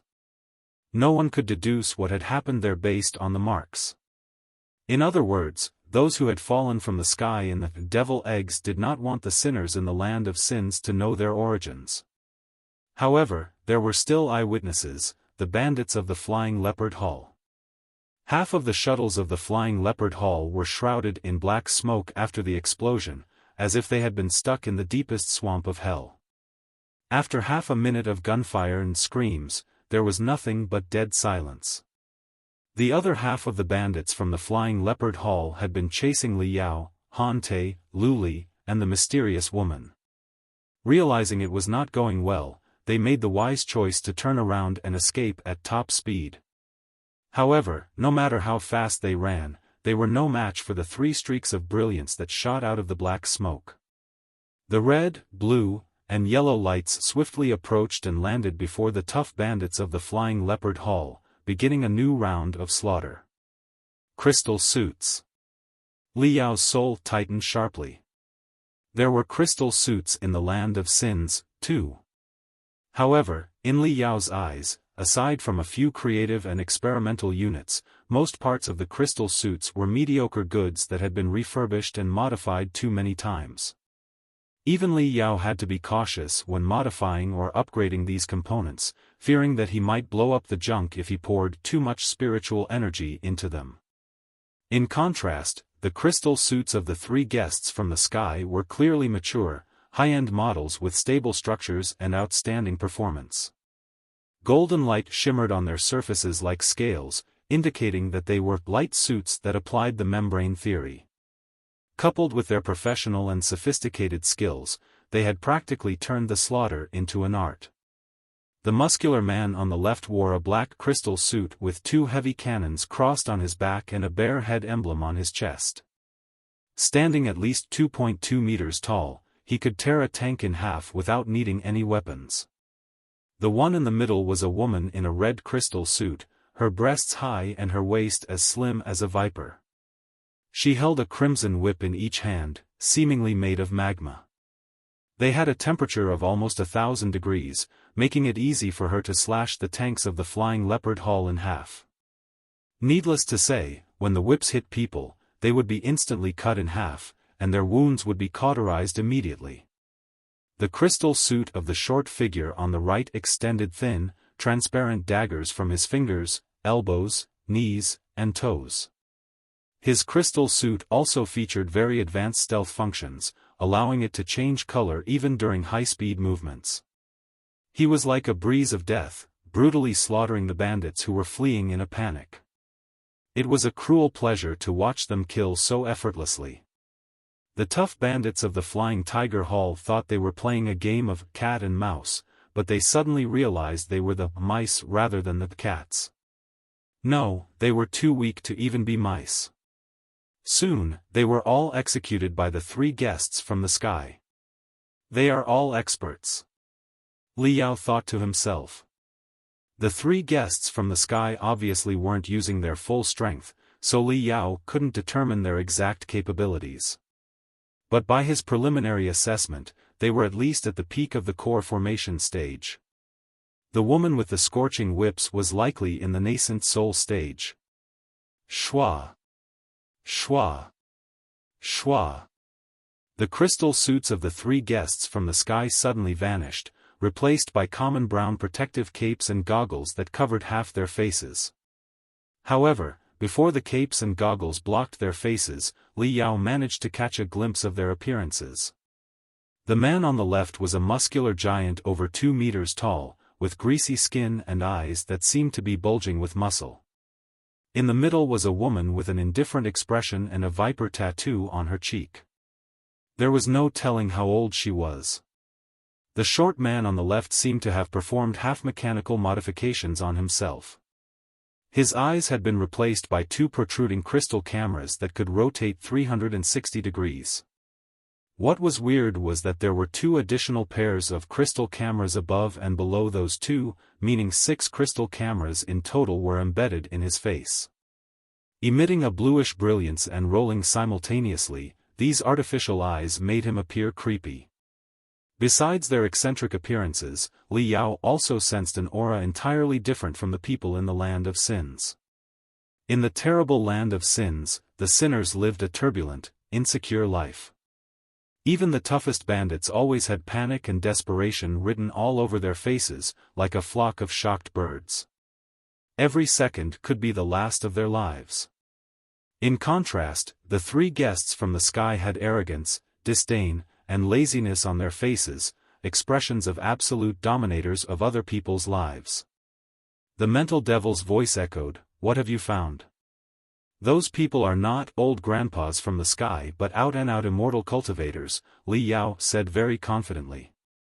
According to Han Te and Gu Zhengyang, most of the old grandpas do not attack others voluntarily after they fall. Even if some do, it's usually an instinctive reaction when they are panicking. The 3 guests from the sky, on the other hand, clearly massacred those people with careful, well-rehearsed teamwork. They seem very rational and don't appear to have lost their memories. Anything else? The mental devil asked. Different from the old grandpas and relief assets who are usually very eye-catching, they did not want anyone to notice that they had landed from the sky. Therefore, their landing cabins had stealth functions, and they destroyed the cabins, killing all the eyewitnesses. That way, nobody would be able to tell where they were from. After a moment's thought, Li Yao continued his analysis. They are not very old, especially the black giant on the right and the 6-eyed man on the left, but their cultivation is alarmingly high. They are almost among the most exceptional elites and rarest geniuses. Coupled with their high-end crystal suits, which perform remarkably well, let me see. If their highest combat ability is 5 times what they demonstrated just now, it would take me 10 to 20 minutes to finish them off. TSK, TSK, TSK. Impressive. How impressive. Enough of the crap, the mental devil said. I'm asking you to focus on their cosmos rings. They all have cosmos rings. Li Yao was slightly dazed. Right. They just stored their crystal suits in their cosmos rings. Interesting. 3 mysterious immortal cultivators have landed in the land of sins with cosmos rings and high-level crystal suits. What are they here for? Additionally, the woman seems to have anticipated the arrival of the immortal cultivators. What role is she playing? Li Yao shifted his attention to the woman he had just saved. It appeared they had indeed meddled in other people's affairs. Even if they hadn't shown up, the 3 immortal cultivators would have landed and killed the bandits of the Flying Leopard Hall. Was that the woman's goal? The cat-like woman was unlikely to be an immortal cultivator. Li Yao was quite certain of that. She didn't seem to even know the 3 immortal cultivators. Hearing the explosions and screams behind her, she shuddered and put on an expression 100 times more terrifying than before. She shrieked, "Stop! Stop now! You can't outrun them. Stop the shuttle if you want to survive." Li Yao thought of something and hit the brakes, floating in midair. What she said was true. He sensed that 3 powerful telepathic thoughts had caught up and locked onto them. With the performance of the enemy's crystal suits, it would be simple for them to catch up. Seeing the confusion on Han Ti's and Lu Li's faces, the cat-like woman seemed to struggle and hesitate. She gnashed her teeth. "Hey, you 2 little idiots didn't really come to rescue me, did you?" Han Te and Lu Li looked at each other and nodded. "Of course we did. Why else would we do it? F***CK. The woman cursed rudely, scratching the mess on her head helplessly and punching Li Yao's body heavily again, as if venting her anger. Naturally, she grimaced in pain once more. What kind of spiritual puppet is this? It looks like a garbage can but has a rather hard shell. Forget it. Let's leave it aside. Listen. Your lives are at stake in the next moment. The 3 ruthless people over there are monsters who consider killing as natural as drinking water. You've seen what happened to the bandits from the Flying Leopard Hall, haven't you? As for people like you, they won't even blink after killing 200 of you in a row. I'm not kidding. In short, you won't speak a word later. Let me handle everything. My name is Xian Xiaoqi. I'm quite well known around here. However, you 2 are clearly country bumpkins and must have never heard my name before. Whenever you want to sell first-hand information, get something from someone else's pocket, sell some risky goods quickly, or hire some assassins, you can always come to me. I must be out of my mind to help you for no good reason. You need to calm yourselves down and consider yourselves on the same team as me.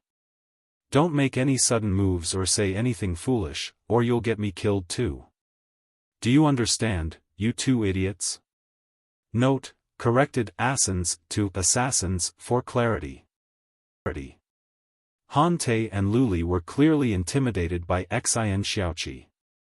Luli shyly said, "Sister Xiaoqi." "Cut it. Who's your sister?" Xin Xiaoqi snorted. "You brought this on yourselves. It's nobody else's fault. If the three monsters go on a killing spree, don't count on me to save you. I won't be able to, either. Got it?" Han Te and Luli exchanged bewildered glances and gulped simultaneously. Then they looked at Li Yao. "Why are you looking at this thing? Do you expect the trash can to save you?" Xin Xiaoqi was clearly displeased with their distraction. She knocked Li Yao's head several times and said, "This is just a spiritual puppet that will be torn to pieces any minute. In short, keep your mouths shut. Whatever I say, and whatever they ask you to do, do it. That's the only way to save your sorry lives. Do you understand?" Xin Xiaoqi crawled out of the shuttle, yelling. She then stood on top of it, took off her protective suit, and waved into the distance. Li Yao observed in silence. It seemed that this Xin Xiaoqi was a thief and an intelligence dealer in the land of sins. Such people weren't rare, but how exactly had she managed to connect with the immortal cultivators? Meanwhile, the mental devil steered Neltharion toward the three immortal cultivators, trying to gather more information. The three immortal cultivators could never have imagined Neltharion's existence even in their wildest dreams. Under the illusion that everyone nearby had been killed, they chatted with each other, chuckling. The tall, muscular man with caramel skin grinned at the broken limbs on the ground. "Is this the legendary, mysterious, much-anticipated extreme survival challenge?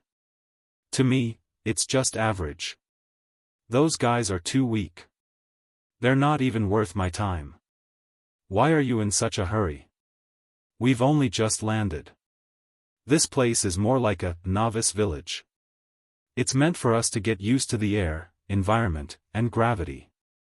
The short man with 6 crystal cameras on his face smiled and warmed up his arms.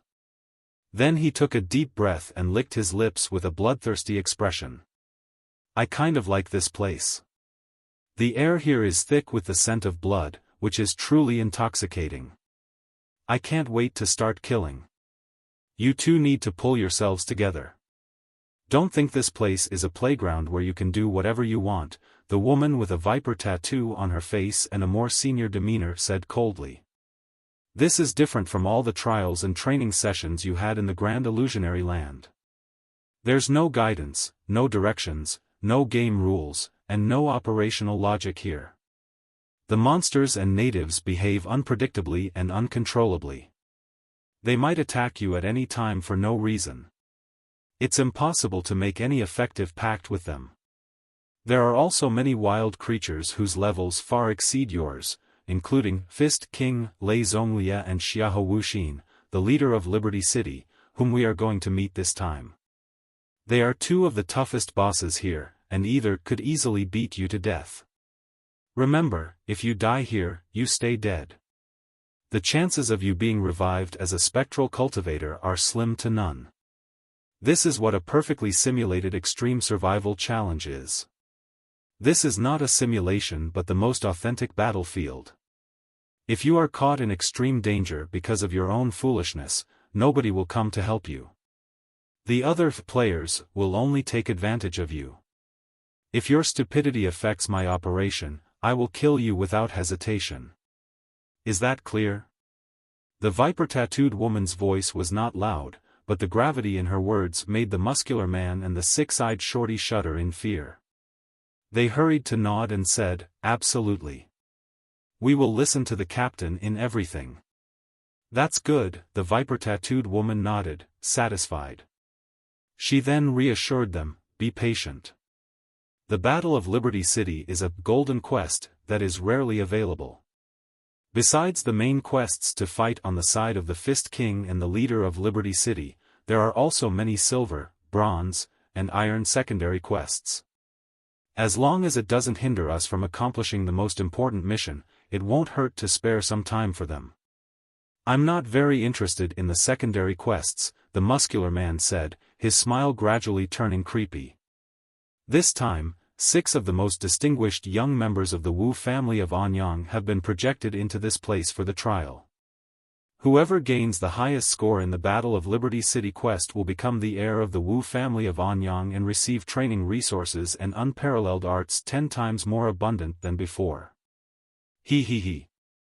However, I feel it's too ungratifying to complete quests and accumulate scores obediently in the trial. If I can find the other 5 and kill them all, who will ever compete for the position of heir with me? Good point.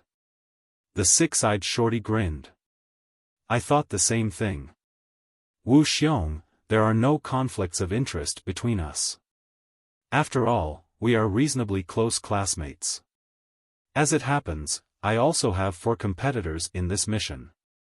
So, let's help each other and find an opportunity to eliminate all of them. The muscular man and the 6-eyed shorty grinned simultaneously. Don't assume you're the only smart ones, the woman with the viper tattoo said coldly. Whenever a golden quest like the Battle of Liberty City opens, it becomes the bloodiest season for major families and academies to screen their heirs and true disciples. Almost everyone has the same plan as you, wanting to use the chaos to eliminate their enemies or competitors. Why do you think the death rate in these trials is so high? Sure, bosses like Fist King Lei Zhonglia and the leader of Liberty City are strong, but how many players can they kill? Most players are actually killed by other players. I don't object to your plan to eliminate your competitors, but as I said, you must not hinder me from completing the main quest. You all know what it means to me. Whoever stands in my way should be prepared to die. The muscular man and the 6-eyed shorty shuddered again. They looked at each other and said respectfully, of course. You've participated in 9 extreme trials and survived them all. You are a seasoned player here. We will certainly follow your command. The woman with the viper tattoo snorted and then shifted her attention toward Li Yao's direction.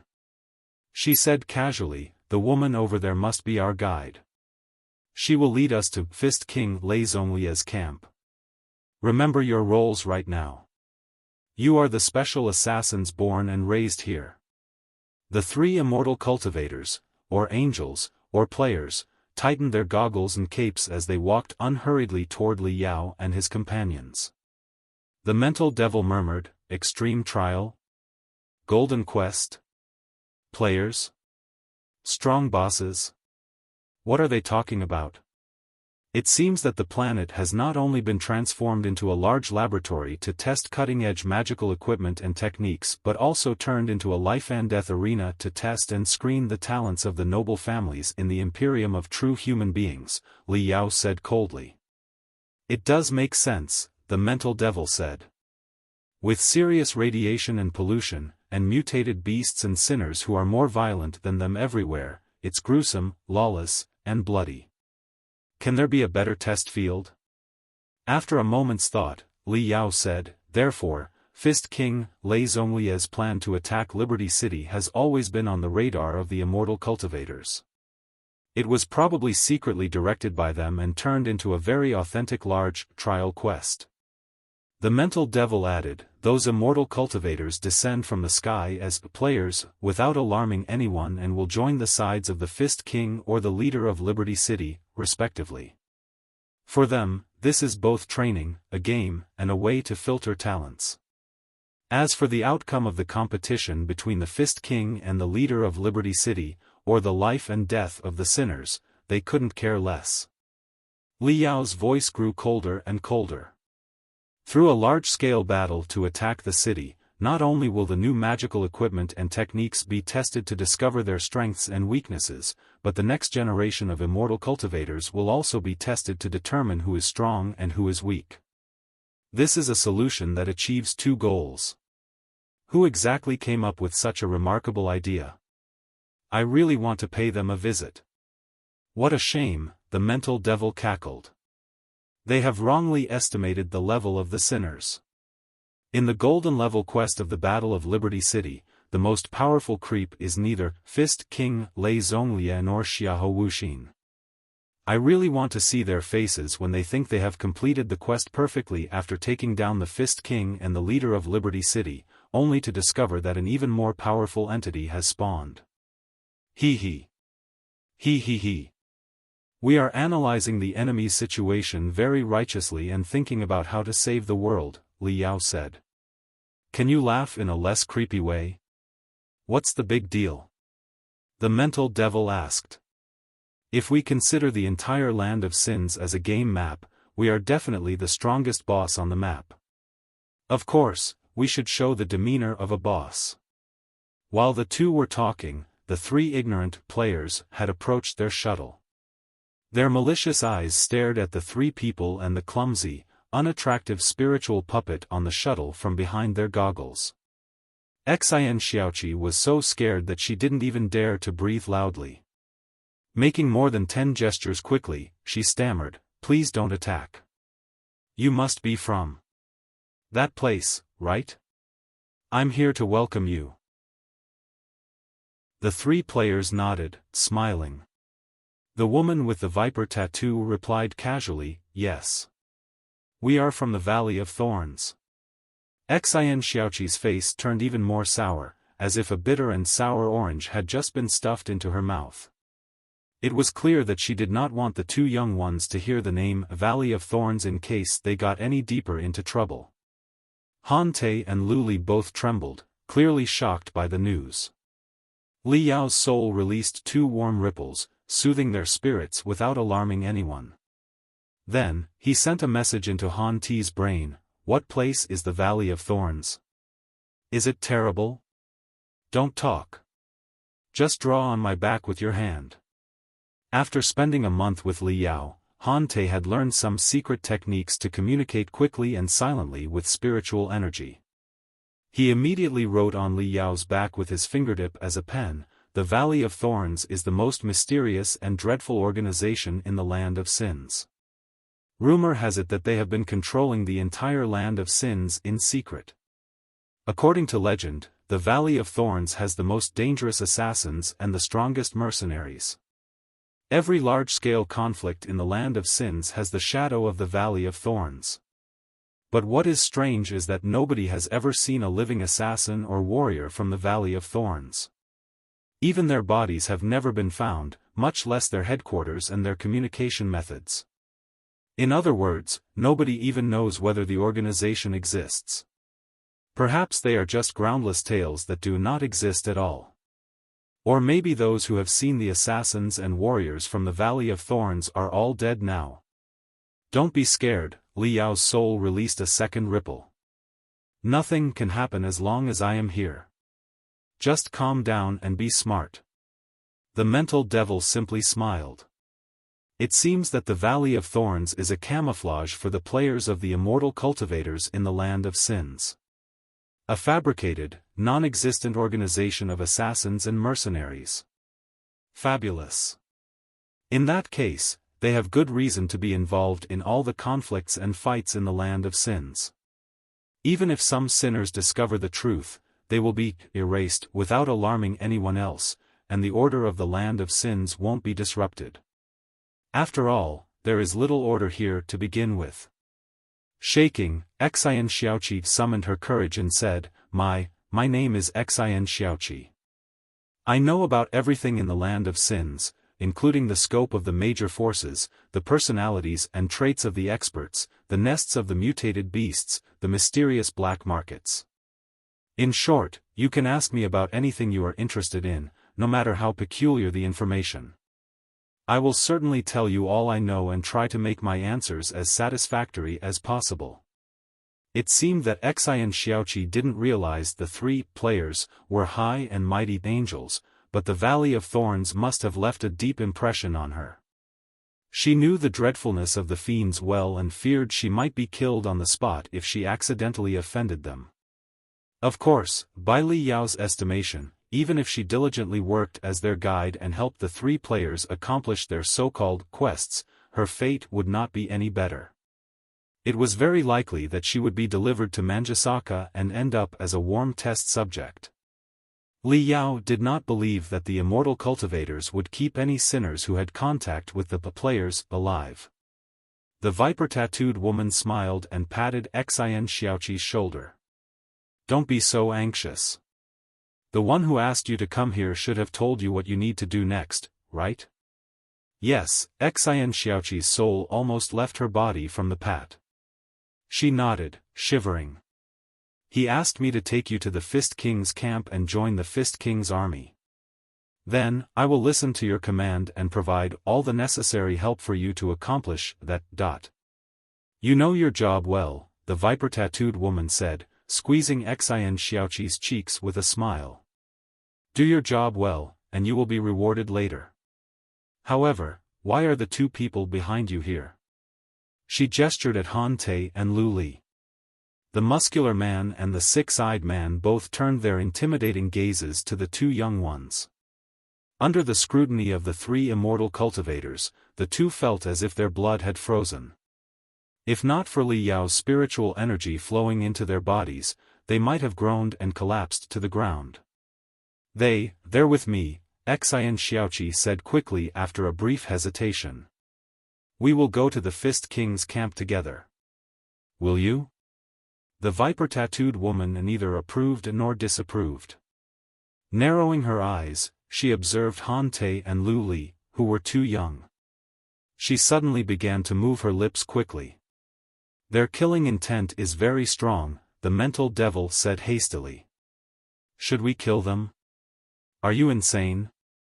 Since they are the players, they certainly have communication devices that connect to Manjusaka, Li Yao analyzed calmly. Chances are, retina lenses that can capture and upload everything they see in real time have been stuck to their eyes. Even if the other two don't, the guy with 6 eyes certainly has one. Even if we need to kill them, now is not a good time. We must find a way to cut off their signal and block the surveillance from the sky. It would be even better if we could lay a few neat traps so that we won't need to attack in person. They seem to be using a discreet communication technique. The mental devil grinned hideously. How naive. Do they think no one can hear them? Let me crack it. Their discrete communication technique involved the precise control of sound waves, which were condensed into lines similar to light before being sent directly into the ears of the recipients. However, no matter how controlled and condensed, the sound waves would still release very feeble ripples. As long as the distance between the two parties was great enough, it was always possible to intercept and decrypt the signal. A moment later, the conversation among the three players, which they thought was confidential, was intercepted by Li Yao and the mental devil. The six-eyed shorty frowned and said, "What's the meaning of this? Teammates that the system has distributed to us randomly? They look very weak." The muscular man snorted and said, "What can we do with such weak teammates? Let's just kill them here, in case they burden us at a critical moment." The viper-tattooed woman also seemed reluctant to work with too many locals. She considered her companion's suggestion carefully. Li Yao sent a message into Han Te's head again. Show them the Fist King's invitation card. As if woken from a dream, Han Te hurriedly took out the rusty card from his pocket and said, "Please look. This is the Fist King's invitation card. With it, you can directly join the Fist King's cause." Xian Xiaoqi was slightly dazed, not expecting that Han Te and Lu Li would have an invitation card at their young age. But she quickly grasped the lifeline and nodded. Yes. With the invitation card, we can directly join the Fist King's army as a team of 6. Li Yao saw that the viper-tattooed woman rolled her eyes and hesitated for a moment before snapping her fingers at her companions. Forget it. Just keep them alive for now. They might be teammates randomly assigned by the system and could trigger all kinds of weird secondary quests. I've run into similar cases in previous trials. Although the quests may not be very important, it would be a shame to kill them right now. After a brief pause, she continued, smiling, "I know you both want to secure the achievement of 100 kills, and I'm trying to get the super achievement of 1,000 kills. But it doesn't need to be done in a hurry. After the battle between the Fist King and the leader of Liberty City begins, there will be plenty of opportunities. The muscular man and the six-eyed shorty nodded, not daring to defy the viper-tattooed woman.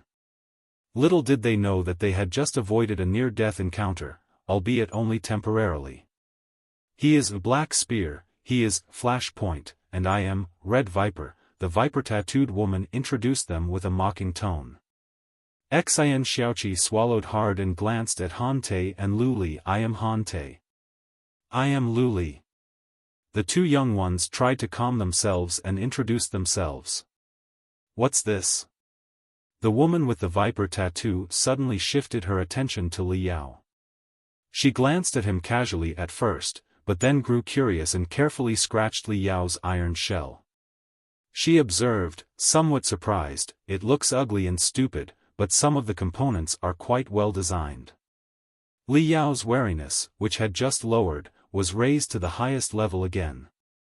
If Red Viper extended her spiritual energy to the core of the crystal processor for investigation, Li Yao was unsure if he could deceive the seasoned player without alarming her. If things didn't work out, he would have to kill all of them, risking discovery. Damn it, why did those immortal cultivators always ask to be killed? Its name is Fiend Star. It is our spiritual puppet, Lu Li said nervously. It is very impressive. Very impressive? Red Viper glanced at the joints and gaps that Li Yao had intentionally built crudely and then at the tracks that were full of mud and fungi. She smiled casually and said, I don't know if it's impressive, but it seems capable of carrying a lot of goods. Exactly, Han Te hurried to add. The shuttle consumes too much spiritual energy, and we don't have many crystals. In many cases, all our belongings are hauled by Fiend Star. Red Viper was not a refiner. She was not interested in the spiritual puppet that belonged to the locals of the novice village. Curling her finger, she flicked Li Yao's iron shell softly. Clang! The sound of a component breaking off and hitting the ground immediately echoed inside Li Yao's body, and the indicator flashed quickly for a while. Red Viper was slightly stunned. She completely lost interest in Li Yao and yawned. Looking at the towers connected to the heavenly rails in the distance, she smiled and said, Let's go to the Fist King's camp now. The Battle of Liberty City is about to begin.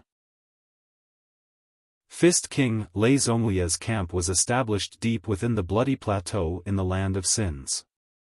As they approached the Fist King's camp, the first thing they saw was Liberty City, located dozens of kilometers away on the horizon. From this vantage point, the asset transmission tubes connected to the heavenly rails appeared even more majestic and eye-catching. It was clear that the towers were at least 40 meters in diameter, encircled by spiral stairs or racks. The assets from the heavenly rails did not descend straight down but moved along the spiral racks, diving into the ground like enormous drills. Liberty City might have been a prosperous and developed metropolis before Judgment Day.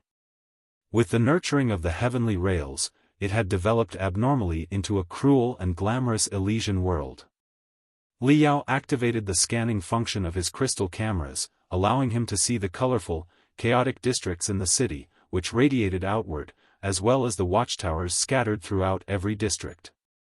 Countless experts, tanks, and crystal cannons had been set up on the streets and in the valleys, transforming Liberty City into an impenetrable jungle of blades.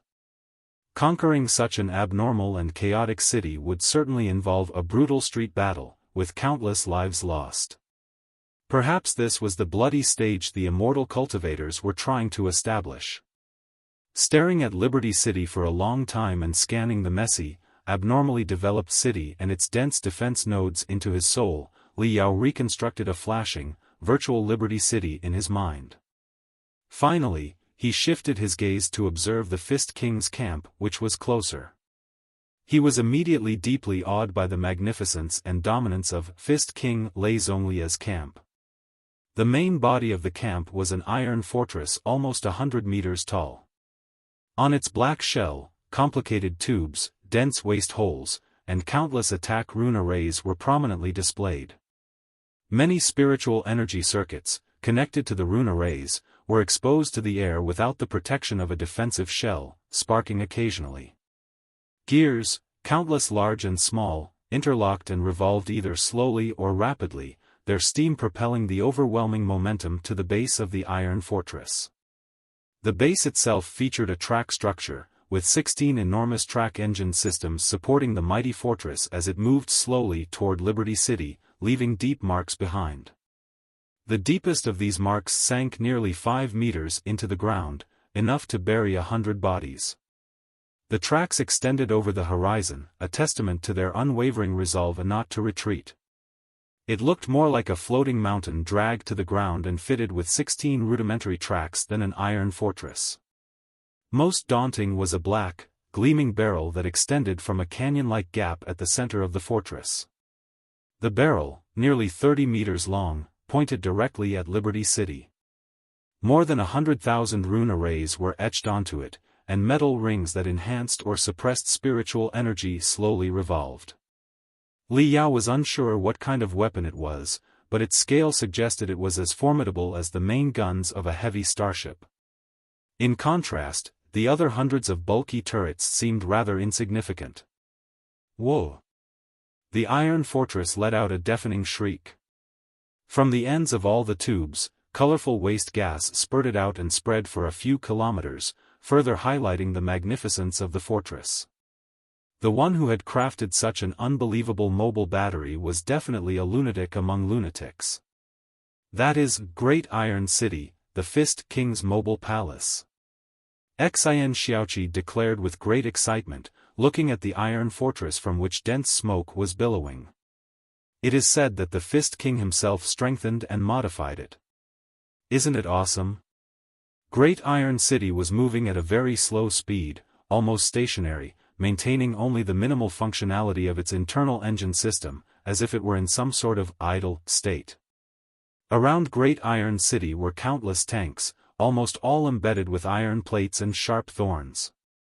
Numerous storm bolters and crystal cannons had also been installed on them.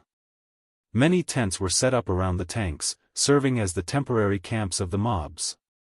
Awed by the name of Fist King Lei Zhonglia, and drooling over the assets and profits in Liberty City, as well as the opportunity to rise to the city in the sky, the brutal bandits and experts from all over had come to join him. They were all stationed around Great Iron City, naturally forming a town. The bizarre city was a great eye-opener for Li Yao.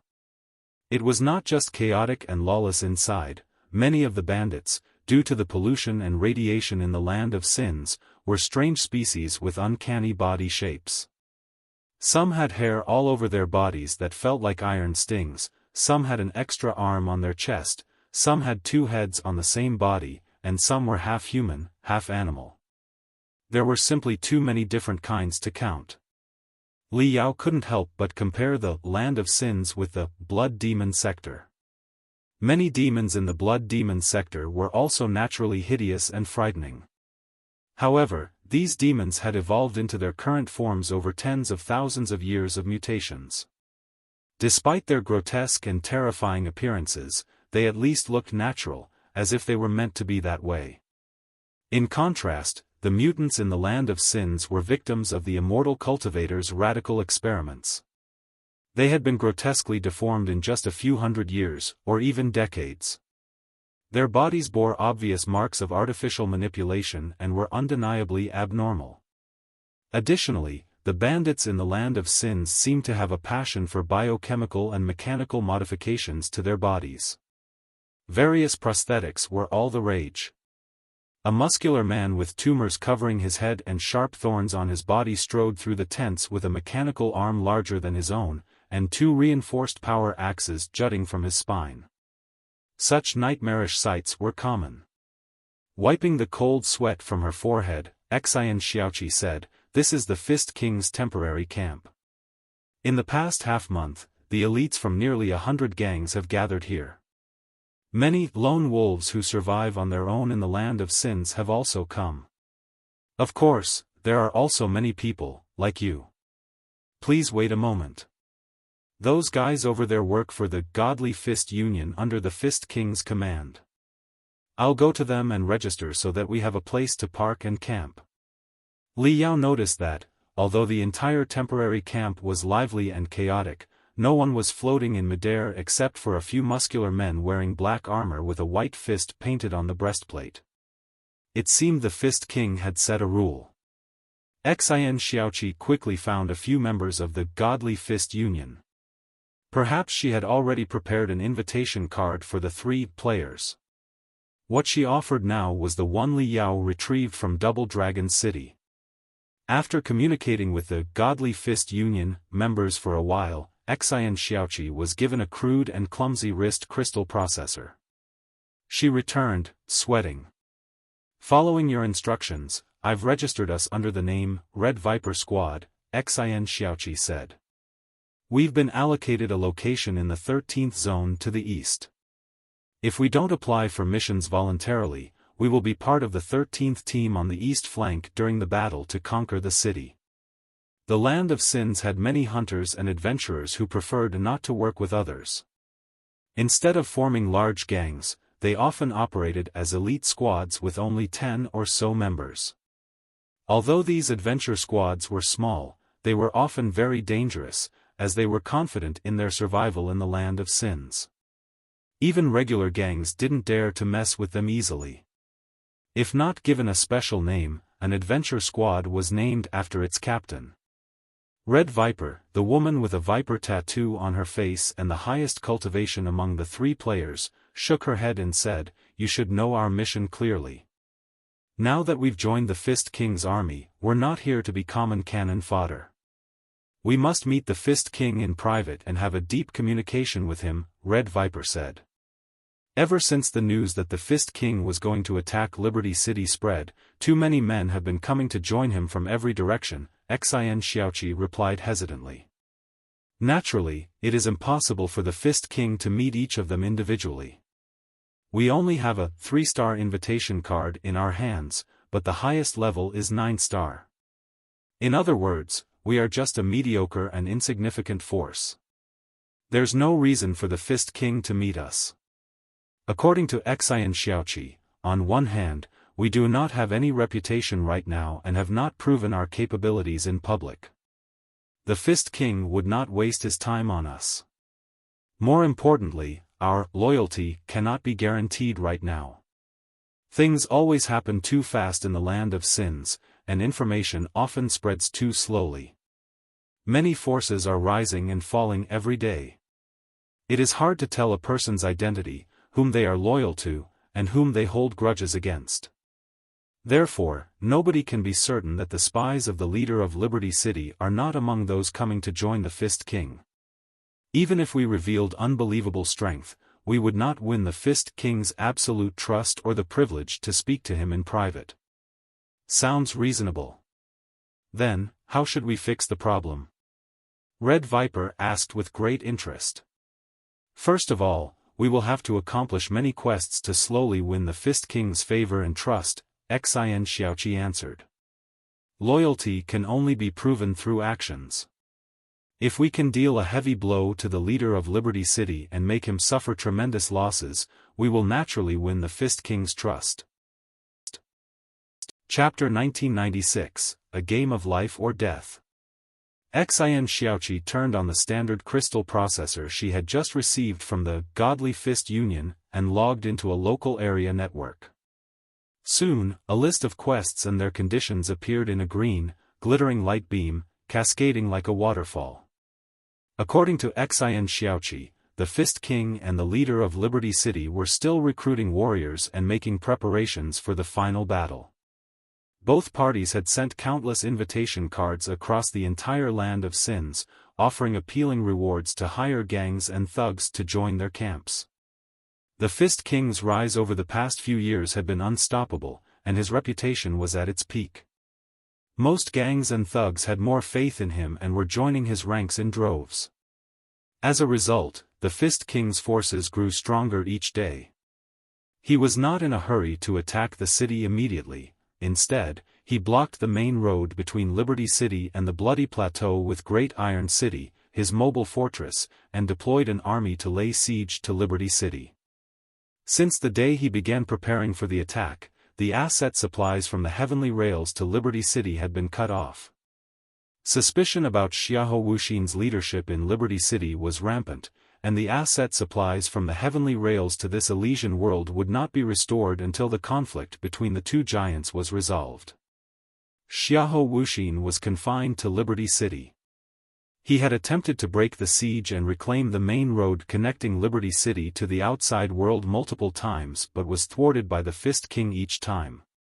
However, the Fist King could not wait indefinitely. The resources consumed by the unruly thugs and bandits for daily needs and training were astronomical. Besides, many tough bandits had their own territories, from which they earned substantial daily income. It was impossible for them to besiege Liberty City with the Fist King for long. Furthermore, these bandits often had unpleasant histories with each other. The more gangs involved, the fiercer their conflicts would become. They were already unorganized, and once their numbers exceeded the commander's control, they would likely dissolve into chaos and collapse on their own before they could even attack the city. Therefore, Xian Xiaoqi estimated that the Fist King would definitely launch an attack on Liberty City after recruiting soldiers for no more than a month. During this month, conflicts between the two sides, both open and covert, would naturally occur daily. As a result, a wide variety of quests had been generated.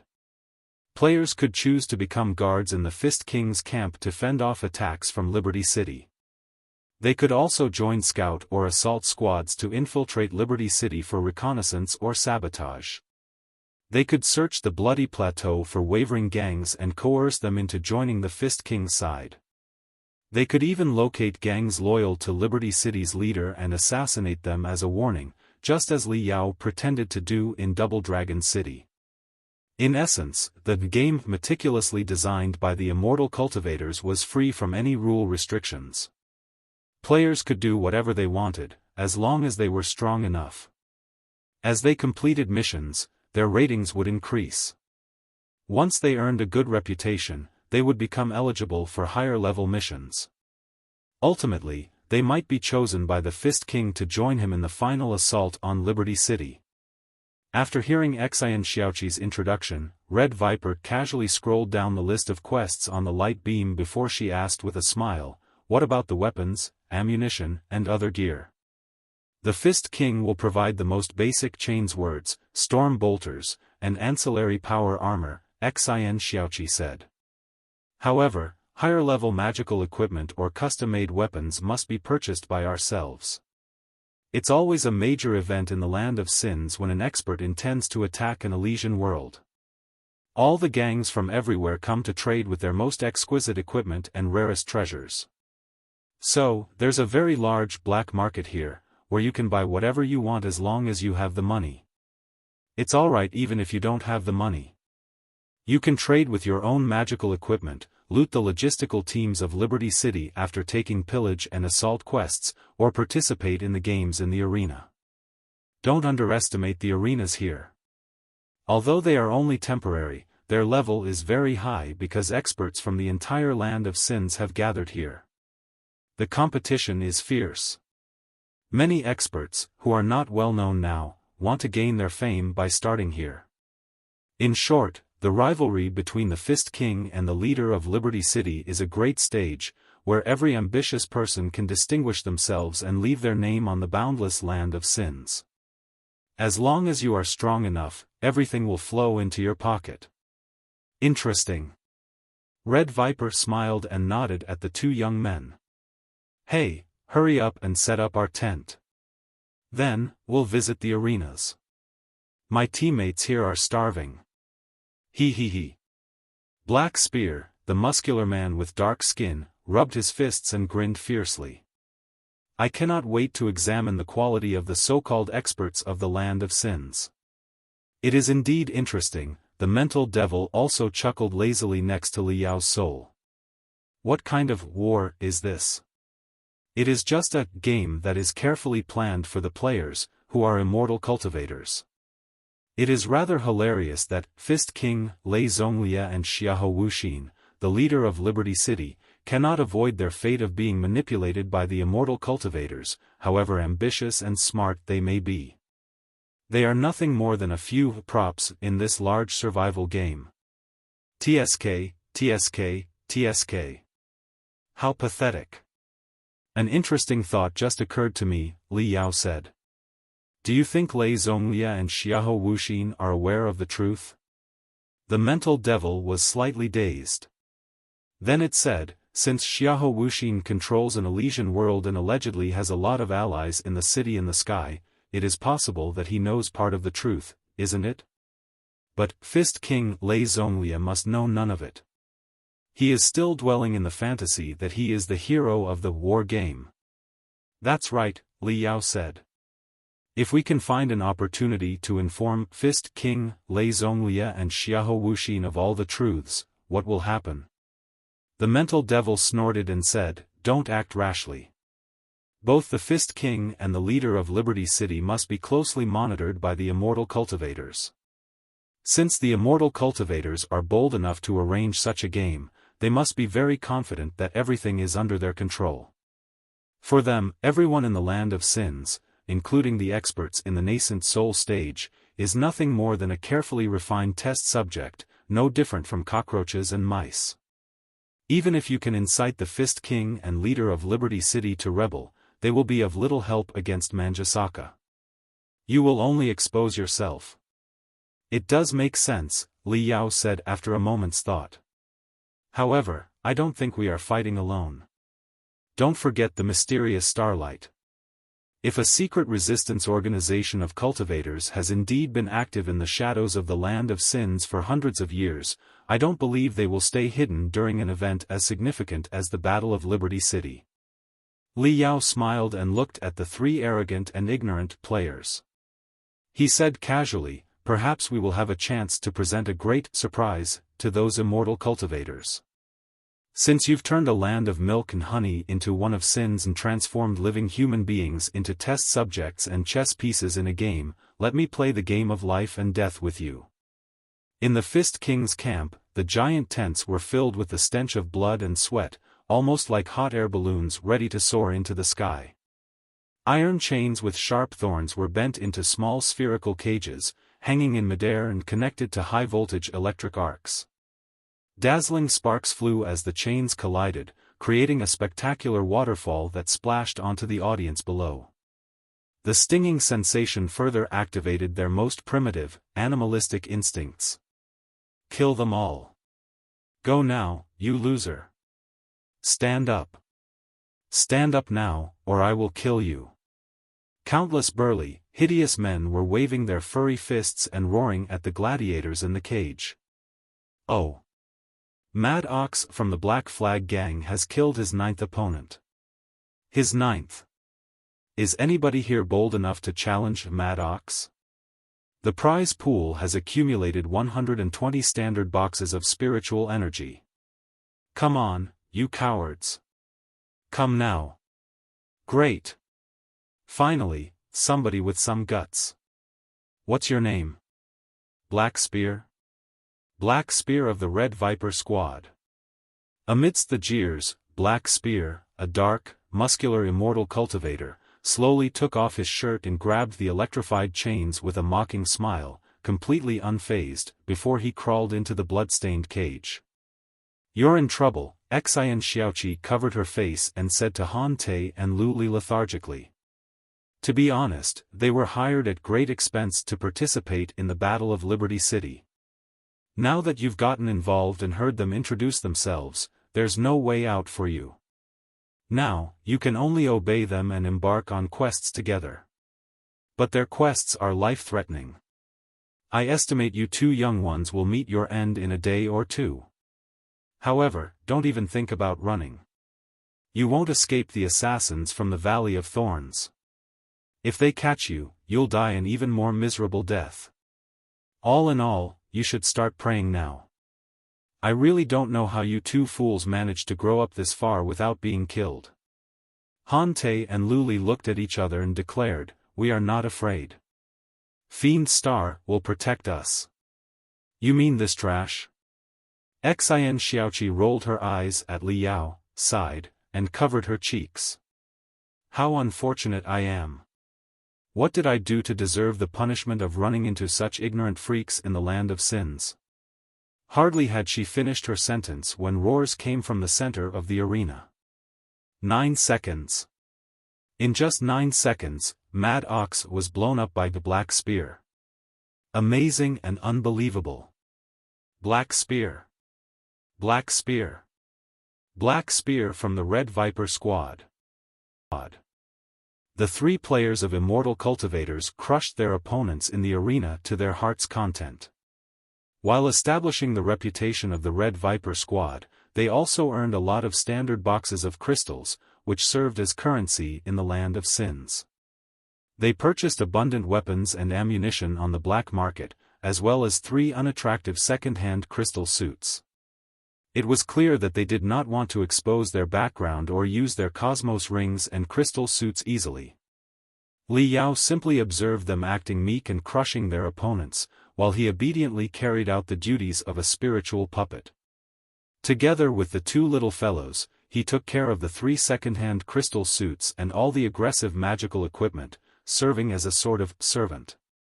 Without cosmos rings, storing and transporting crystal suits and other heavy magical equipment, as well as moving the abundant trophies they had won, could be very troublesome. Servant was a very necessary profession, and almost all gangs and experts took a lot of servant soldiers with them. This might explain why the 3 immortal cultivators had not killed Han Te and Lu Li yet. Meanwhile, Li Yao paid some attention to the black market but did not find any high molecular layer-by-layer scanning magical equipment. On second thought, it made sense. This was a piece of specialized magical equipment required only for high-precision maintenance and modification. Li Yao did not expect there to be many specialists in the land of sins who knew how to use it. From that day on, the 3 players of Immortal Cultivators devoted themselves to the Battle of Liberty City's golden quests. First quest * Hunting of the Wolves. Location * Tusk Valley, to the east of the Bloody Plateau. Target * an armed team of vehicles carrying a lot of crystals and ammunition to Liberty City. Description: loot the shipping team of Liberty City and stop any assets from entering Liberty City. Participants: the Black Bear Gang, the Bloody Butchers Union, the Gold Stone Alliance, the Red Viper Squad, and the War Hammer Squad. Difficulty: 3 stars. On the Bloody Plateau, many steep hills rose abruptly like the tusks of thousands of beasts, forming a narrow and rough valley. This place could not have been more treacherous, but it was the most convenient route for communication between Liberty City and the northwest areas of the Bloody Plateau. Liberty City had several large black markets and asset warehouses in the valleys of the northwest plateau. Now, all resources needed to be transported to the home camp. A team of dozens of tanks, accompanied by an equal number of trailers, rushed forward on the uneven valley, creating deafening noises. The men on the turrets of the tanks and atop the trailers seemed to be nailed down, showing no movement despite the bumpy road, indicating they were the most elite bandits. A few others hovered in the sky with metal wings, as thin as paper, powered by anti-gravity rune arrays and a propulsion system, like wary hawks. As the team was about to exit the Tusk Valley, the hawks in the sky suddenly accelerated and released blood-red fireworks with cracking noises, signaling the approach of enemies. But it was too late. Several pillars of smoke rose abruptly from behind the steep hills. After clusters of debris splashed out, they accelerated with incredible speed. In brilliant streaks, they struck the hawks in midair, blowing up the scouts from Liberty City without leaving any survivors. Boom! Boom! Boom! Thunderous explosions echoed at both the front and back of the valley. A few tusk-like hills were blown off and rolled down the slope. The tanks at the bottom of the valley unleashed a storm of bullets at their best. The numerous tough bandits charged and blew several tusks into pieces with their brute force. Still, a number of rocks hit the trailers brutally, knocking over nearly 5 of them and loosening the compressed food and the crystals inside, which were covered in sand and straw. Ayo! From both sides of the valley, almost 100 single shuttles, fully embedded with stingers, rushed out. In animalistic roars, the riders charged at the shipping team, waving their chainswords and vibration sabers like a pack of ravenous wolves. A fierce battle immediately began. Broken bones, torn guts, and chopped limbs. Blood spurted and flew everywhere, staining the gray and brown tusks red.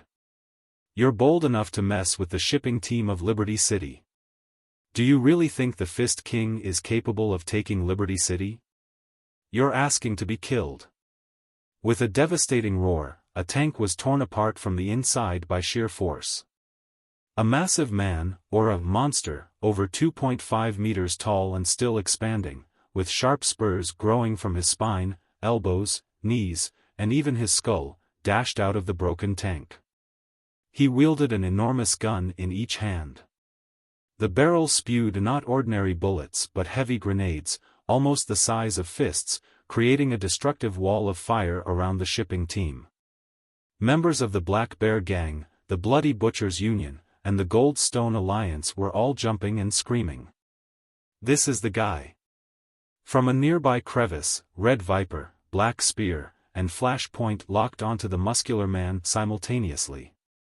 Paragliders, similar to wings, extended from their silver backpacks, and they transformed into 3 streaks of brightness, charging at the enemy from 3 different angles.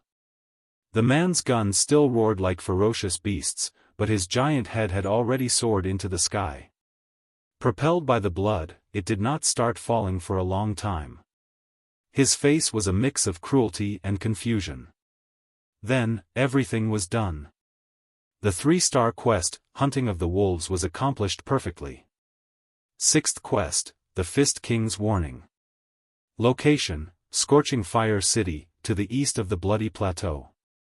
Target, the leader of the Scorching Fire Gang. Description: the leader of the Scorching Fire Gang used to be the right-hand man of Liberty City's leader and has received secret financial aid to expand his territory and increase his strength, even after the man left Liberty City. As a result, many gangs in Scorching Fire City have taken an ambiguous stance in the conflict between the Fist King and the leader of Liberty City. They may stab the Fist King's army in the back at a critical moment.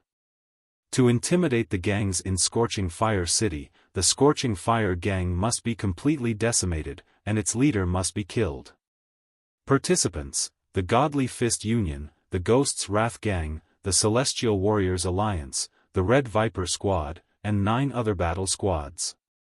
Difficulty: 6 stars. With the elites of the Godly Fist Union under the Fist King's command, the ferocious bandits had already broken into Scorching City, unstoppable. As they charged at the headquarters of the Scorching Fire Gang, they chanted, "The Godly Fist Union is on a mission to eradicate the Scorching Fire Gang, and irrelevant people should stay clear." The forces in Scorching Fire City, large and small, did not dare respond to the Fist King's invitation, due to the deterrence of the Scorching Fire Gang. Now that the Fist King's troops had come to attack in person, they certainly would not fight alongside the Scorching Fire Gang. Thus, they simply closed their gates and stayed out of the conflict, leaving the Scorching Fire Gang to fight alone. It did not take long for the Scorching Fire Gang's headquarters to be conquered. However, before the stronghold was taken, hundreds of tanks escaped in the direction of Liberty City. Countless battle squads were hovering in the sky or prowling on the ground, waiting for the leader of the Scorching Fire Gang. It was widely expected that the Scorching Fire Gang would be defeated, and only the one who killed the leader of the Scorching Fire Gang as a warning to others would be considered the greatest contributor to the mission. On the Bloody Plateau, a game of hunting and evading began. Boom! A tank speeding at high velocity suddenly soared into the sky, turning into a fireball. From the fireball, 3 people, engulfed in flames, were hurled out but were already chopped into multiple pieces before hitting the ground. Schwa! 3 shuttles, performing at their best, could not outrun 7 hunters who swooped down from the sky. They leaped above the vehicles, attaching special iron claws to the shells beneath their feet. They then plunged their chainswords into the cars, raising a storm of blood with ease. There's the leader of the Scorching Fire gang. Dozens of streaks of brightness charged at the solid tank simultaneously, strangling it into a pile of scrap. However, from the gaps in the metal, a slim figure in red armor darted out, dodging more than 10 lethal attacks with unbelievable agility, and hijacked a single shuttle. Burning air currents spurted from his back, and he was about to escape the siege when 2 bullets shot at his shuttle from different directions. He had to dodge hastily. But as he did, a large-caliber anti-shield bullet pierced his left ear and burst out from the right side, taking most of his skull, brain matter, and life with it. The leader of the Scorching Fire gang was executed on the spot. Under the shocked and confused stares of the assaulters, Red Viper, Black Spear, and Flashpoint unveiled their mimic camouflage and stood up from the blood-red fungi, smiling. The 6-star quest, The Fist King's Warning, was completed flawlessly. 17th quest, The Eagle Plan. Location, Liberty City. Target, the 19 defense arrays at the south of Liberty City. Description: conduct high-altitude reconnaissance of the southern part of Liberty City, capture images from every angle, and determine the specific deployment and levels of the defense rune arrays to provide intelligence support for the impending final battle. Participants: the Red Viper Squad and 12 other elite battle squads that have distinguished themselves. Difficulty: 7 stars.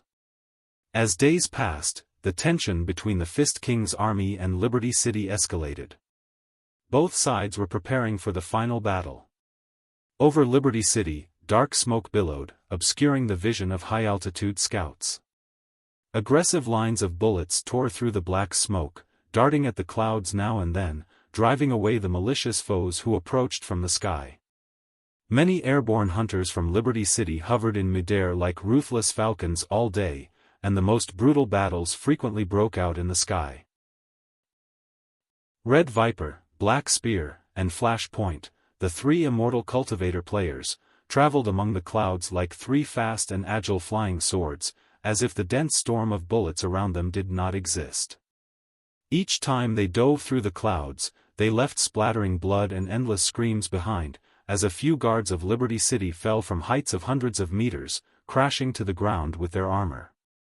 However, their allies beside them were also exploding and falling in the storm of blades and bullets, suggesting that another elite team, on par with them, was lurking in the clouds. Suddenly, 2 new exos appeared in the clouds opposite them. The 2 parties fought for a few rounds, but neither could easily defeat the other. The 3 immortal cultivators sensed a familiar presence, like wolves encountering wolves and snakes meeting snakes. The players had met other players. Floating in midair, Black Spear coldly asked, "Are you here for the trial?" "Exactly. Unfortunately, we were randomly assigned to the defense side of Liberty City," the exos on the opposite side smiled. "How lucky. We've never been fond of defense. We only like to attack." "Don't be so arrogant," Black Spear licked his lips. "There are only 2 of you, but we have 3 on our side. But this is the airspace of Liberty City. We can receive support at any time," the enemy replied without wavering. Playing with his chains word, he asked, "Do you want to try your luck?" "Hee." Black Spear narrowed his eyes, a brutal gleam in them. "Black Spear, Flashpoint, are they the rivals in your families?" Red Viper suddenly asked. Black Spear and Flashpoint both shook their heads. "Then, it seems unnecessary for us to conflict right now," Red Viper said. "The final battle is about to begin.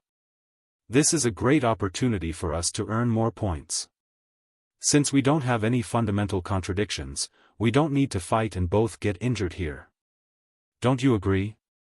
The 2 strangers nodded slowly. "Well said. There will be plenty of chances for us to fight in the future. Why rush?" The 2 of them blinked and disappeared into the smoke, leaving a final remark with a smile. "Since you appear to be rational, here's a word of advice. If you're going to retreat, don't return the way you came. Take a detour to the southeast. A few crazy streamers are lurking on your path of retreat. We all know those lunatics don't care if you're a player or not. They'll do anything to boost their viewership. Hee hee. What about them? Black Spear clenched his fists. Even if we run into crazy streamers, so what? I'll simply punch them into pieces in front of their entire audience. Quiet. Red Viper pondered for a moment. You know how crazy those people are. They're all perverts who've come here looking for stimulation. They're different from us, who are here for a mission. It's unnecessary to mess with them. Overall, our reconnaissance mission is complete. With the credits and reputation we earned in the last half-month, it's enough to meet the Fist King himself. Let's fall back. However, those two guys are not to be trusted completely. We won't take our original path or detour to the southeast. Instead, we'll charge forward and get out from the west. Under the cover of many other scouting squads, the three players finally got out of the range of Liberty City's flak weapons.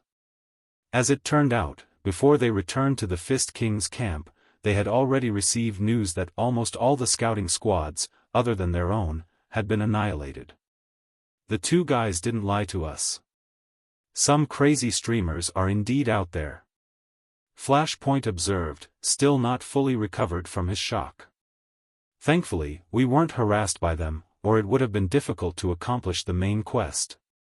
Our servant soldiers are there. Let's land. Black Spear said.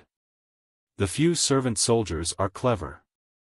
I thought they would be killed by the enemy during the first operation, but I didn't expect them to survive so many quests without getting killed. They are truly sturdy. Also, although the puppet they carry doesn't have a high combat ability, it is indeed skilled at maintaining all kinds of magical equipment. I'm already reluctant to kill them. Of course, Red Viper said. This is the first time the two of you have participated in a trial of extreme survival in the Land of Sins. Naturally, you will have more privileges. The few useful servant soldiers that have been assigned to you might be a favor for the newbies. As for killing them, I don't think it's necessary. There's no way they can survive the gory battle in the city and the street fighting that will be 10 times gorier. The 7-star quest, the Eagle Plan, had been basically accomplished. The three Immortal Cultivator players landed and walked toward Han Te and Luli with a smile. Little did they know that their conversation had been recorded by a soundwave collector installed in the most inconspicuous part of their crystal suits and would be read by Li Yao during maintenance later. While the three players were enjoying the game where living people were chess pieces and props, Li Yao was carefully analyzing the Immortal Cultivators game. The more he analyzed, the more he felt that the truth of the Martial Meritocrat sector might be more complex than he had imagined. He had thought that the entire Martial Meritocrat sector was the most important laboratory and test base for new magical equipment and techniques in the Imperium of true human beings. However, the arrival of the three Immortal Cultivator players hinted that the test base had a deeper purpose. It wasn't just magical equipment and techniques that were being tested, the Immortal Cultivators themselves were part of the experiment. By collecting the conversations among the three players daily and through his own meticulous soul-searching, Li Yao discovered that the war game seemed to have a third, more subtle meaning. With his keen senses at the Divinity transformation stage, Li Yao noticed hundreds of players, but not all were the same.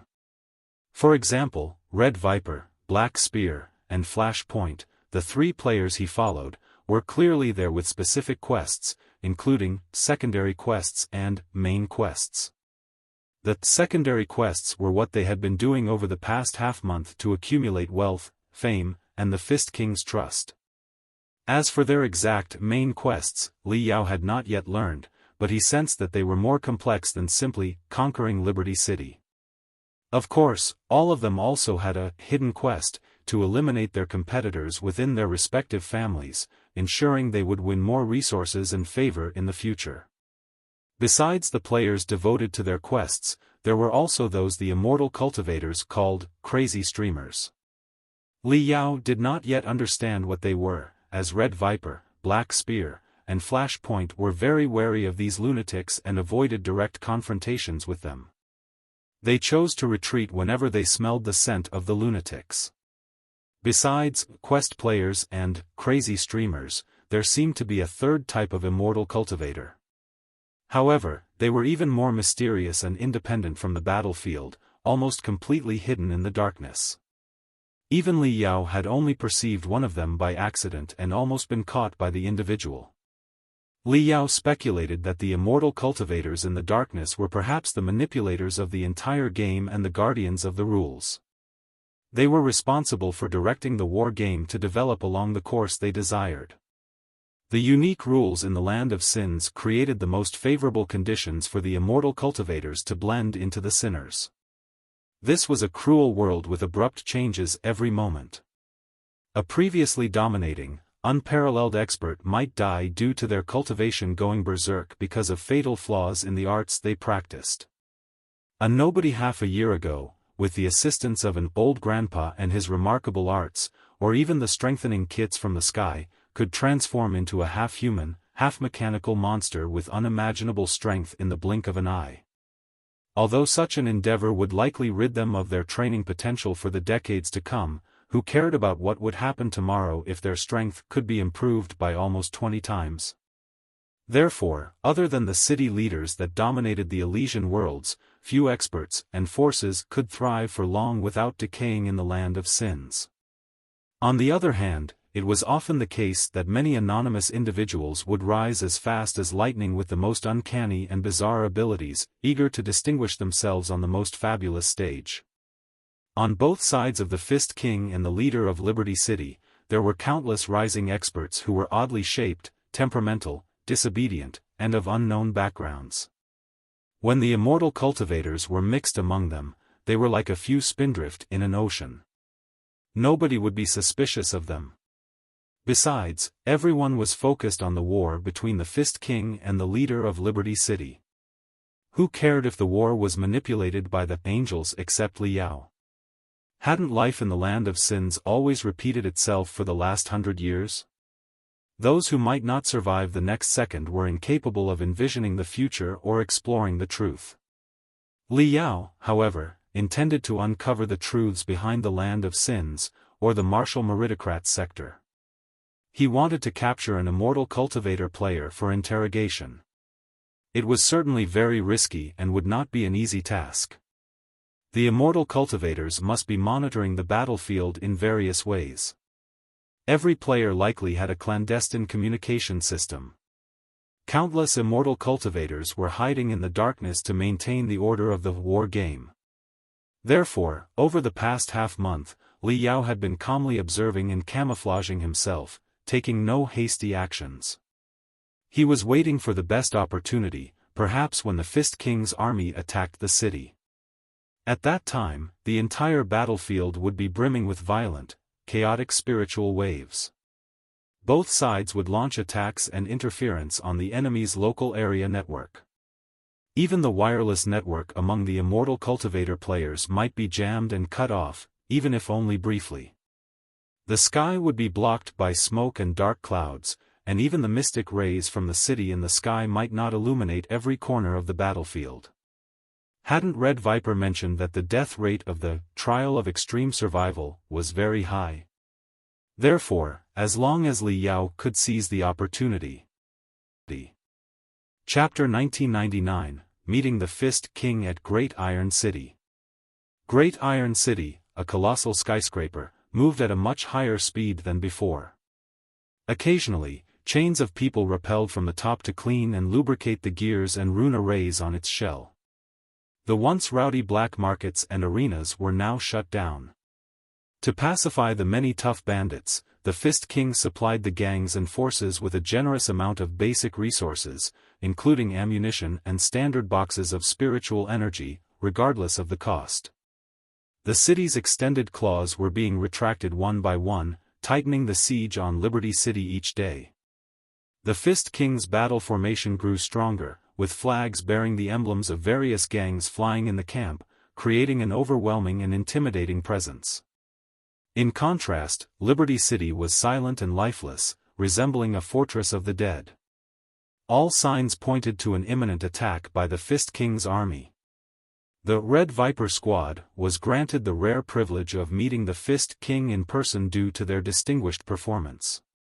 Over the past month, despite being stationed at the camp of the Great Dominator in the Land of Sins, neither the Red Viper Squad nor Li Yao had ever seen the Fist King, not even from a distance. They only heard numerous rumors about him from others. Some said the Fist King once practiced punching against a mountain thousands of meters tall.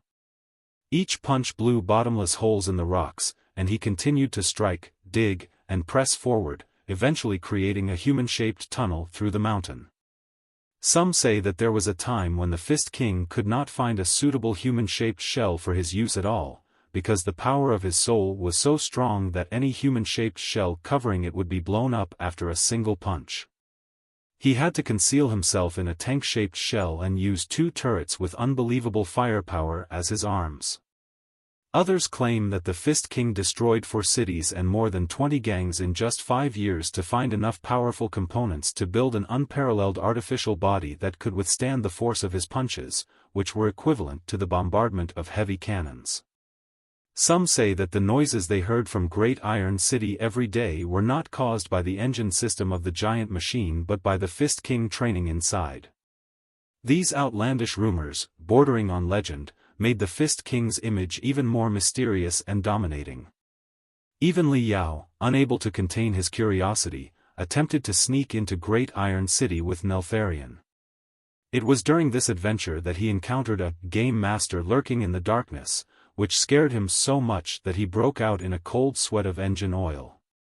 He eventually gave up the idea. Today, he finally had the chance to meet the Dominator of the Land of Sins in person. On the pedestal of Great Iron City, dozens of enormous gears, more than 3 meters in diameter, were revolving slowly, revealing a dark gap. Li Yao, along with the trembling Han Te, Lu Li, and Xian Xiaoqi, lowered his head and followed the Red Viper Squad, guided by a team of warriors from the Godly Fist Union, into the smoking Great Iron City.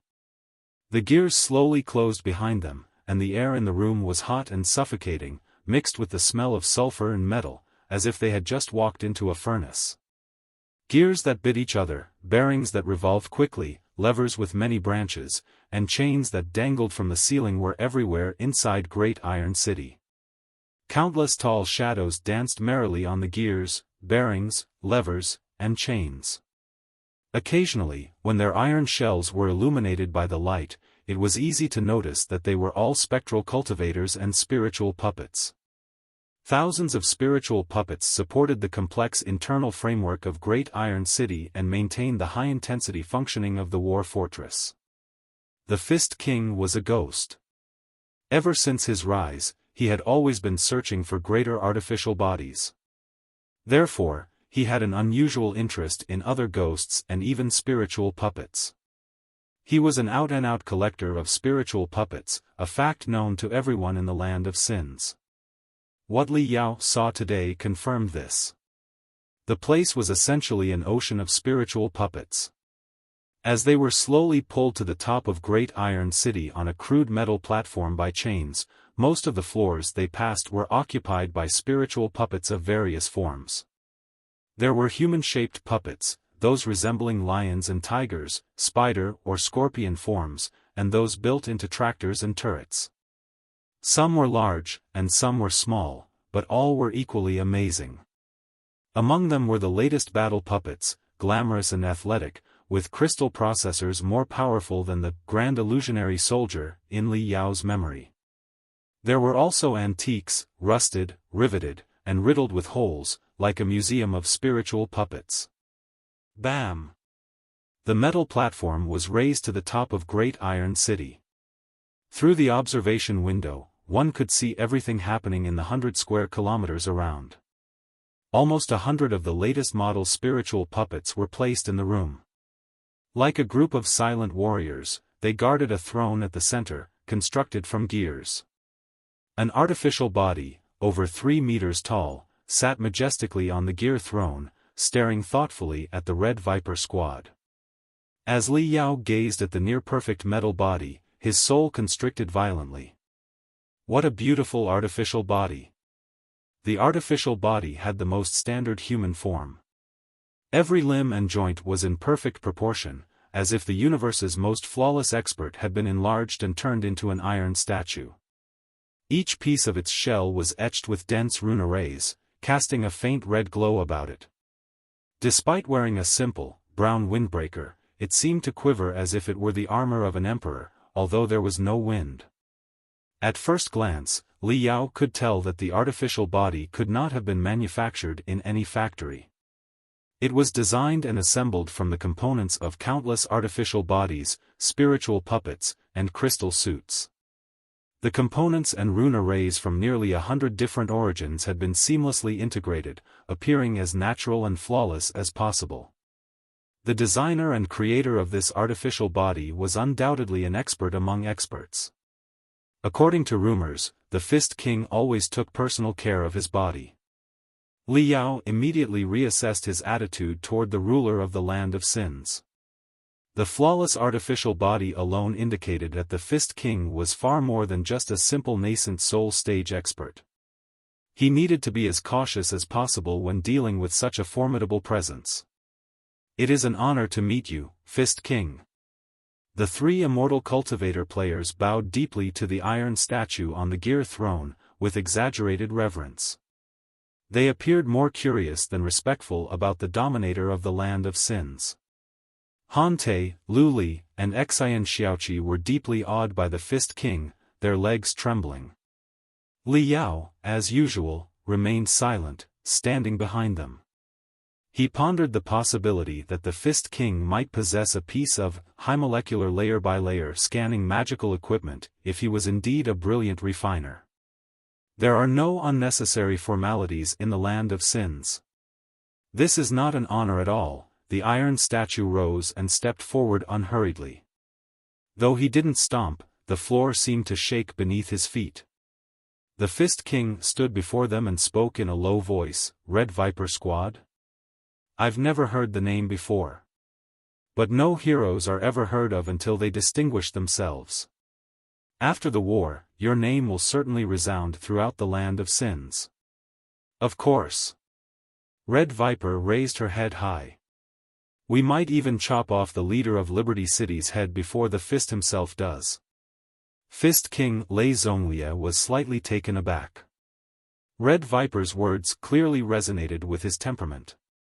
He burst into laughter and said, "Good, good. You have performed remarkably in the battles over the last few months. I can't help but wonder what kind of miracles you will create in the battle to take the city.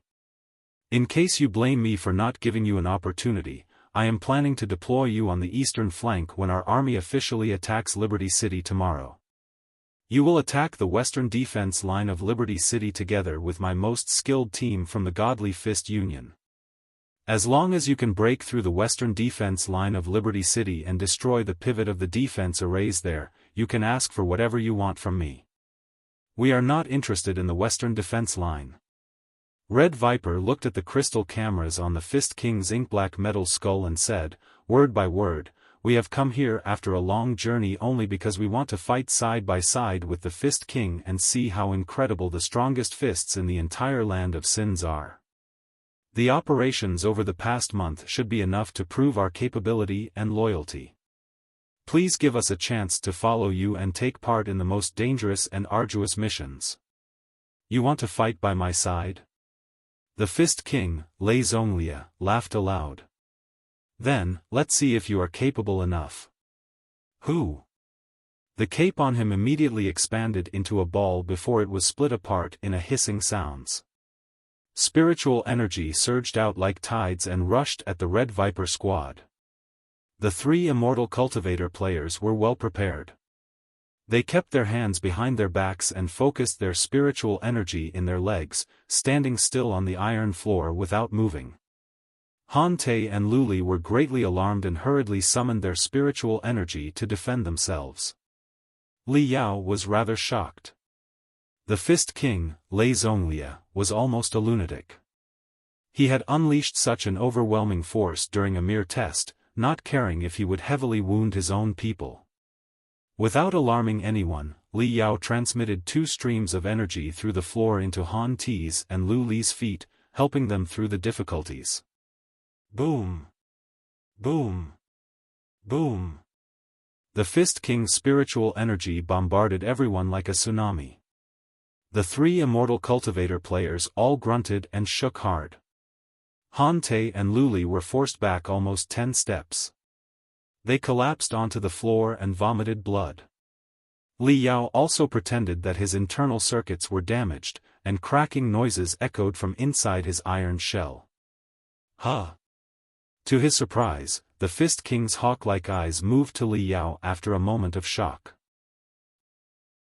Li Yao immediately felt his heart pounding. Thinking quickly, he wondered what he could have done to make the Fist King suspicious of him. There was no reason for it. In the battles over the past month, he had kept a low profile and dutifully played the role of a spiritual puppet, avoiding any outrageous actions. Li Yao wasn't afraid of Fist King Lei Zhonglia, but the immortal cultivators would be closely monitoring the area. He didn't want to expose his identity so soon, as it would make it impossible for him to uncover the immortal cultivators' true intentions in the war game. As it turned out, while the Fist King stared at him, the man's spiritual energy transformed into threads that wandered into Li Yao's iron shell. Li Yao's soul rippled, and he activated the defensive rune arrays around the crystal processor, keeping the Fist King's reach outside his core components. However, he felt a growing sense of unease. Fist King Lei Zhonglia was both a top-tier expert who dominated the land of sins and an excellent refiner. Could the man see through his cover? Li Yao was uncertain. Qi! Qi! The Fist King's spiritual threads touched the defensive rune arrays inside Li Yao's body, recoiling like earthworms scorched by fire. Li Yao could clearly sense the surprise in the Fist King's heart. The man's eyes, when he looked at Li Yao, became much deeper and more lackluster than before. Shua! The spiritual threads that slithered into his body split into hundreds of branches, moving forward to locate gaps in his core components and invade the crystal processor. Li Yao secretly cried out in alarm, but his reaction was swift. He effortlessly blocked all of the Fist King's spiritual threads. Their eyes clashed subtly through the blinks of the man-made eyes. Perhaps it was Li Yao's imagination, but some sparks, not very malicious, seemed to have been raised. Was he exposed? To Li Yao's surprise, the Fist King did not explore further but simply retracted his spiritual threads and gaze without leaving a trace. He glanced at the 3 immortal cultivator players and said, "You are indeed strong enough to fight by my side at the center of my army. Also, this spiritual puppet is rather interesting. It seems to be a model with functions for self-learning and communication, as well as automatic recovery and upgrades." Li Yao knew that, as an important type of military magical equipment, hundreds of experimental spiritual puppets had been projected to the land of sins over the past few hundred years by the immortal cultivators, including many cutting-edge models with automatic learning and upgrading capabilities. Of course, most of these puppets had limited learning logics and upgrade fields. They were often unstable and could get trapped in logic loops, making them less competitive than ordinary puppets. Therefore, they were not the preferred choice of major gangs. In any case, the identity itself did not raise any suspicion. Red Viper, Black Spear, and Flashpoint exchanged glances and said, unbothered, "If you like it, Fist King, feel free to take it for study." Han Te and Lu Li were taken aback but did not decline the request of an unparalleled bandit like the Fist King. Their faces showed hesitation. The Fist King laughed and stretched out his brawny arms. "As you can see, collecting spiritual puppets is my hobby. Whether they are bizarre models or jumbled monsters, I like to collect them, play with them, and study their structures carefully. However, a great war is about to break out, and my little hobby can only wait. We'll talk after we take Liberty City. You can go back and get a good rest tonight. My men will provide you with ammunition, crystals, and high-energy drugs that are enough for everyone. Tomorrow morning, we will attack Liberty City." I hope that every component in each one of you remains intact after the battle. With a head full of questions, Li Yao returned to his own camp. The more he thought about it, the more he felt that Fist King Lei Zhonglie was not as simple as the legends or as he appeared. He must have noticed something unusual about Li Yao's body. The hundreds of spiritual thread competitions in the blink of an eye could not have been performed by just any spiritual puppet. But why did he not point it out in public or pursue it further? Additionally, his last words seemed directed at Li Yao. In other words, he knew Li Yao could understand the meaning of those words and looked forward to a deeper conversation after the Battle of Liberty City? What was going on? I have a vague feeling. The Fist King is not malicious. He is just very interested in you, the mental devil said mysteriously. Perhaps he has a special fascination. That's why he wants to play with you and study your structure deeply. What the heck? Li Yao was quite shocked. That's too creepy. This is the land of sins. What kind of perverts can't you find here? The mental devil said sternly. Just recall the ripples of spiritual energy that spread from the Fist King's body. Did you not sense any ecstasy or lust at all? Well, not exactly lust, but ecstasy. Now that you point it out, there did seem to be such a feeling. Therefore, the mental devil said, I don't know the reason, but he does seem to have special feelings for you. Be careful. He will certainly keep a close eye on you. I do not want to fall into his hands and be dissected for study.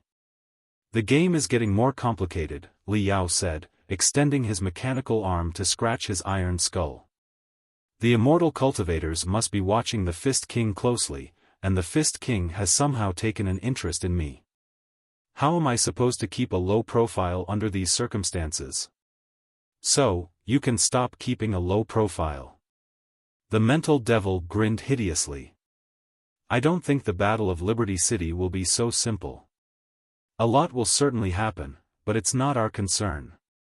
As long as we can take advantage of the chaos and find a piece of high molecular layer by layer scanning magical equipment, we can escape and perform the perfect melting. After the soul and body become one, we will be an experienced expert in the divinity transformation stage. There will be no need to keep a low profile. Li Yao was considering sneaking into the Fist King's nest to uncover the truth, but the place would be under the immortal cultivator's surveillance. He certainly couldn't walk into a trap. Although they were told to get a good rest, the Fist King's camp was noisy and ablaze with lights all night. Everyone was being mobilized without a break.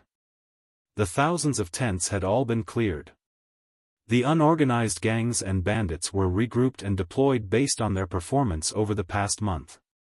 They were somehow transformed from mobs into structured battle lines that could charge forward together. The Red Viper squad was positioned at the center of the army, tasked with directly attacking the heavily guarded frontal defense line of Liberty City. After extensive preparations, the area had become a hell filled with traps, barricades, landmines, lightning towers, and various defense arrays. Dawn arrived. The morning sun tore through the night sky, glowing with an intensity like fire, turning the earth into an ocean of blood. Everyone seemed to be a slaughter machine freshly bred in a blood pool. The hundreds of sirens throughout Great Iron City began to roar, their deafening noise awakening the brutality within the bones of all the attackers.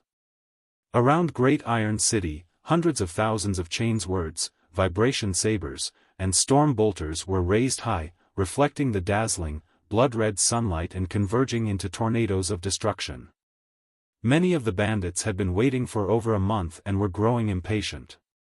Finally, they went on a rampage, shouting and releasing their pent-up greed, anger, and violence. Kill them all. Kill them all. Break into Liberty City, and we will have whatever we want. After we kill Xiahou Wuxin, we will be the masters of the Elysian world and ascend to Manjusaka, the city in the sky, to become supreme angels. Ha ha ha. The sirens grew increasingly shrill, gradually drowning out the roars of the bandits. Subconsciously, everyone's eyes focused on the top of Great Iron City, as if a second brilliant sun were slowly rising there. It's the Fist King. Fist King Lei Zhonglia has finally shown up. Fist King. First King. The incredible, invincible Fist King. The bandits extended their arms to the sky and shouted, as if they were drunk. We were born in the desolate, barren wilderness. We have struggled in the abyss of cruelty and blood, deforming ourselves into the most ferocious beasts. Yet, with astonishing luck, we have only survived in the so-called bloody worlds. From the top of Great Iron City, Fist King's thunderous roars rumbled. What has been the life of even the strongest warrior among us? Senseless, homeless, worthless, and joyless. Look at yourselves and the companions beside you. Is this the life you want? Is this what you aspire to until the day you die? None of the bandits expected Fist King Lei Zhonglia to deliver such a speech. They were stunned for a moment. Yet, right over there, inside the so-called Elysian water sources, abundant assets, unimaginable cuisine and other entertainment, and the most advanced magical equipment that can restore your incomplete, deformed bodies await in the Elysian world. The Fist King waved his hands and pointed at Liberty City not far away. The people in the Elysian world do nothing but lie on their spring beds and watch the assets rain down before them. Why? Why can they have everything without effort, while we struggle brutally in the bloody worlds, transforming into wolves, leopards, and even swine, only to earn less than 1% of what they gain, and bear their blatant mockery? Why? Today, let me lead you to justice and reclaim what is rightfully ours.